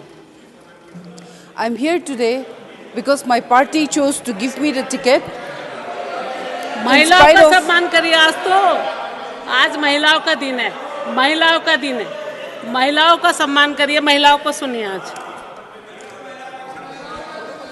I'm here today as an MP because my party chose to give me the ticket in spite of many male capable ticket seekers. And BJP as a party is a party which practices 33% reservation in the party setup. The enabling environment created by our Honorable Prime Minister has led to women empowerment, transitioning to women-led development.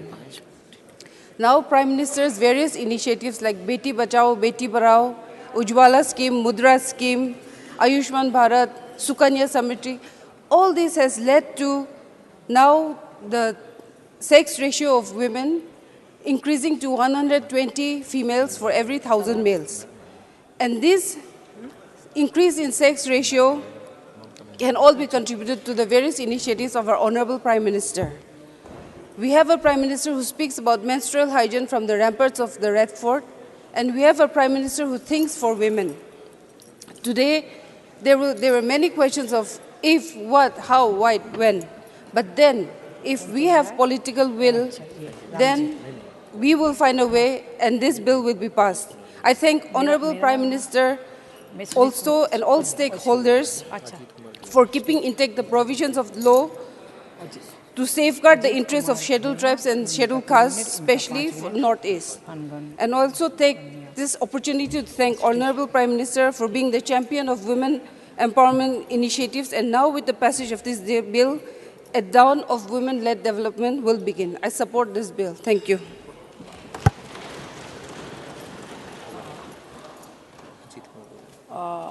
Shri Ajit Kumar Bhuya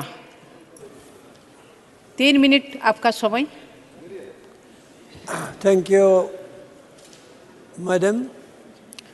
I stand to support the bill since 50% population will be benefited in participation of formulation of program and policy. Since the reservation for women at the local body level had been for decades, there is no doubt that women leadership emerged, but majority of them are from family of influence. In the present bill, there is no safety net for negating such trend. Since the bill will be implementable by 2029, the first 15 years, that is 3 tenures of Lok Sabha and Vidhan Sabha, women with political influential family will get chance to be elected. Is this way women be empowered? Madam, I do not want to take any individual name, but there are few constituencies where family of influential political clout always got elected, and even if such constituencies get reserved for women, no outsider will get chance to be elected. Madam, however, if several women stalwart have represented the parliamentary democracy in the past, and many of them were not from political influence family. Hence, I will like to remember Bhagavati Devi, who got elected from Gaya in Bihar in the year 1996. This could happen due to the very honest intent of Lalu Prasad ji, then Chief Minister of Bihar. And I salute Lalu Prasad for giving opportunity to such women. Sir, Madam, when democracy in our country is getting matured, representative political participants should be from all sections of the society. But my strong apprehension is that the present women reservation bill may not fulfill the desired expectation of wider political participation of women. Madam, the time frame of the bill has been designed in such a way that Bhagavati Devi like women get chance only around 2050 to represent the parliamentary democracy. I am from Northeast, only opposition voice. Madam, give me 1 minute. You have given everybody 2-3 minutes. The Prime Minister and many senior cabinet ministers intervened in the discussion of the bill and claimed that the leadership of the previous government was not bold enough to get bill passed, but the government led by Modi made it possible. Will any member of the August House deny that the demand of 33% reservation in Parliament and Assembly originated only after constitutional amendment of women reservation at local level. On 2 points only, Madam. Thereafter, since 1996 onwards, all successive governments at the center piloted the bill and tried to evolve consensus. Perhaps this is the first government who do not believe in consensus behavior and diluted the bill, and women has to wait for years. The best consensus course of immediate implementation should have been made possible to immediate election, as the ECI Election Commission is capable of identifying the constituency. Finally, let me quote a very interesting couplet, famous couplet, इतना गुमन में मत रहो कि सब कुछ तुमने किया, इतना गुमन में मत रहो कि सब तुमने ही किया, अरे कुछ तो शर्म करो कि कुछ तो तुम्हारा पूर्वज ने भी किया होगा जो आज तुम यहाँ हो। Thank you. श्रीमती सुमित्रा वाल्मीकि। माननीय सभापति महोदया, आज भारत के ऐतिहासिक निर्णय में मुझे भाग्यशाली अवसर प्रदान हुआ है। नारी शक्ति वंदन विधेयक पर 128वें बिल के समर्थन में मैं आपके सामने खड़ी हूँ। माननीय महोदया, बीते 9 वर्षों में देश महिलाओं के विजन को लेकर आगे बढ़ा है। भारत ने अपने बीते वर्षों के अनुभव को देखते हुए वुमेन डेवलपमेंट से वुमेन लीड डेवलपमेंट के प्रयासों को वैश्विक मंच पर भी ले जाने का प्रयास किया है। इस बार भारत की महत्वपूर्ण G20 में अध्यक्षता रही बैठकों में भी ये विषय प्रमुखता से छाया हुआ था। इस वर्ष का बजट भी वुमेन लीड डेवलपमेंट के प्रयासों को नई गति प्रदान करेगा। इसमें आप सभी की बड़ी भूमिका है। माननीय महोदया, हमारे यहाँ वर्षों से राजनीति के लिए महिलाओं का नाम बहुत बार लिया गया। महिलाओं के लिए ये किया वो किया, ये दावे बहुत हुए और अनेक बार हुए, लेकिन धरातल पर कुछ भी नहीं हुआ। लेकिन अभी 9 वर्षों में मैं आत्मविश्वास के साथ कह सकती हूँ कि माननीय प्रधानमंत्री मोदी जी के नेतृत्व में एनडीए सरकार ने हमारी बहन बेटियों माताओं के जीवन में हर समस्या से जुड़ी हुई समस्या का निदान करने का पूरा अवसर दिया। राजनीतिक परिदृश्य में यदि देखा जाए तो मैं स्वयं इस बात का आपके सामने उदाहरण हूँ। देश के यशस्वी प्रधानमंत्री माननीय मोदी जी ने भारत के श्रेष्ठ सदन में स्थान देकर अपने कार्यों को चरितार्थ किया, वरना अभी तक तो यह वर्ग सिर्फ वोट बैंक में रहा। महिलाओं की दीन दशा सुधारने का कार्य माननीय मोदी जी ने एनडीए सरकार ने किया। गर्भावस्था के दौरान शिशु को पौष्टिक खाना मिले, इसके लिए माननीय मोदी जी ने मातृ वंदना योजना चलाई, जो 3 करोड़ से अधिक महिलाओं के बैंक खातों में सीधे भेजने का कार्य हुआ। शिशु का जन्म अस्पताल में हो, इसके लिए भी वृद्ध अभियान चलाए गए। बेटी को कोख में ना मारें, इसके लिए बेटी बचाओ बेटी पढ़ाओ जैसे जन आंदोलन हुए। मोदी जी ने जनता से आह्वान किया कि आप मुझे बेटी भीख में दे दो, मैं बेटी को संवारूंगा और आगे उसे राष्ट्र की संपत्ति में शामिल करूंगा। बेटी बड़ी होकर स्कूल जाए तो शौचालय ना होने की वजह से स्कूल ना छोड़े, इसके लिए करोड़ों शौचालय बनाए। बेटी शिक्षा जारी रखे, इसके लिए सुकन्या योजना दी। इसके लिए माननीय बेटियों को एवं बहनों को मुद्रा योजना दी, सैनिक स्कूलों के द्वार खोले। इस अवसर पर सेना में अफसर बने, तीनों सेनाओं में बेटियों को रास्ते खोल दिए। आप आज देखेंगी बड़ी संख्या में अग्निवीर में बेटियां भर्ती हुई हैं, जो एनडीए पुणे में पहले बैच की ट्रेनिंग ले रही हैं। माननीय महोदया, यही नहीं, मैं गांव तक यह सेल्फ हेल्प के ग्रुप के विस्तार की सहायता को दुगना कर दिया। रसोई गैस के उज्ज्वला गैस के कनेक्शन दे, उनके जीवन में नया और सुलभ बनाने के लिए कदम बढ़ाए।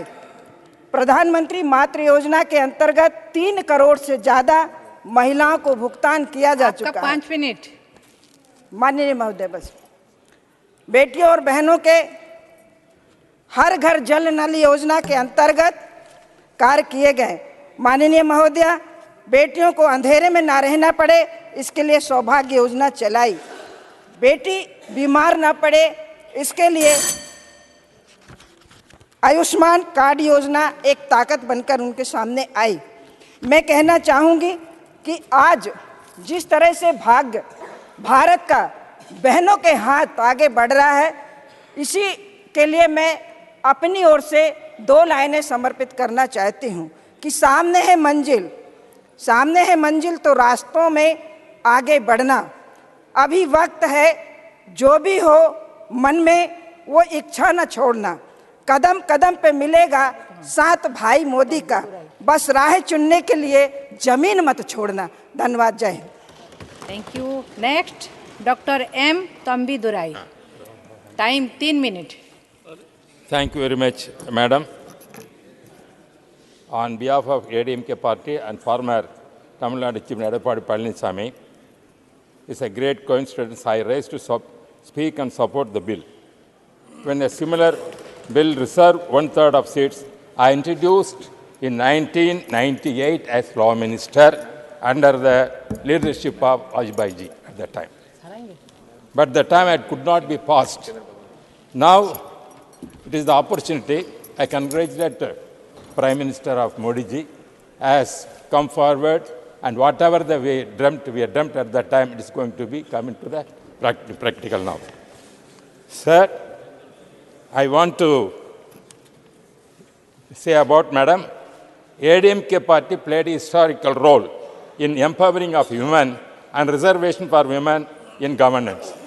Under the leadership of former CM Tamil Nadu, Purachi Thalaivar MGR and Purachi Thalaivar Amma Jayalalitha ji, we have given a lot of power to the women, so many welfare schemes implemented the scheme.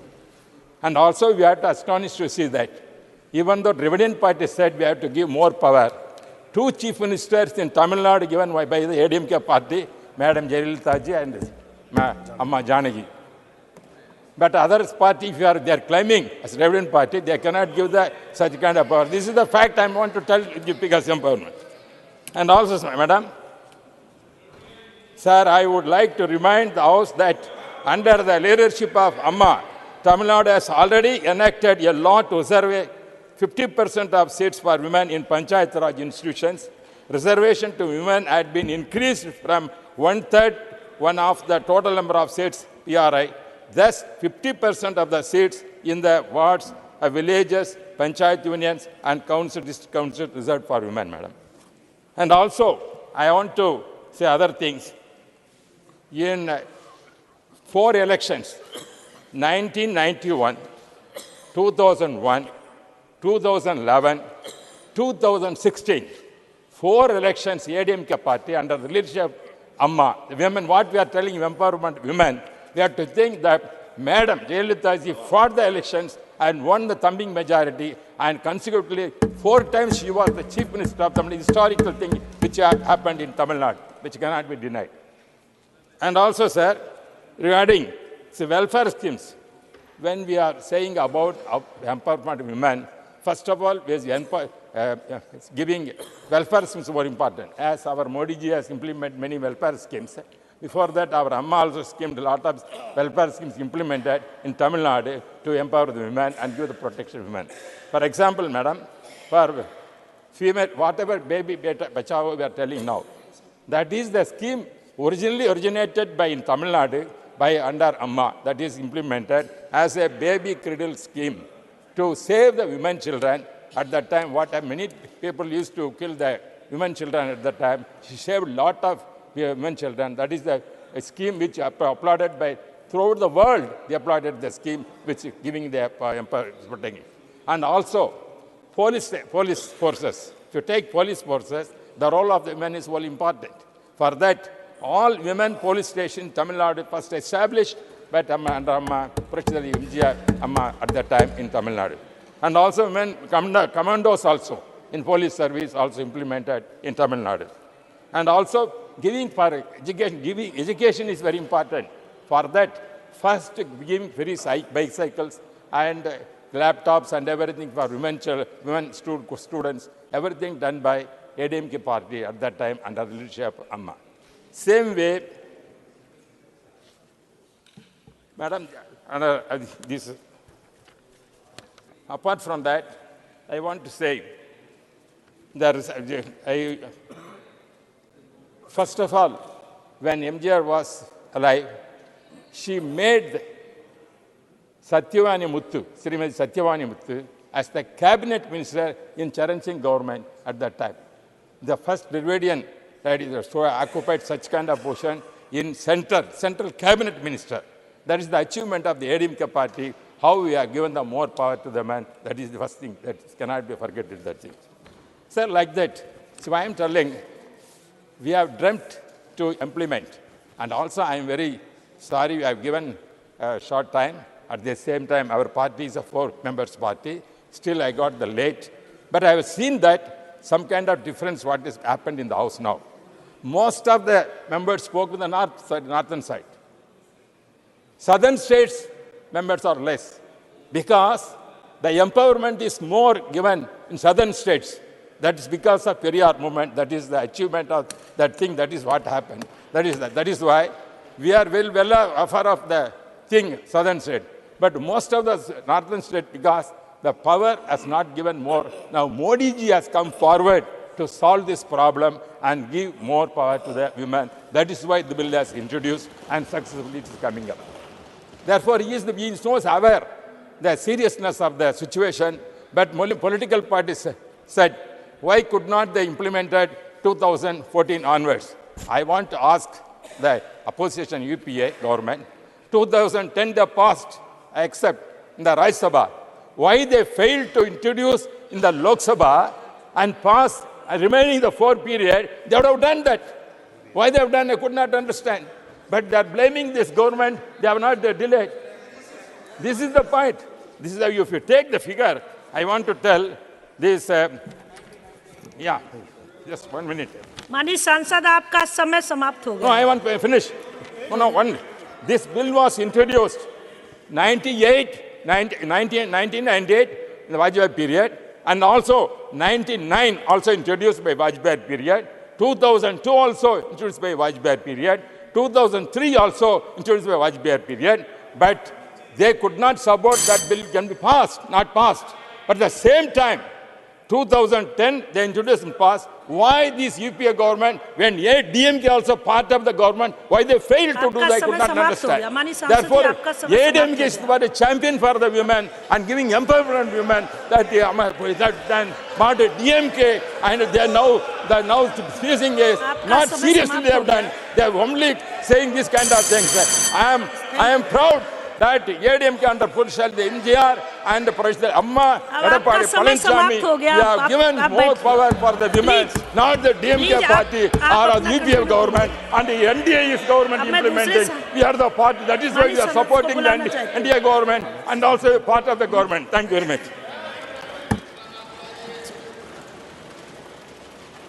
Shrimati दर्शना सिंह जी. धन्यवाद उपसभापति महोदया. आपका समय 5 minute. माननीय उपसभापति महोदया, मैं आपका धन्यवाद देती हूं कि आपने मुझे इस ऐतिहासिक बिल पर बोलने का अवसर प्रदान किया. महोदया, मैं बताना चाहती हूं कि ये मेरी मेडन स्पीच है.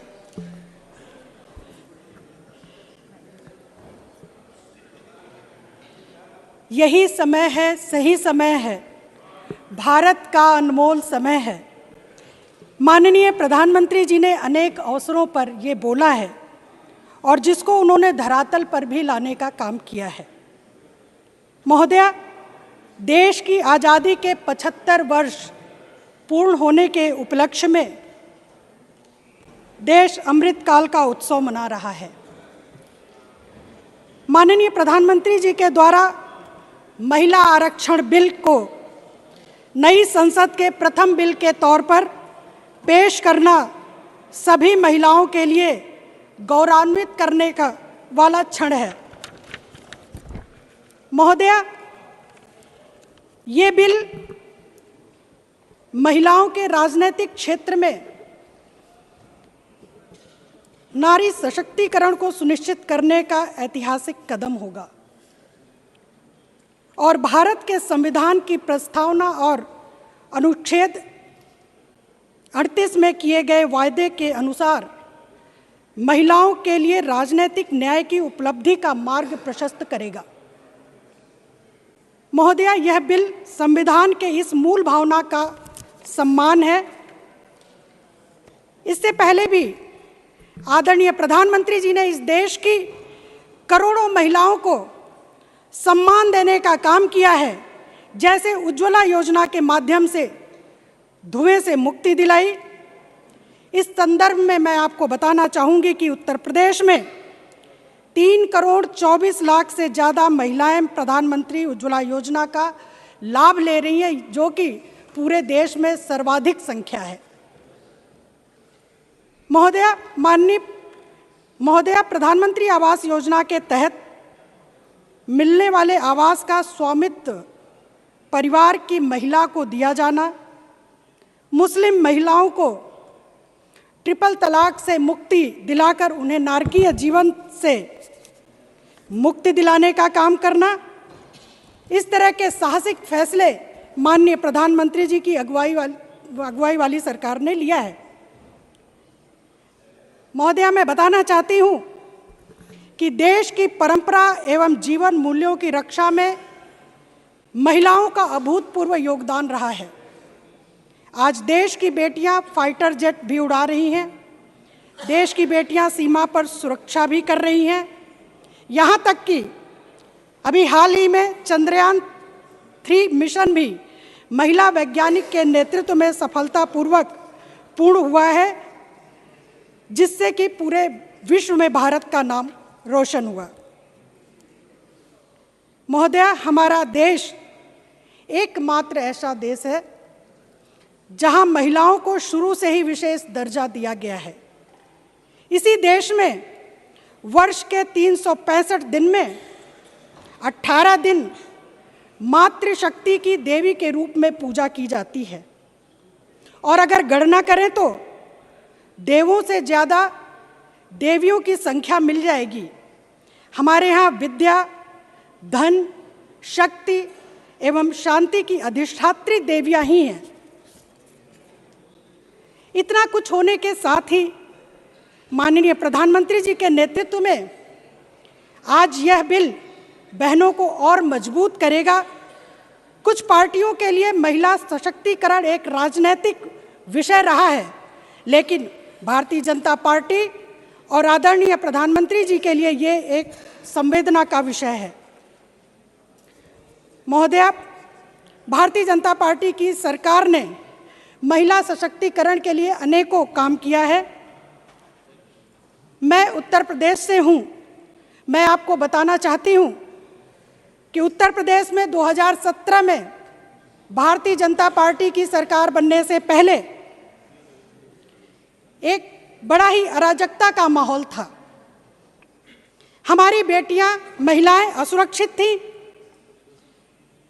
अपराधियों के खिलाफ कोई बोलना नहीं चाहता था। लेकिन 2017 में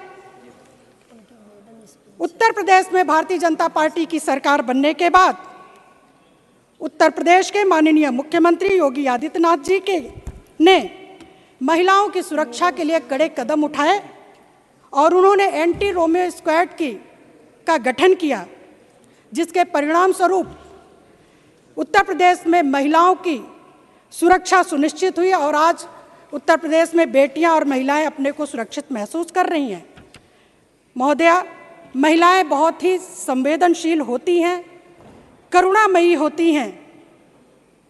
आदरणीय प्रधानमंत्री जी का मानना है कि महिलाओं के विकास के साथ साथ अब समय आ गया है कि महिलाओं के नेतृत्व में इस देश का विकास हो। हमें इस दिशा में काम करना है।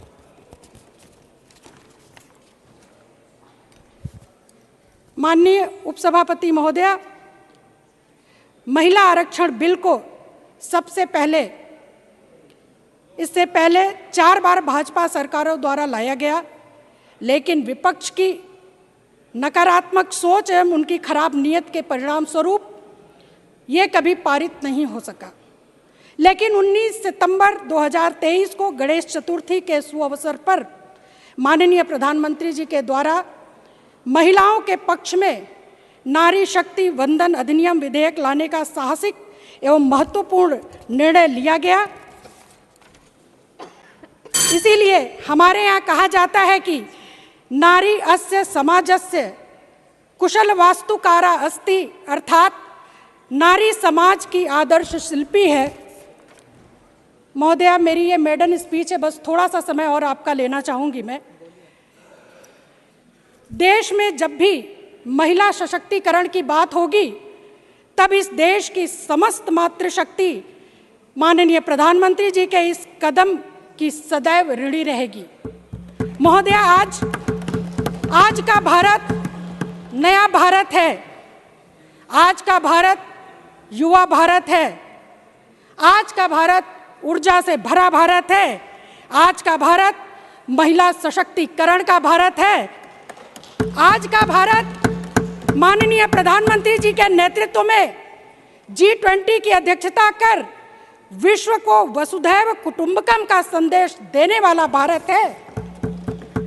अतः अंत में मैं सभी महिलाओं की तरफ से आदरणीय प्रधानमंत्री जी का कोटि कोटि आभार प्रकट करती हूं कि आपने हम सभी महिलाओं को सम्मान से जीने का बारंबार अवसर प्रदान किया है और माननीय प्रधानमंत्री जी के द्वारा महिलाओं के अधिकार के समर्थन में लाए गए इस महत्वपूर्ण बिल का मैं समर्थन करती हूँ। बहुत बहुत thank you. Shri J.K. Vasan, माननीय सदस्य J.K. Vasan. Sir, I stand here to support this important bill on behalf of my party, Tamil Maanila Congress, Mupanar sir. Sir, for the past 4 decades, many governments have been trying to pass the examination for bringing this bill positively. Unfortunately, sir, they have failed for various reasons. Today, madam, the Bharatiya Janata Party, its government, has passed the examination of winning the women's bill being passed in both the houses.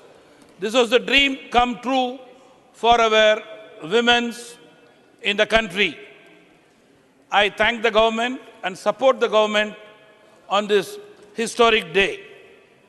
Madam, responsibility and empowerment are the need of the hour today after this bill is passed, which our forefathers of the nation wished. I am sure this will be achieved through the continuance of this government after the next election.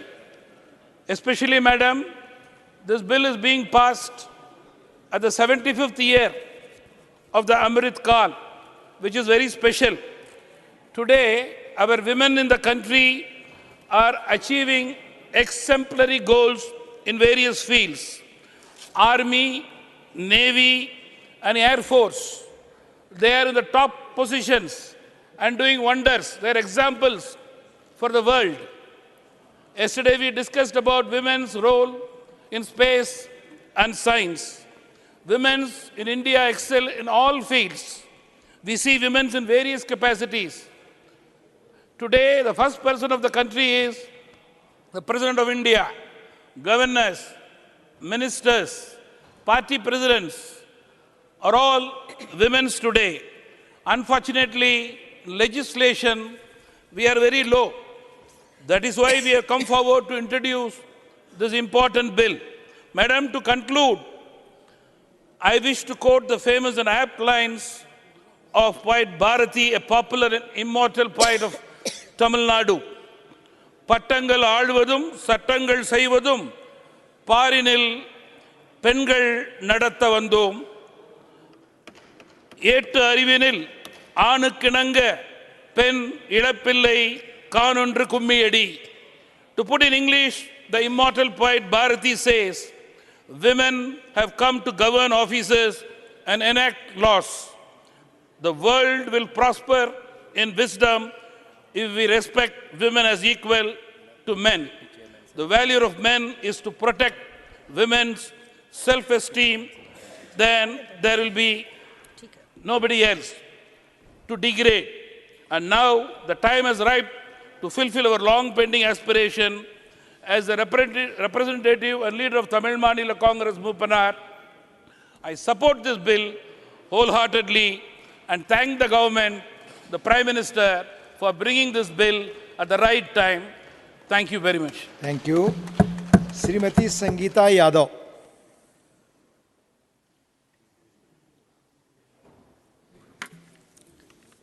माननीय सभापति जी, आपने मुझे नारी शक्ति वंदन अधिनियम पर बोलने का अवसर दिया, इसके लिए मैं आपको आभार प्रकट करती हूं और आपके माध्यम से सदन को प्रणाम करती हूं। और यह मेरी मेडन स्पीच है, तो आपका संरक्षण भी चाहूँगी। माननीय सभापति जी, देश के यशस्वी प्रधानमंत्री जी को देश की आधी आबादी की तरफ से मैं साधुवाद देती हूं कि लोकतंत्र के इस नवनिर्मित मंदिर में पहला अधिनियम महिलाओं के राजनीतिक अधिकार को दिलाने को लेकर वो आए हैं। माननीय सभापति जी, कल हम लोकसभा में सुन रहे थे माननीय गृह मंत्री जी को, उन्होंने बड़ा स्पष्ट किया कि महिलाओं को राजनीतिक अधिकार देना या सशक्त करना कभी भी भारतीय जनता पार्टी का राजनीतिक एजेंडा नहीं रहा है। अरे नारी शक्ति अभिनंदन अधिनियम तो महिलाओं की मान्यता से, सिद्धांत से जुड़ा हुआ है। मातृशक्ति को सम्मान देने वाला अधिनियम है, महिलाओं के लंबे संघर्ष को खत्म करने वाला अधिनियम है। और माननीय सभापति जी, मैं ग्रामीण क्षेत्र से 2017 से लेकर 22 तक एमएलए रही, तो इन 9.5 वर्षों में कैसे महिलाओं के जीवन स्तर में क्या सुधार आया है, ग्रामीण स्तर पे मैं बात करना चाहूँगी, ग्रामीण स्तर पे, और कैसे उनकी सोच बदली है, कुछ अपने एग्जाम्पल से मैं आपको बताना चाहती हूँ माननीय सभापति जी। और ये भी आंकड़ों के साथ बताऊँगी कि कैसे हमारा महिलाओं को आगे बढ़ाना राजनीतिक एजेंडा नहीं है। हम आगे तो बढ़ रहे हैं माननीय सभापति जी, आधुनिकता का नारा भी लगा रहे हैं, परंतु जब महिलाओं से जुड़े मुद्दे आते हैं तो सत्ता चुप हो जाती है। इसका बहुत बड़ा एग्जाम्पल राइट टू हाइजीन से है। महिलाओं के स्वास्थ्य के लिए बहुत ज़रूरी था right to hygiene. Sanitary pad के बिना यह कभी भी संभव नहीं था। हमारे देश को महिला प्रधानमंत्री भी मिली थी, लेकिन कभी भी ये चर्चा का विषय नहीं रहा। माननीय सभापति जी, मैं आपको बताना चाहूँगी कि माननीय मोदी जी ने 2020 में लाल किले से 15 अगस्त को सैनिटरी नैपकिन का उल्लेख किया और उसके बाद से यह एक अभियान बना और हजारों लाखों महिलाओं को जाने कितनी बीमारियों से हमने बचाया है। तो माननीय सभापति जी, मैं इसी में एक और उदाहरण जोड़ना चाहूँगी। मैं अब जब विधायक थी तो बहुत ग्रामीण स्तर पर महिला और पुरुष कोई भी हो, बीमारी के लिए हम लोग पैसा मुख्यमंत्री विवेकाधीन कोष से दिलाते थे। तो इसमें पुरुष भाई थोड़ा बुरा नहीं मानेंगे, जो मेरा अपना अनुभव है मैं वही बता रही हूँ। जब पति को कोई बीमारी हो जाती थी और पैसे दिलाने के लिए पत्नियाँ आती थी तो बोलती थी, बहनी पैसा मिलने में टाइम नहीं लगेगा, अगर लगेगा तो बताना, मैं अपना खेत बाड़ी बेच दूंगी, लेकिन इनको ठीक कराऊंगी। लेकिन जब वही गंभीर बीमारियों से हमारी बहनें पीड़ित होती थी और पुरुष भाई आते थे तो क्या बोलते थे, अरे बहनी टाइम लगेगा क्या, तनी और मेहनत करा, थोड़ा सा और मेहनत करे, पैसा मिलेगा तो इलाज शुरू करवा देंगे। ये सोच में अगर किसी ने फ़र्क डाला है तो वो आयुष्मान कार्ड योजना ने डाला है। माननीय सभापति जी, आज आयुष्मान कार्ड होल्ड, जब मैं ग्रामीण क्षेत्र में जाती हूँ तो जगह जगह मुझे मेरी बहनें मिलती हैं और वो कहती हैं कि आयुष्मान कार्ड का लाभ अधिकांश महिलाएं उठा रही हैं और कैसे उठा रही हैं। माननीय सभापति जी, स्वच्छ मिशन भारत के बारे में अगर हम बात करेंगे तो ये भी बहुत चिंताजनक बात थी कि देश की आज़ादी के इतने वर्ष बाद भी 11 करोड़ शौचालय हमने परिवारों को पहुंचाए हैं। कई बार मैं विपक्ष को सुन रही थी, लोग कह रहे थे बीजेपी वाले हैं छोटी बात करते रहते, वाकई में छोटी बात कर रहे हैं, लेकिन अगर ये छोटी बात पहले आप लोगों ने कर दी होती तो हमें कहने की ज़रूरत कहाँ पड़ती। मैं उज्ज्वला की बात करूँगी, उसमें भी एक छोटा सा आपका अनुभव बताऊँगी। जब कभी ग्रामीण क्षेत्र में खाना बनने का समय ना हो और हम लोग पहुँच जाते थे और कोई महिलाओं से कह देता था कि चाय बना दो, तो कोई कह तो कुछ नहीं पाती थी, लेकिन चूंकि मैं घर के अंदर जाती थी तो मैंने उनके चेहरे पर वो झिझक देखी थी, वो परेशानी देखी थी। लेकिन आज जब हम लोग जाते हैं तो कहते हैं अरे बहनी बैठो, मोदिया का सिलेंडर है। तो मतलब ये जो बदलाव है जीवन में, ये मैंने अपने अनुभव देखा है, सुना है। और मैं आपको बताना चाह रही हूँ कि कैसे हमने गैर राजनीतिक कार्य महिलाओं को सशक्त करने के लिए किया है। जब बेटी बचाओ बेटी पढ़ाओ की बात आती है और जब माननीय प्रधानमंत्री इसकी बात करते हैं तो मैंने देखा कैसे लोगों ने अपने गाड़ियों के पीछे लिखा, अपने घर की दीवार पे लिखा, सोशल मीडिया पे अपने डीपी बनाया। और उसी की देन है कि हमारा घरेलू हिंसा कम हुआ है, सेक्स रेशियो बढ़ा है, महिलाओं के प्रति सोच बदली है। और जब सेल्फी विद डॉटर शुरू हुई तो बच्चियों का समाज में सम्मान बढ़ा है। एक और अनुभव बताती हूँ माननीय सभापति जी, 2014 में जब माननीय मोदी जी प्रधानमंत्री बने तो जनधन खाता योजना आई। उस समय मैं विधायक नहीं थी, पार्टी की एक छोटी सी कार्यकर्ता थी और मैंने गांव-गांव में जाके कैंप लगाना शुरू किया। तो जब महिलाएं घूंघट में आती थी तो वो यकीन नहीं करती थी कि एक फार्म भरने से खाता खुल जाएगा। अरे नहीं बहनी, लेकिन जब खाते खुल गए तो वो लोग मुझे बहुत कई बार धन्यवाद देने भी आई। और आज 52 करोड़ लगभग जनधन खाते के अधिकांश लाभार्थी हमारी महिलाएं हैं। और जब ये खाता खुला तो मखौल भी उड़ाया जा रहा था, लेकिन आज जब बिना लीकेज के पैसे पहुंचते हैं तो इससे हमारे पीएम साहब की दूरदर्शिता हमें दिखाई देती है। इसी की अगली कड़ी मुद्रा योजना है। हमारे मोदी जी ने सोचा कि महिलाओं का बैंक में आना जाना शुरू हो गया है, अब अगली कड़ी ये है कि अब वो अपना कुछ लोन लेके अपना व्यापार भी शुरू करें। आज मुद्रा योजना की 70% जो लाभार्थी हैं वो हमारी महिलाएं हैं। माननीय सभापति जी, मैं अभी बेटियों को तो बढ़ाने के लिए हम लोग लगातार प्रयास कर ही रहे हैं। इसमें कुछ थोड़ा सा आंकड़ा बता देना चाहूँगी कि कैसे हम ग्रामीण स्तर पे और राजनीतिक स्तर दोनों पे चल रहे हैं।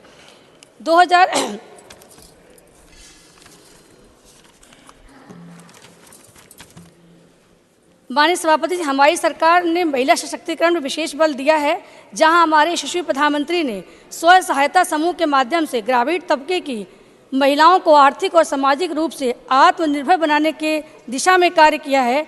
वहीं पर अपनी मंत्रिमंडल में सबसे ज़्यादा महिला मंत्रियों के अब तक का रिकॉर्ड है रखकर उनको राजनीतिक रूप से सशक्त किया है।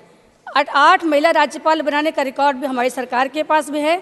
देश के सर्वोच्च पद पर आज माननीय राष्ट्रपति द्रौपदी मुर्मू जी हैं। आज मैं बताना चाहती हूँ कि माननीय सभापति जी, मैं सबसे निवेदन भी यहाँ करना चाहूँगी कि हम ये इतिहास रचे और ये जो हम राजनीतिक एजेंडे के रूप में नहीं, महिलाओं के सशक्तिकरण के लिए जो बिल लेके आए हैं उसमें सभी का समर्थन मिले।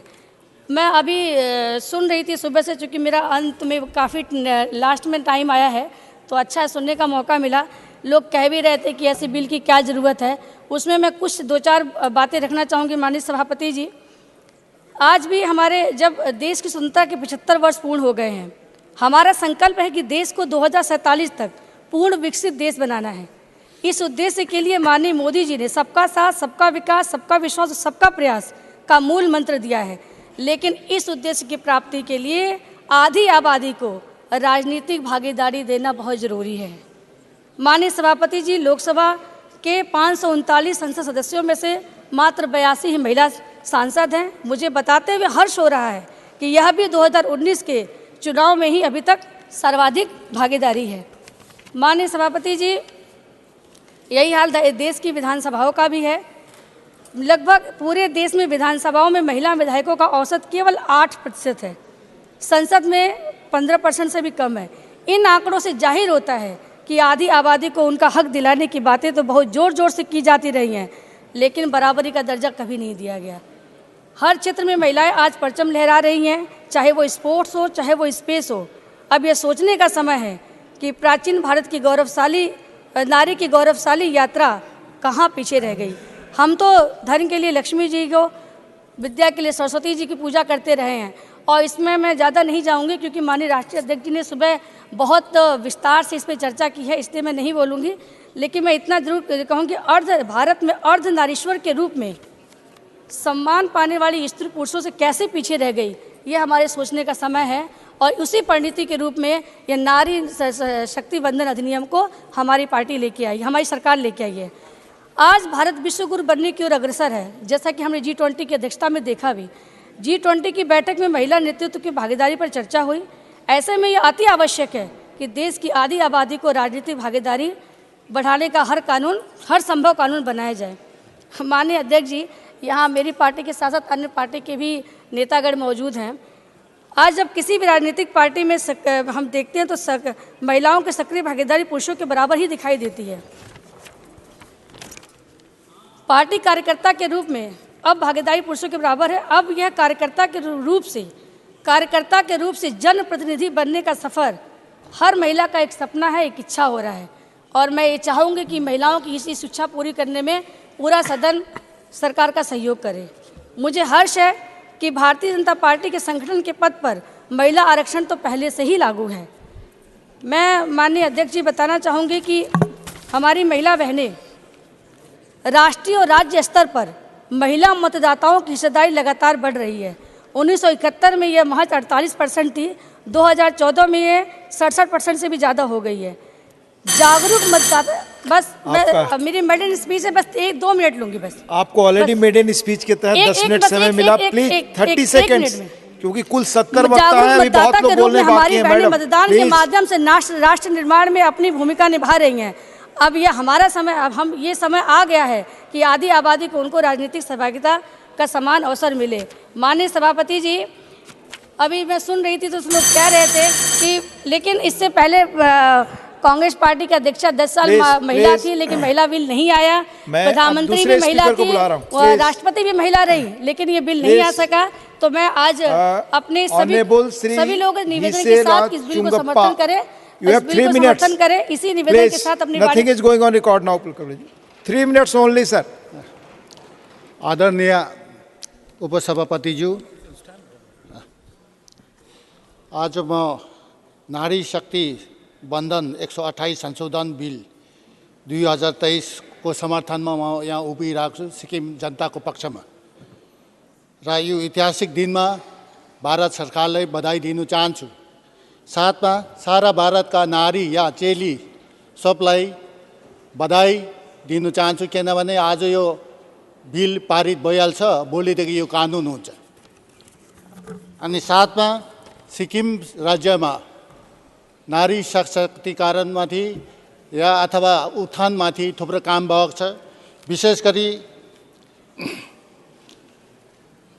एसडीएफ सरकारको शासनकालमा 50% आरक्षण पञ्चायत र अर्बन लोकल बडिजमा भएको छ। र आज त्यो साथसाथमा 33% सरकारी कर्मचारीमा नारीहरूलाई सिट आरक्षण भएको छ। अनि यो प्रकारले आज यो ऐतिहासिक दिनमा म भारत सरकारका सारा नेतालाई या सरकारलाई बिन्ती गर्न चाहन्छु, लामो समयदेखि थातीमा रहेको लिम्बू र तामाङ समुदायको 2003बाट माग गरेको विधानसभामा सिट आरक्षणको मागलाई पनि यो साथसाथमा हेरचाह गरिदिनु भएको खण्डमा सारा सिक्किमे जनता भारत सरकारसँगै हामी अवारी रहनेछु। र यो बिलको साथमा हाम्रो लिम्बू तामाङको पनि अलिक केही रेखदेख भइदियोस् भनेर म तपाईँ सबलाई बिन्ती गर्न चाहन्छु। र यो साथमा आजको बिल जो ल्याएको छ त्यसको निम्ति हामी सारा सिक्किमे जनताको तर्फबाट हामी समर्थन गर्न चाहन्छु। र यति भन्दै मेरो 2 शब्द यही राख्न चाहन्छु। जय सिक्किम, जय सिक्किमे जनता। बहुत धन्यवाद हिसेला चुंगुपा जी। डॉक्टर कल्पना सैनी।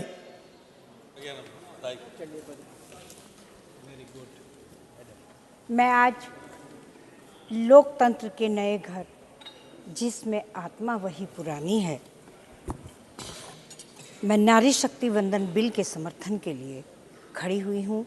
आदरणीय उपसभापति जी, मैं हृदय से आपका आभार व्यक्त करती हूँ कि मुझे इस महत्वपूर्ण बिल पर, जो स्वर्णिम इतिहास का हिस्सा बनेगा, बोलने का अवसर दिया।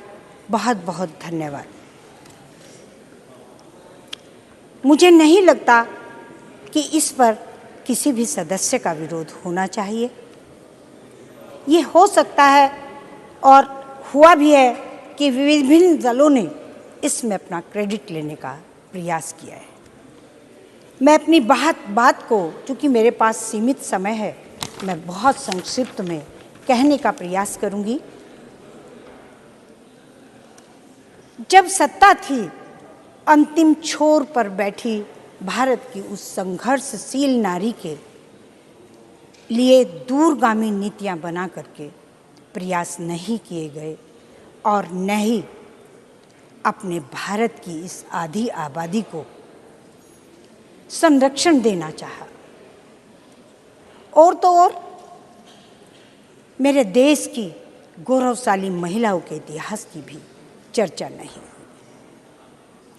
मैं धन्यवाद देती हूँ आदरणीय प्रधानमंत्री नरेंद्र मोदी जी को, अपने लोकप्रिय यशस्वी प्रधानमंत्री जी को, जिन्होंने न सिर्फ महिलाओं के लिए सोचा बल्कि अपनी सरकार की दूरगामी नीतियों के द्वारा उन्होंने उस महिला के जीवन में आमूलचूल परिवर्तन किया। मुझे याद है कि गुजरात के मुख्यमंत्री रहते हुए आदरणीय प्रधानमंत्री नरेंद्र मोदी जी ने जिस तरह से घर घर जाकर छोटी बच्चों के स्कूल में दाखिले का अभियान चलाया, वो इस तरह की हर छोटी शुरुआत से लेकर जीवन को बदलते हुए नारी के आज वो इस विधेयक तक आ पहुँचे हैं। मैं उनका हार्दिक अभिनंदन करती हूँ, उन्हें धन्यवाद देना चाहती हूँ। हालांकि आज भी विपक्ष ने भ्रमित करना चाहा, न्यायोचित रास्ते का विरोध करते रहे, पर मैं अपनी बात को संक्षिप्त में ही, पर मैंने कुछ पंक्तियां लिखी हैं, उनमें व्यक्त करते हुए आपका समर्थन चाहती हूँ। हे संघर्षशील भारत की नारी, मुझे बताओ तो घर घर शौचालय बनवाकर महिलाओं के अभिशापित जीवन से मुक्ति दिलाने का माध्यम कौन बना? मोदी जी। हे संघर्षशील भारत की नारी, मुझे बताओ तो बेटी बचाओ और बेटी पढ़ाओ के द्वारा बेटी का जीवन संवर्धित संरक्षित करने का माध्यम कौन बना? मोदी जी। हे संघर्षशील भारत की नारी, मुझे बताओ तो उज्ज्वला योजना लाकर धुएं से घुटते जीवन से बचाने का माध्यम कौन बना? मोदी जी। अरे प्लीज। हे संघर्षशील भारत की नारी, मुझे बताओ तो 3 तलाक के खिलाफ कानून बनाकर बराबरी का स्तर दिलाने का माध्यम कौन बना? मोदी जी। हे संघर्षशील भारत की नारी, मुझे बताओ तो प्रधानमंत्री आवास योजना से घर की आधिकारिक स्वामिनी बनाने का माध्यम कौन बना? मोदी जी। हे संघर्षशील भारत की नारी, मुझे बताओ तो किशोरियों गर्भवती महिलाओं के लिए विशेष योजना चला, स्वास्थ्य को सुनिश्चित करने का माध्यम कौन बना? मोदी जी। हे संघर्षशील भारत की नारी, मुझे बताओ तो कोसों पैदल चलकर भी प्यासे जीवन से बचने का हर नल में जल, जल जीवन मिशन द्वारा मजबूर होने से बचाने का माध्यम कौन बना? मोदी जी। हे संघर्षशील भारत की नारी, मुझे बताओ तो तुम्हारे गांव के घर घर में बिजली व राशन पहुंचाकर जीवन को सुगम बनाने का माध्यम कौन बना? मोदी जी। हे संघर्षशील भारत की नारी, मुझे बताओ तो संघर्ष भरे अनुसूचित जनजाति जीवन को महामहिम तक लाने का माध्यम कौन बना? प्लीज कंक्लूड, आपका समय खत्म हुआ मैडम, प्लीज। सर एक मिनट। हे संघर्षशील भारत की नारी, मुझे बताओ तो, मैं गांव गली की ओबीसी महिला आज उच्च सदन की सबला बन बैठी हूँ, इसका माध्यम कौन बना? प्लीज प्लीज खत्म हे करें। संघर्षशील भारत की नारी, मुझे मैं बताओ दूसरे तो, स्पीकर को बुलाऊंगा मैडम, प्लीज। आज महिला आरक्षण बिल से राजनीतिक अधिकार सुरक्षित होंगे, इसका माध्यम कौन बना? Please please conclude. इसके साथ ही मैं धन्यवाद देते हुए अपनी वाणी को विराम देती हूँ और इस बिल का समर्थन करती हूँ। धन्यवाद धन्यवाद। धन्यवाद। ऑनरेबल जोश के money, you have 3 minutes sir. Thank you, sir.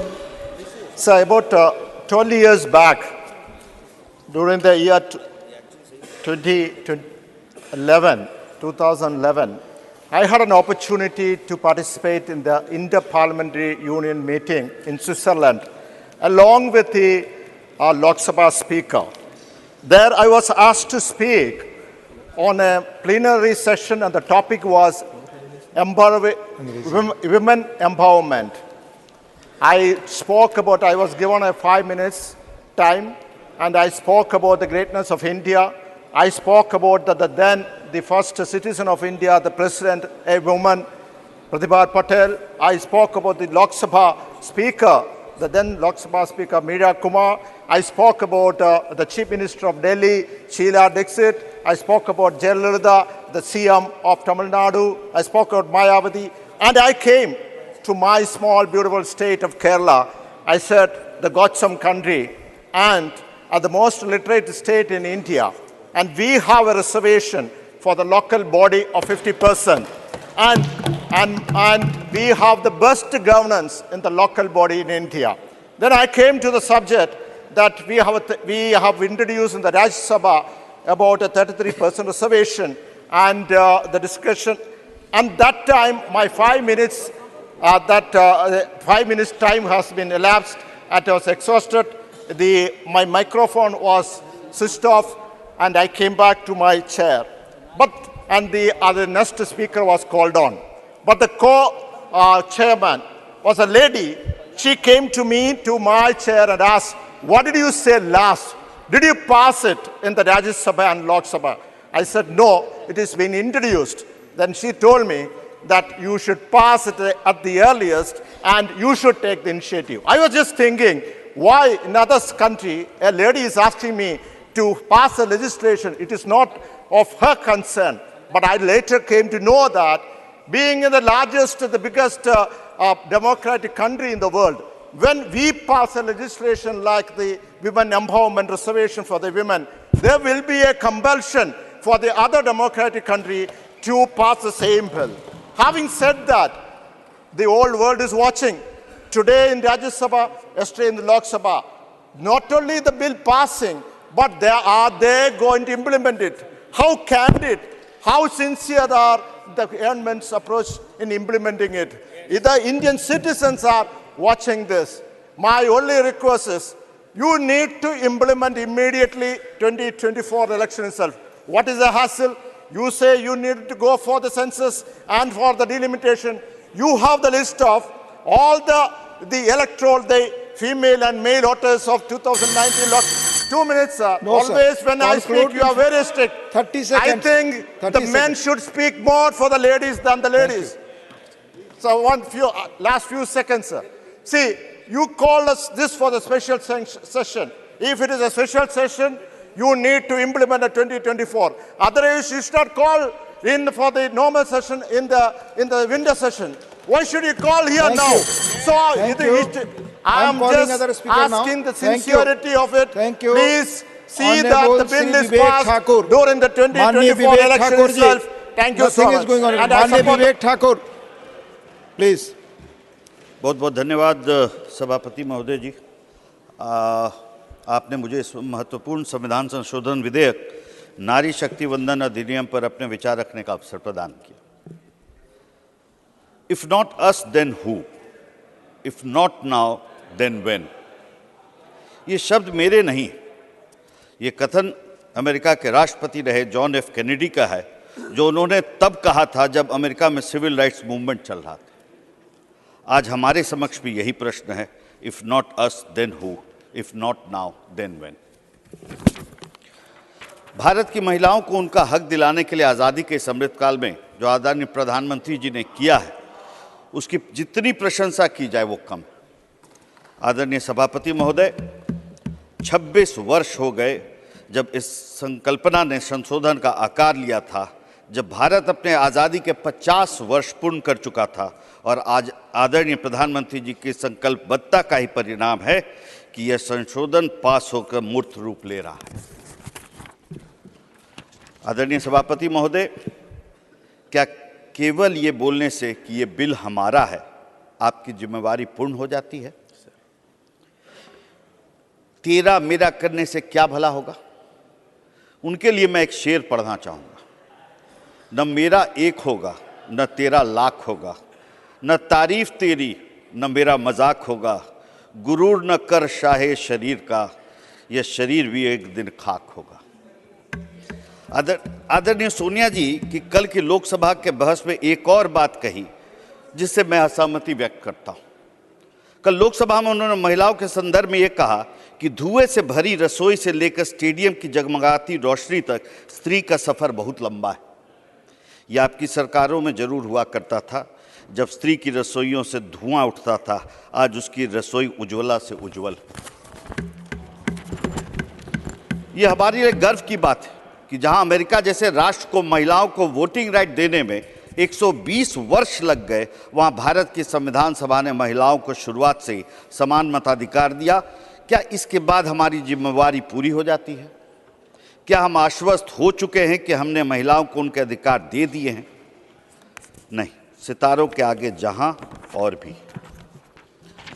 सभापति महोदय, इस बिल का भी एक जीवन है, आयु 26 साल, और इस जीवन में इस बिल ने काफी उतार चढ़ाव, धोखा, पॉसिबल टू इम्पॉसिबल जैसा ही इसका जीवन रहा है।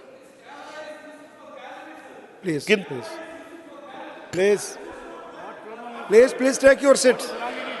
Take your seat, please.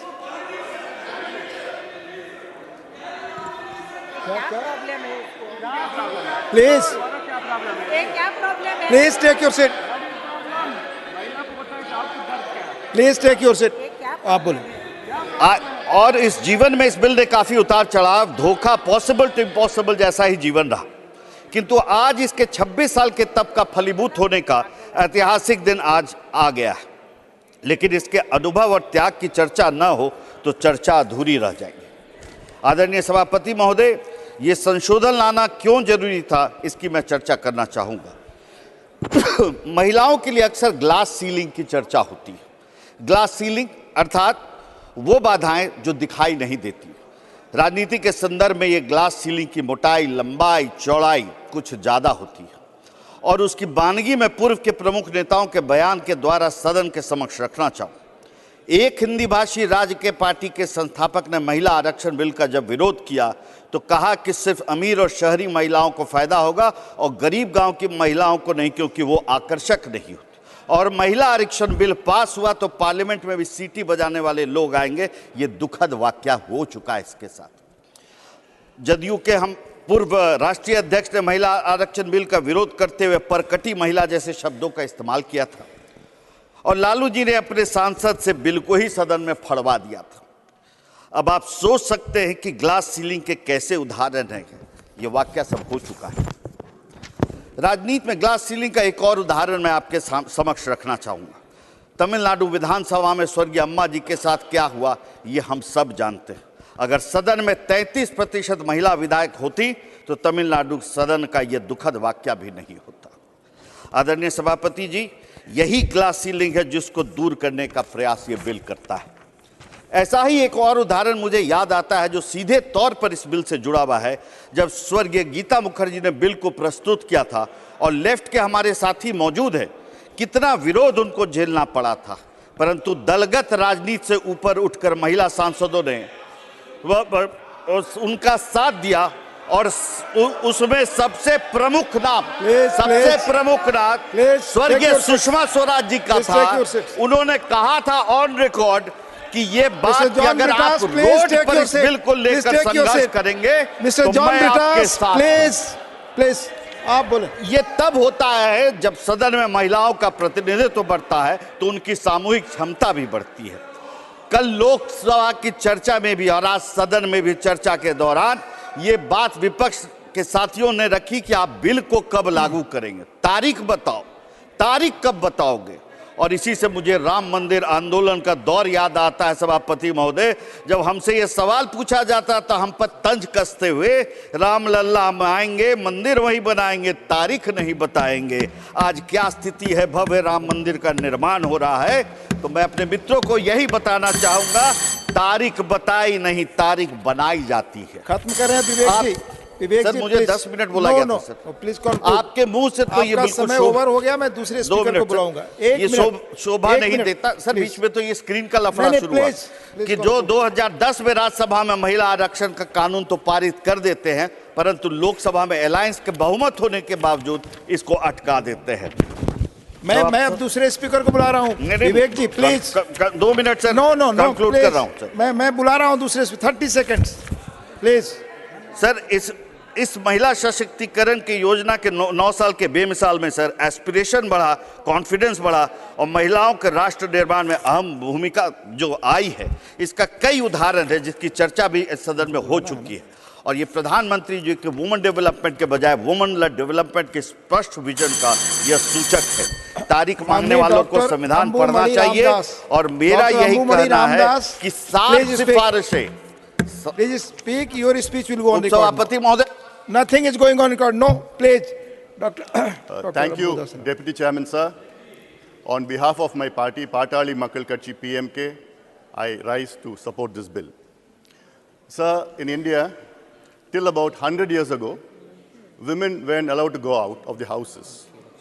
Till about 75 years ago, women weren't allowed to vote.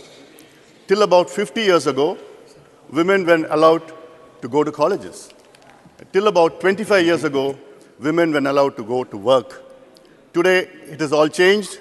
Women are being empowered, but at a very, very slow pace and in very few numbers.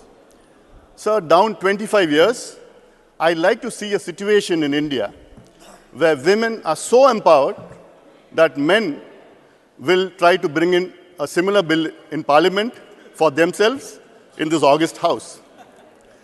Sir, after the 73rd and the 74th constitutional amendment brought in 1992 and 93, we had the first local body elections in 96. During that elections, many of the party cadres had made their wives, their daughters and their mothers as panchayat presidents or samiti presidents or district zilla parishads, thinking that they could control them through proxy. But then I saw after 2 years, the women acted independently. By the end of their tenure, they did wonderfully well in their positions they held, and some of them got re-elected again and went on to become MLAs and MPs and ministers. So if you give women an opportunity, they definitely will excel in whatever they are doing. So I have 2 requests to the government. One, to kindly bring in the OBC representation in this bill. Either today or at least during the winter session, bring in an amendment so that OBC women are equally represented, because they comprise 60% of Indians' population, and without the empowerment of OBC women, India can't develop. Second, sir, we have 3 pillars of democracy: the legislature, the executive, and the judiciary. We have fulfilled the demand of the legislature because we have a reservation for women in the local bodies, and today we're bringing in for MLAs and MPs. I kindly request the government to bring in reservation for women in the executive as well as the judiciary also. After 75 years post-independence, we still haven't had a woman Chief Justice of India. And there are very few women judges in the High Court and the Supreme Court. We need more women officers in IAS, IPS, IPS, IFS, and defense sector. And definitely we need, so the government should bring in an act, an amendment, constitutional amendment, so that women are empowered in the executive as well as the judiciary. Sir, I would like to end with the saying, if boys get education, only he is educated. But if girls get education, the entire family gets educated. And I would urge upon the government to empower women, respect them, and give them empowerment in all sections of society. And that is when India will become a developed country. Thank you very much. With these words, I support the 128th Constitutional Amendment Bill 2023. Thank you, sir. Thanks for confining yourself to time.